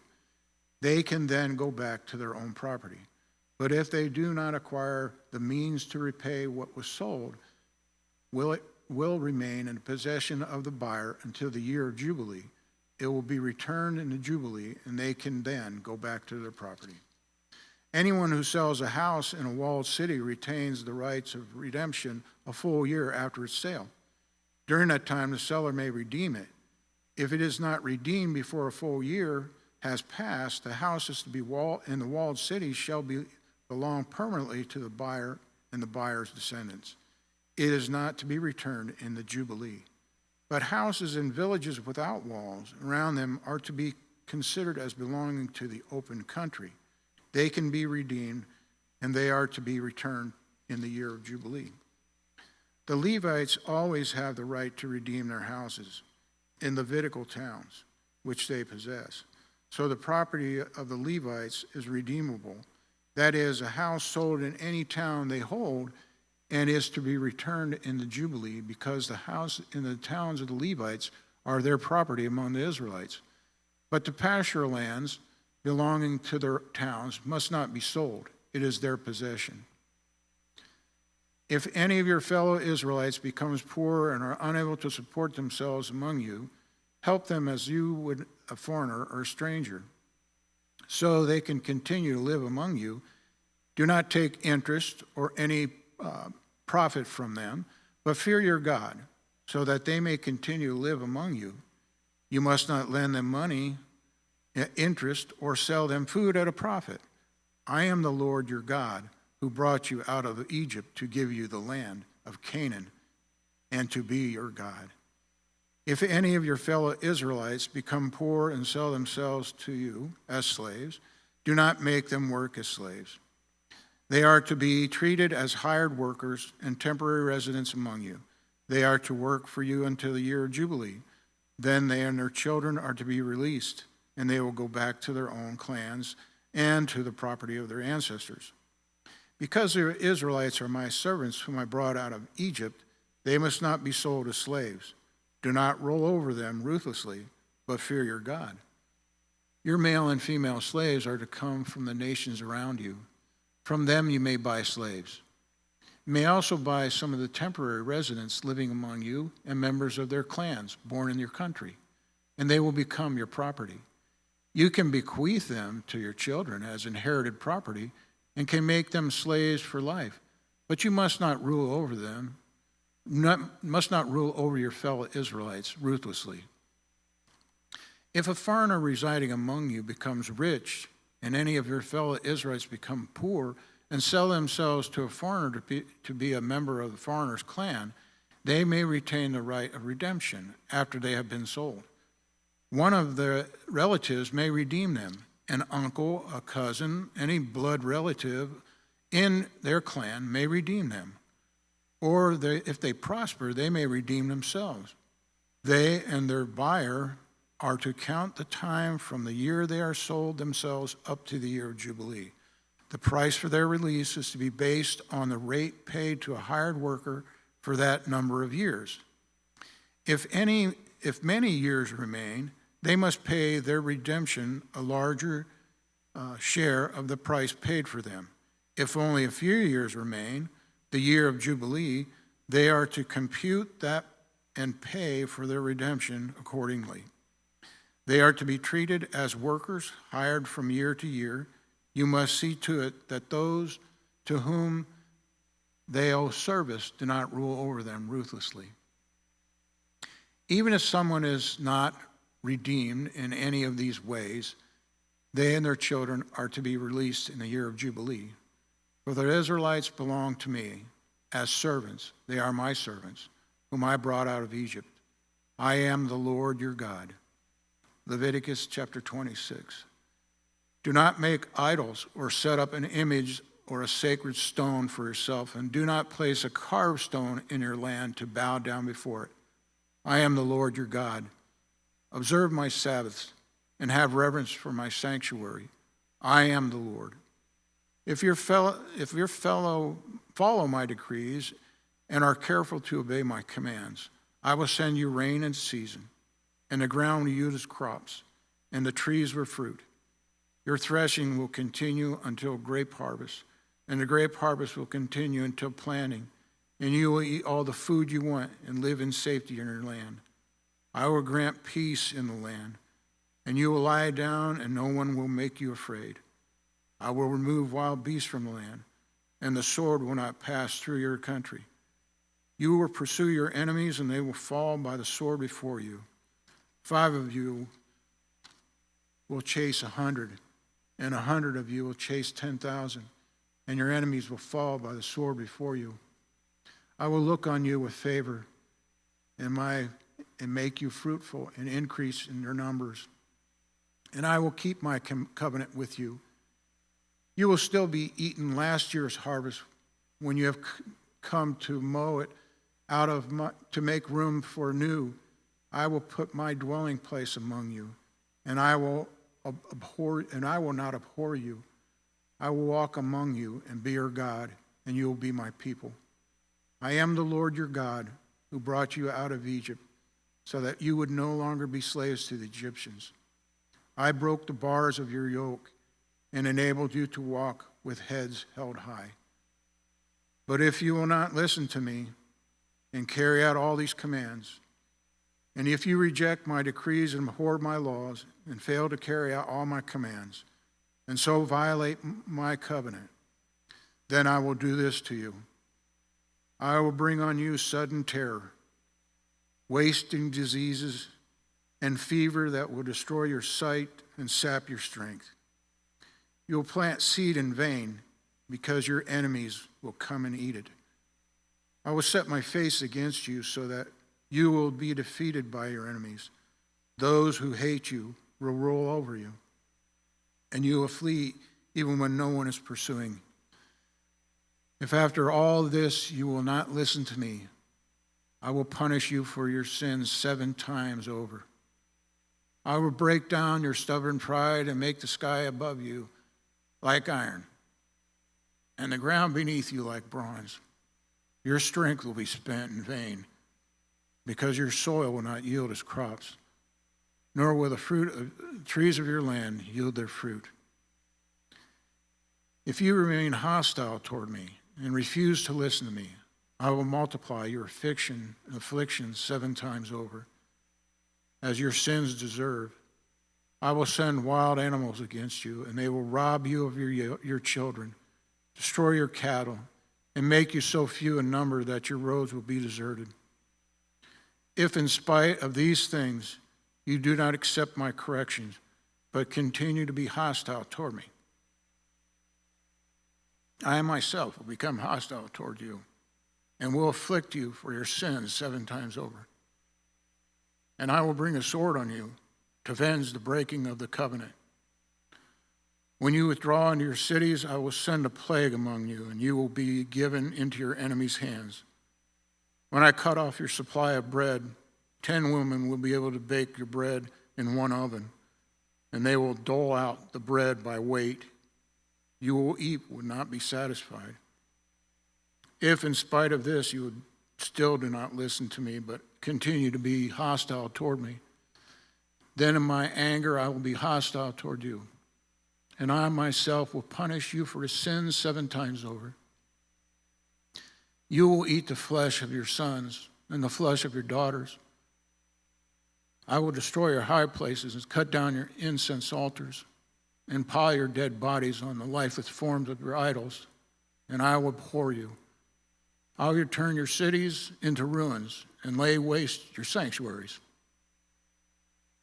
I will take no delight in pleasing aroma of your offerings. I myself will lay waste the land so that your enemies who live there will be appalled. I will scatter you among the nations and will draw out my sword and pursue you. Your land will be laid waste, your cities will lie in ruins. Then the land will enjoy its Sabbath years all the time that it lies desolate and you are in the country of your enemies. Then the land will rest and enjoy its Sabbath. All the time that it lies desolate, the land will have its rest that it did not have during the Sabbaths you lived in. As for those of you who are left, I will make their hearts so fearful in the land of their enemies that the sound of the wind-blown leaf will put them in flight.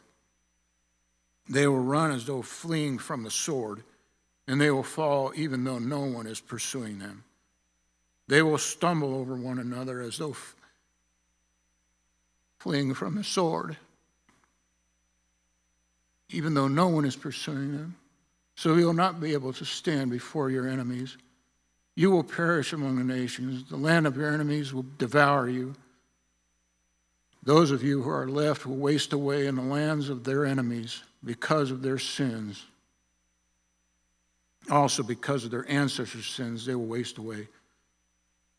But if you will confess your sins and the sins of your ancestors, their unfaithfulness and their hostility toward me, which made me hostile toward them, so that I sent them into the land of their enemies, then when their uncircumcised hearts are humbled, and they pay for their sin, I will remember my covenant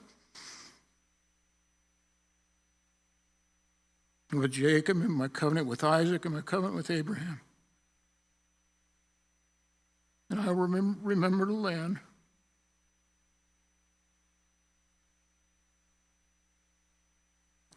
For the land will be deserted by them, and will enjoy its Sabbath while it lies desolate without them. They will pay for their sins because they rejected my laws and abhorred my decrees. Yet in spite of this, when they are in the land of their enemies, I will not reject them or abhor them, so as to destroy them completely, breaking my covenant. I am the Lord their God.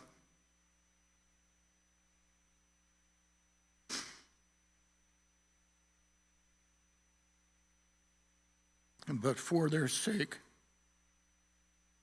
I will remember the covenant with their ancestors, whom I brought out of Egypt in the sight of the nations to be their God. I am the Lord.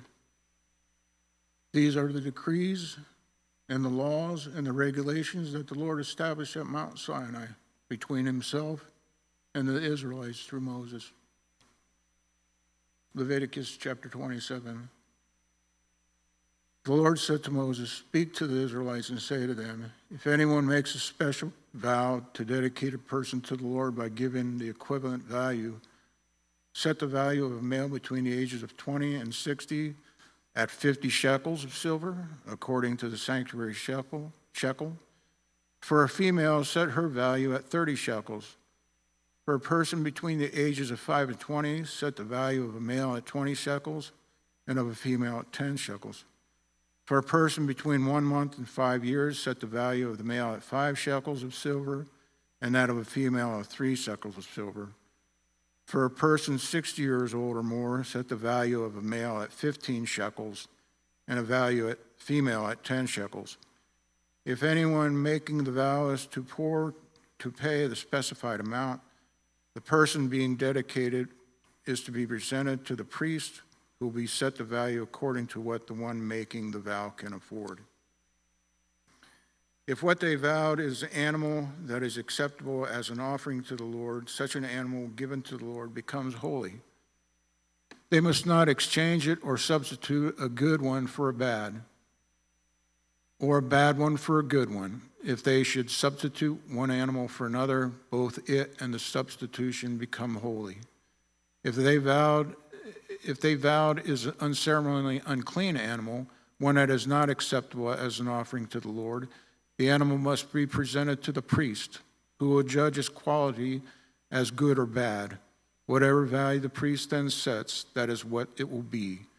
If the owner wishes to redeem the animal, a fifth must be added to its value.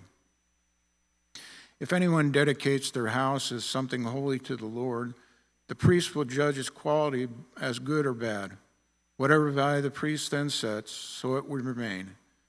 If the one who dedicates their house wishes to redeem it, they must add a fifth to its value, and the house will again become theirs. If anyone dedicates to the Lord part of their family land, its value is to be set according to the amount of seed required for it. 50 shekels of silver to a homer of barley seed. If they dedicate a field during the year of Jubilee, the value that has been set remains. But if they dedicate a field after the Jubilee, the priest will determine the value according to the number of years that remained until the next year of Jubilee, and its set value will be reduced. If the one who dedicates the field wishes to redeem it, they must add a fifth of its value, and the field will again become theirs. If, however, they do not redeem the field, or if they have sold it to someone else and it can never be redeemed, when the field is released in the Jubilee, it will become holy, like the field devoted to the Lord. It will become priestly property. If anyone dedicates to the Lord a field they have bought, which is not part of their family land, the priest will determine its value up to the year of the Jubilee, and the owner must pay its value on that day as something holy to the Lord. In the year of Jubilee, the field will revert to the person from whom it was bought, the one whose land it was. Every value is to be set according to the sanctuary shekel, 20 gerans to the shekel. No one, however, may dedicate the firstborn of an animal, since the firstborn already belongs to the Lord. Whether an ox or sheep, it is the Lord's.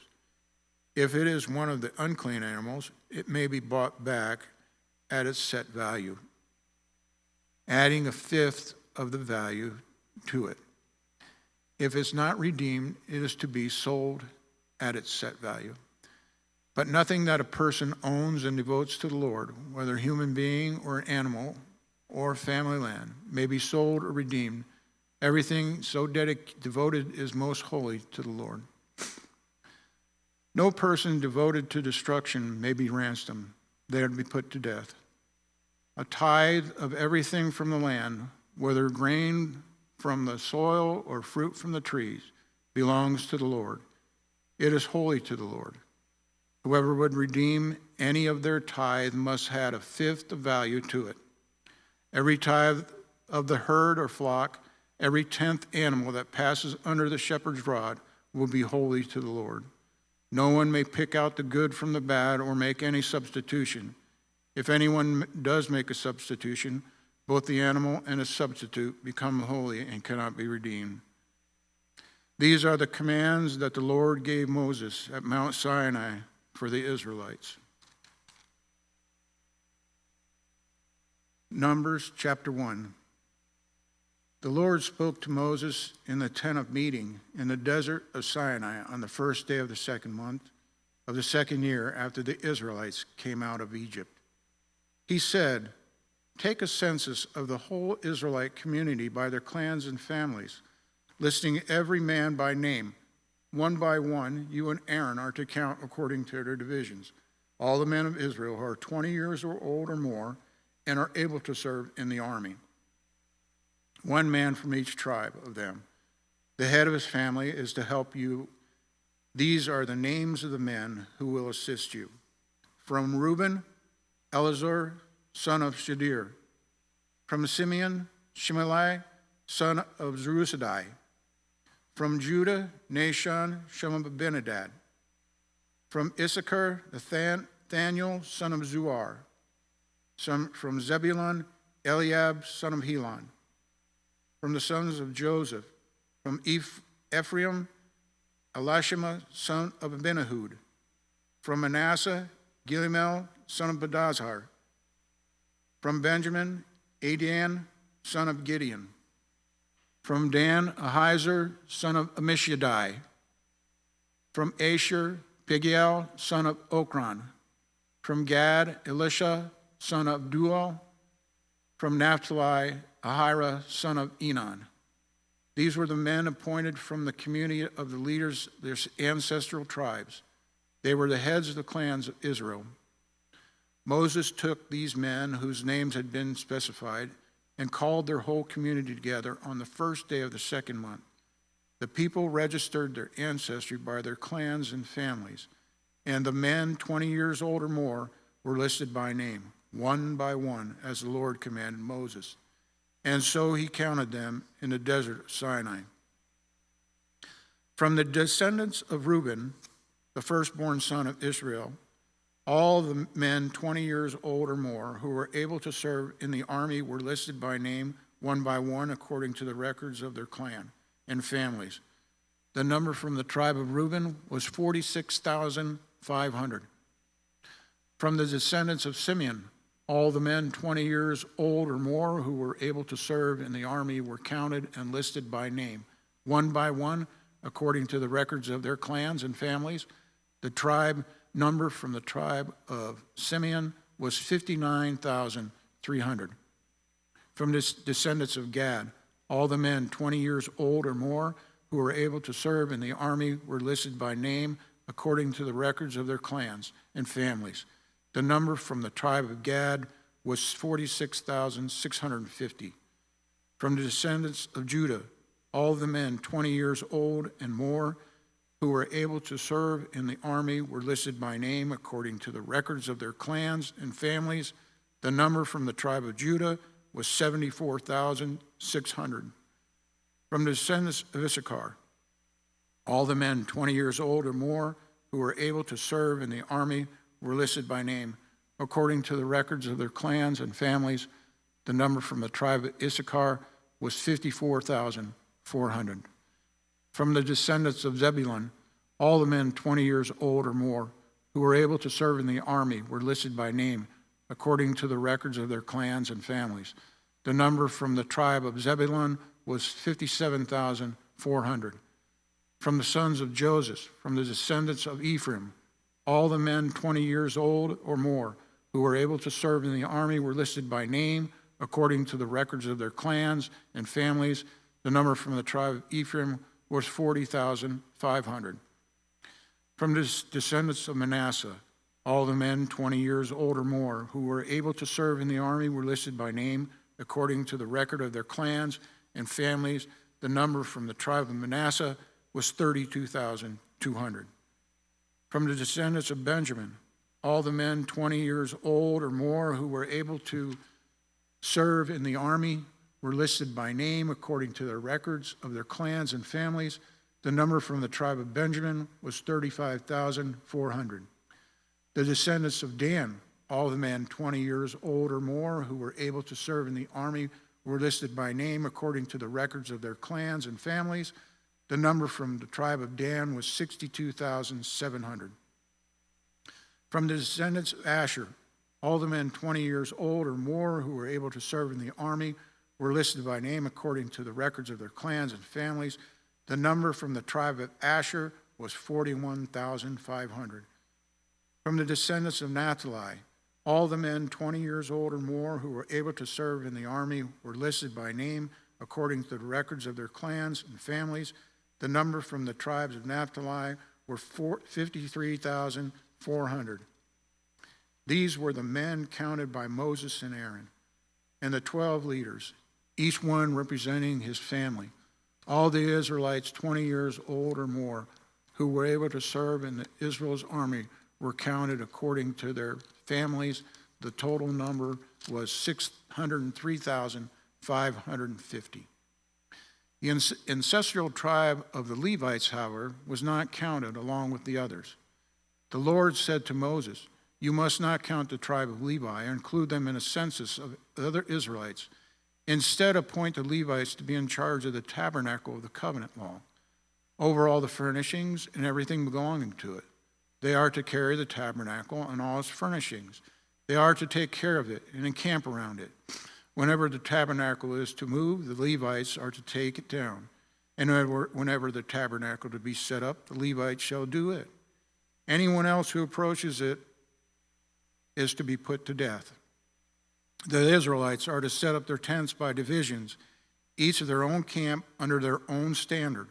The Levites, however, are to set up their tents around the tabernacle of the covenant law so that my wrath will not fall on the Israelite community.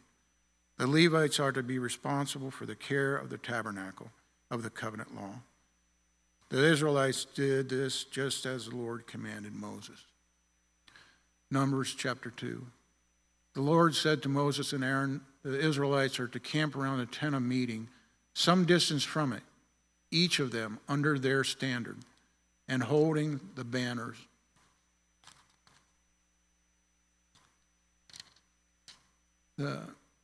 On the east toward the sunrise, the division of the camp of Judah are to encamp under their standard.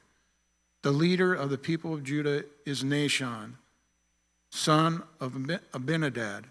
His division numbers 74,600. The tribe of Issachar will camp next to them. The leader of the people of Issachar is Nethanel, son of Zuar. His division is 54,400. The tribe of Benjamin, of Zebulun, will be next. The leader of the Zebulun is Eliab, son of Helon. His division numbers 57,400. All the men assigned to the camp of Judah, according to their division, numbered 186,400. They will set out first. On the south side will be the divisions of the camp of Reuben under their standard. The leader of the people of Reuben is Elizur, son of Shadir. His division numbers 46,500. The tribe of Benjamin will be next. The leader of the people of Benjamin is Abidan, son of Gideon. His division numbers 35,400.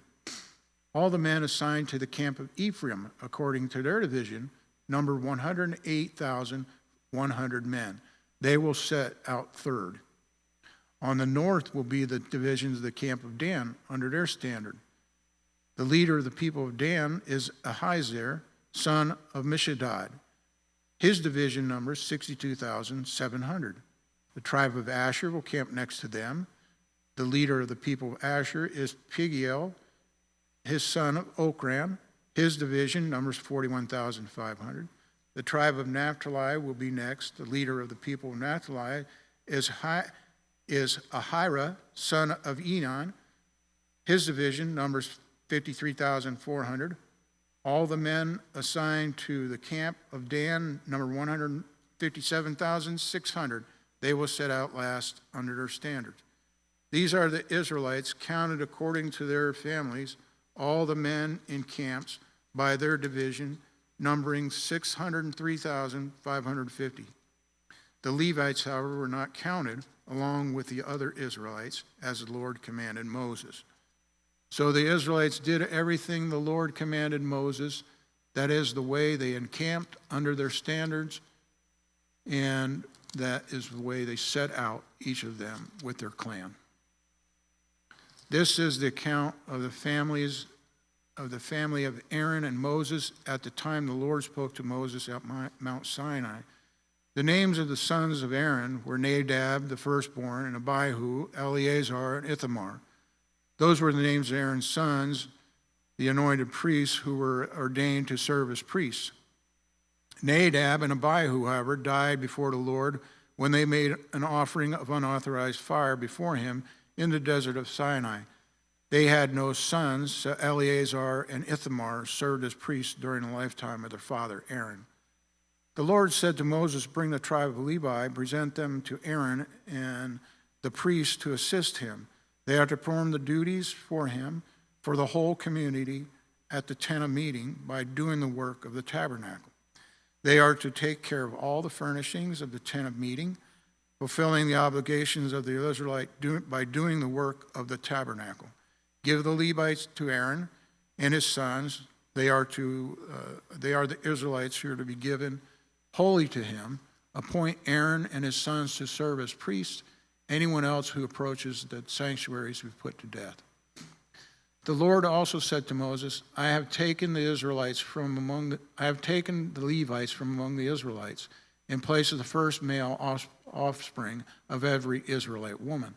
The Levites are mine, for all the firstborn are mine. When I struck down all the firstborn in Egypt, I set apart for myself every firstborn in Israel, whether human or animal. They are to be mine. I am the Lord. The Lord said to Moses in the desert of Sinai, count the Levites by their family and clans. Count every male a month old or more. So Moses counted them as he was commanded by the word of God. These were the names of the sons of Levi: Gershon, Kohath, Merari. These were the names of the Gershonite clans: Libni and Shimei. The Kohathite clans: Amram, Izhar, Hebron, Uziel. The Merarite clans: Mahil and Mushai. These were the Levite clans according to their families. To Gershon belonged the clans of the Libnites and Shimonites. These were the Gershonite clans. The number of all the males a month old or more who were counted was 7,500. The Gershonite clans were to camp on the west behind the tabernacle. The leader of the families of the Gershonites was Elisapha, son of Leah. At the tent of meeting, the Gershonites were responsible for the care of the tabernacle and the tent, its coverings, and the curtain of the entrance to the tent of meeting, the curtains of the country yard, the curtain at the entrance to the courtyard surrounding the tabernacle and the altar, and the ropes and everything related to their use. To Kohath belonged the clans of the Amorites, the Izharites, Hebronites, and Uzalites. These were the Kohathite clans. The number of all the males a month old or more was 8,600. The Kohathites were responsible for the care of the sanctuary. The Kohathite clans were to camp on the south side of the tabernacle. The leader of the family of the Kohathite clans was Elizaphan, son of Uziel. They were responsible for the care of the ark, the tabernacle, the lampstand, the altars, the articles of all the sanctuary used in ministering, the curtain, everything related to their use.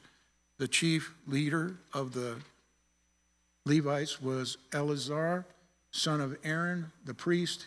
He was appointed over those who were responsible for the care of the sanctuary. To Merari belonged the clans of the Malites and the Mushites.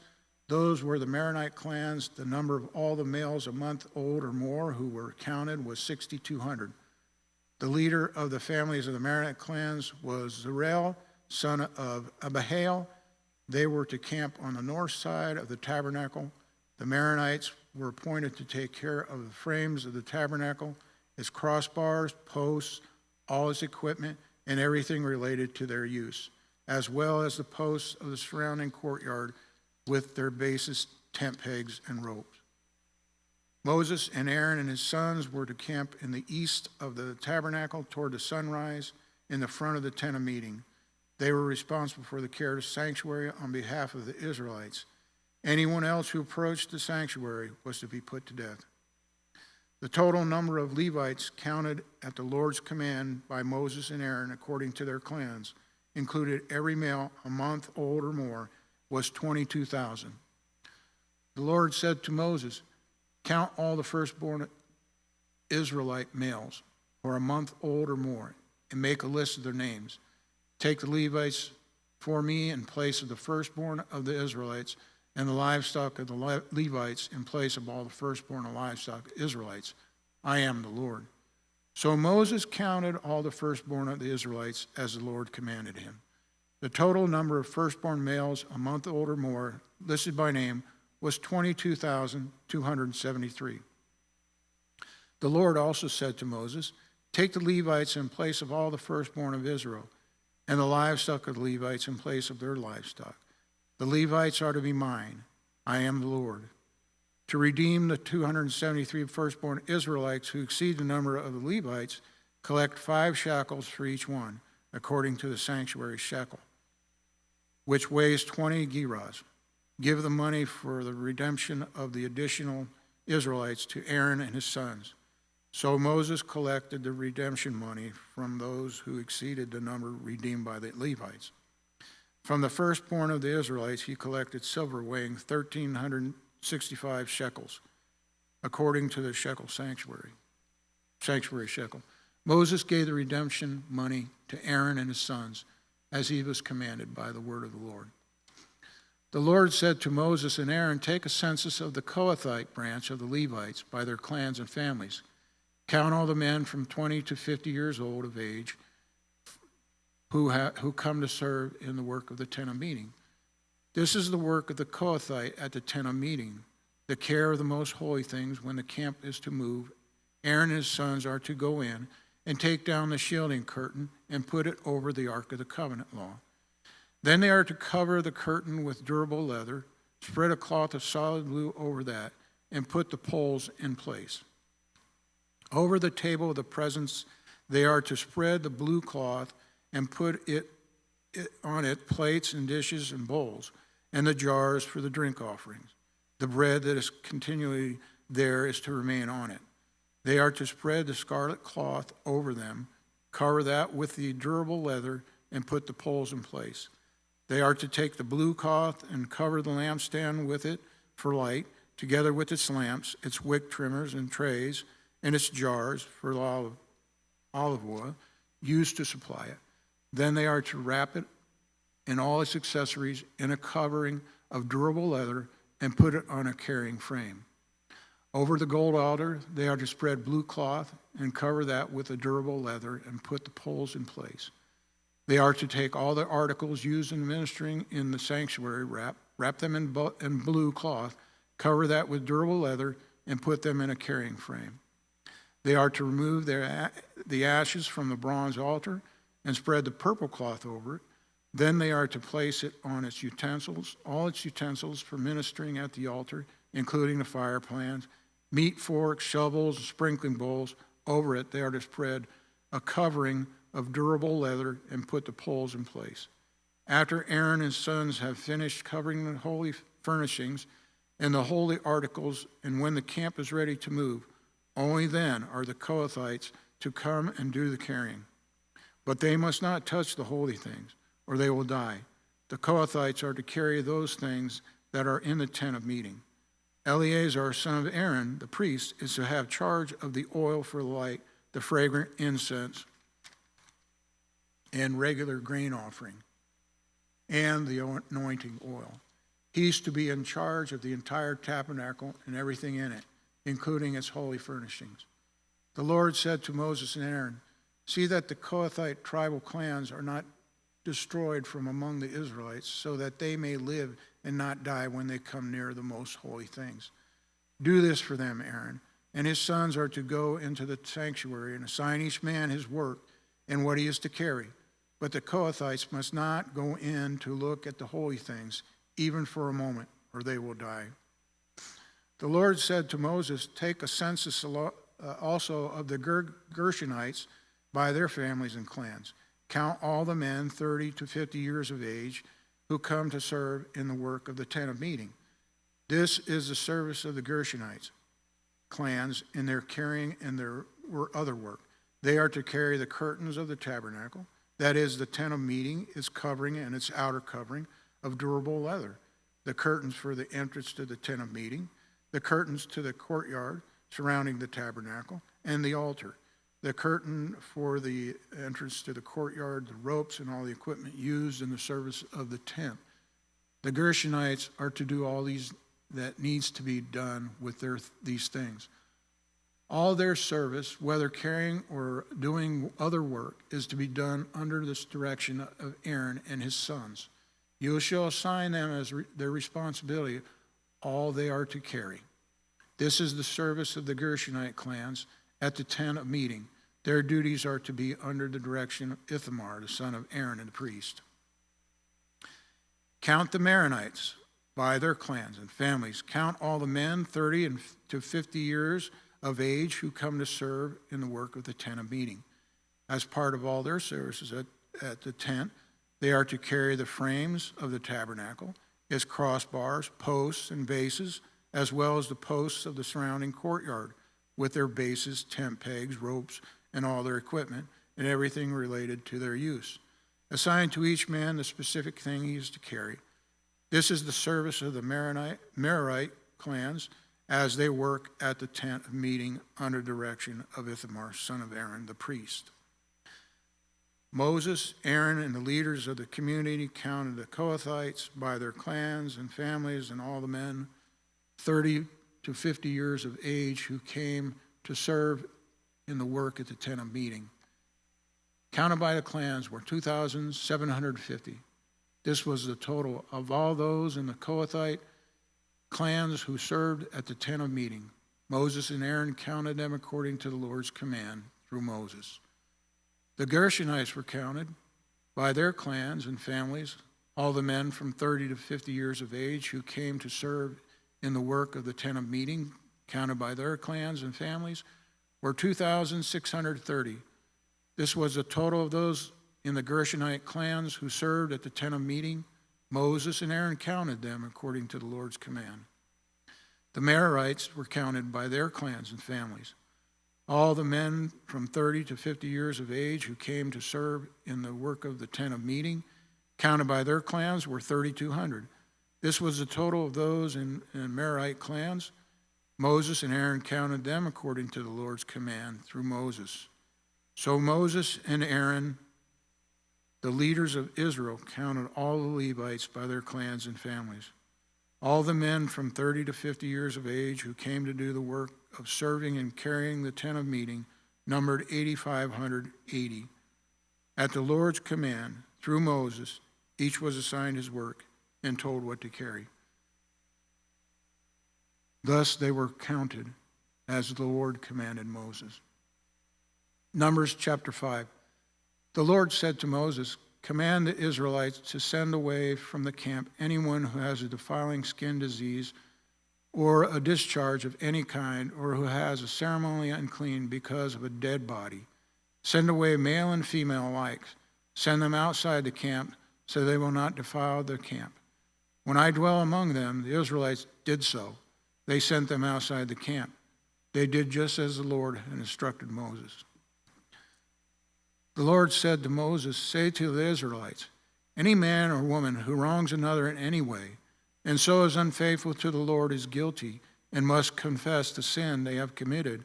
They must make full restitution for the wrong they have done. Add a fifth of the value to it and give it to the person they have wronged. But if the person has no close relative to whom restitution can be made for the wrong, the restitution belongs to the Lord and must be given to the priest, along with the ram with which atonement is made for the wrongdoer. All the sacred contributions the Israelites bring to the priest will belong to him.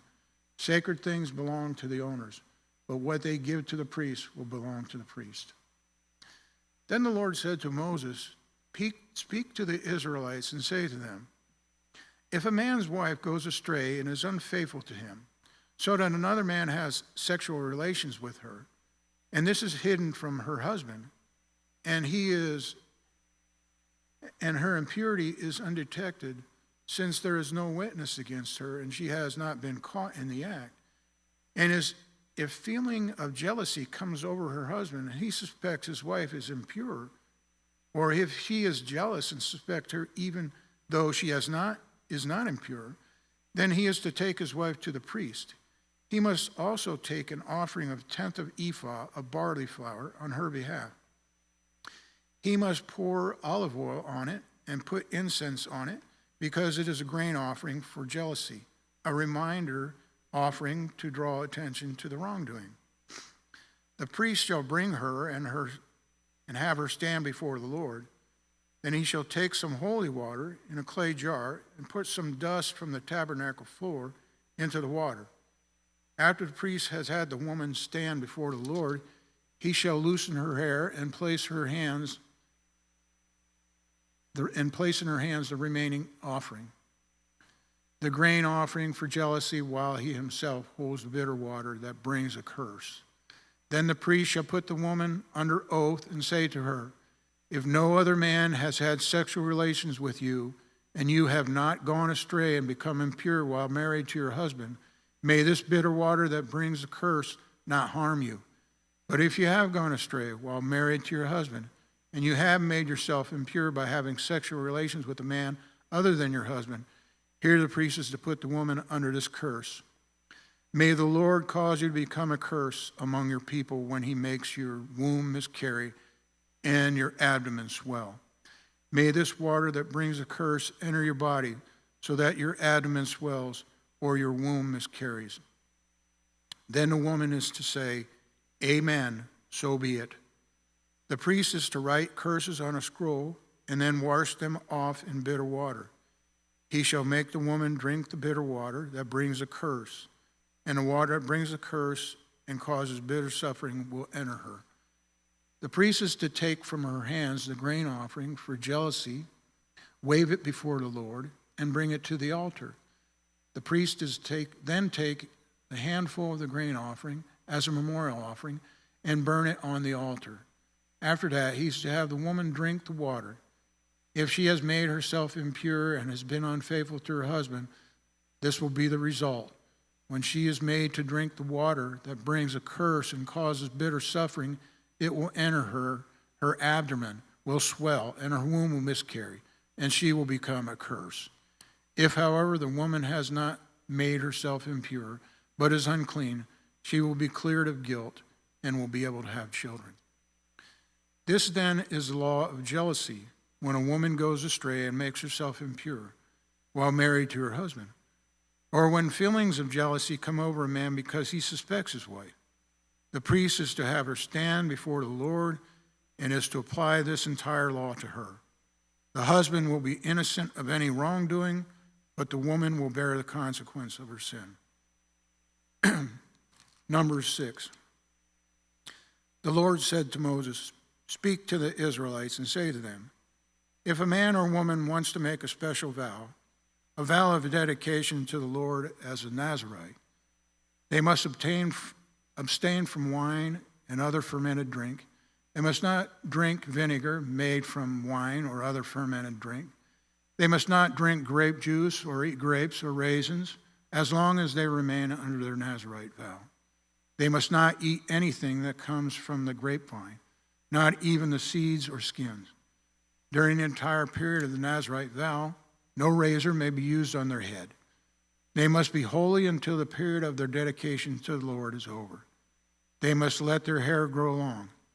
Throughout the period of their dedication to the Lord, the Nazirite must not go near a dead body, even if their own father, mother, or brother, or sister dies. They must not make themselves ceremonially unclean on account of them, because the symbol of their dedication to God is on their head. Therefore, the period of dedication, they are consecrated to the Lord.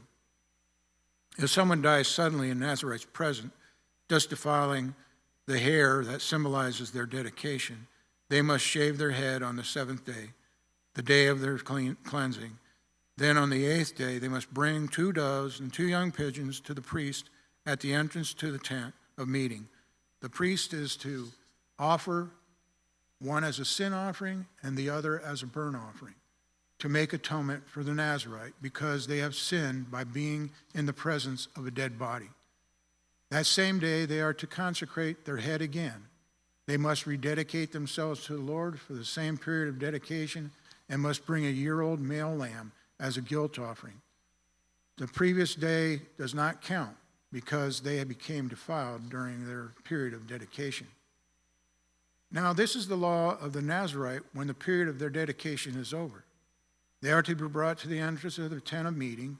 They are to present their offerings to the Lord, a year-old male lamb without defect for a burnt offering, a year-old ewe lamb without defect for a sin offering, a ram without defect for a fellowship offering, together with their grain offerings and drink offerings, and a basket of bread made with finest flour and without yeast, thick loaves with olive oil mixed in, and thin loaves brushed with olive oil.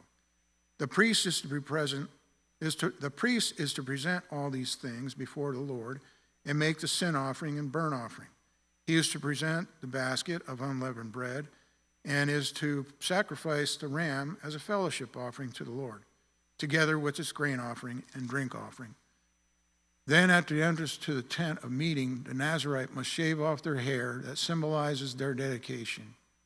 They are to take the hair and put it in the fire that is under the sacrifice of the fellowship offering. After the Nazirite has shaved off their hair that symbolizes their dedication, the priest is to place in their hands a boiled shoulder of ram and 1 thick loaf and 1 thin loaf from the basket, both made without yeast. The priest shall then wave these before the Lord as a wave offering. They are holy and belong to the priest, together with the breast that was waved and the thigh that was presented. After that, the Nazirite may drink wine. This is the law of the Nazirite who vows offerings to the Lord in accordance with their dedication, in addition to whatever else they can afford. They must fulfill their vow they have made according to the law of the Nazirite.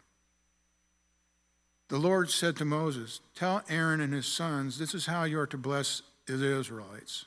Say to them, the Lord bless you and keep you. The Lord make his face to shine upon you and be gracious to you. The Lord turn his face toward you and give you peace. So they will put my name on the Israelites, and I will bless them." When Moses finished setting up the tabernacle, he anointed and consecrated it and all its furnishing. He also anointed and consecrated the altar and all its utensils. Then the leaders of the Israelites, the heads of the family, who were the tribal leaders in charge of all those who were counted, made offerings. They brought as their gifts before the Lord 6 covered carts of 12 oxen, an ox for each leader, and a cart from every 2. These were presented before the tabernacle. The Lord said to Moses, "Accept these from them, that they may be used in the work of the tent of meeting. Give them to the Levites as each man's work required." So Moses took the carts and oxen and gave them to the Levites. He gave 2 carts and 4 oxen to the Gershonites as their work required. He gave 4 carts and 8 oxen to the Merarites as their work required. They were all under the direction of Ithamar, son of Aaron the priest. But Moses did not give any to the Kohathites, because they were to carry on their shoulders the holy things for which they were responsible. When the altar was anointed, the leaders brought their offerings for the dedication and presented them before the altar. For the Lord had said to Moses, "Each day 1 leader is to bring his offering for the dedication of the altar." The one who brought his offering on the first day was Nahshon, son of Amminadab, the tribe of Judah. His offering was 1 silver plate weighing 130 shekels, and 1 silver sprinkling bowl weighing 70 shekels, both according to the sanctuary shekel, each filled with the finest flour mixed with olive oil as a grain offering. 1 gold dish weighing 10 shekels, filled with incense, 1 young bull, 1 ram, 1 male lamb a year old for a burnt offering, 1 male goat for a sin offering, and 2 oxen, 5 rams, 5 male goats, and 5 lambs a year old to be sacrificed as a fellowship offering. This was the offering of Nahshon, son of Amminadab. On the second day, Nathaniel, son of Zuar, the leader of Issachar, brought his offering. The offerings he brought was 1 silver plate weighing 30 shekels, 1 silver sprinkling bowl weighing 70 shekels, both according to the sanctuary shekel, each filled with the finest flour mixed with olive oil as a grain offering, 1 gold dish weighing 10 shekels, filled with incense, 1 young bull, 1 ram, 1 male lamb a year old for burnt offering, 1 male goat for a sin offering, and 2 oxen, 5 rams, 5 male goats, 5 male lambs a year old to be sacrificed as a fellowship offering. This was the offering of Nathaniel, son of Zuar. On the third day, Eliab, son of Helon, the leader of the people of Zebulun, brought his offering.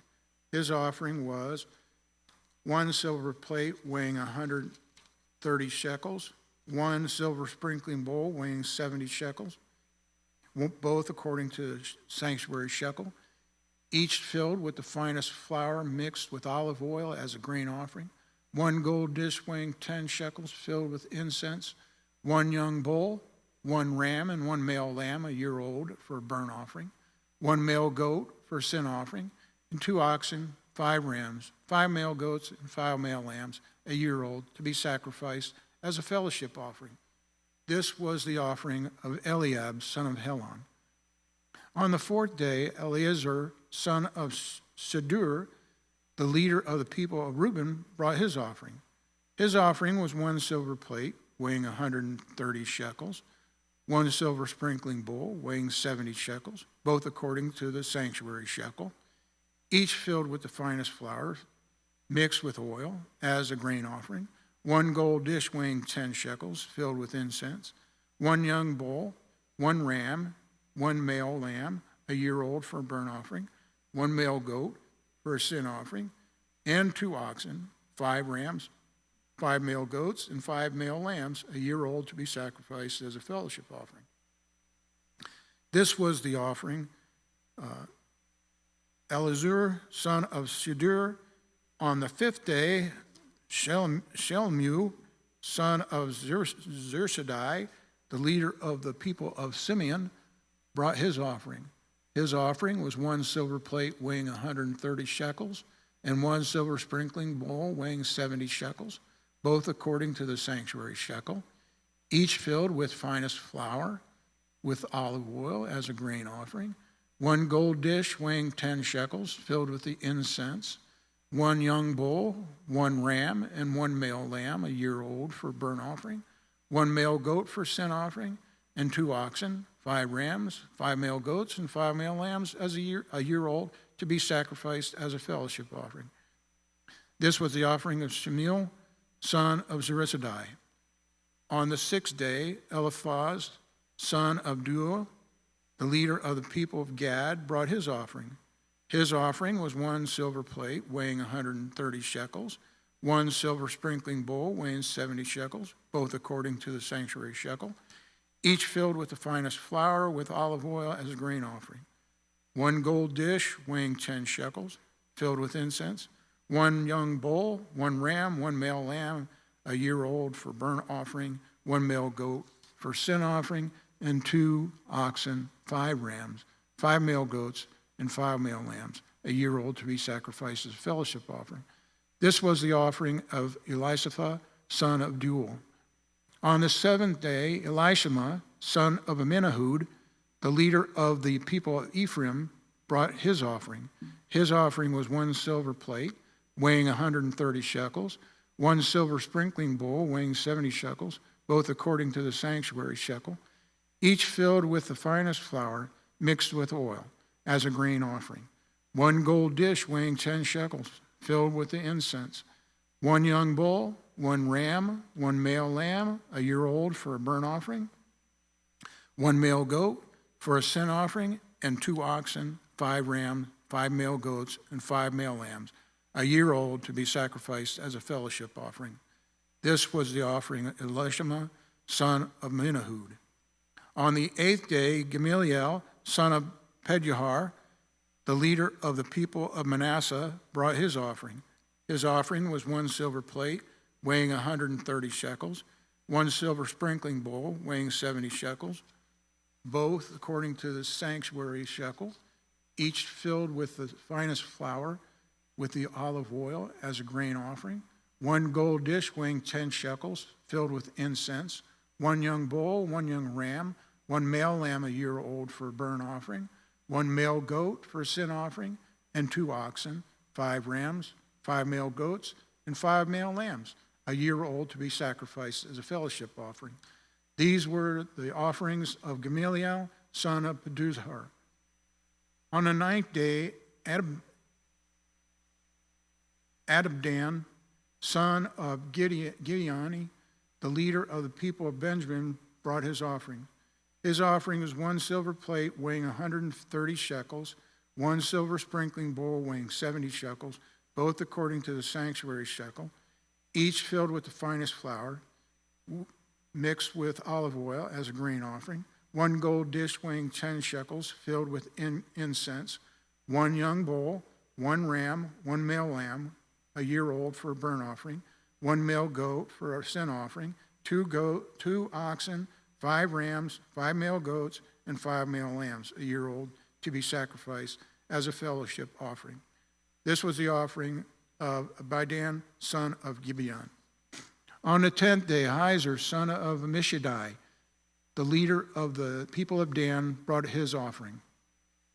His offering was 1 silver plate weighing 130 shekels, and 1 silver sprinkling bowl weighing 70 shekels, both according to the sanctuary shekel, each filled with the finest flour, with olive oil as a grain offering. 1 gold dish weighing 10 shekels, filled with incense. 1 young bull, 1 young ram, 1 young male lamb, a year old, for a burnt offering.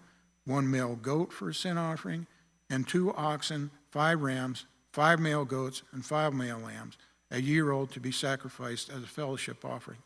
This was the offering of Ahiezer, son of Ammishaddai. On the 11th day, Pagiel, son of Okran, the leader of the people of Asher, brought his offering.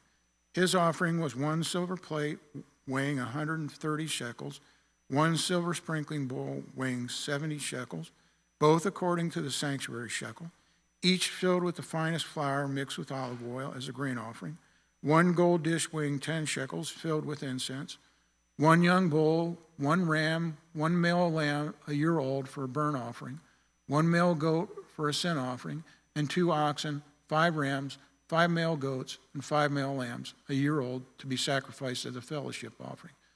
This is the offering of Pagiel, son of Okran.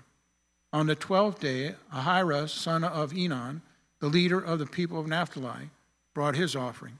His offering was 1 silver plate weighing 130 shekels, 1 silver sprinkling bowl weighing 70 shekels, both according to the sanctuary shekel, each filled with the finest flour with olive oil as a grain offering, 1 gold dish weighing 10 shekels, filled with incense, 1 young bull, 1 ram, 1 male lamb a year old for a burnt offering, 1 male goat for a sin offering, and 2 oxen, 5 rams, 5 male goats, and 5 male lambs a year old to be sacrificed as a fellowship offering. This was the offering of Ahira, son of Enan. These were the offerings of the Israelite leaders for the dedication of the altar when it was anointed: 12 silver plates, 12 silver sprinkling bowls, and 12 gold dishes. Each silver plate weighed 130 shekels. Each sprinkling bowl weighed 70 shekels. Altogether, the silver dishes weighed 2,400 shekels, according to the sanctuary shekel. The 12 gold dishes filled with incense weighed 10 shekels each, according to the sanctuary shekel. Altogether, the gold dishes weighed 120 shekels. The total number of animals for burnt offerings came to 12 young bulls, 12 rams, 12 male lambs a year old, together with their grain offering. 12 male goats were used for the sin offering. The total number of animals for sacrifice of the fellowship offering came to 24 oxen, 60 rams, 60 male goats, 60 male lambs a year old. These were the offerings for the dedication of the altar after it was anointed. When Moses entered the tent of meeting to speak with the Lord, he heard the voice speaking to him from between the 2 cherubim above the atonement cover on the Ark of the Covenant. In this way, the Lord spoke to him. The Lord said, Numbers chapter 8. The Lord said to Moses, "Speak to Aaron and say to him, when you set up the lamps, see that all 7 light up the area in front of the lampstand." Aaron did so and set up the lamps so that they faced forward on the lampstand, just as the Lord commanded Moses. This is how the lampstand was made. It was made of hammered gold from its base to its blossom. The lampstand was made exactly like the pattern the Lord had shown to Moses. The Lord said to Moses, "Take the Levites from among all the Israelites and make them ceremonially clean. To purify them, do this: sprinkle the water of cleansing on them. Then have them shave their whole bodies and wash their clothes. And so they will be purified, and so they will purify themselves. Have them take a young bull as grain offering of finest flour mixed with olive oil, and when you are to take a second young bull for a sin offering, bring the Levites to the front of the tent of the meeting of assembly, the whole Israelite community. You are to bring the Levites before the Lord, and the Israelites are to lay their hands on them.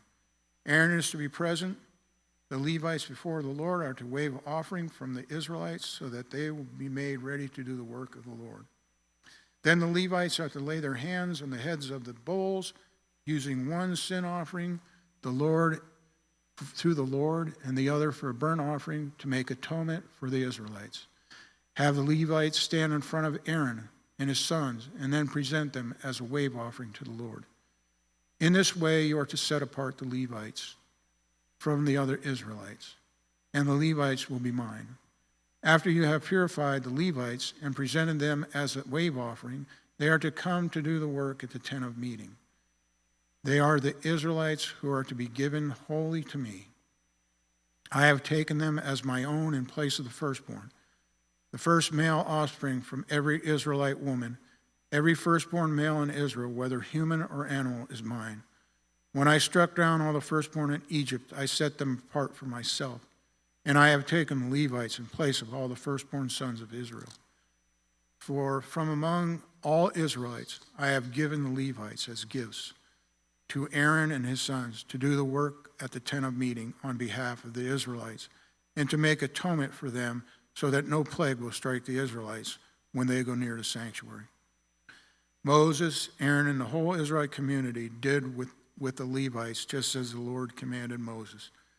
The Levites purified themselves and washed their clothes. Then Aaron presented them as a wave offering before the Lord and made atonement for them to purify them. After that, the Levites came to do their work at the tent of meeting under the supervision of Aaron and his sons. They did with the Levites just as the Lord commanded Moses. The Lord said to Moses, "This applies to the Levites.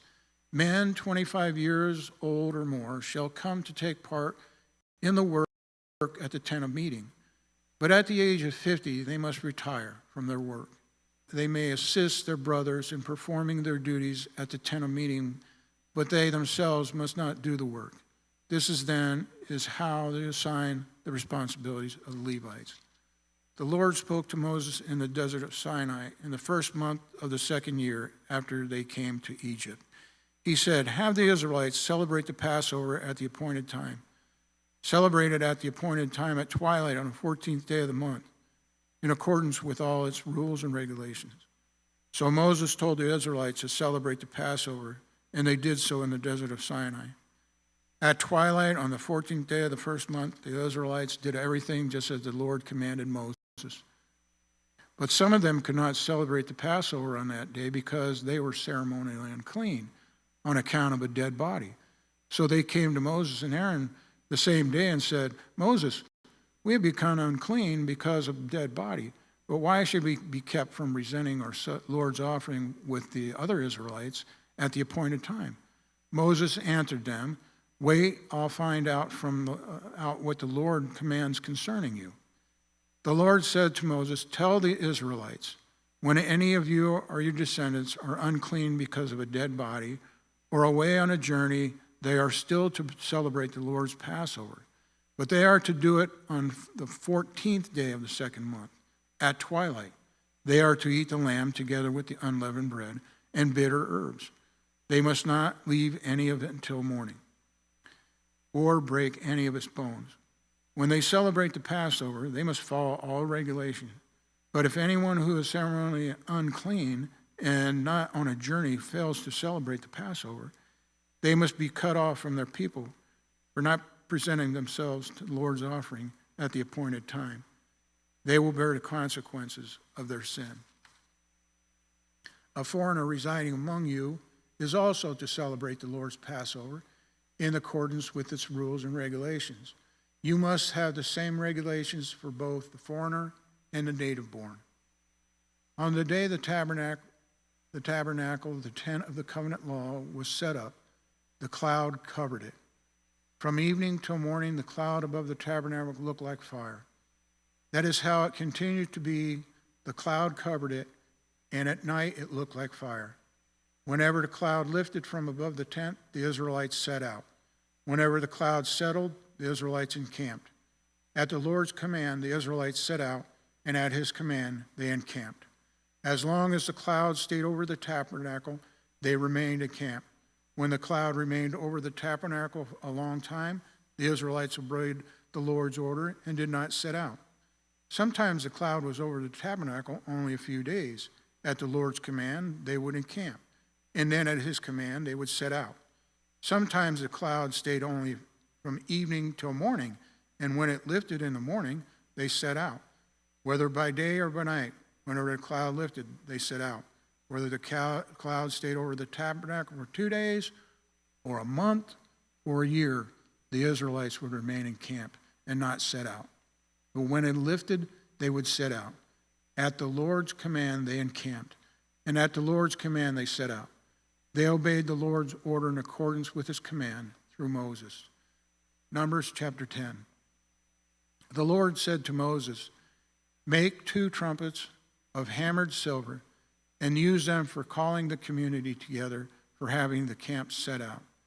When both are sounded, the whole community is to assemble before the Lord at the entrance to the tent of meeting. If only one is sounded, the leaders, the head of the clans of Israel, are to assemble before you. When a trumpet blast is sounded, the tribes camping on the east are to set out. At the sounding of the second blast, the camps in the south are to set out. The blast will signal for the setting out. Together the assembly will blow the trumpets, but not with the signal for setting out.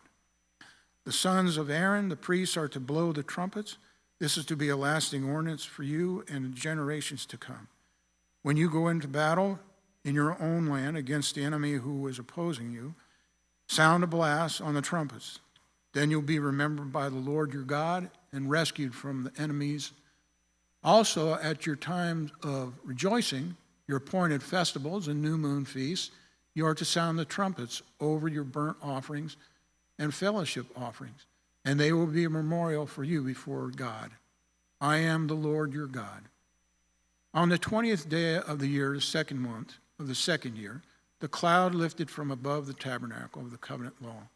Then the Israelites set out from the desert of Sinai and traveled from place to place until the cloud came to rest in the desert of Paran. They set out the first time at the Lord's command through Moses. The divisions of the camp from Judah went first under their standard. Nahshon, son of Amminadab, was in command. Nathaniel, son of Zuar, was over division of the tribes of Issachar. Eliab, son of Helon, was over the division of the tribe of Zebulun. Then the tabernacle was taken down, and the Gershonites and Merarites who carried it set out. The division of the camp of Reuben went out next, under the standard of Eleazar, son of Shadir, was in command. Shilemi, son of Jerusadai, was over the divisions of the tribe of Simeon. Elisapha, son of Deuel, was over divisions of the tribe of Gad. Then the Kohathites set out, carrying the holy things. The tabernacle was to be set up before they arrived. The division of the camp of Ephraim went out next. Under their standard, Elishama, son of Amminahud, was in command. Gamaliel, son of Pedahur, was over the divisions of the tribe of Manasseh. Abinadan, son of Gideon, was over the division of the tribe of Benjamin. Finally, as a rear guard for all the units, divisions of camp of Dan set out under their standard. Ahizar, son of Amminadab, was in command. Pagiel, son of Okran, was over the division of the tribe of Asher. Ahiram, son of Enon, was over the divisions of the tribe of Naphtali. This was the order of the march for the Israelites' division and set out. Now Moses said to Hobab, son of Reuel, the Midianite, Moses' father-in-law, we are setting out for the place about which the Lord said, I will give it to you. Come with us and we'll treat you well, for the Lord had promised good things to Israel. He answered, no, I will not go. I am going back to my own land and my own people. But Moses said, please do not leave us. You know where we should camp in the wilderness, and you can be our eyes. If you come with us, we will share with you whatever good things the Lord gives us. So they set out from the mountain of the Lord and traveled for 3 days. The ark of the covenant of the Lord went before them during those 3 days to find their place of rest. The cloud of the Lord was over them day by day when they set out from the camp. Whenever the ark set out, Moses said, rise up, Lord, may your enemies be scattered, may your foes flee before you. Whenever it came to rest, he said, return, Lord, to countless thousands of Israel's.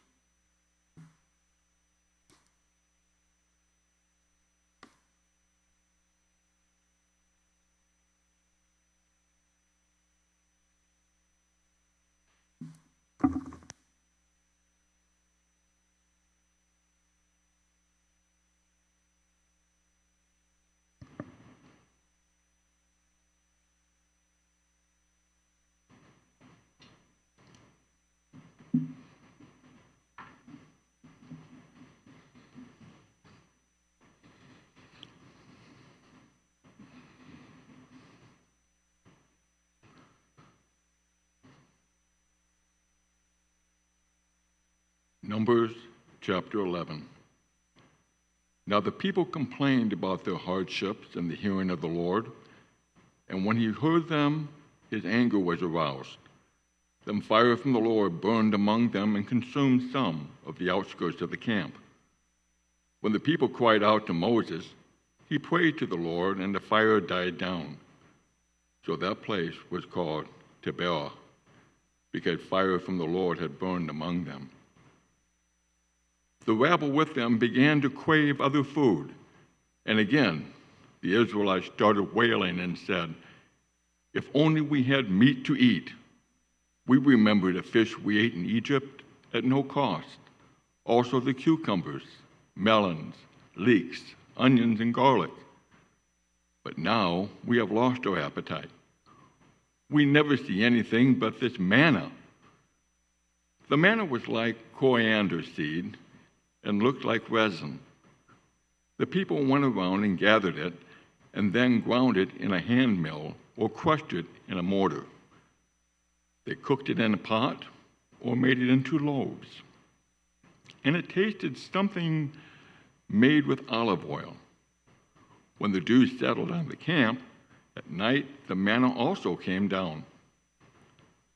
Moses heard the people of every family wailing at the entrance to their tents. The Lord became exceedingly angry, and Moses was troubled.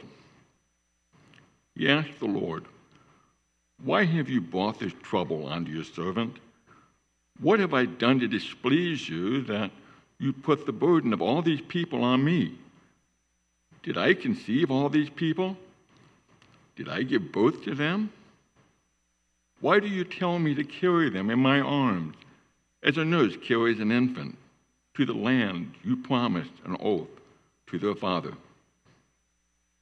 Where can I get meat for all these people?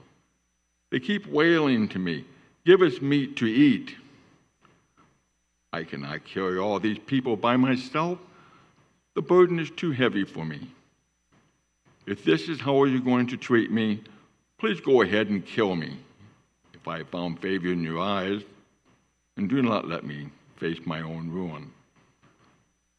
The Lord said to Moses, "Bring me 70 of Israel's elders, who are known to you as leaders and officials among your people.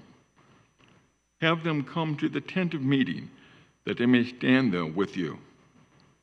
I will come down and speak with you there, and I will take some of the power of the Spirit that is on you and put it on them. They will share the burden of the people with you so that you will not have to carry it alone. Tell the people, 'Consecrate yourself in preparation for tomorrow, when you will eat meat.' The Lord heard you when you wailed, 'If we only have meat to eat, we were better off in Egypt.' Now the Lord will give you meat, and you will eat it. You will not eat it just 1 day, or 2 days, or 5, 10, or 20 days, but for a whole month, until it comes out of your nostrils, and you loathe it, because you have rejected the Lord who is among you, and have wailed before him, saying, 'Why did we ever leave Egypt?' But Moses said, 'Here I am, among 600,000 men on foot, and you say I will give them meat to eat for a whole month? Would they have enough if flocks and herds were slaughtered for them? Would they have enough for the fish in the sea were caught for them?' The Lord answered Moses, 'Is the Lord's arm too short? Now you will see whether or not what I say will come true for you.' So Moses went out and told the people what the Lord has said. He brought together 70 of their elders and had them stand around the tent. Then the Lord came down in the cloud and spoke with him. And he took some of the power of the Spirit that was on him and put it on the 70 elders. When the Spirit rested on them, they prophesied, but did not do so again. However, 2 men, whose names were Eldad and Medad, had remained in the camp. They were listed among the elders, but did not go to the tent. Yet the Spirit also rested on them, and they prophesied in the camp. A young man ran and told Moses, 'Eldad and Medad are prophesying in the camp.' Joshua, son of Nun, who had been Moses' aide since youth, spoke up and said, 'Moses, my Lord, stop them.' But Moses replied, 'Are you jealous for my sake? I wish that all the Lord's people were prophets, and that the Lord would put his Spirit on them.' Then Moses and the elders of Israel returned to the camp. Now a wind went out from the Lord and drove quail into the sea. It scattered upon them 2 cubits deep all around the camp, as far as a day's walk in any direction. All that day and night, all the next day, the people went out and gathered quail. No one gathered less than 10 homers. Then they spread about them all around the camp. But while the meat was still between their teeth, and before it can be consumed, the anger of the Lord burned against the people, and he struck them with a severe plague. Therefore, the place was named Kibroth Hattaavah, because they were buried, the people who had craved other food. From Kibroth Hattaavah, the people traveled to Hazarath and stayed there. Chapter 12. Miriam and Aaron began to talk against Moses because of his Cushite wife, for he had married a Cushite. Has the Lord spoken only through Moses? They asked. Hasn't he also spoken through us? And the Lord heard this. Now Moses was a very humble man, more humble than anyone else on the face of the earth. At once the Lord said to Moses, Aaron and Miriam, come to the tent of meeting, all 3 of you. So the 3 of them went out. Then the Lord came down in a pillar of cloud. He stood at the entrance of the tent and summoned Aaron and Miriam. When the 2 of them stepped forward, he said, listen to my words. When there is a prophet among you, I, the Lord, reveal myself to them in visions. I speak to them in dreams. But this is not true of my servant Moses. He is faithful in all my house. With him I speak face to face, clearly, and not with riddles. He sees the form of the Lord. Why then were you not afraid to speak against my servant Moses?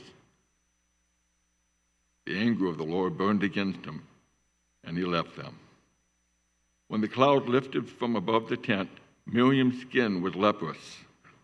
It became as white as snow. Aaron turned towards her and saw that she had a defiling skin disease. And he said to Moses, please, my Lord, I ask you not to hold us the sin we have so foolishly committed. Do not let her be like a stillborn infant, coming from its mother's womb with its flesh half eaten away.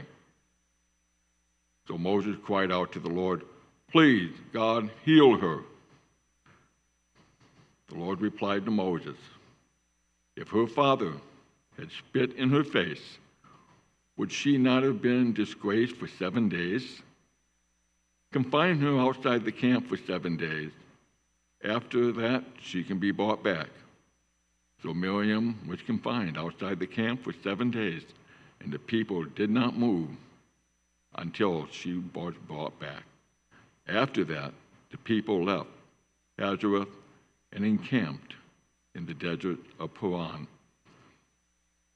Chapter 13. The Lord said to Moses, send some men to explore the land of Canaan, which I am giving to the Israelites. From each ancestral tribe, send one of its leaders.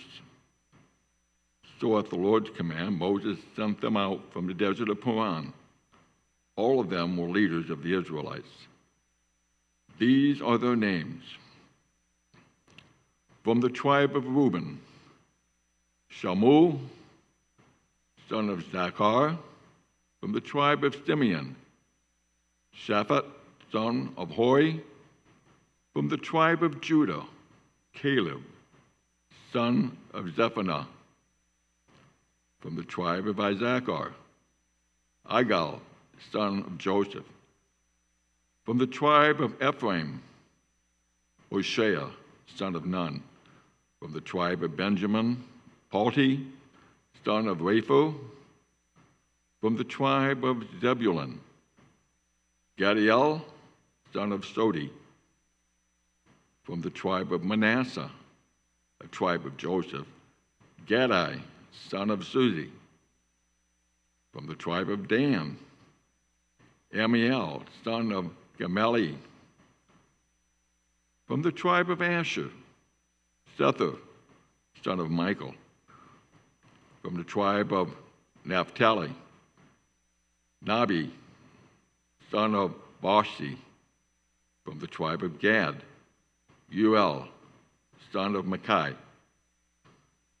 These are the names of the men Moses sent to explore the land.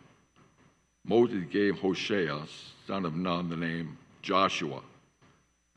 When Moses sent them to explore Canaan, he said, "Go up through the Negev and on into the land, the hill country. See what the land is like, and whether the people who live there are strong or weak, few or many. What kind of land do they live in? Is it good or bad? What kind of towns do they live in? Are they unwalled or fortified? How is the soil? Is it fertile or poor? Are there trees in it or not? Do your best to bring back some of the fruit of the land." It was the season for the first ripe grapes. So they went up and explored the land from the desert of Zin as far as Rehob toward Lebo Hamath. They went up through Neged, came to Hebron, where Ahiman, Sheshai, and Talmai, the descendants of Anak, lived. Hebron had been built 7 years before Zoan in Egypt. When they reached the valley of Eshcol, they cut off a branch bearing a single cluster of grapes. 2 of them carried it on a pole between them, along with some pomegranates and figs. That place was called the Valley of Eshcol because of the cluster of grapes the Israelites cut off there. At the end of 40 days, they returned from exploring the land. They came back to Moses and Aaron and the whole Israelite community at Kadesh in the desert of Paran.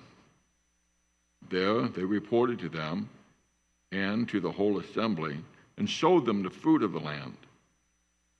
They gave Moses this account: "We went into the land to which you sent us, and it does flow with milk and honey. Here is its fruit. But the people who live there are powerful, and the cities are fortified and very large. We even saw descendants of Anak there. The Amalekites live in the Negev. The Hittites, the Jebusites, and the Amorites live in the hill country. And the Canaanites live near the sea along the Jordan." Then Caleb silenced the people before Moses and said, "We should go up and take possession of the land, for we can certainly do it." But the men who had gone up with him said, "We can't attack those people. They are stronger than we are." And they spread among the Israelites a bad report about the land that they had explored. They said, "The land we explored devours those living in it. All the people we saw there are of great size. We saw the Nephilim, the descendants of Anak come from the Nephilim. We seemed like grasshoppers in their own eyes, and we looked the same to them." Chapter 14. That night, all the members of the community raised their voices and wept aloud.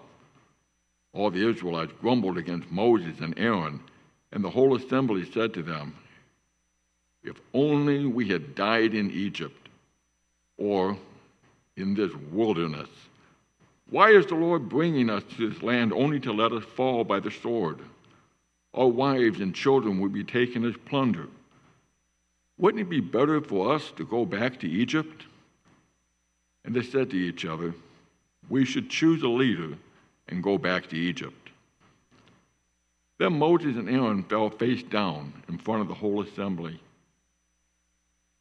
Gathered there, Joshua, son of Nun, and Caleb, son of Jephunneh, who were among those who had explored the land, tore their clothes and said to the entire Israelite assembly, "The land we passed through and explored is exceedingly good. If the Lord is pleased with us, he will lead us into that land, a land flowing with milk and honey, and give it to us. Only do not rebel against the Lord, and do not be afraid of the people of the land, because we will devour them. Their protection is gone, but the Lord is with us. Do not be afraid of them." But the whole assembly talked about stoning them. Then the glory of the Lord appeared at the tent of meeting to all the Israelites. The Lord said to Moses, "How long will these people treat me with contempt? How long will they refuse to believe in me, in spite of all the signs I have performed among them? I will strike them down with a plague and destroy them, but I will make you into a nation greater and stronger than they." Moses said to the Lord, "Then the Egyptians will hear about it. By your power you brought these people up from among them, and they will tell the inhabitants of this land about it. They have already heard that you, Lord, are with these people, and that you, Lord, have seen face to face, that your cloud stays over them, and that you go before them in a pillar of cloud by day and a pillar of fire by night.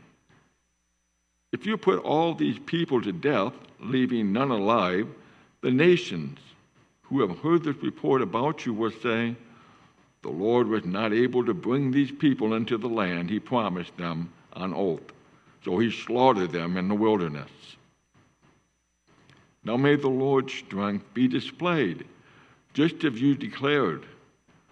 The Lord is slow to anger, abounding in love, and forgiving sin and rebellion. Yet he does not leave the guilty unpunished. He punishes the children for the sin of their parent to the third and fourth generation. In accordance with your great love, forgive the sin of these people, just as you have pardoned them from the time they left Egypt until now."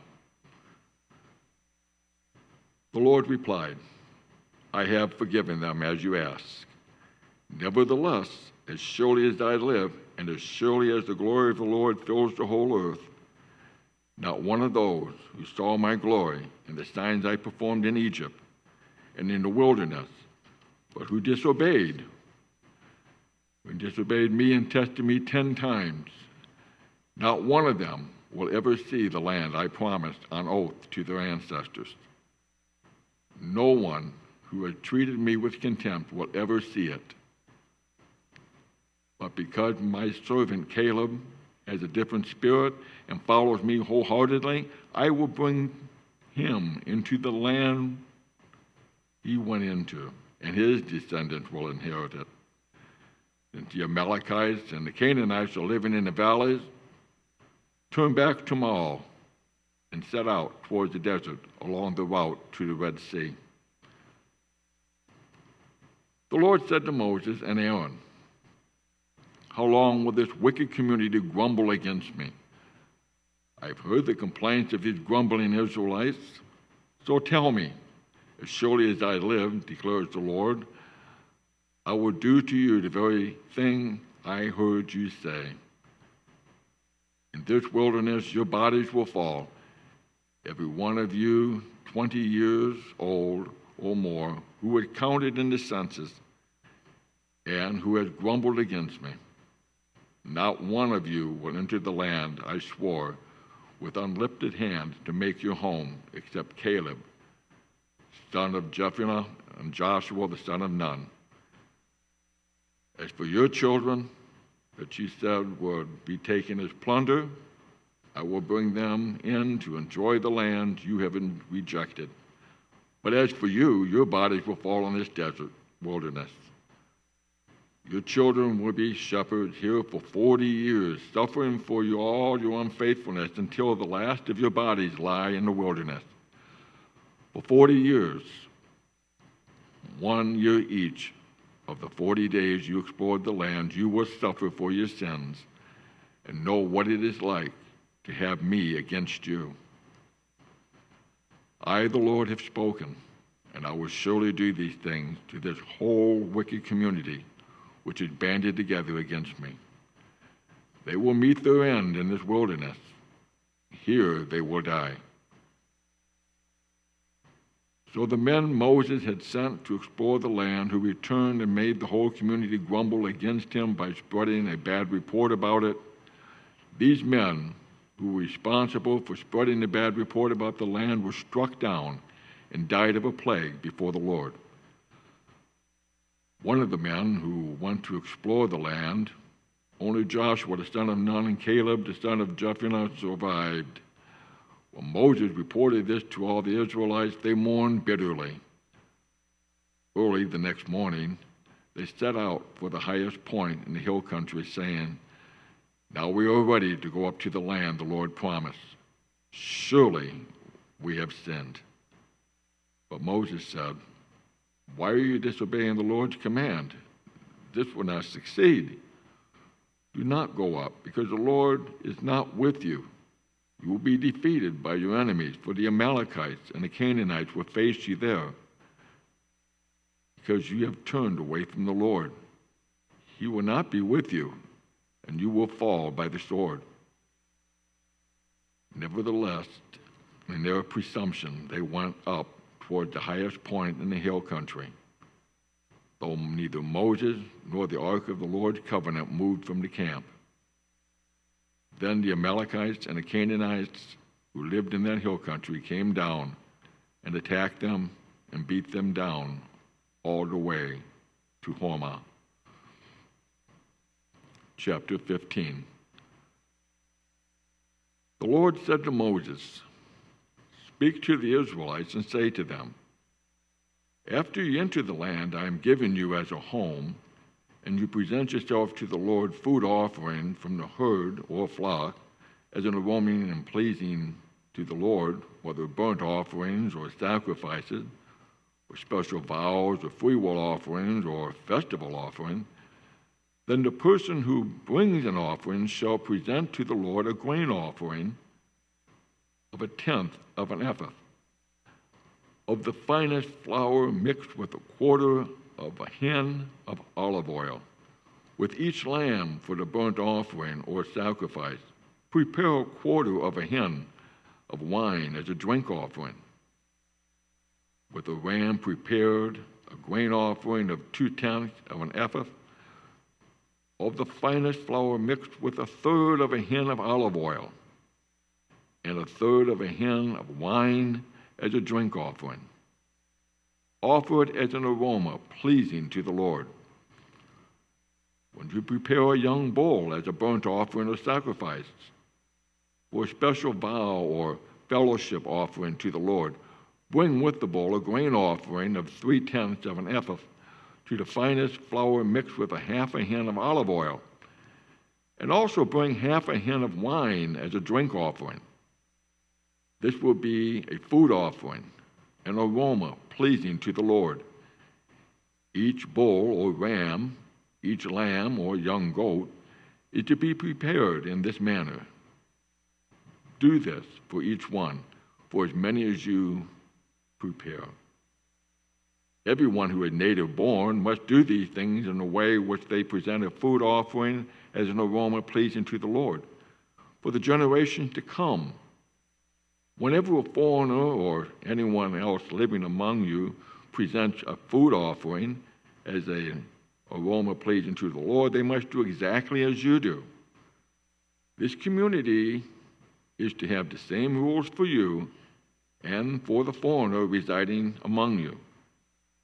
This is a lasting ordinance for the generations to come. You and the foreigners shall be the same before the Lord. The same laws and regulations will both apply to you and the foreigner residing among you. The Lord said to Moses, "Speak to the Israelites and say to them, when you enter the land to which I am taking you, and you eat the food of the land, present a portion as an offering to the Lord. present a loaf from the first of your ground meal and present it as an offering from the threshing floor. Throughout the generations to come, you are to give this offering to the Lord from the first of your ground meal. Now, if you as a community unintentionally fail to keep any of these commands the Lord gave Moses, any of the Lord's commands through him from the day of the Lord gave them and continuing through this generation to come, and if this is done unintentionally without the community being aware of it, then the whole community is to offer a young bull for a burnt offering as an aroma pleasing to the Lord, along with its prescribed grain offering and drink offering, and a male goat for a sin offering. The priest is to make an atonement for the whole Israelite community, and they will be forgiven, for it was not intentional, and they have presented to the Lord for their wrong a food offering and a sin offering. The whole Israelite community and the foreigners residing among them will be forgiven, because all the people were involved in the unintentional wrong. But if just one person sins unintentionally, that person must bring a year-old female goat for a sin offering. The priest is to make an atonement before the Lord for one who erred by sinning unintentionally. And when atonement has been made, that person will be forgiven. One and the same law applies to everyone who sins unintentionally, whether a native-born Israelite or a foreigner residing among you. But anyone who sins defiantly, whether native-born or foreigner, blasphemes the Lord and must be cut off from the people of Israel, because they have despised the Lord's word and broken his command. They must surely be cut off. Their guilt remains on them. When the Israelites were in the wilderness, a man was found gathering wood on the Sabbath. Those who found him gathering wood brought him to Moses and Aaron and the whole assembly, and they kept him in custody because it was not clear what should be done with him. Then the Lord said to Moses, "The man must die. The whole assembly must stone him outside the camp." So the assembly took him outside the camp and stoned him to death, as the Lord commanded Moses. The Lord said to Moses, "Speak to the Israelites and say to them, throughout the generations to come, you are to make tassels on the corners of your garments, with a blue cord on each tassel. You will have these tassels to look at, and so you remember all the commands of the Lord, that you may obey them and not prostitute yourself by chasing after the lust of your own hearts and eyes. Then you will remember to obey all my commands and will be consecrated to your God. I am the Lord your God who brought you out of Egypt to be your God. I am the Lord your God." Korah, son of Izhar, the son of Kohath, the son of Levi, and certain Reubenites, Dathan and Abiram, sons of Eliab, and On, son of Peleth, became insolent and rose up against Moses. With them were 250 Israelite men, well-known community leaders who had been appointed members of the council. They came as a group to oppose Moses and Aaron and said to them, "You have gone too far. The whole community is holy, and every one of them, and the Lord is with them. Why then do you set yourselves above the Lord's assembly?" When Moses heard this, he fell face down. Then he said to Korah and all his followers, "In the morning, the Lord will show who belongs to him and who is holy, and he will have that person come near him. The man he chooses, he will cause to come near him. You, Korah, and all your followers are to do this. Take censers, and tomorrow put burning coals and incense in them before the Lord. The man the Lord chooses will be the one who is holy. You Levites have gone too far. Moses said to Korah, now listen, you Levites, isn't it enough for you that the God of Israel has separated you from the rest of the Israelite community and brought you near himself to do the work at the Lord's tabernacle and to stand before the community and minister to them? He has brought you and all you fellow Levites near himself. But now you are trying to get the priesthood too. It is against the Lord that you and all your followers have banded together. Who is Aaron that you should grumble against him? Then Moses summoned Dathan and Abiram, the sons of Eliab, and said to them, we will not come. Isn't it enough that you have brought us up out of a land flowing with milk and honey to kill us in the wilderness, and now you want to lord it over us? Moreover, you haven't brought us into a land flowing with milk and honey, or given us an inheritance of fields and vineyards. Do you want to treat these men like slaves? No, we will not come. Then Moses became angry and said to the Lord, do not accept their offering. I have not taken so much as a donkey from them, nor have I wronged any of them. Moses said to Korah, you and all your followers are to appear before the Lord tomorrow, you and they and Aaron.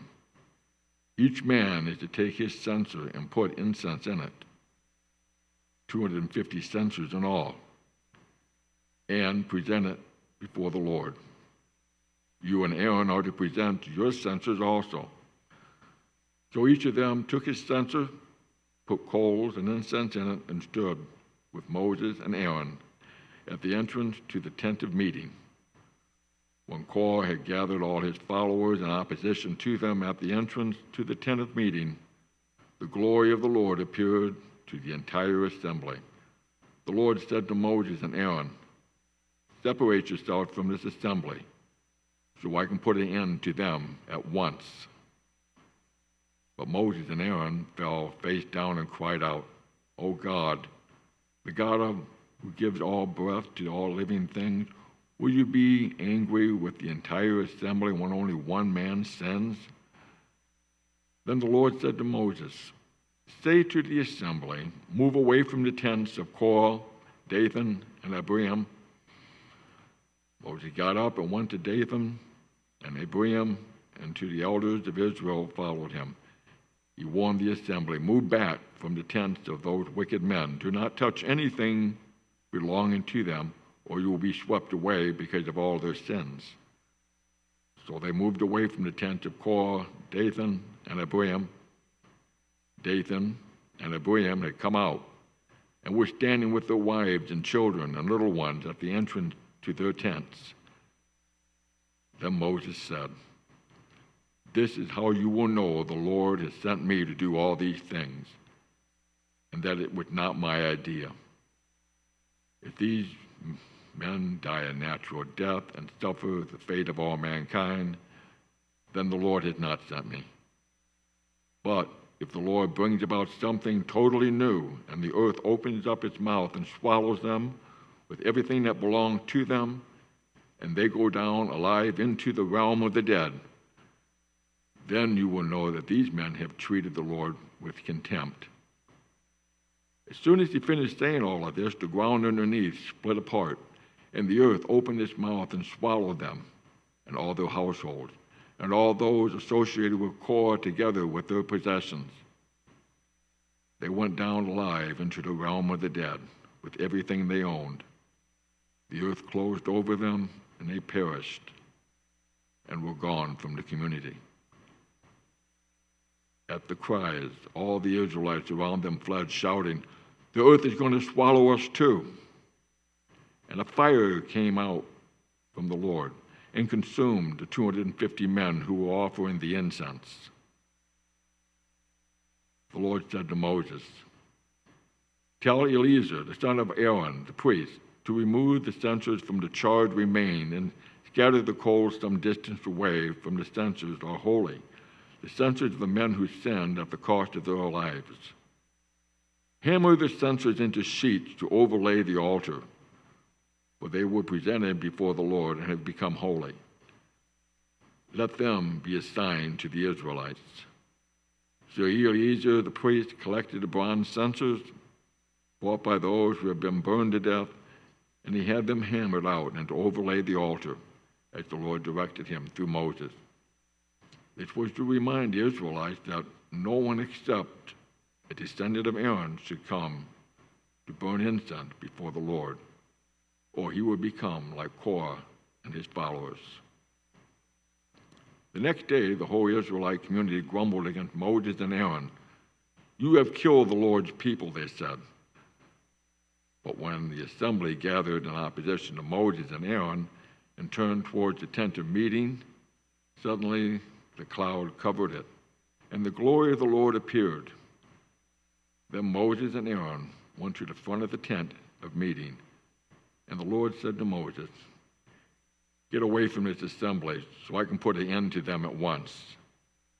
And they fell face down. Then Moses said to Aaron, "Take your censer and put incense in it, along with burning coals from the altar, and hurry to the assembly to make an atonement for them. Wrath has come from the Lord. The plague has started." So Aaron did as Moses said and ran into the midst of the assembly. The plague had already started among the people, but Aaron offered the incense and made atonement for them. He stood between the living and the dead, and the plague stopped. But 14,700 people died from the plague, in addition to those who had died because of Korah. Then Aaron returned to Moses at the entrance of the tent meeting, for the plague had stopped. Chapter 17. The Lord said to Moses, "Speak to the Israelites and get 12 staffs from them, one from each of the leaders of their ancestral tribe. Write the name of each man on his staff. On the staff of Levi, write Aaron's name, for there must be one staff for the head of each ancestral tribe. Place them in the tent of meeting in front of the Ark of the Covenant law, where I meet with you. The staff belonging to the man I choose will sprout, and I will rid myself of this constant grumbling against you by the Israelites." So Moses spoke to the Israelites, and their leaders gave them 12 staffs, one for the leader of each of their ancestral tribes, and Aaron's staff was among them. Moses placed the staff before the Lord in the tent of the covenant law. The next day, Moses entered the tent and saw that Aaron's staff, which represented the tribe of Levi, had not only sprouted, but had budded, blossomed, and produced almonds. Then Moses brought out all the staff from the Lord's presence to all the Israelites. They looked at them, and each of the leaders took his own staff. The Lord said to Moses, "Put back Aaron's staff in front of the Ark of the Covenant law to be kept as a sign to the rebellious. This will put an end to their grumbling against me, so that they will not die." Moses did just as the Lord commanded him. The Israelites said to Moses, "We will die. We are lost. We are all lost. Anyone who even comes near the tabernacle of the Lord will die. Are we all going to die?" Chapter 18. The Lord said to Aaron, "You, your sons, and your family are to bear the responsibility for the offenses connected with the sanctuary. And you and your sons alone are to bear the responsibility for offenses connected with the priesthood. Bring your fellow Levites from your ancestral tribe to join you and assist you when you and your sons minister before the tent of the covenant law. They are to be responsible to you and are to perform all the duties of the tent, but they must not go near the furnishings of the sanctuary or the altar. Otherwise, both they and you will die. They are to join you and be responsible for the care of the tent of meeting, all the work at the tent, and no one else may come near where you are. You are responsible for the care of the sanctuary and the altar, so that my wrath will not fall on the Israelites again. I myself have selected your fellow Levites from among the Israelites as a gift to you, dedicated to the Lord to do the work at the tent of meeting. But only you and your sons may serve as priests in connection with everything at the altar and inside the curtain. I am giving you the service of the priesthood as a gift. Anyone else who comes near the sanctuary is to be put to death. Then the Lord said to Aaron, I myself have put you in charge of the offering presented to me. All the holy offerings of Israelites given me I give to you and your sons as your portion, your perpetual share. You are to have the part of the most holy offering that is kept from the fire. From all the gifts they bring me as most holy offerings, whether grain or sin or guilt offerings, that part belongs to you and your sons. Eat it as something most holy. Every male shall eat it. You must regard it as holy. This is yours.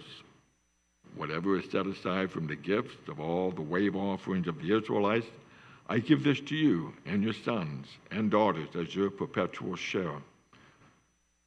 Everyone in your household who is ceremonially clean may eat it. I give you all the finest olive oil and all the finest new wine and grain they give to the Lord as first fruit of the harvest. All the land's fruits that they bring to the Lord will be yours. Everyone in your household who is ceremonially clean may eat it. Everything in Israel that is devoted to the Lord is yours. The first offspring of every womb, both human and animal, that is offered to the Lord is yours. But you must redeem every firstborn son and every firstborn male of unclean animals. When they are a month old, you must redeem them at the redemption price set at 5 shekels of silver, according to the sanctuary shekel, which weighs 20 gerahs. But you must not redeem the firstborn of a cow, a sheep, or a goat. They are holy. Splash their blood against the altar and burn their fat as a food offering, an aroma pleasing to the Lord. Their meat is to be yours, just as the breath of the wave offering and the right thighs are yours. Whatever is set aside from the holy offerings of the Israelites, present to the Lord I give you and your sons as your perpetual share. It is an everlasting covenant of salt before the Lord for both you and your offspring. The Lord said to Aaron, you will have no inheritance in this land, nor will you have any share among them. I am your share and your inheritance among the Israelites. I give to the Levites all the tithes in Israel as their inheritance in return for the work they do while serving at the tent of meeting. From now on, the Israelites must not go near the tent of meeting, or they will bear the consequences of their sin and will die. It is the Levites who are to do the work at the tent of meeting and bear the responsibility for any offense they commit against it. This is a lasting ordinance for the generations to come. They will receive no inheritance among the Israelites. Instead, I give to the Levites as their inheritance the tithe that the Israelites present as an offering to the Lord. That is why I said concerning them, they have no inheritance among the Israelites. The Lord said to Moses, speak to the Levites and say to them, when you receive from the Israelites the tithe I give you as your inheritance, you must present a tenth of that tithe as the Lord's offering. Your offering will be reckoned to you as grain from the threshing floor or juice from the winepress. In this way, you also will present an offering to the Lord from all the tithes you receive from the Israelites. From these tithes you must give the Lord's portion to Aaron the priest. You must present as the Lord's portion the best and holiest part of everything given to you. Say to the Levites, when you present the best part, it will be reckoned to you as the product of the threshing floor or the winepress. You and your households may eat the rest of it anywhere. What is your wages for your work at the tent of meeting? By presenting the best part of it, you will not be guilty in this matter. Then you will not defile the holy offerings of the Israelites, and you will not die. Chapter 19. The Lord said to Moses and Aaron, this is a requirement of the law of the Lord that has commanded. Tell the Israelites to bring you a red heifer without defect or blemish, and that has never been under a yoke. Give it to Eleazar the priest. It is to be taken outside the camp and slaughtered in his presence.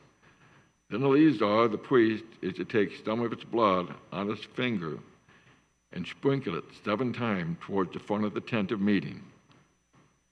While he watches, the heifer is to be burned, its hide, flesh, blood, and intestines. The priest is to take some cedar wood, hyssop, and scarlet wool, and throw them onto the burning heifer. After that, the priest must wash his clothes and bathe himself with water.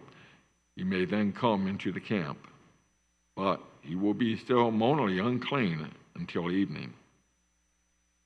The man who burns it must also wash his clothes and bathe with water, and he too will be unclean until evening. A man who is clean shall gather up the ashes of the heifer and put them in a ceremonially clean place outside the camp. They are to be kept by the Israelite community for use in the water of cleansing. It is for purification from sin. The man who gathers up the ashes of the heifer must also wash his clothes, and he too will be unclean until evening. This will be a lasting ordinance, both for the Israelites and for the foreigners residing among them. Whoever touches a human corpse will be unclean for 7 days. They must purify themselves with water on the 3rd day and on the 7th day. Then they will be clean. But if they do not purify themselves on the 3rd and 7th day, they will not be clean. If they fail to purify themselves after touching a human corpse, they defile the Lord's tabernacle. They must be cut off from Israel, because the water of cleansing has not been sprinkled on them. They are unclean. Their uncleanness remains on them. This is the law that applies when a person dies in a tent. Anyone who enters the tent and anyone who is in it will be unclean for 7 days. And every open container without a lid fastened on it will be unclean. Anyone in the open who touches someone who has been killed with a sword or something has died a natural death, or anyone who touches a bone or a grave will be unclean for 7 days. For the unclean person, put some ashes from the burning purification offering into a jar and pour fresh water over them. Then a man who is ceremonially clean is to take some hyssop, dip it in the water and sprinkle the tent and all the furnishings and the people who were there. You must also sprinkle anyone who has touched a human bone or grave, or anyone who has been killed, or anyone who has died a natural death. The man who is clean is to sprinkle those who are unclean on the 3rd and 7th days. And on the 7th day, he is to purify them. Those who are being cleansed must wash their clothes and bathe with water, and that evening they will be clean. But if those who are unclean do not purify themselves, they must be cut off from the community, because they have defiled the sanctuary of the Lord. The water of cleansing has not been sprinkled on them, and they are unclean. This is a lasting ordinance for them. The man who sprinkles the water of cleansing must also wash his clothes, and anyone who touches the water of cleansing will be unclean until evening. Anything that an unclean person touches becomes unclean, and anyone who touches it becomes unclean until evening. Chapter 20. In the first month, the whole Israelite community arrived in the desert of Zin, and they stayed at Kadesh. There, Miriam died and was buried. Now there was no water for the community, and the people gathered in opposition to Moses and Aaron. They quarreled with Moses and said, "If only we had died when our brothers fell dead before the Lord. Why did you bring the Lord's community to this wilderness, that we and our livestock should die here? Why did you bring us up out of Egypt to this terrible place? It has no grain, or figs, grapevines, or pomegranate, and there's no water to drink." Moses and Aaron went from the assembly to the entrance of the tent of meeting and fell face down, and the glory of the Lord appeared to them. The Lord said to Moses, "Take the staff, and you and your brother Aaron gather the assembly together. Speak to that rock before your eyes, and it will pour out its water. You will bring water out of that rock for the community, so they and their livestock can drink." So Moses took the staff from the Lord's presence, just as he was commanded. He and Aaron gathered the assembly together in front of the rock, and Moses said to them, "Listen, you rebels, must we bring you water out of this rock?" Then Moses raised his arm and struck the rock twice with his staff. Water gushed out, and the community and the livestock drank. But the Lord said to Moses and Aaron, "Because you did not trust in me enough to honor me as holy in the sight of Israelites, you will not bring this community into the land I give." These were the waters of Meribah, where the Israelites quarreled with the Lord, and where he was proved holy among them. Moses sent messengers from Kadesh to the kingdom of Edom, saying, "This is what your brother Israel says. You know about all the hardships that have come on us. Our ancestors went down into Egypt, and we lived there many years. The Egyptians mistreated us and our ancestors, but we cried out to the Lord. He heard our cry and sent an angel and brought us out of Egypt. Now we are here at Kadesh, a town on the edge of your territory. Please let us pass through your country. We will not go through any field or vineyards or drink water from any well. We will travel along the king's highway and not turn to the right or to the left until we have passed through your territory." But Edom answered, "You may not pass through here. If you try, we will march out and attack you with the sword." The Israelites replied, "We will go along the main road, and if we or our livestock drink any of your water, we will pay for it. We only want to pass through on foot, nothing else."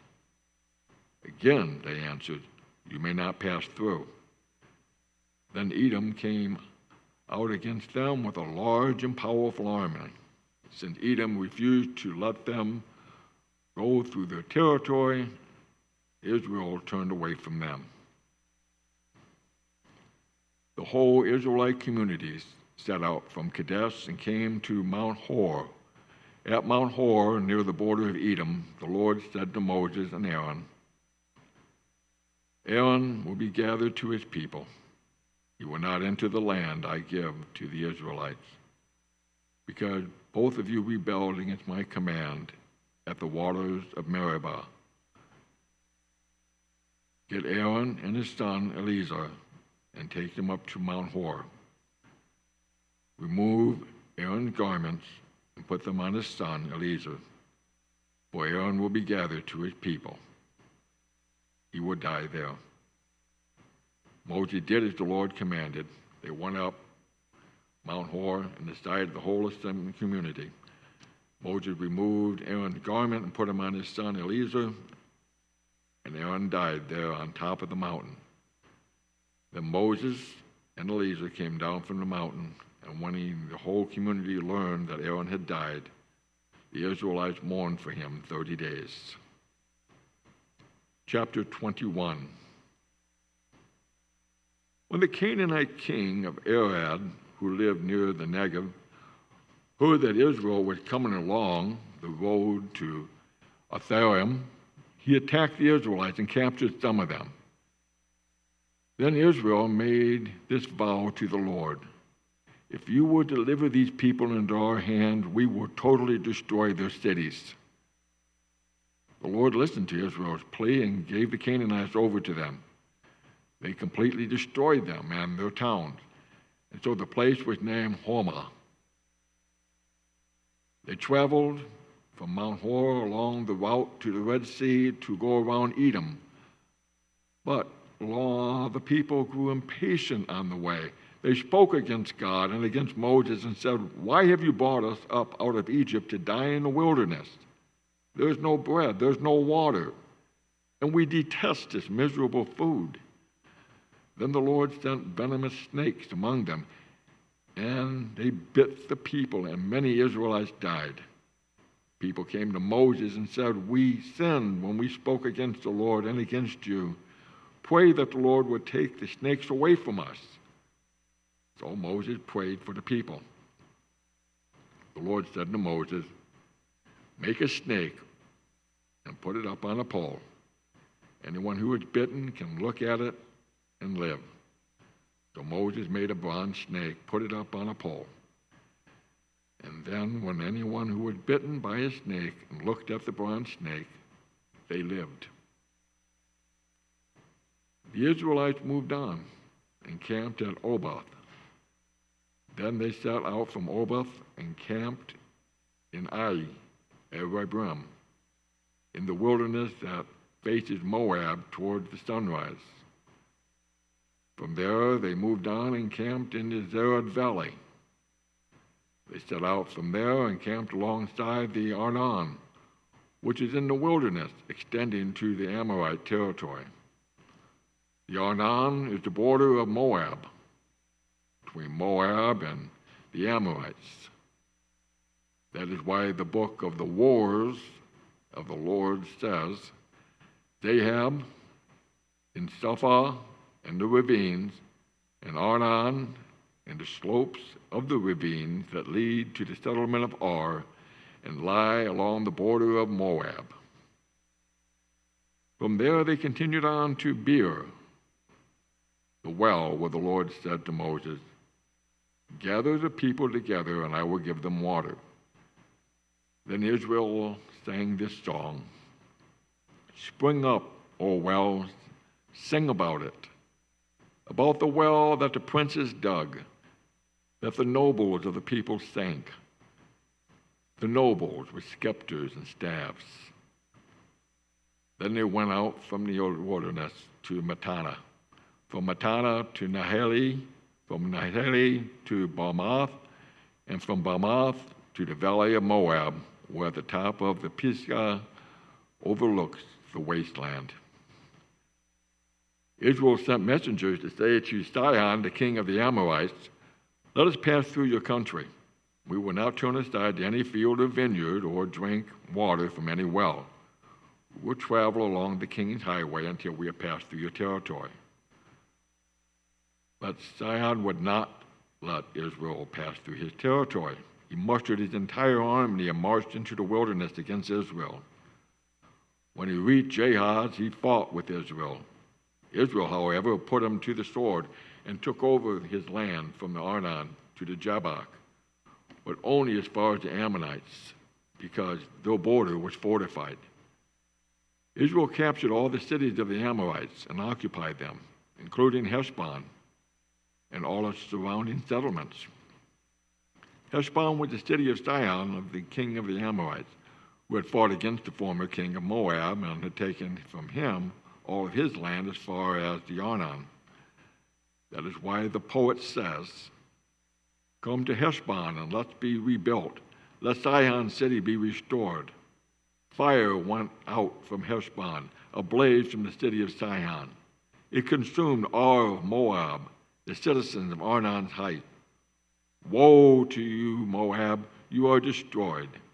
The people of Shemos has given up his sons as fugitives and his daughters as captives to Sihon, the king of Amorites, but we have overthrown them. Heshbon's dominion has been destroyed all the way to Dibon. We have demolished them as far as Nophah, which extends to Medeba." So Israel settled in the land of the Amorites. After Moses had sent spies to Jazer, the Israelites captured the surrounding settlements and drove out the Amorites who were there. Then they turned and went up along the road toward Bashan, and Og, the king of Bashan, and his whole army marched out to meet them in battle at Andrei. The Lord said to Moses, "Do not be afraid of him, for I have delivered him to your hands, along with his whole army and his land. Do to him what you did to Sihon, the king of the Amorites, who reigned in Heshbon." So they struck him down, together with his sons and his whole army, leaving no survivors, and they took possession of his land. Chapter 22. The Israelites traveled into the plains of Moab and camped along the Jordan across from Jericho. Now Balak, the son of Zippor, saw that all that Israel had done to the Amorites, and the Moab was terrified because there were so many people. Indeed, Moab was filled with dread because of the Israelites. The Moabites said to their elders of Midian, "This horde is going to lick up everything around us, as an ox licks up the grass of the field." So Balak, the son of Zippor, who was the king of Moab at the time, sent messengers to summon Balaam, son of Beor, who was at Pethor, near the Euphrates rivers, in his native land. Balak said, "A people has come out of Egypt, and they cover the face of the land and have settled next to me. Now come and put a curse on these people, because they are too powerful for me. Perhaps then I will be able to defeat them and drive them out of the land.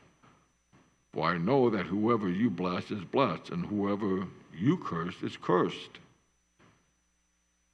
The elders of Moab and Midian left, taking with them the fee for divination. When they came to Balaam, they told him what Balak had said. "Spend the night here," Balaam said to them, "and I will report back to you with an answer the Lord gives me." So the Moabite officials stayed with him. God came to Balaam and asked, "Who are these men with you?" Balaam said to God, "Balak, son of Zippor, king of Moab, sent me this message. The people that come out of Egypt covers the face of the land, now comes and puts a curse upon me. Perhaps then I will be able to fight them and drive them away." But God said to Balaam, "Do not go with them. You must not put a curse on these people, because they are blessed." The next morning, Balaam got up and said to Balak's official, "Go back to your country, for the Lord has refused to let me go with you." So the Moabite officials returned to Balak and said, "Balaam refused to come with us." And Balak sent other officials, more numerous, more distinguished than the first. They came to Balaam and said, "This is what Balak, son of Zippor, said. Do not let anything keep you from coming to me, because I will reward you handsomely and do whatever you say. Come and put a curse on these people for me." But Balaam answered them, "Even if Balak gave me all the silver and gold in his palace, I could not do anything, great or small, to go beyond the command of the Lord my God. Now spend the night here so I can find out what else the Lord will tell me." That night, God came to Balaam and said, "Since these men have come to summon you, go with them, but do only what I tell you." Balaam got up in the morning, saddled his donkey, and went with the Moabite officials. But God was very angry when he went, and the angel of the Lord stood in the road to oppose him. Balaam was riding on his donkey, and his two servants were with him. When the donkey saw the angel of the Lord standing in the road with a drawn sword in his hand, it turned off the road into a field. Balaam beat it to get back on the road. Then the angel of the Lord stood on a narrow path through the vineyards with the walls on both sides.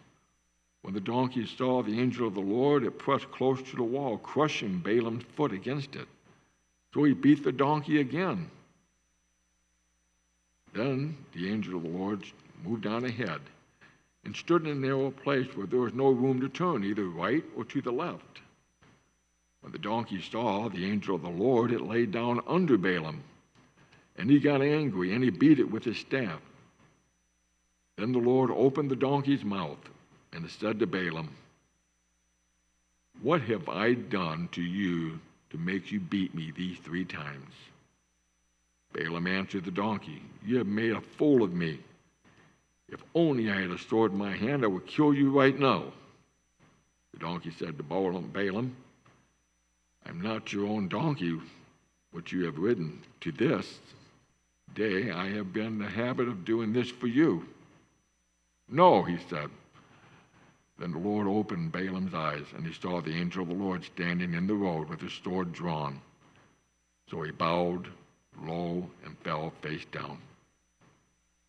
The angel of the Lord asked him, "Why have you beaten your donkey these 3 times?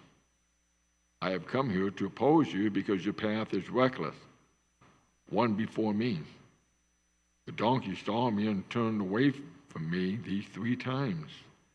If it had not turned away, I would certainly have killed you by now, but I have spared you." Balaam said to the angel of the Lord, "I have sinned. I did not realize you were standing in the road opposed to me. Now, if you are displeased, I will go back."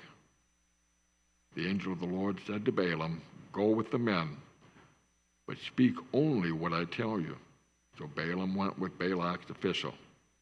When Balak heard that Balaam was coming, he went out to meet him at the Moabite town on the Arnon border at the edge of his territory. Balak said to Balaam, "Did I not send you an urgent summons? Why didn't you come to me? Am I not able to reward you?" "Well, I have come to you now," Balaam replied, "but I can't say whatever I please. I must speak only what the Lord God puts in my mouth." Then Balaam went to Balak to Kiriath-Huzoth. Balak sacrificed cattle and sheep and gave some to Balaam and the officials who were with him. The next morning, Balak took Balaam up to Bamoth Baal, and from there he could see the outskirts of the Israelite camp. Chapter 23. Balaam said, "Build me 7 altars here, and prepare 7 bulls and 7 rams for me." Balak did as Balaam said. And the two of them offered a bull and a ram on each altar. Then Balaam said to Balak, "Stay here beside your offering while I go inside. Perhaps the Lord will come to meet with me. Whatever he reveals to me, I will tell you." Then he went off to a barren height. God met with him, and Balaam said, "I have prepared 7 altars, and on each altar I have offered a bull and a ram." The Lord put a word in Balaam's mouth and said, "Go back to Balak and give him this word." So he went back to him and found him standing beside his offering with all the Moabite officials. Then Balaam spoke his message. "Balak brought me from Aram to the king of Moab from the eastern mountains. 'Come,' he said, 'curse Jacob for me. Come, denounce Israel.' How can I curse those whom God had not cursed? How can I denounce those whom the Lord has not denounced? From the rocky peaks I see them. From the heights I view them.